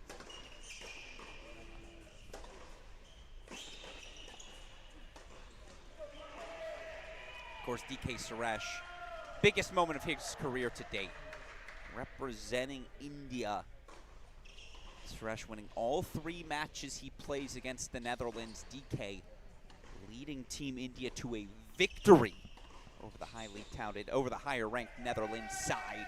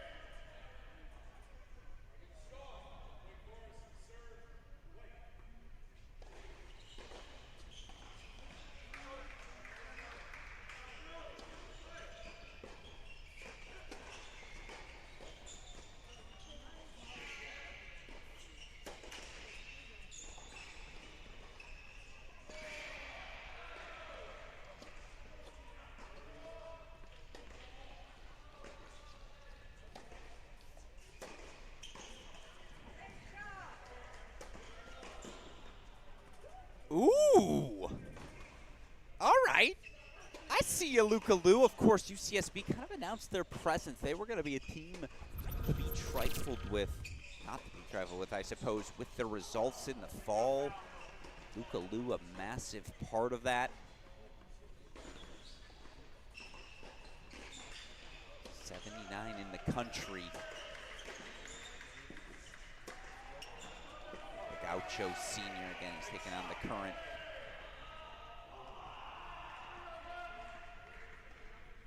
Number 21 in DK Suresh. Game point chances here for the big man.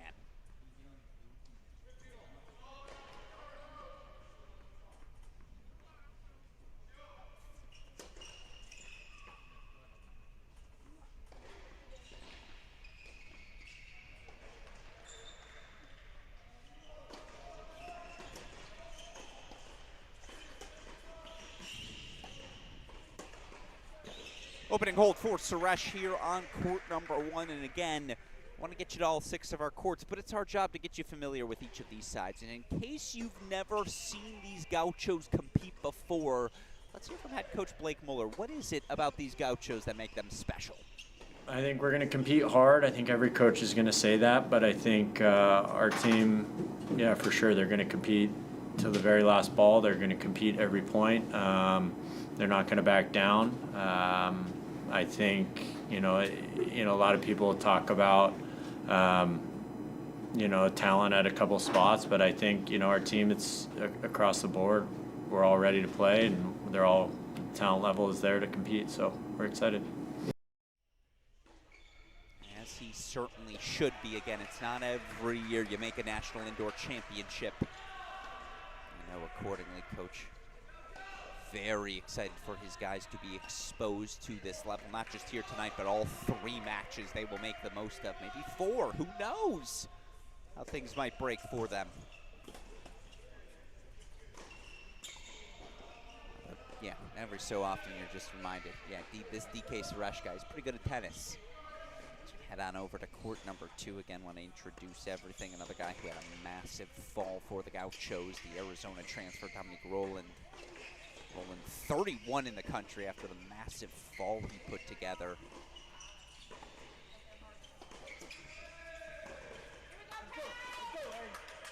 Early break point chances. I think this is one they have to have. Again, we can do match calculus. When you have a Luca Liu, a Dominic Roland, 1 and 2. UCSB has to have 1 and 2. Where they find 4 beyond that, we'll all get to discover together, but I think these are the spots they gotta know to attack. Roland, the senior, taking on freshman Arian Shaw. I don't care how esteemed the pro credentials are for Shaw.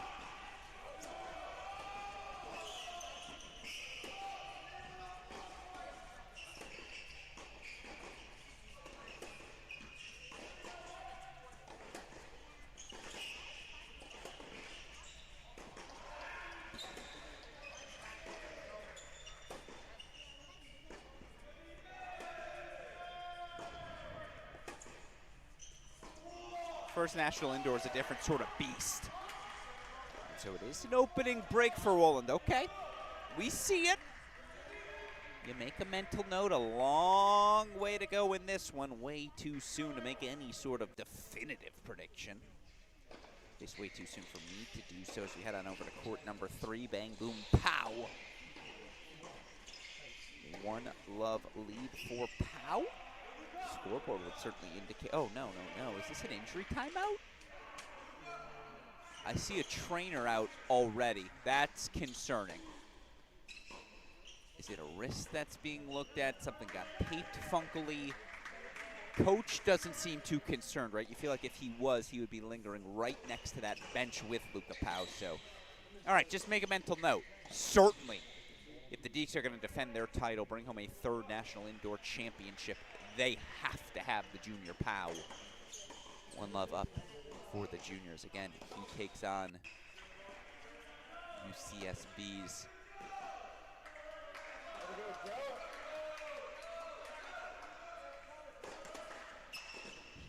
Miguel Avendano, again, the junior transferring over from Louisville. Here now to court number 4. This is the superstar freshman.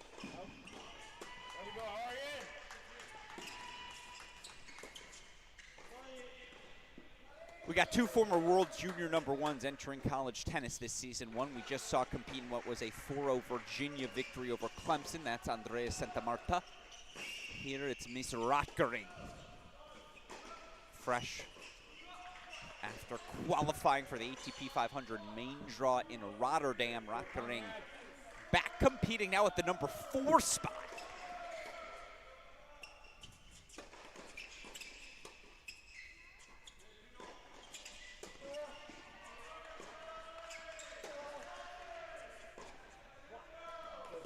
Certainly can't argue it's not justified given the credential men he has ahead of him, but a little bit of trouble as right now senior Diego Moraes, the transfer from Georgia State, early breakpoint chances.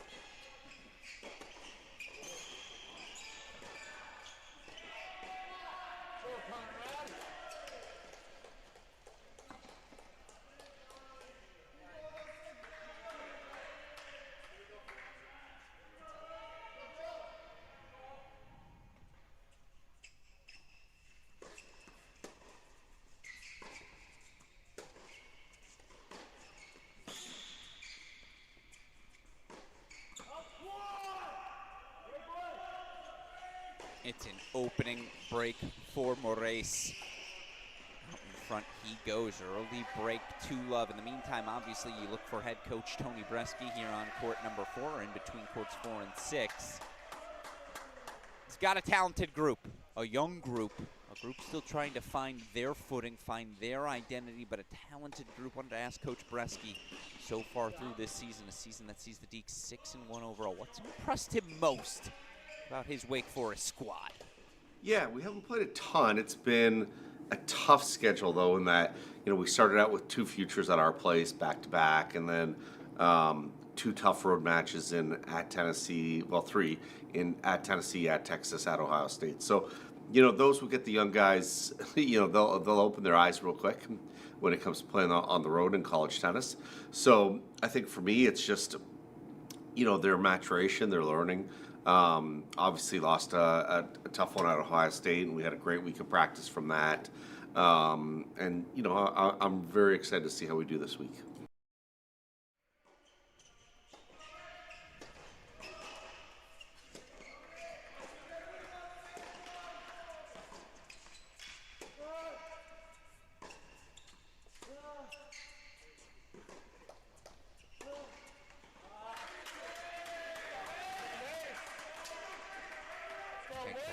Excited to watch the Deacs compete as you see Rotkering back to love 30. Don't you worry.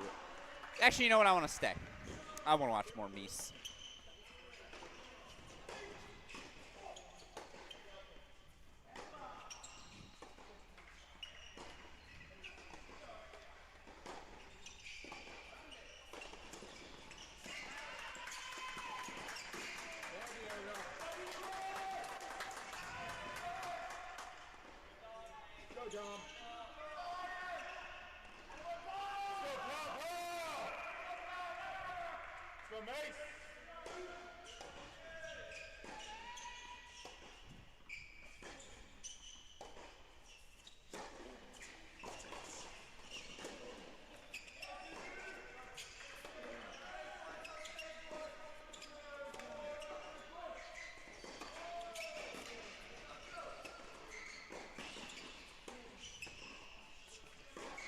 Oh.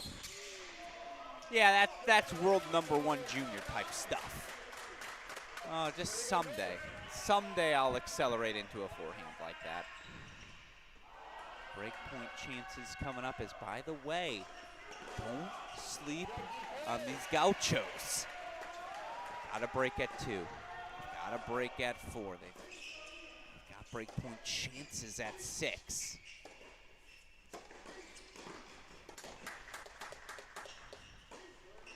Protect their leads.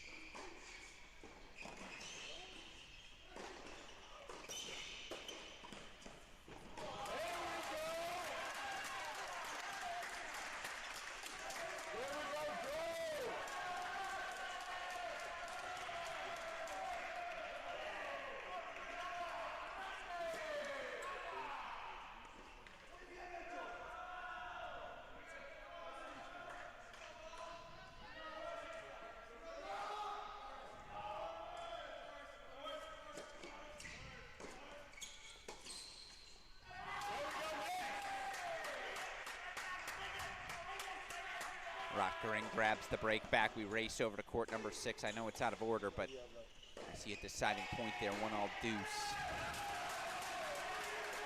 As it's a deciding point going the way of Joaquin Guillem. So 2-1 out in front goes Wake Forest. We'll get you back over to this dude. Proper introduction after the change of ends. First things first, over to court 5. The sophomore Charlie Robertson, former top 10 junior, not world number 1, but former top 10 junior himself. Double break, 3-love lead over sophomore Charlie Underwood. And look again for this Gaucho team. You look at their battle against UCLA. Underwood a straight set win at the number 6 position over Gianluca Ballotta. I'll tell you what, Robertson's a little bit of a step up. 3-love, he's got the lead here again. Double break secure. Let's go over now. The aforementioned court number 6. DM, of course, sophomore out of Nicaragua. His opponent today, Conrad Brown. Brown, the senior out of Orange, California. Now he went to Uni High School. I want to say that's where Gage Breimer, Tyler Liu went. There was like again, that's my generation, but the Uni team, 2017, like 2016-17, we're talking about one of the all-time high school men's tennis teams. Nutrier 2016, or not 2016, excuse me, I said 2017. Uni 2013. Put Nutrier 2011 on that list. The Hiltziks. I think they had Fawcett.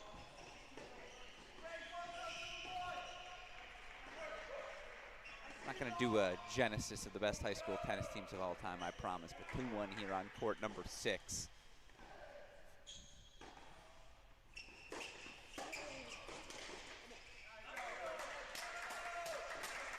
But by the way, in the comments, if you remember that Uni team,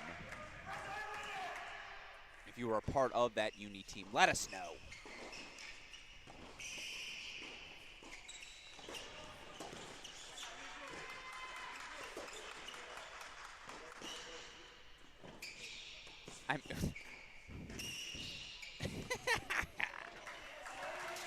I thought it missed wide. He didn't make a call. A little hesitation from the ELC. All right, 11:30 look for DM. And again, this bottom of the lineup, that's where you'd expect him to make a move. Oh, my goodness. All right, let's make a quick look here on court number 1. Nope, the other court number 1 where it's break points for 4-love. My apologies. Eventually, I'm going to get things right here. Charlie Robertson, the double break lead for 3-love. Again, race over to court number 6 as well.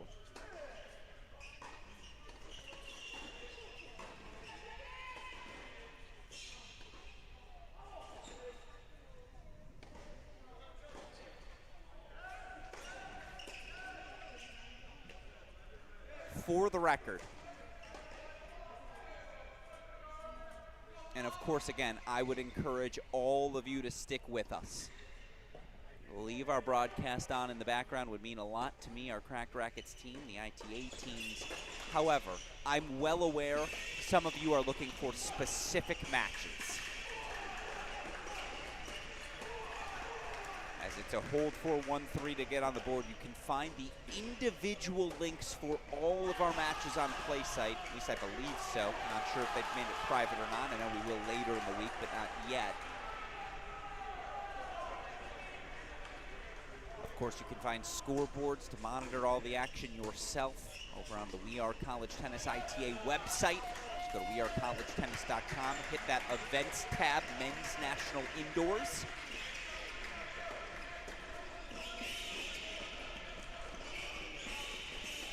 Be able to find the live scores from there. How about Dominic Rowland?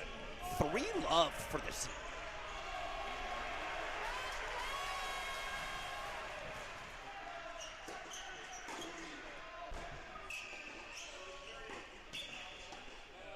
You can't challenge a ball you don't make.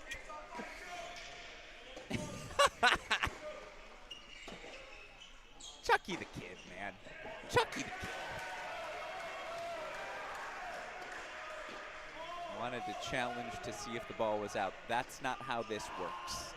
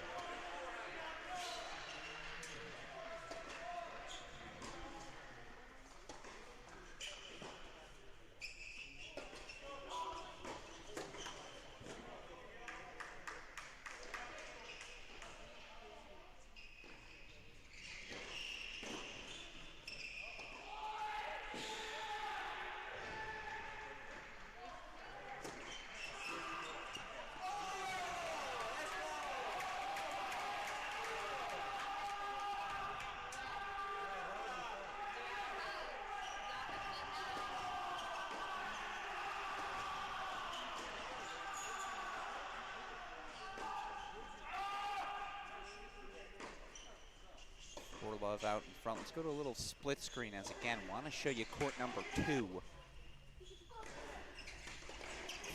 3-Love rolling. What is he doing so well here? 2-all, Luca Pau is back on court and playing. 2-all Love 30. Of course, you saw that injury timeout down 1 Love, up 1 Love, excuse me.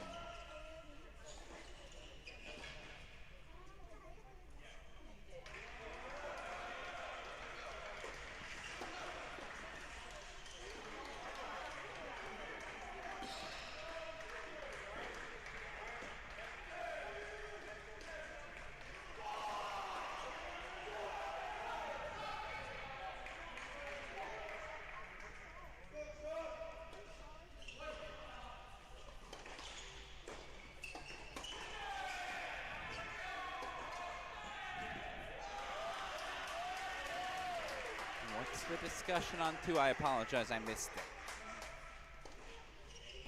Locked into the action again. Robertson racing out to that 4-Love lead.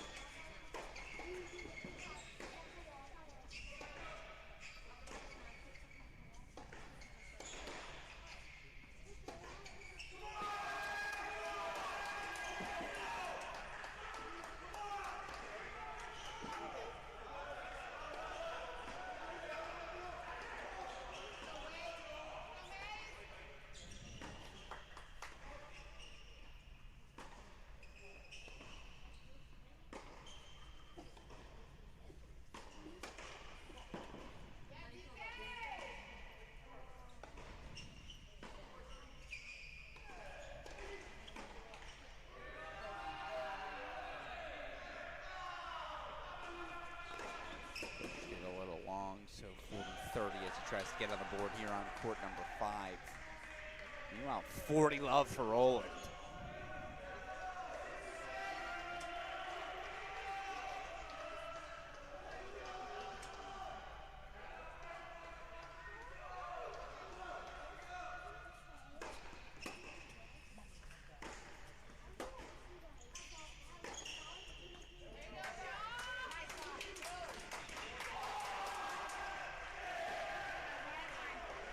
There's the hold, so he gets on the board for 1-4. Again, 4-1 leads on courts 1 and 5 for Wake Forest. You see the court 2 lead for Dominic Rowland. Break lead for the Gauchos on court 3 as well.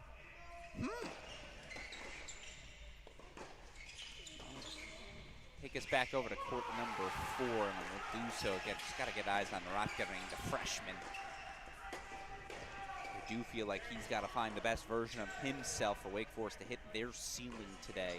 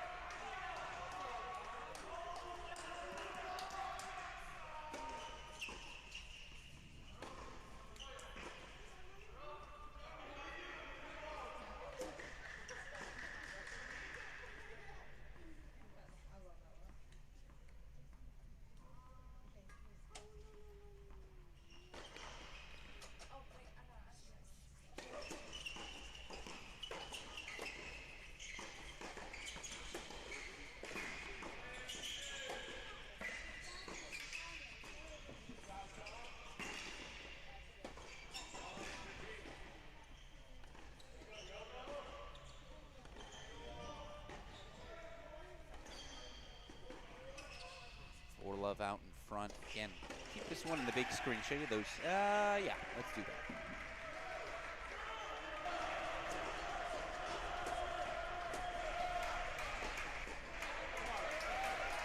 See if there's anything Shaw can do. Just too many errors off of his racket early.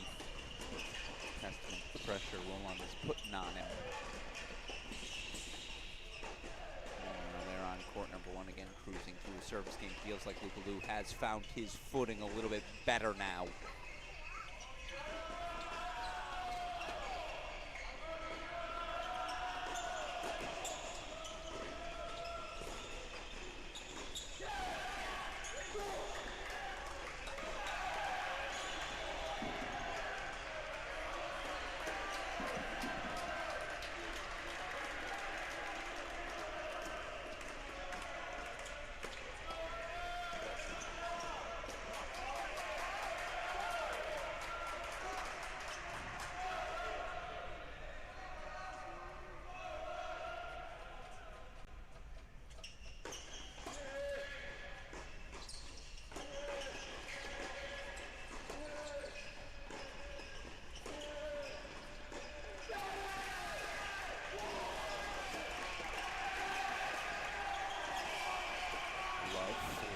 On court 5.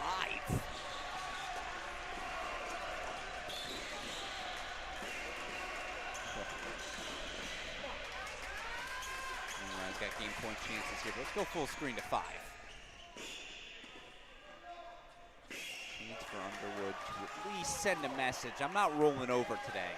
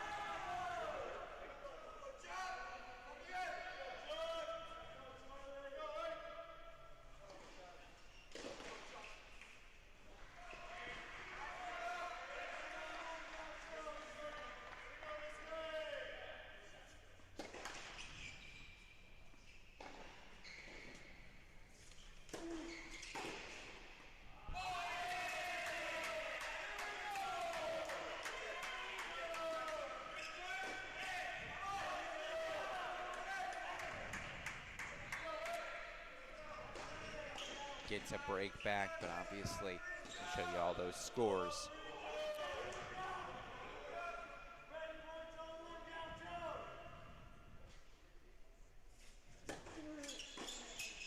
Racing over to 6. It's a break point chance for Kowiak.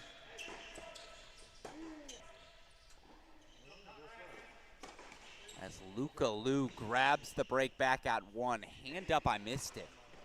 Would you look at this?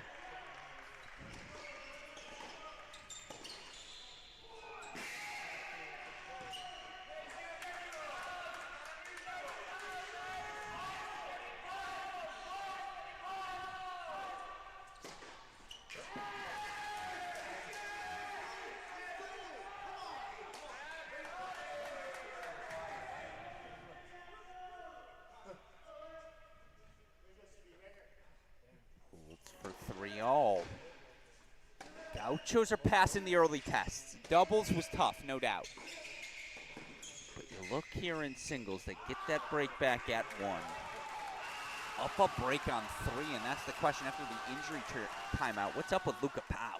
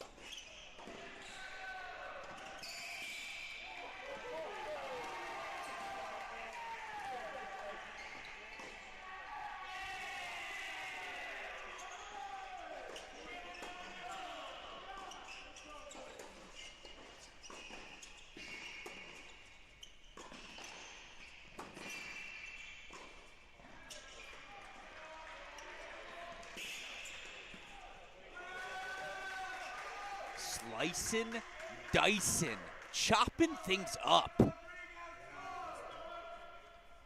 I'm really impressed.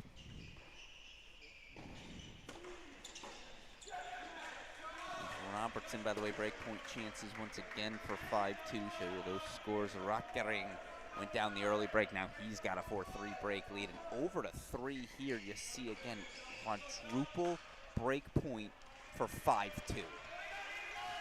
He looked good in singles, in doubles. What's going on with Luca Pau here today?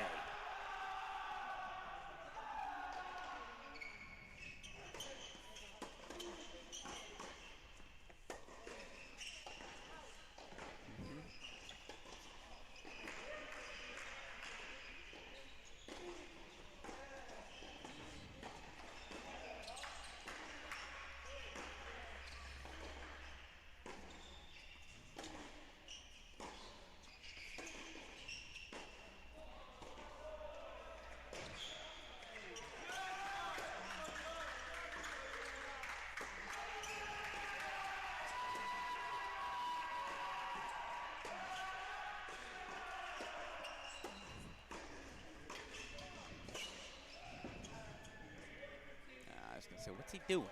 That would have been the sort of choice that makes you think, is he injured? Not the case. Obviously, that's a deciding, a let with the ball rolling over. Want to go over to 5. Look at that deciding point coming up. Roland does indeed extend his lead to 5-1. Will get you over 2 at a minimum. We will watch him try to serve out the set.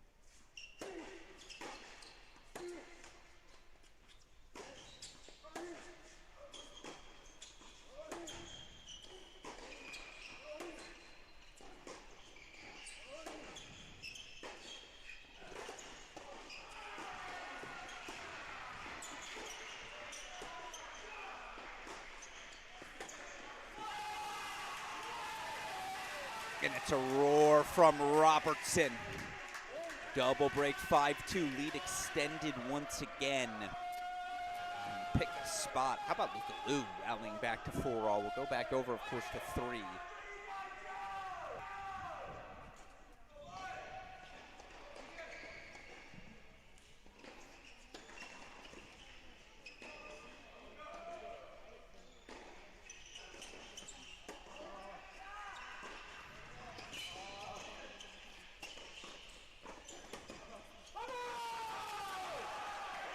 After it, Avendano, 5-2 out in front.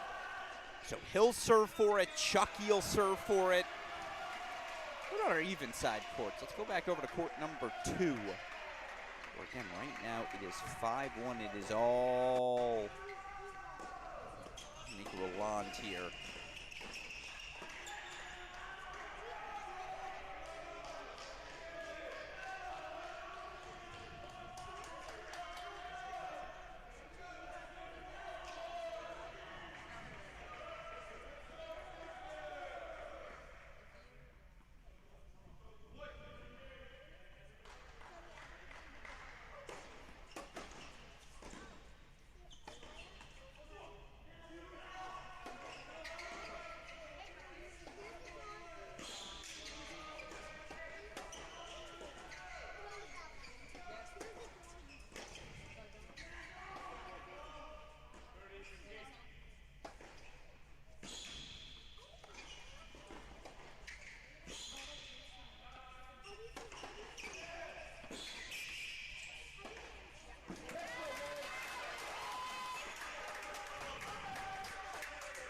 All right, all due respect.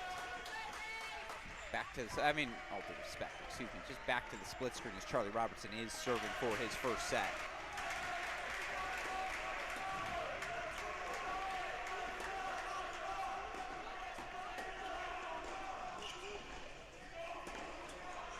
Yeah, that's better.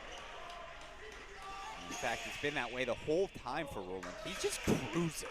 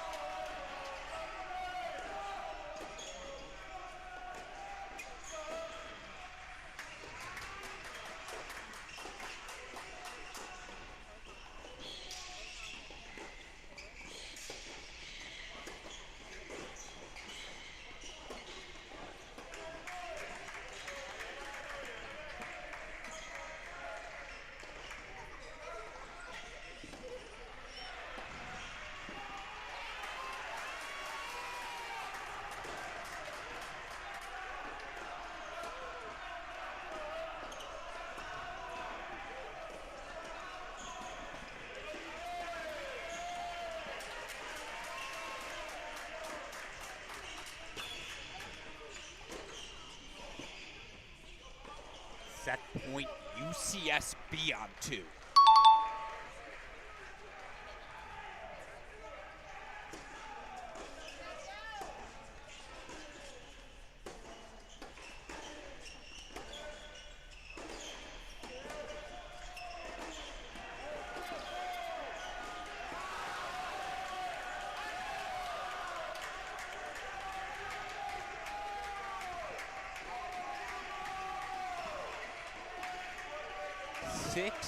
One breadstick.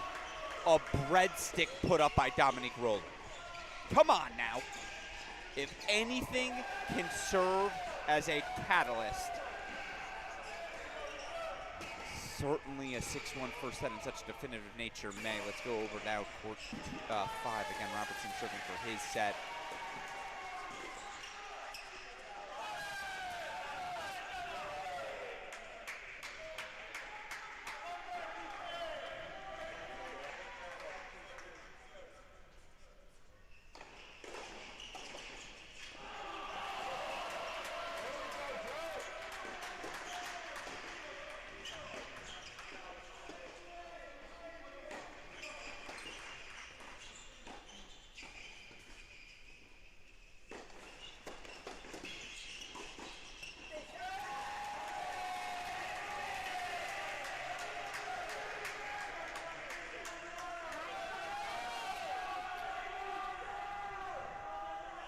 First set, Robertson responds with a massive deuce point on forward. I want to leave us from a split screen yet.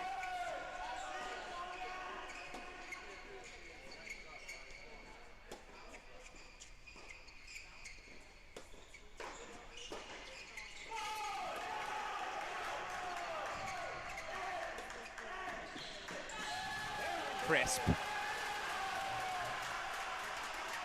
This pump from the freshman says it all. That's a 5-3 hold that'll put some hair on the chest. As we go over to court 6, break point chances for Diem.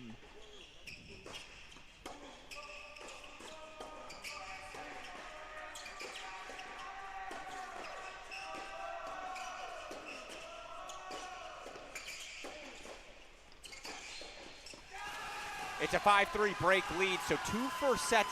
But by the way, or BTW, as the kids would say, I want to show you those scoreboards.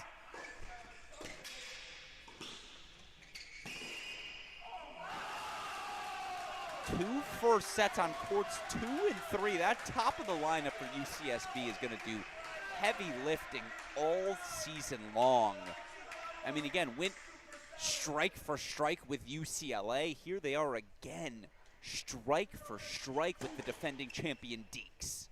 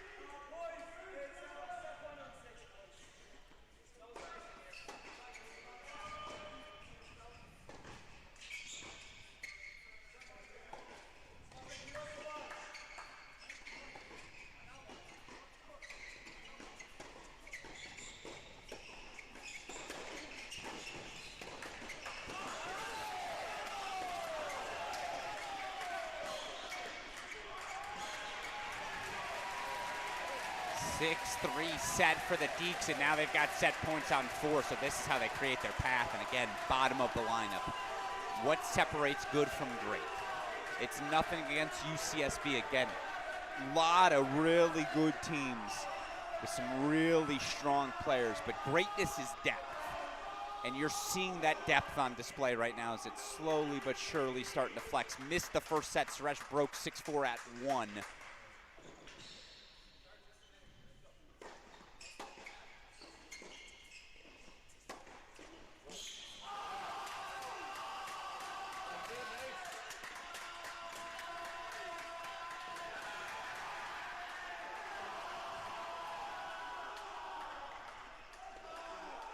Six-3 set. So funny how fast that happens, right?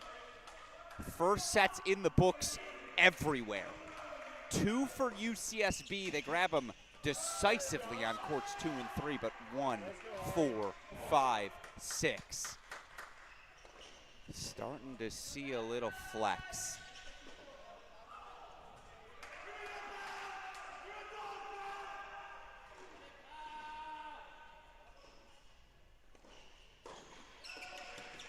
Let's go over to court number 2, where again, so impressed by what we've seen from Dominic Rowland so far. Just everything. Everything is working. Very much proving the legitimacy of that ranking next to his name. 31 in the country right now is the senior. Got sneaky quiet after the rush of those first sets, didn't it? Alex Gruskin here. Let's reset. Reestablish our tempo. Definitive doubles to Wake Forest. They're the defending champs. It was the sort of doubles performance you would expect accordingly. But, again, UCSB, the perfect representation of what was the funkiest kickoff weekend in college tennis history. 7 of our 14 men's hosts knocked out. UCSB going to UCLA, earning maybe the biggest win in program history over the Bruins. Now head coach Blake Mueller looking to make the most of his opportunity here to compete again with the best of the best. Give his guys a taste. This is what it feels like. This is what we have to strive towards.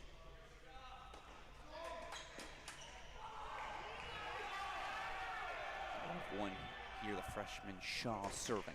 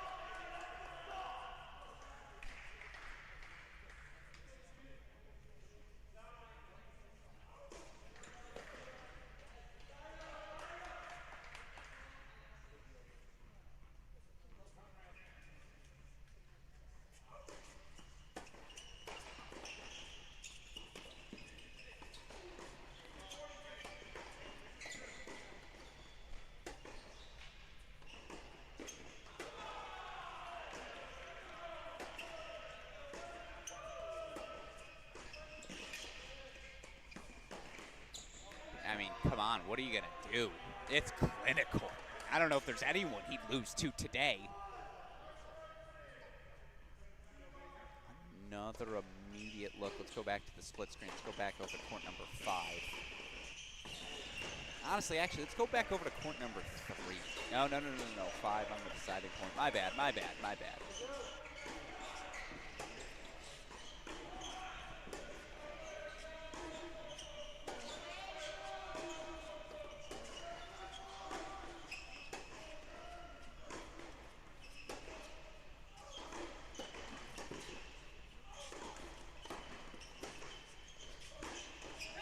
It's an opening break for Robertson. right where he left things off. Let's go over to the aforementioned big three.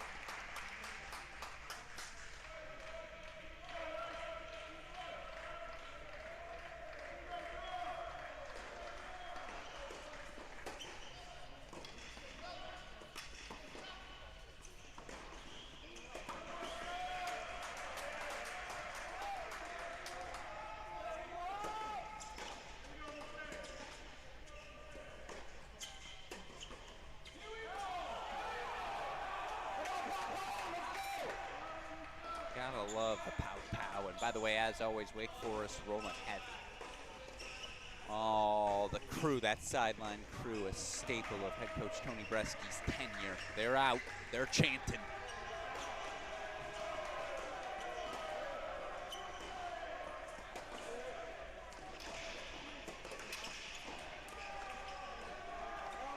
Missed it wide. It's just not his night. I mean, that's a gift. It's a gift. But Roland's put himself in a position to capitalize on all of them. That's a set and a break lead.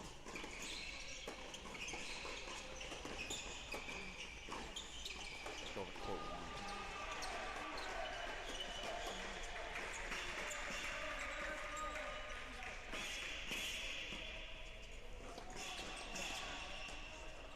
That's so good. So good on court number 3 from Avendano. All the spaces.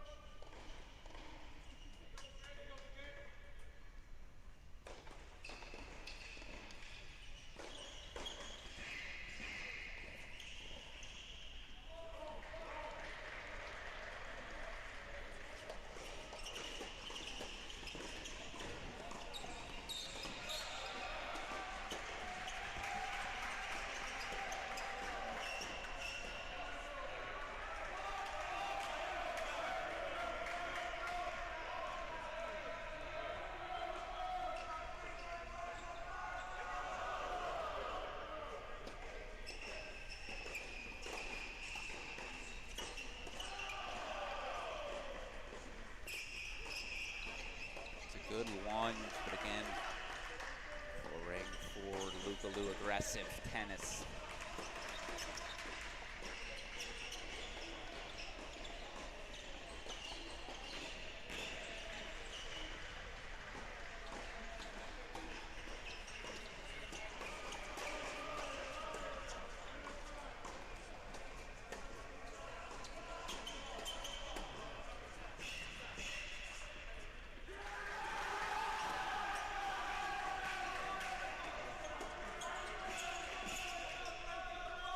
Avendano's on it. It's not an injury. It's just successful tactics. Take us back over to court number 4. Want to watch a little more Mies Ratgering. Again, former world junior number 1s don't come to college tennis every week.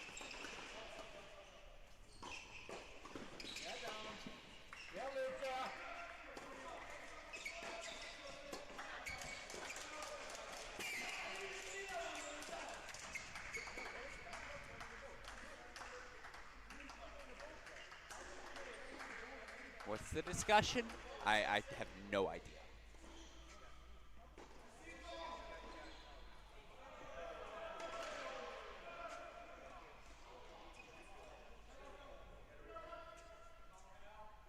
as they litigate the proper decision here. Again, first set's on 1, 4, 5, and 6, all for the Deeks. Roland's up a set and a break, 6-1, 2-love.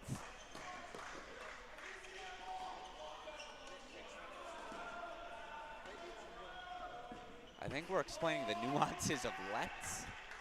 What's our deal here?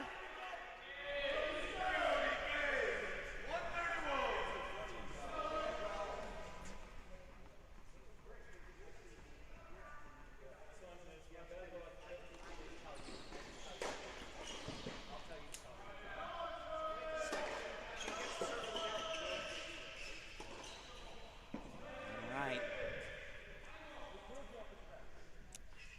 Well then. That's a massive kick serve on 6. All right.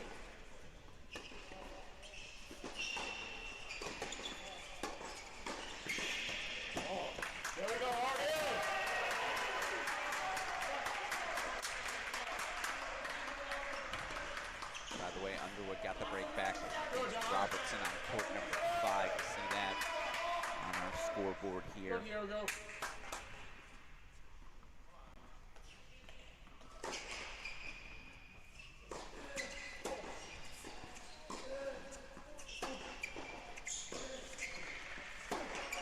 Oh, assassinated that forehand.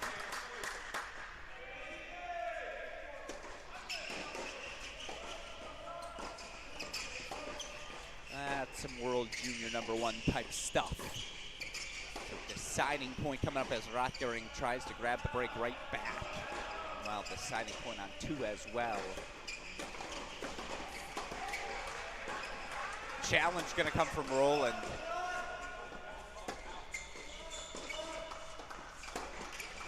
Oh, you're kidding.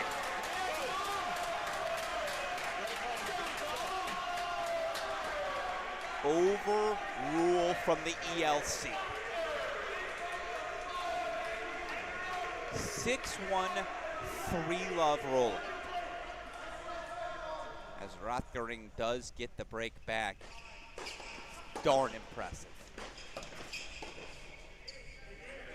Only set in the break lead right now belongs to UCSB. Again, my first time getting on. Oh, that's not true. But I haven't seen Mies Rothgering play since I called the World Junior Finals back at the end of 2024, so it's been a little bit for me. Of course, those World Junior Finals simulating the ATP WTA Tour Finals. Rothgering beaten former UVA All-American Rafa Hodar in the final.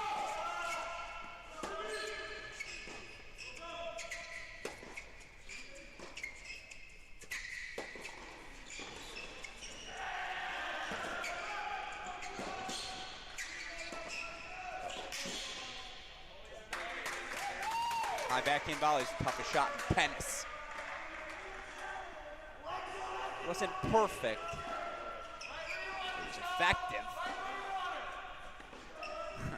Make Forrest Benchmouth telling their freshman Ian Shaw, you got him right where you want him.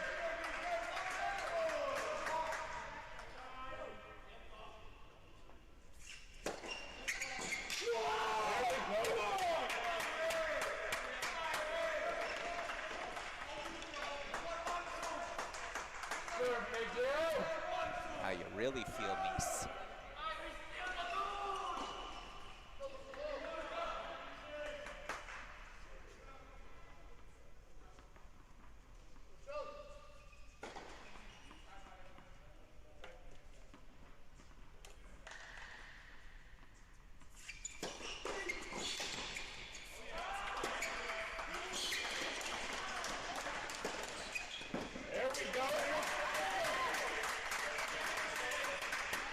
Yeah, that's the smile I think head coach Tony Bresky is looking for. Had a long talk with Coach Bresky yesterday about the state of the Deeks. All things up with Bresky family. Sounds like all is well. Tony is very, I mean, how could you not be optimistic about Rothgering's future in this sport? Tony's worked with a lot of really good ones. Says when Mies is on, it's just different. There we go, mate. Now again, he also says there are just some days when the freshman looks like and acts like a freshman, as we all do. But again, when that's your number 4 singles player, you're in a good spot. Back out in front he goes. Meanwhile, DK Suresh has breakpoint chances at 1. Kowiak serving 6-3, 1-2 at that number 6 position. No, Kowiak, excuse me. Yam serving at that number 1 position, number 6 position. Let's go full screen though to 1 for the breakpoints.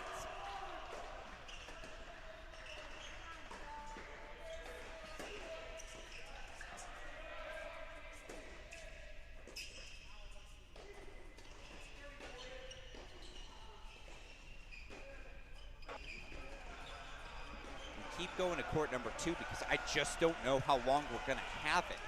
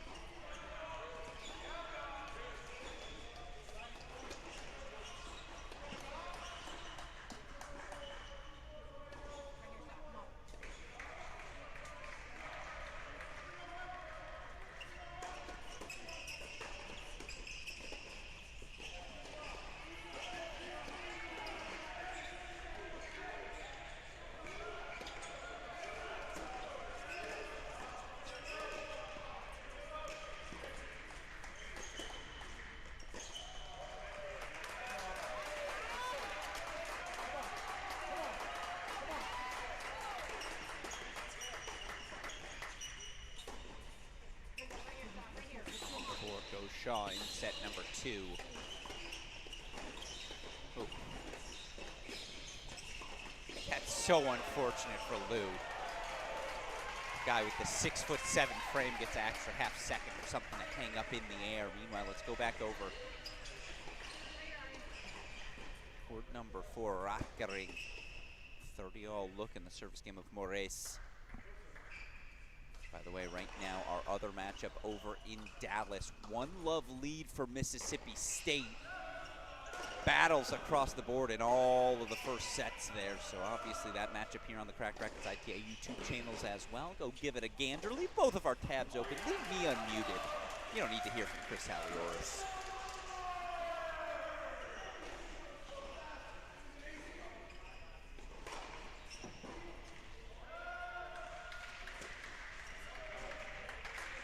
Breakpoint chance for Rackering.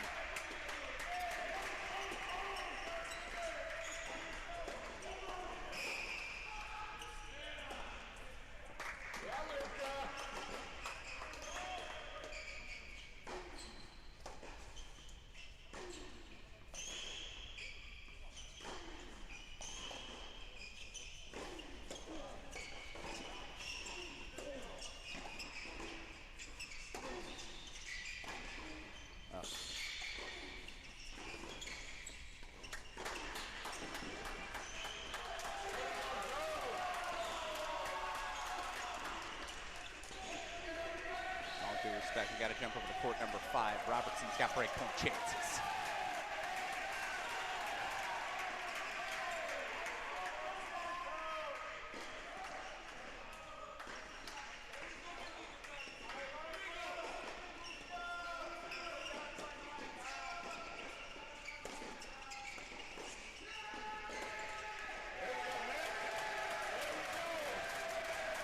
Rockering break, 6-2-3-1. And we go over to court number 6 now as well, as it's breakpoint chances for Guillem.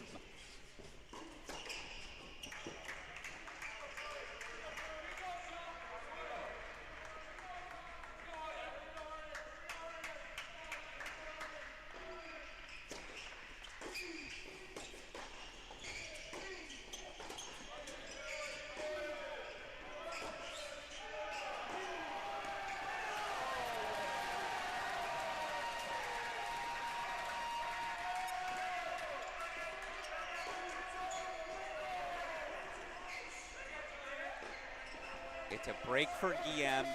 It's a break for Rockering. And it's a break for Chucky the Kid. Wake Forest makes their push. Setting a break on courts 4, 5, and 6. And would you look at this? It's breakpoint chances back for Aryan Shaw.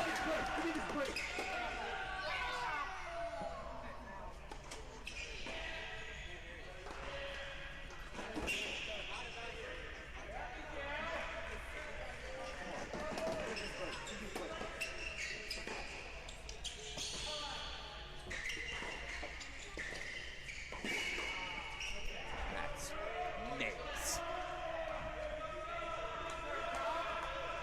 That's just exceptional. Absolutely exceptional.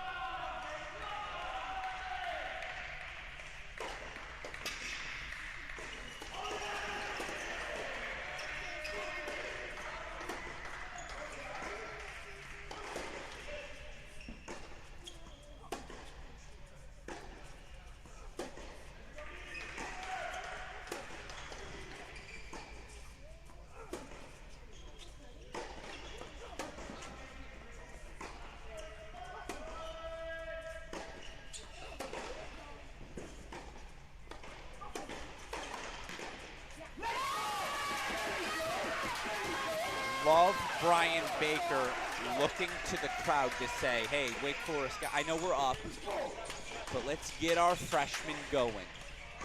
We may not need him today, I'm not saying they don't, but they will certainly need him later on in this event. That said, show you the scoreboard again. You see the pathway. It's very clear. Wake Forest has set 3-2 leads on 1, 4, 5, 6. Point chances back on 6, so we'll pop over there for the meantime. Ooh, break point chances back on 4 as well.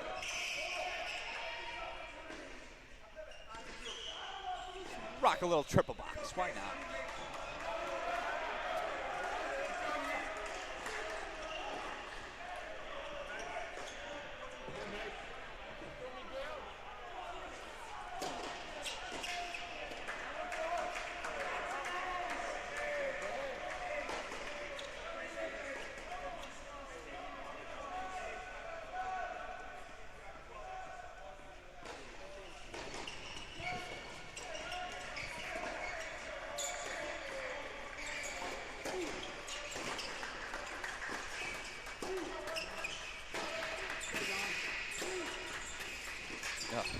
Popped that forward. Rockering a little high backhand excellence as you saw the Robertson hold. We're going to go to a split screen here. Get you back over court 5 in a moment. Meanwhile, deciding point to your left, break point still to your right. Obviously, if there's going to be a gaucho push, it has to start now.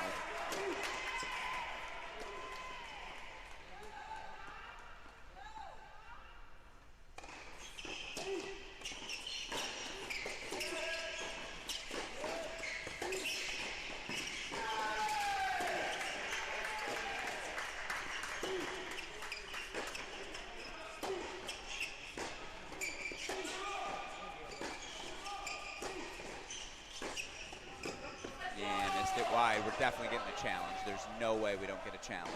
You have to challenge. Why not? But the call is confirmed by the LC. It was close. I thought it was. Rockering holds for 4-1. Bring back Chucky the Kid. Charlie Robertson, 4-2.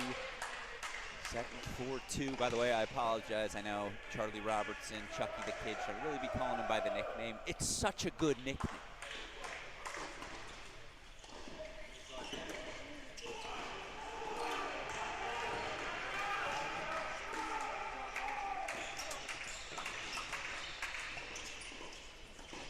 That's really well done. Kept that ball low, deciding point coming here on 6. We'll go full screen for the deciding point. Second serve coming up.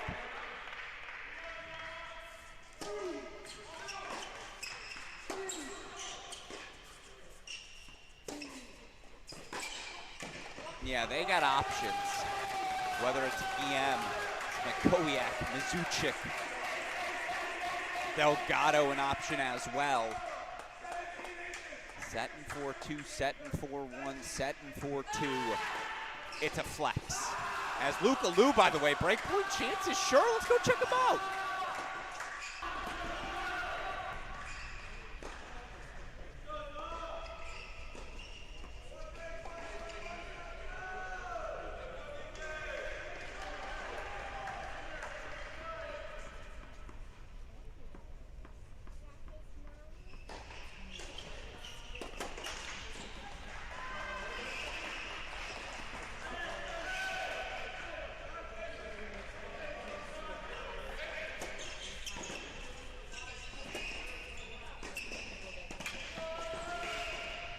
Leave no doubt. Maybe? Oh, you see Luka Pau getting stretched out on 3. Okay, so he is dealing with some injuries here tonight. Injury timeout called. It looks like it's that right hip. I can't tell if it's groin or hip, but look, again, if Wake Forest is going to defend their title, they have to have Luka Pau healthy. It's the back. Oh. And when the back goes, there is just nothing you can do. Now again, they're probably not gonna need it tonight. Courts 4, 5, 6. That's the path for these Wake Forest Demon Deacons here tonight. And by the way, that's where the best teams win, down low. But boy, oh boy, that Luka Pau back injury. Something to take note of as we move forward.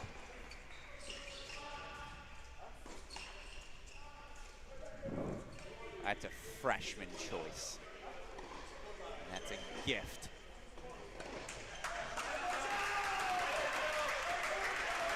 All right, you had an overrule on 6, but it was a repeated overrule offense, so it is a point penalty. You heard Coach Bresky there saying, hey, that's a point penalty.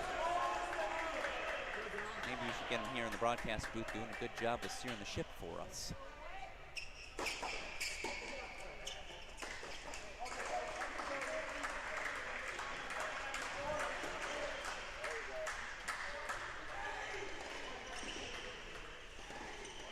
Appreciate all of you joining us in our for our broadcast. Appreciate you in the comments.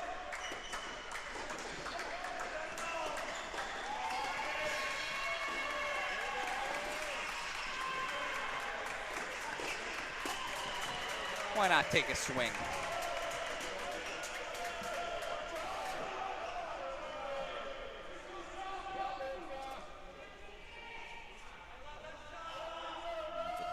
Hold on the board again, over to 5 and 6 we go.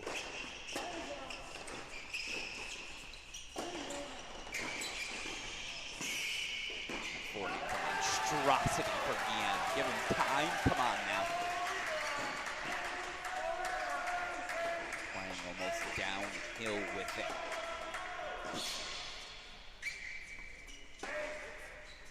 Potent power to possess at the bottom of the lineup.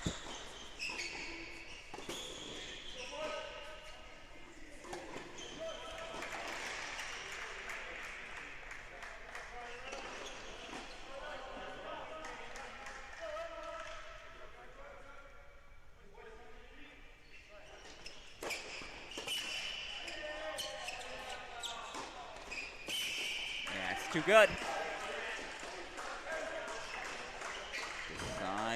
point coming up as, again, you see Shaw 3 straight games on court 2. The injury timeout for Powell. Still 3-all 30 love in that second set. But we'll say it for the first time. 10 good minutes, maybe 15 from these Wake Forest Demon Deacons. They can book themselves a spot in another quarterfinal, a date with Baylor.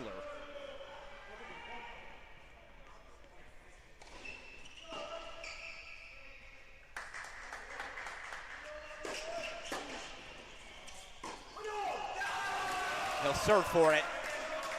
Joaquin Guillem, 6'3", 5'2", out in front.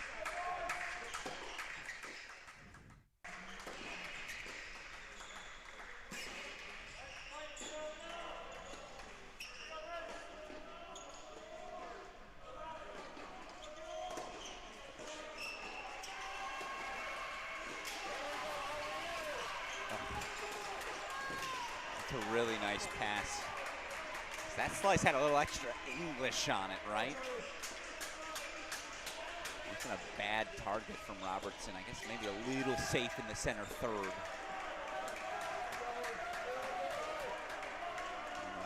More break point chances at 4 for UCSB. It's now or never.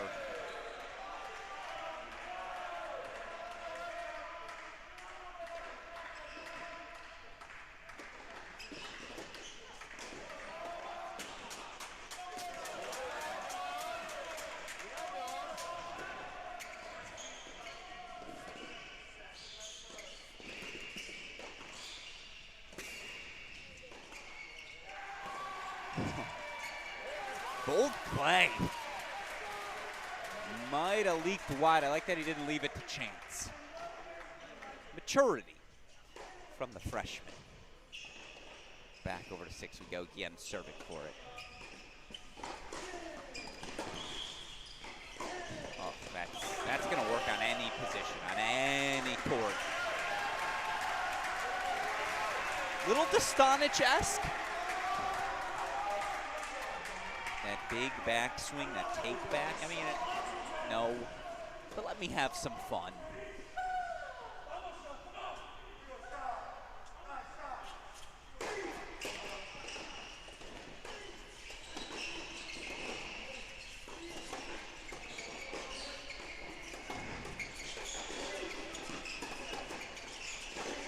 That's ridiculous. I mean, come on.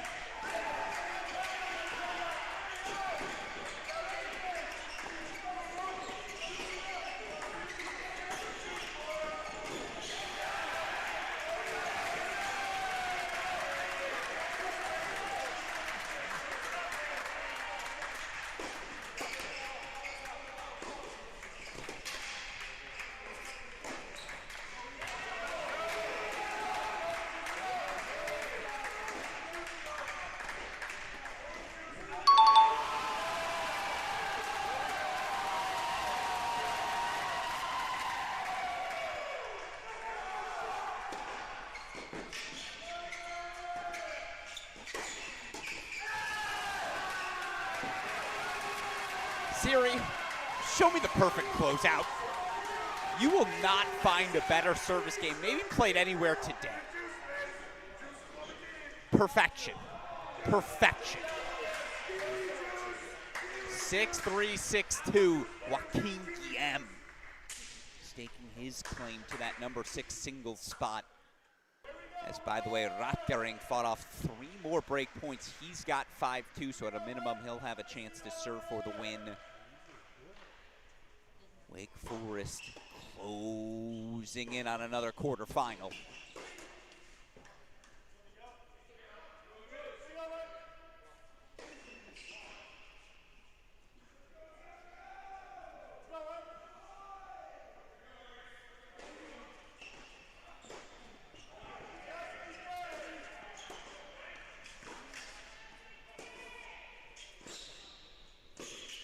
Yeah.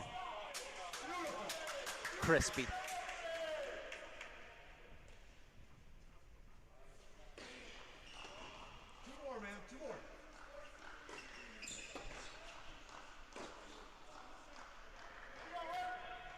Shout out to Luca Powell, Arian Shaw. Felt like they might get run out of the gym. Not the case. Shaw, 4 straight games on 2. Welcome to the match, Arian Shaw.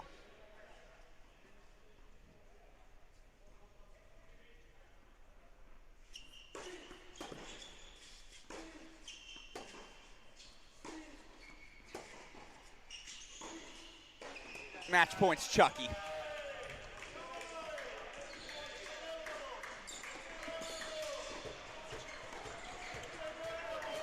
As Rockering sails a little long, just wanted to show you that one more time. Let's go full screen for this.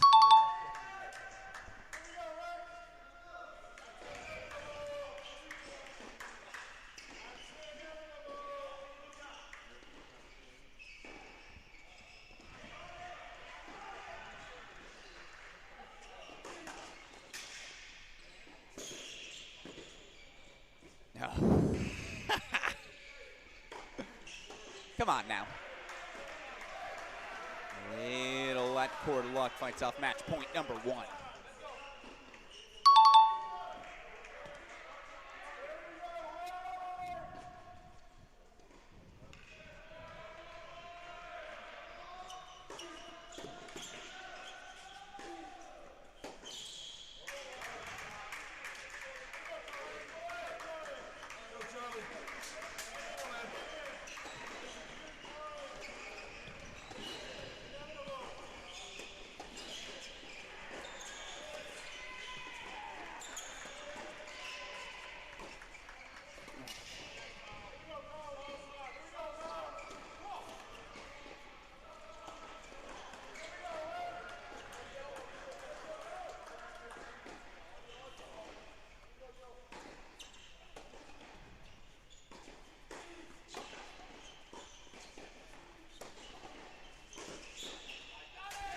Three love Deeks. It's the mid-career bar mitzvah as Chucky the Kid looks to become a man here in year 2 on the job. That was certainly an adult-like performance, just always in rhythm, never in doubt. 3 love Deeks, and so here you go. This is the spot. Rockering 2 points away as Suresh breaks back for 5-all. Shaw, Powell leads in their second sets, but it's the freshman, the former world junior number 1, Misa Rockering. 2 points away from delivering the Wake Forest victory.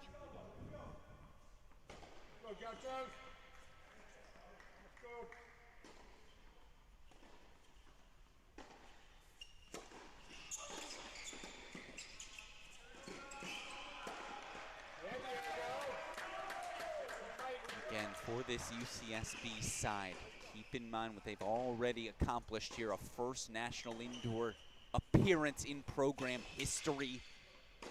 Again, a team that under head coach Blake Mueller, all they do is reach the postseason. All they do is dominate their conference.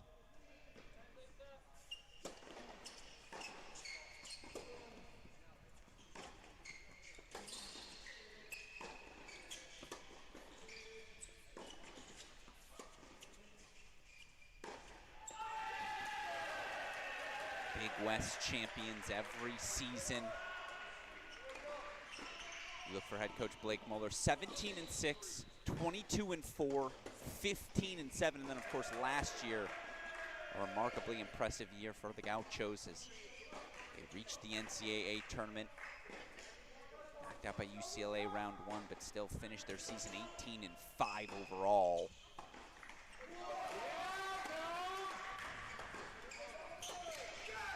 Sort of resume that, again, certainly should have Blake Mueller on the short list for all sorts of head coaching positions. Now, whether he'd want to leave UCSB or not is a completely different question, something I'm not even close to trying to insinuate here, but put him on the short list.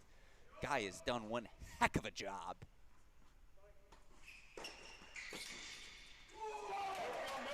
That said, sometimes you just run into a buzzsaw. Certainly that's what Wake Forest has emerged as. Rockering 2 points away.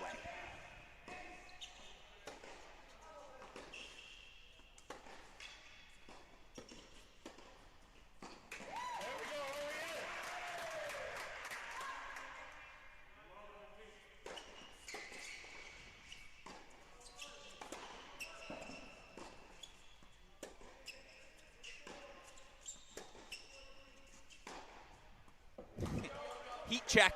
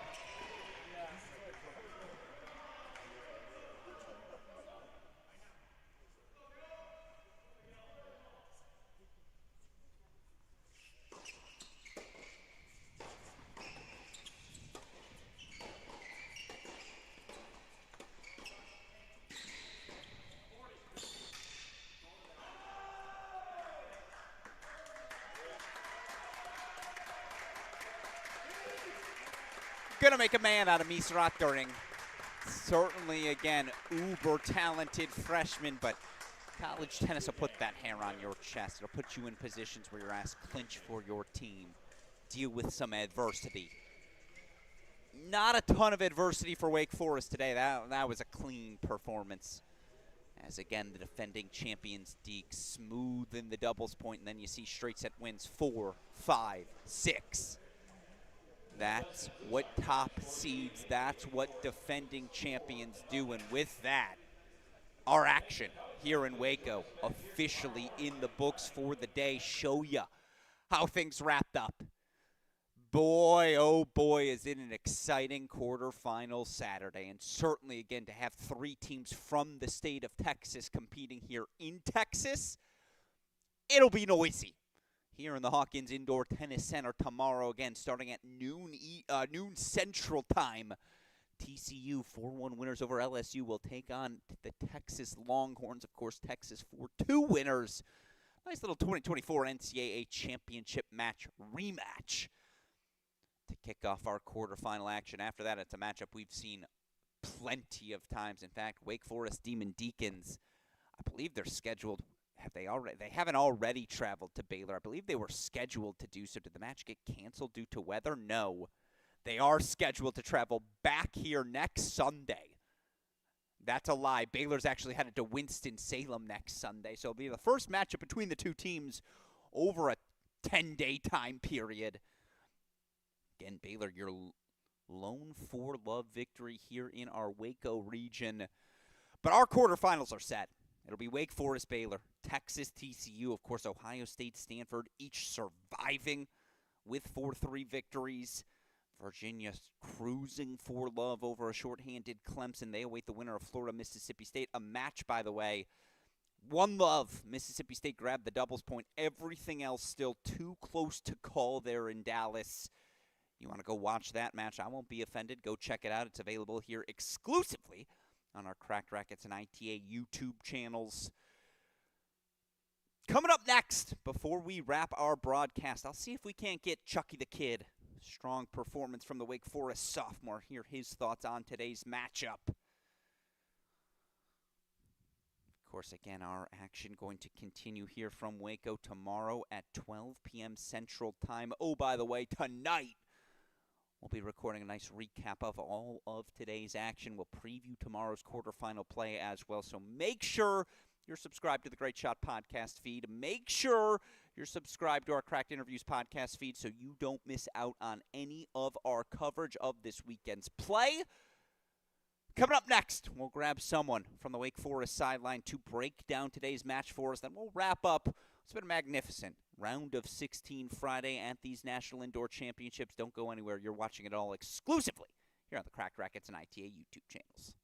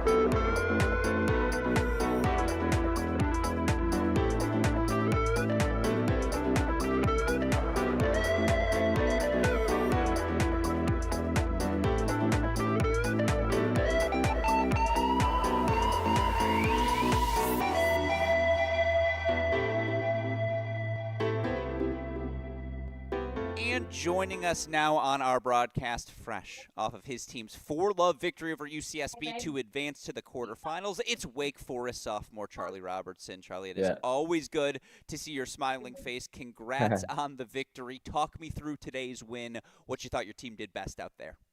Yeah, I think honestly, I thought we had very good energy from doubles. I think all of us went out there with obviously defending champs, so I think we went out there with a lot of energy. And yeah, I think all of us are in a good spot. So yeah, really happy to get through the first match. First match is never easy. So yeah. How was it for you out there playing with Luka in doubles? I feel like you guys have switched up the doubles teams a little bit going into this indoors. What do you think of the performance? Yeah, I mean, I love it. I love playing with Luka. Me and him have a very good relationship off the court. So that obviously really helps in doubles. So yeah, honestly, I love it. I thought we played pretty solid today. So yeah, looking forward to play many more matches with him. No, it was a job well done. And, you know, watching you today in what was ultimately a straight set victory, we joke around here, I can't help but call you Chucky the Kid. I just think it's a great nickname, the babyface killer. It just felt like there was more energy from you, like more. Like it just feels like you're no longer along for the ride. I'm curious how much more comfortable you feel here starting year 2 of your college career. Yeah, I think my first year, I was a little bit hesitant on everything. Everything was new for me. And this year, I was really pumped to come back with a lot of energy. And yeah, honestly, I just love the whole college environment. And yeah, just embrace it. So yeah. No, you did a good job certainly of doing that. I'm curious as you're maneuvering through, you know, again, we can be honest here. How much scoreboard watching are you doing down on court 5? How, you know, to get over the finish line there in straight sets, how focused were you, you know, and is it easier to focus on the mission at hand? Yeah, normally I just try to focus on my match. I mean, it's obviously very difficult to not do that. But yeah, I get told by the coaches to just focus on my match, and I just try to do that as much as possible. Look, the Wake Forest bench mob is everywhere. Is it tricky to have those guys right on your sideline as it is here today? I'm curious what that dynamic was like. No, well, I mean, I actually love it playing on like court 5 because you obviously have the guys at the side on your court, so they can give you a lot of energy. Whereas last year when you play 3 and 4, you don't have those guys at the side. So I mean, any energy from me, I absolutely love it. So we have a great support team on the side. Yeah, it's great. No, I love that. My last 2 for you. Is it weird coming back to Waco? Like, I know it's been 9 months, but obviously the last time you were here, you were lifting a national championship trophy. What's it like for you and the guys to get back here? And dare I say, is there any nostalgia for that moment? Oh, I think it was high spirits when we came back. We were really pumped to come back. Obviously, having great memories here. Yeah, I think we're all in a good spot, and I have a good feeling. Same hotel? Same hotel, same everything. You know Tony. Tony's very superstitious, so everything the exact same. No, I like that. That makes a lot of sense to me. And obviously, up next, you're going to play the host team here. You've got Baylor in tomorrow's quarterfinal, 3:30 p.m. So about 16 hours to recover between now and then. What does that process look like for you and the guys as you get ready for that quarterfinal bout? What do you think about that Baylor team? Yeah, I mean, first of all, on Baylor, you know, playing them at home is never going to be easy. So I think, you know, we shouldn't go in there with anything guaranteed. I think they're a great team. I think, yeah, it's gonna be a tough match. So hopefully we do great preparation, good recovery now. I think we'll definitely get some ice baths in, do massage, recover, sleep well, eat well, and yeah, get ready to get after tomorrow. No, I think I knew I wasn't going to be an athlete when I stepped in that first ice bath, and I was like, "This is it for me. I'm out." I actually really like ice baths. Maybe because I'm from Scotland, it's so cold over there anyway. But yeah, I actually really love them. So yeah, no, I'm not gonna lie. As a man from the north as well, 80 degrees in February is crazy. But that's what we've been dealing with here today. So maybe the ice bath will feel good. Yeah, nice. Yeah, certainly the result had to feel good as well. Wake Forest sophomore Charlie Robertson, winner in today's 4-0 victory. Congrats to you and the guys, and obviously appreciate you taking the time. Good luck to you this week, my friend. No, thank you. Appreciate it. Thank you.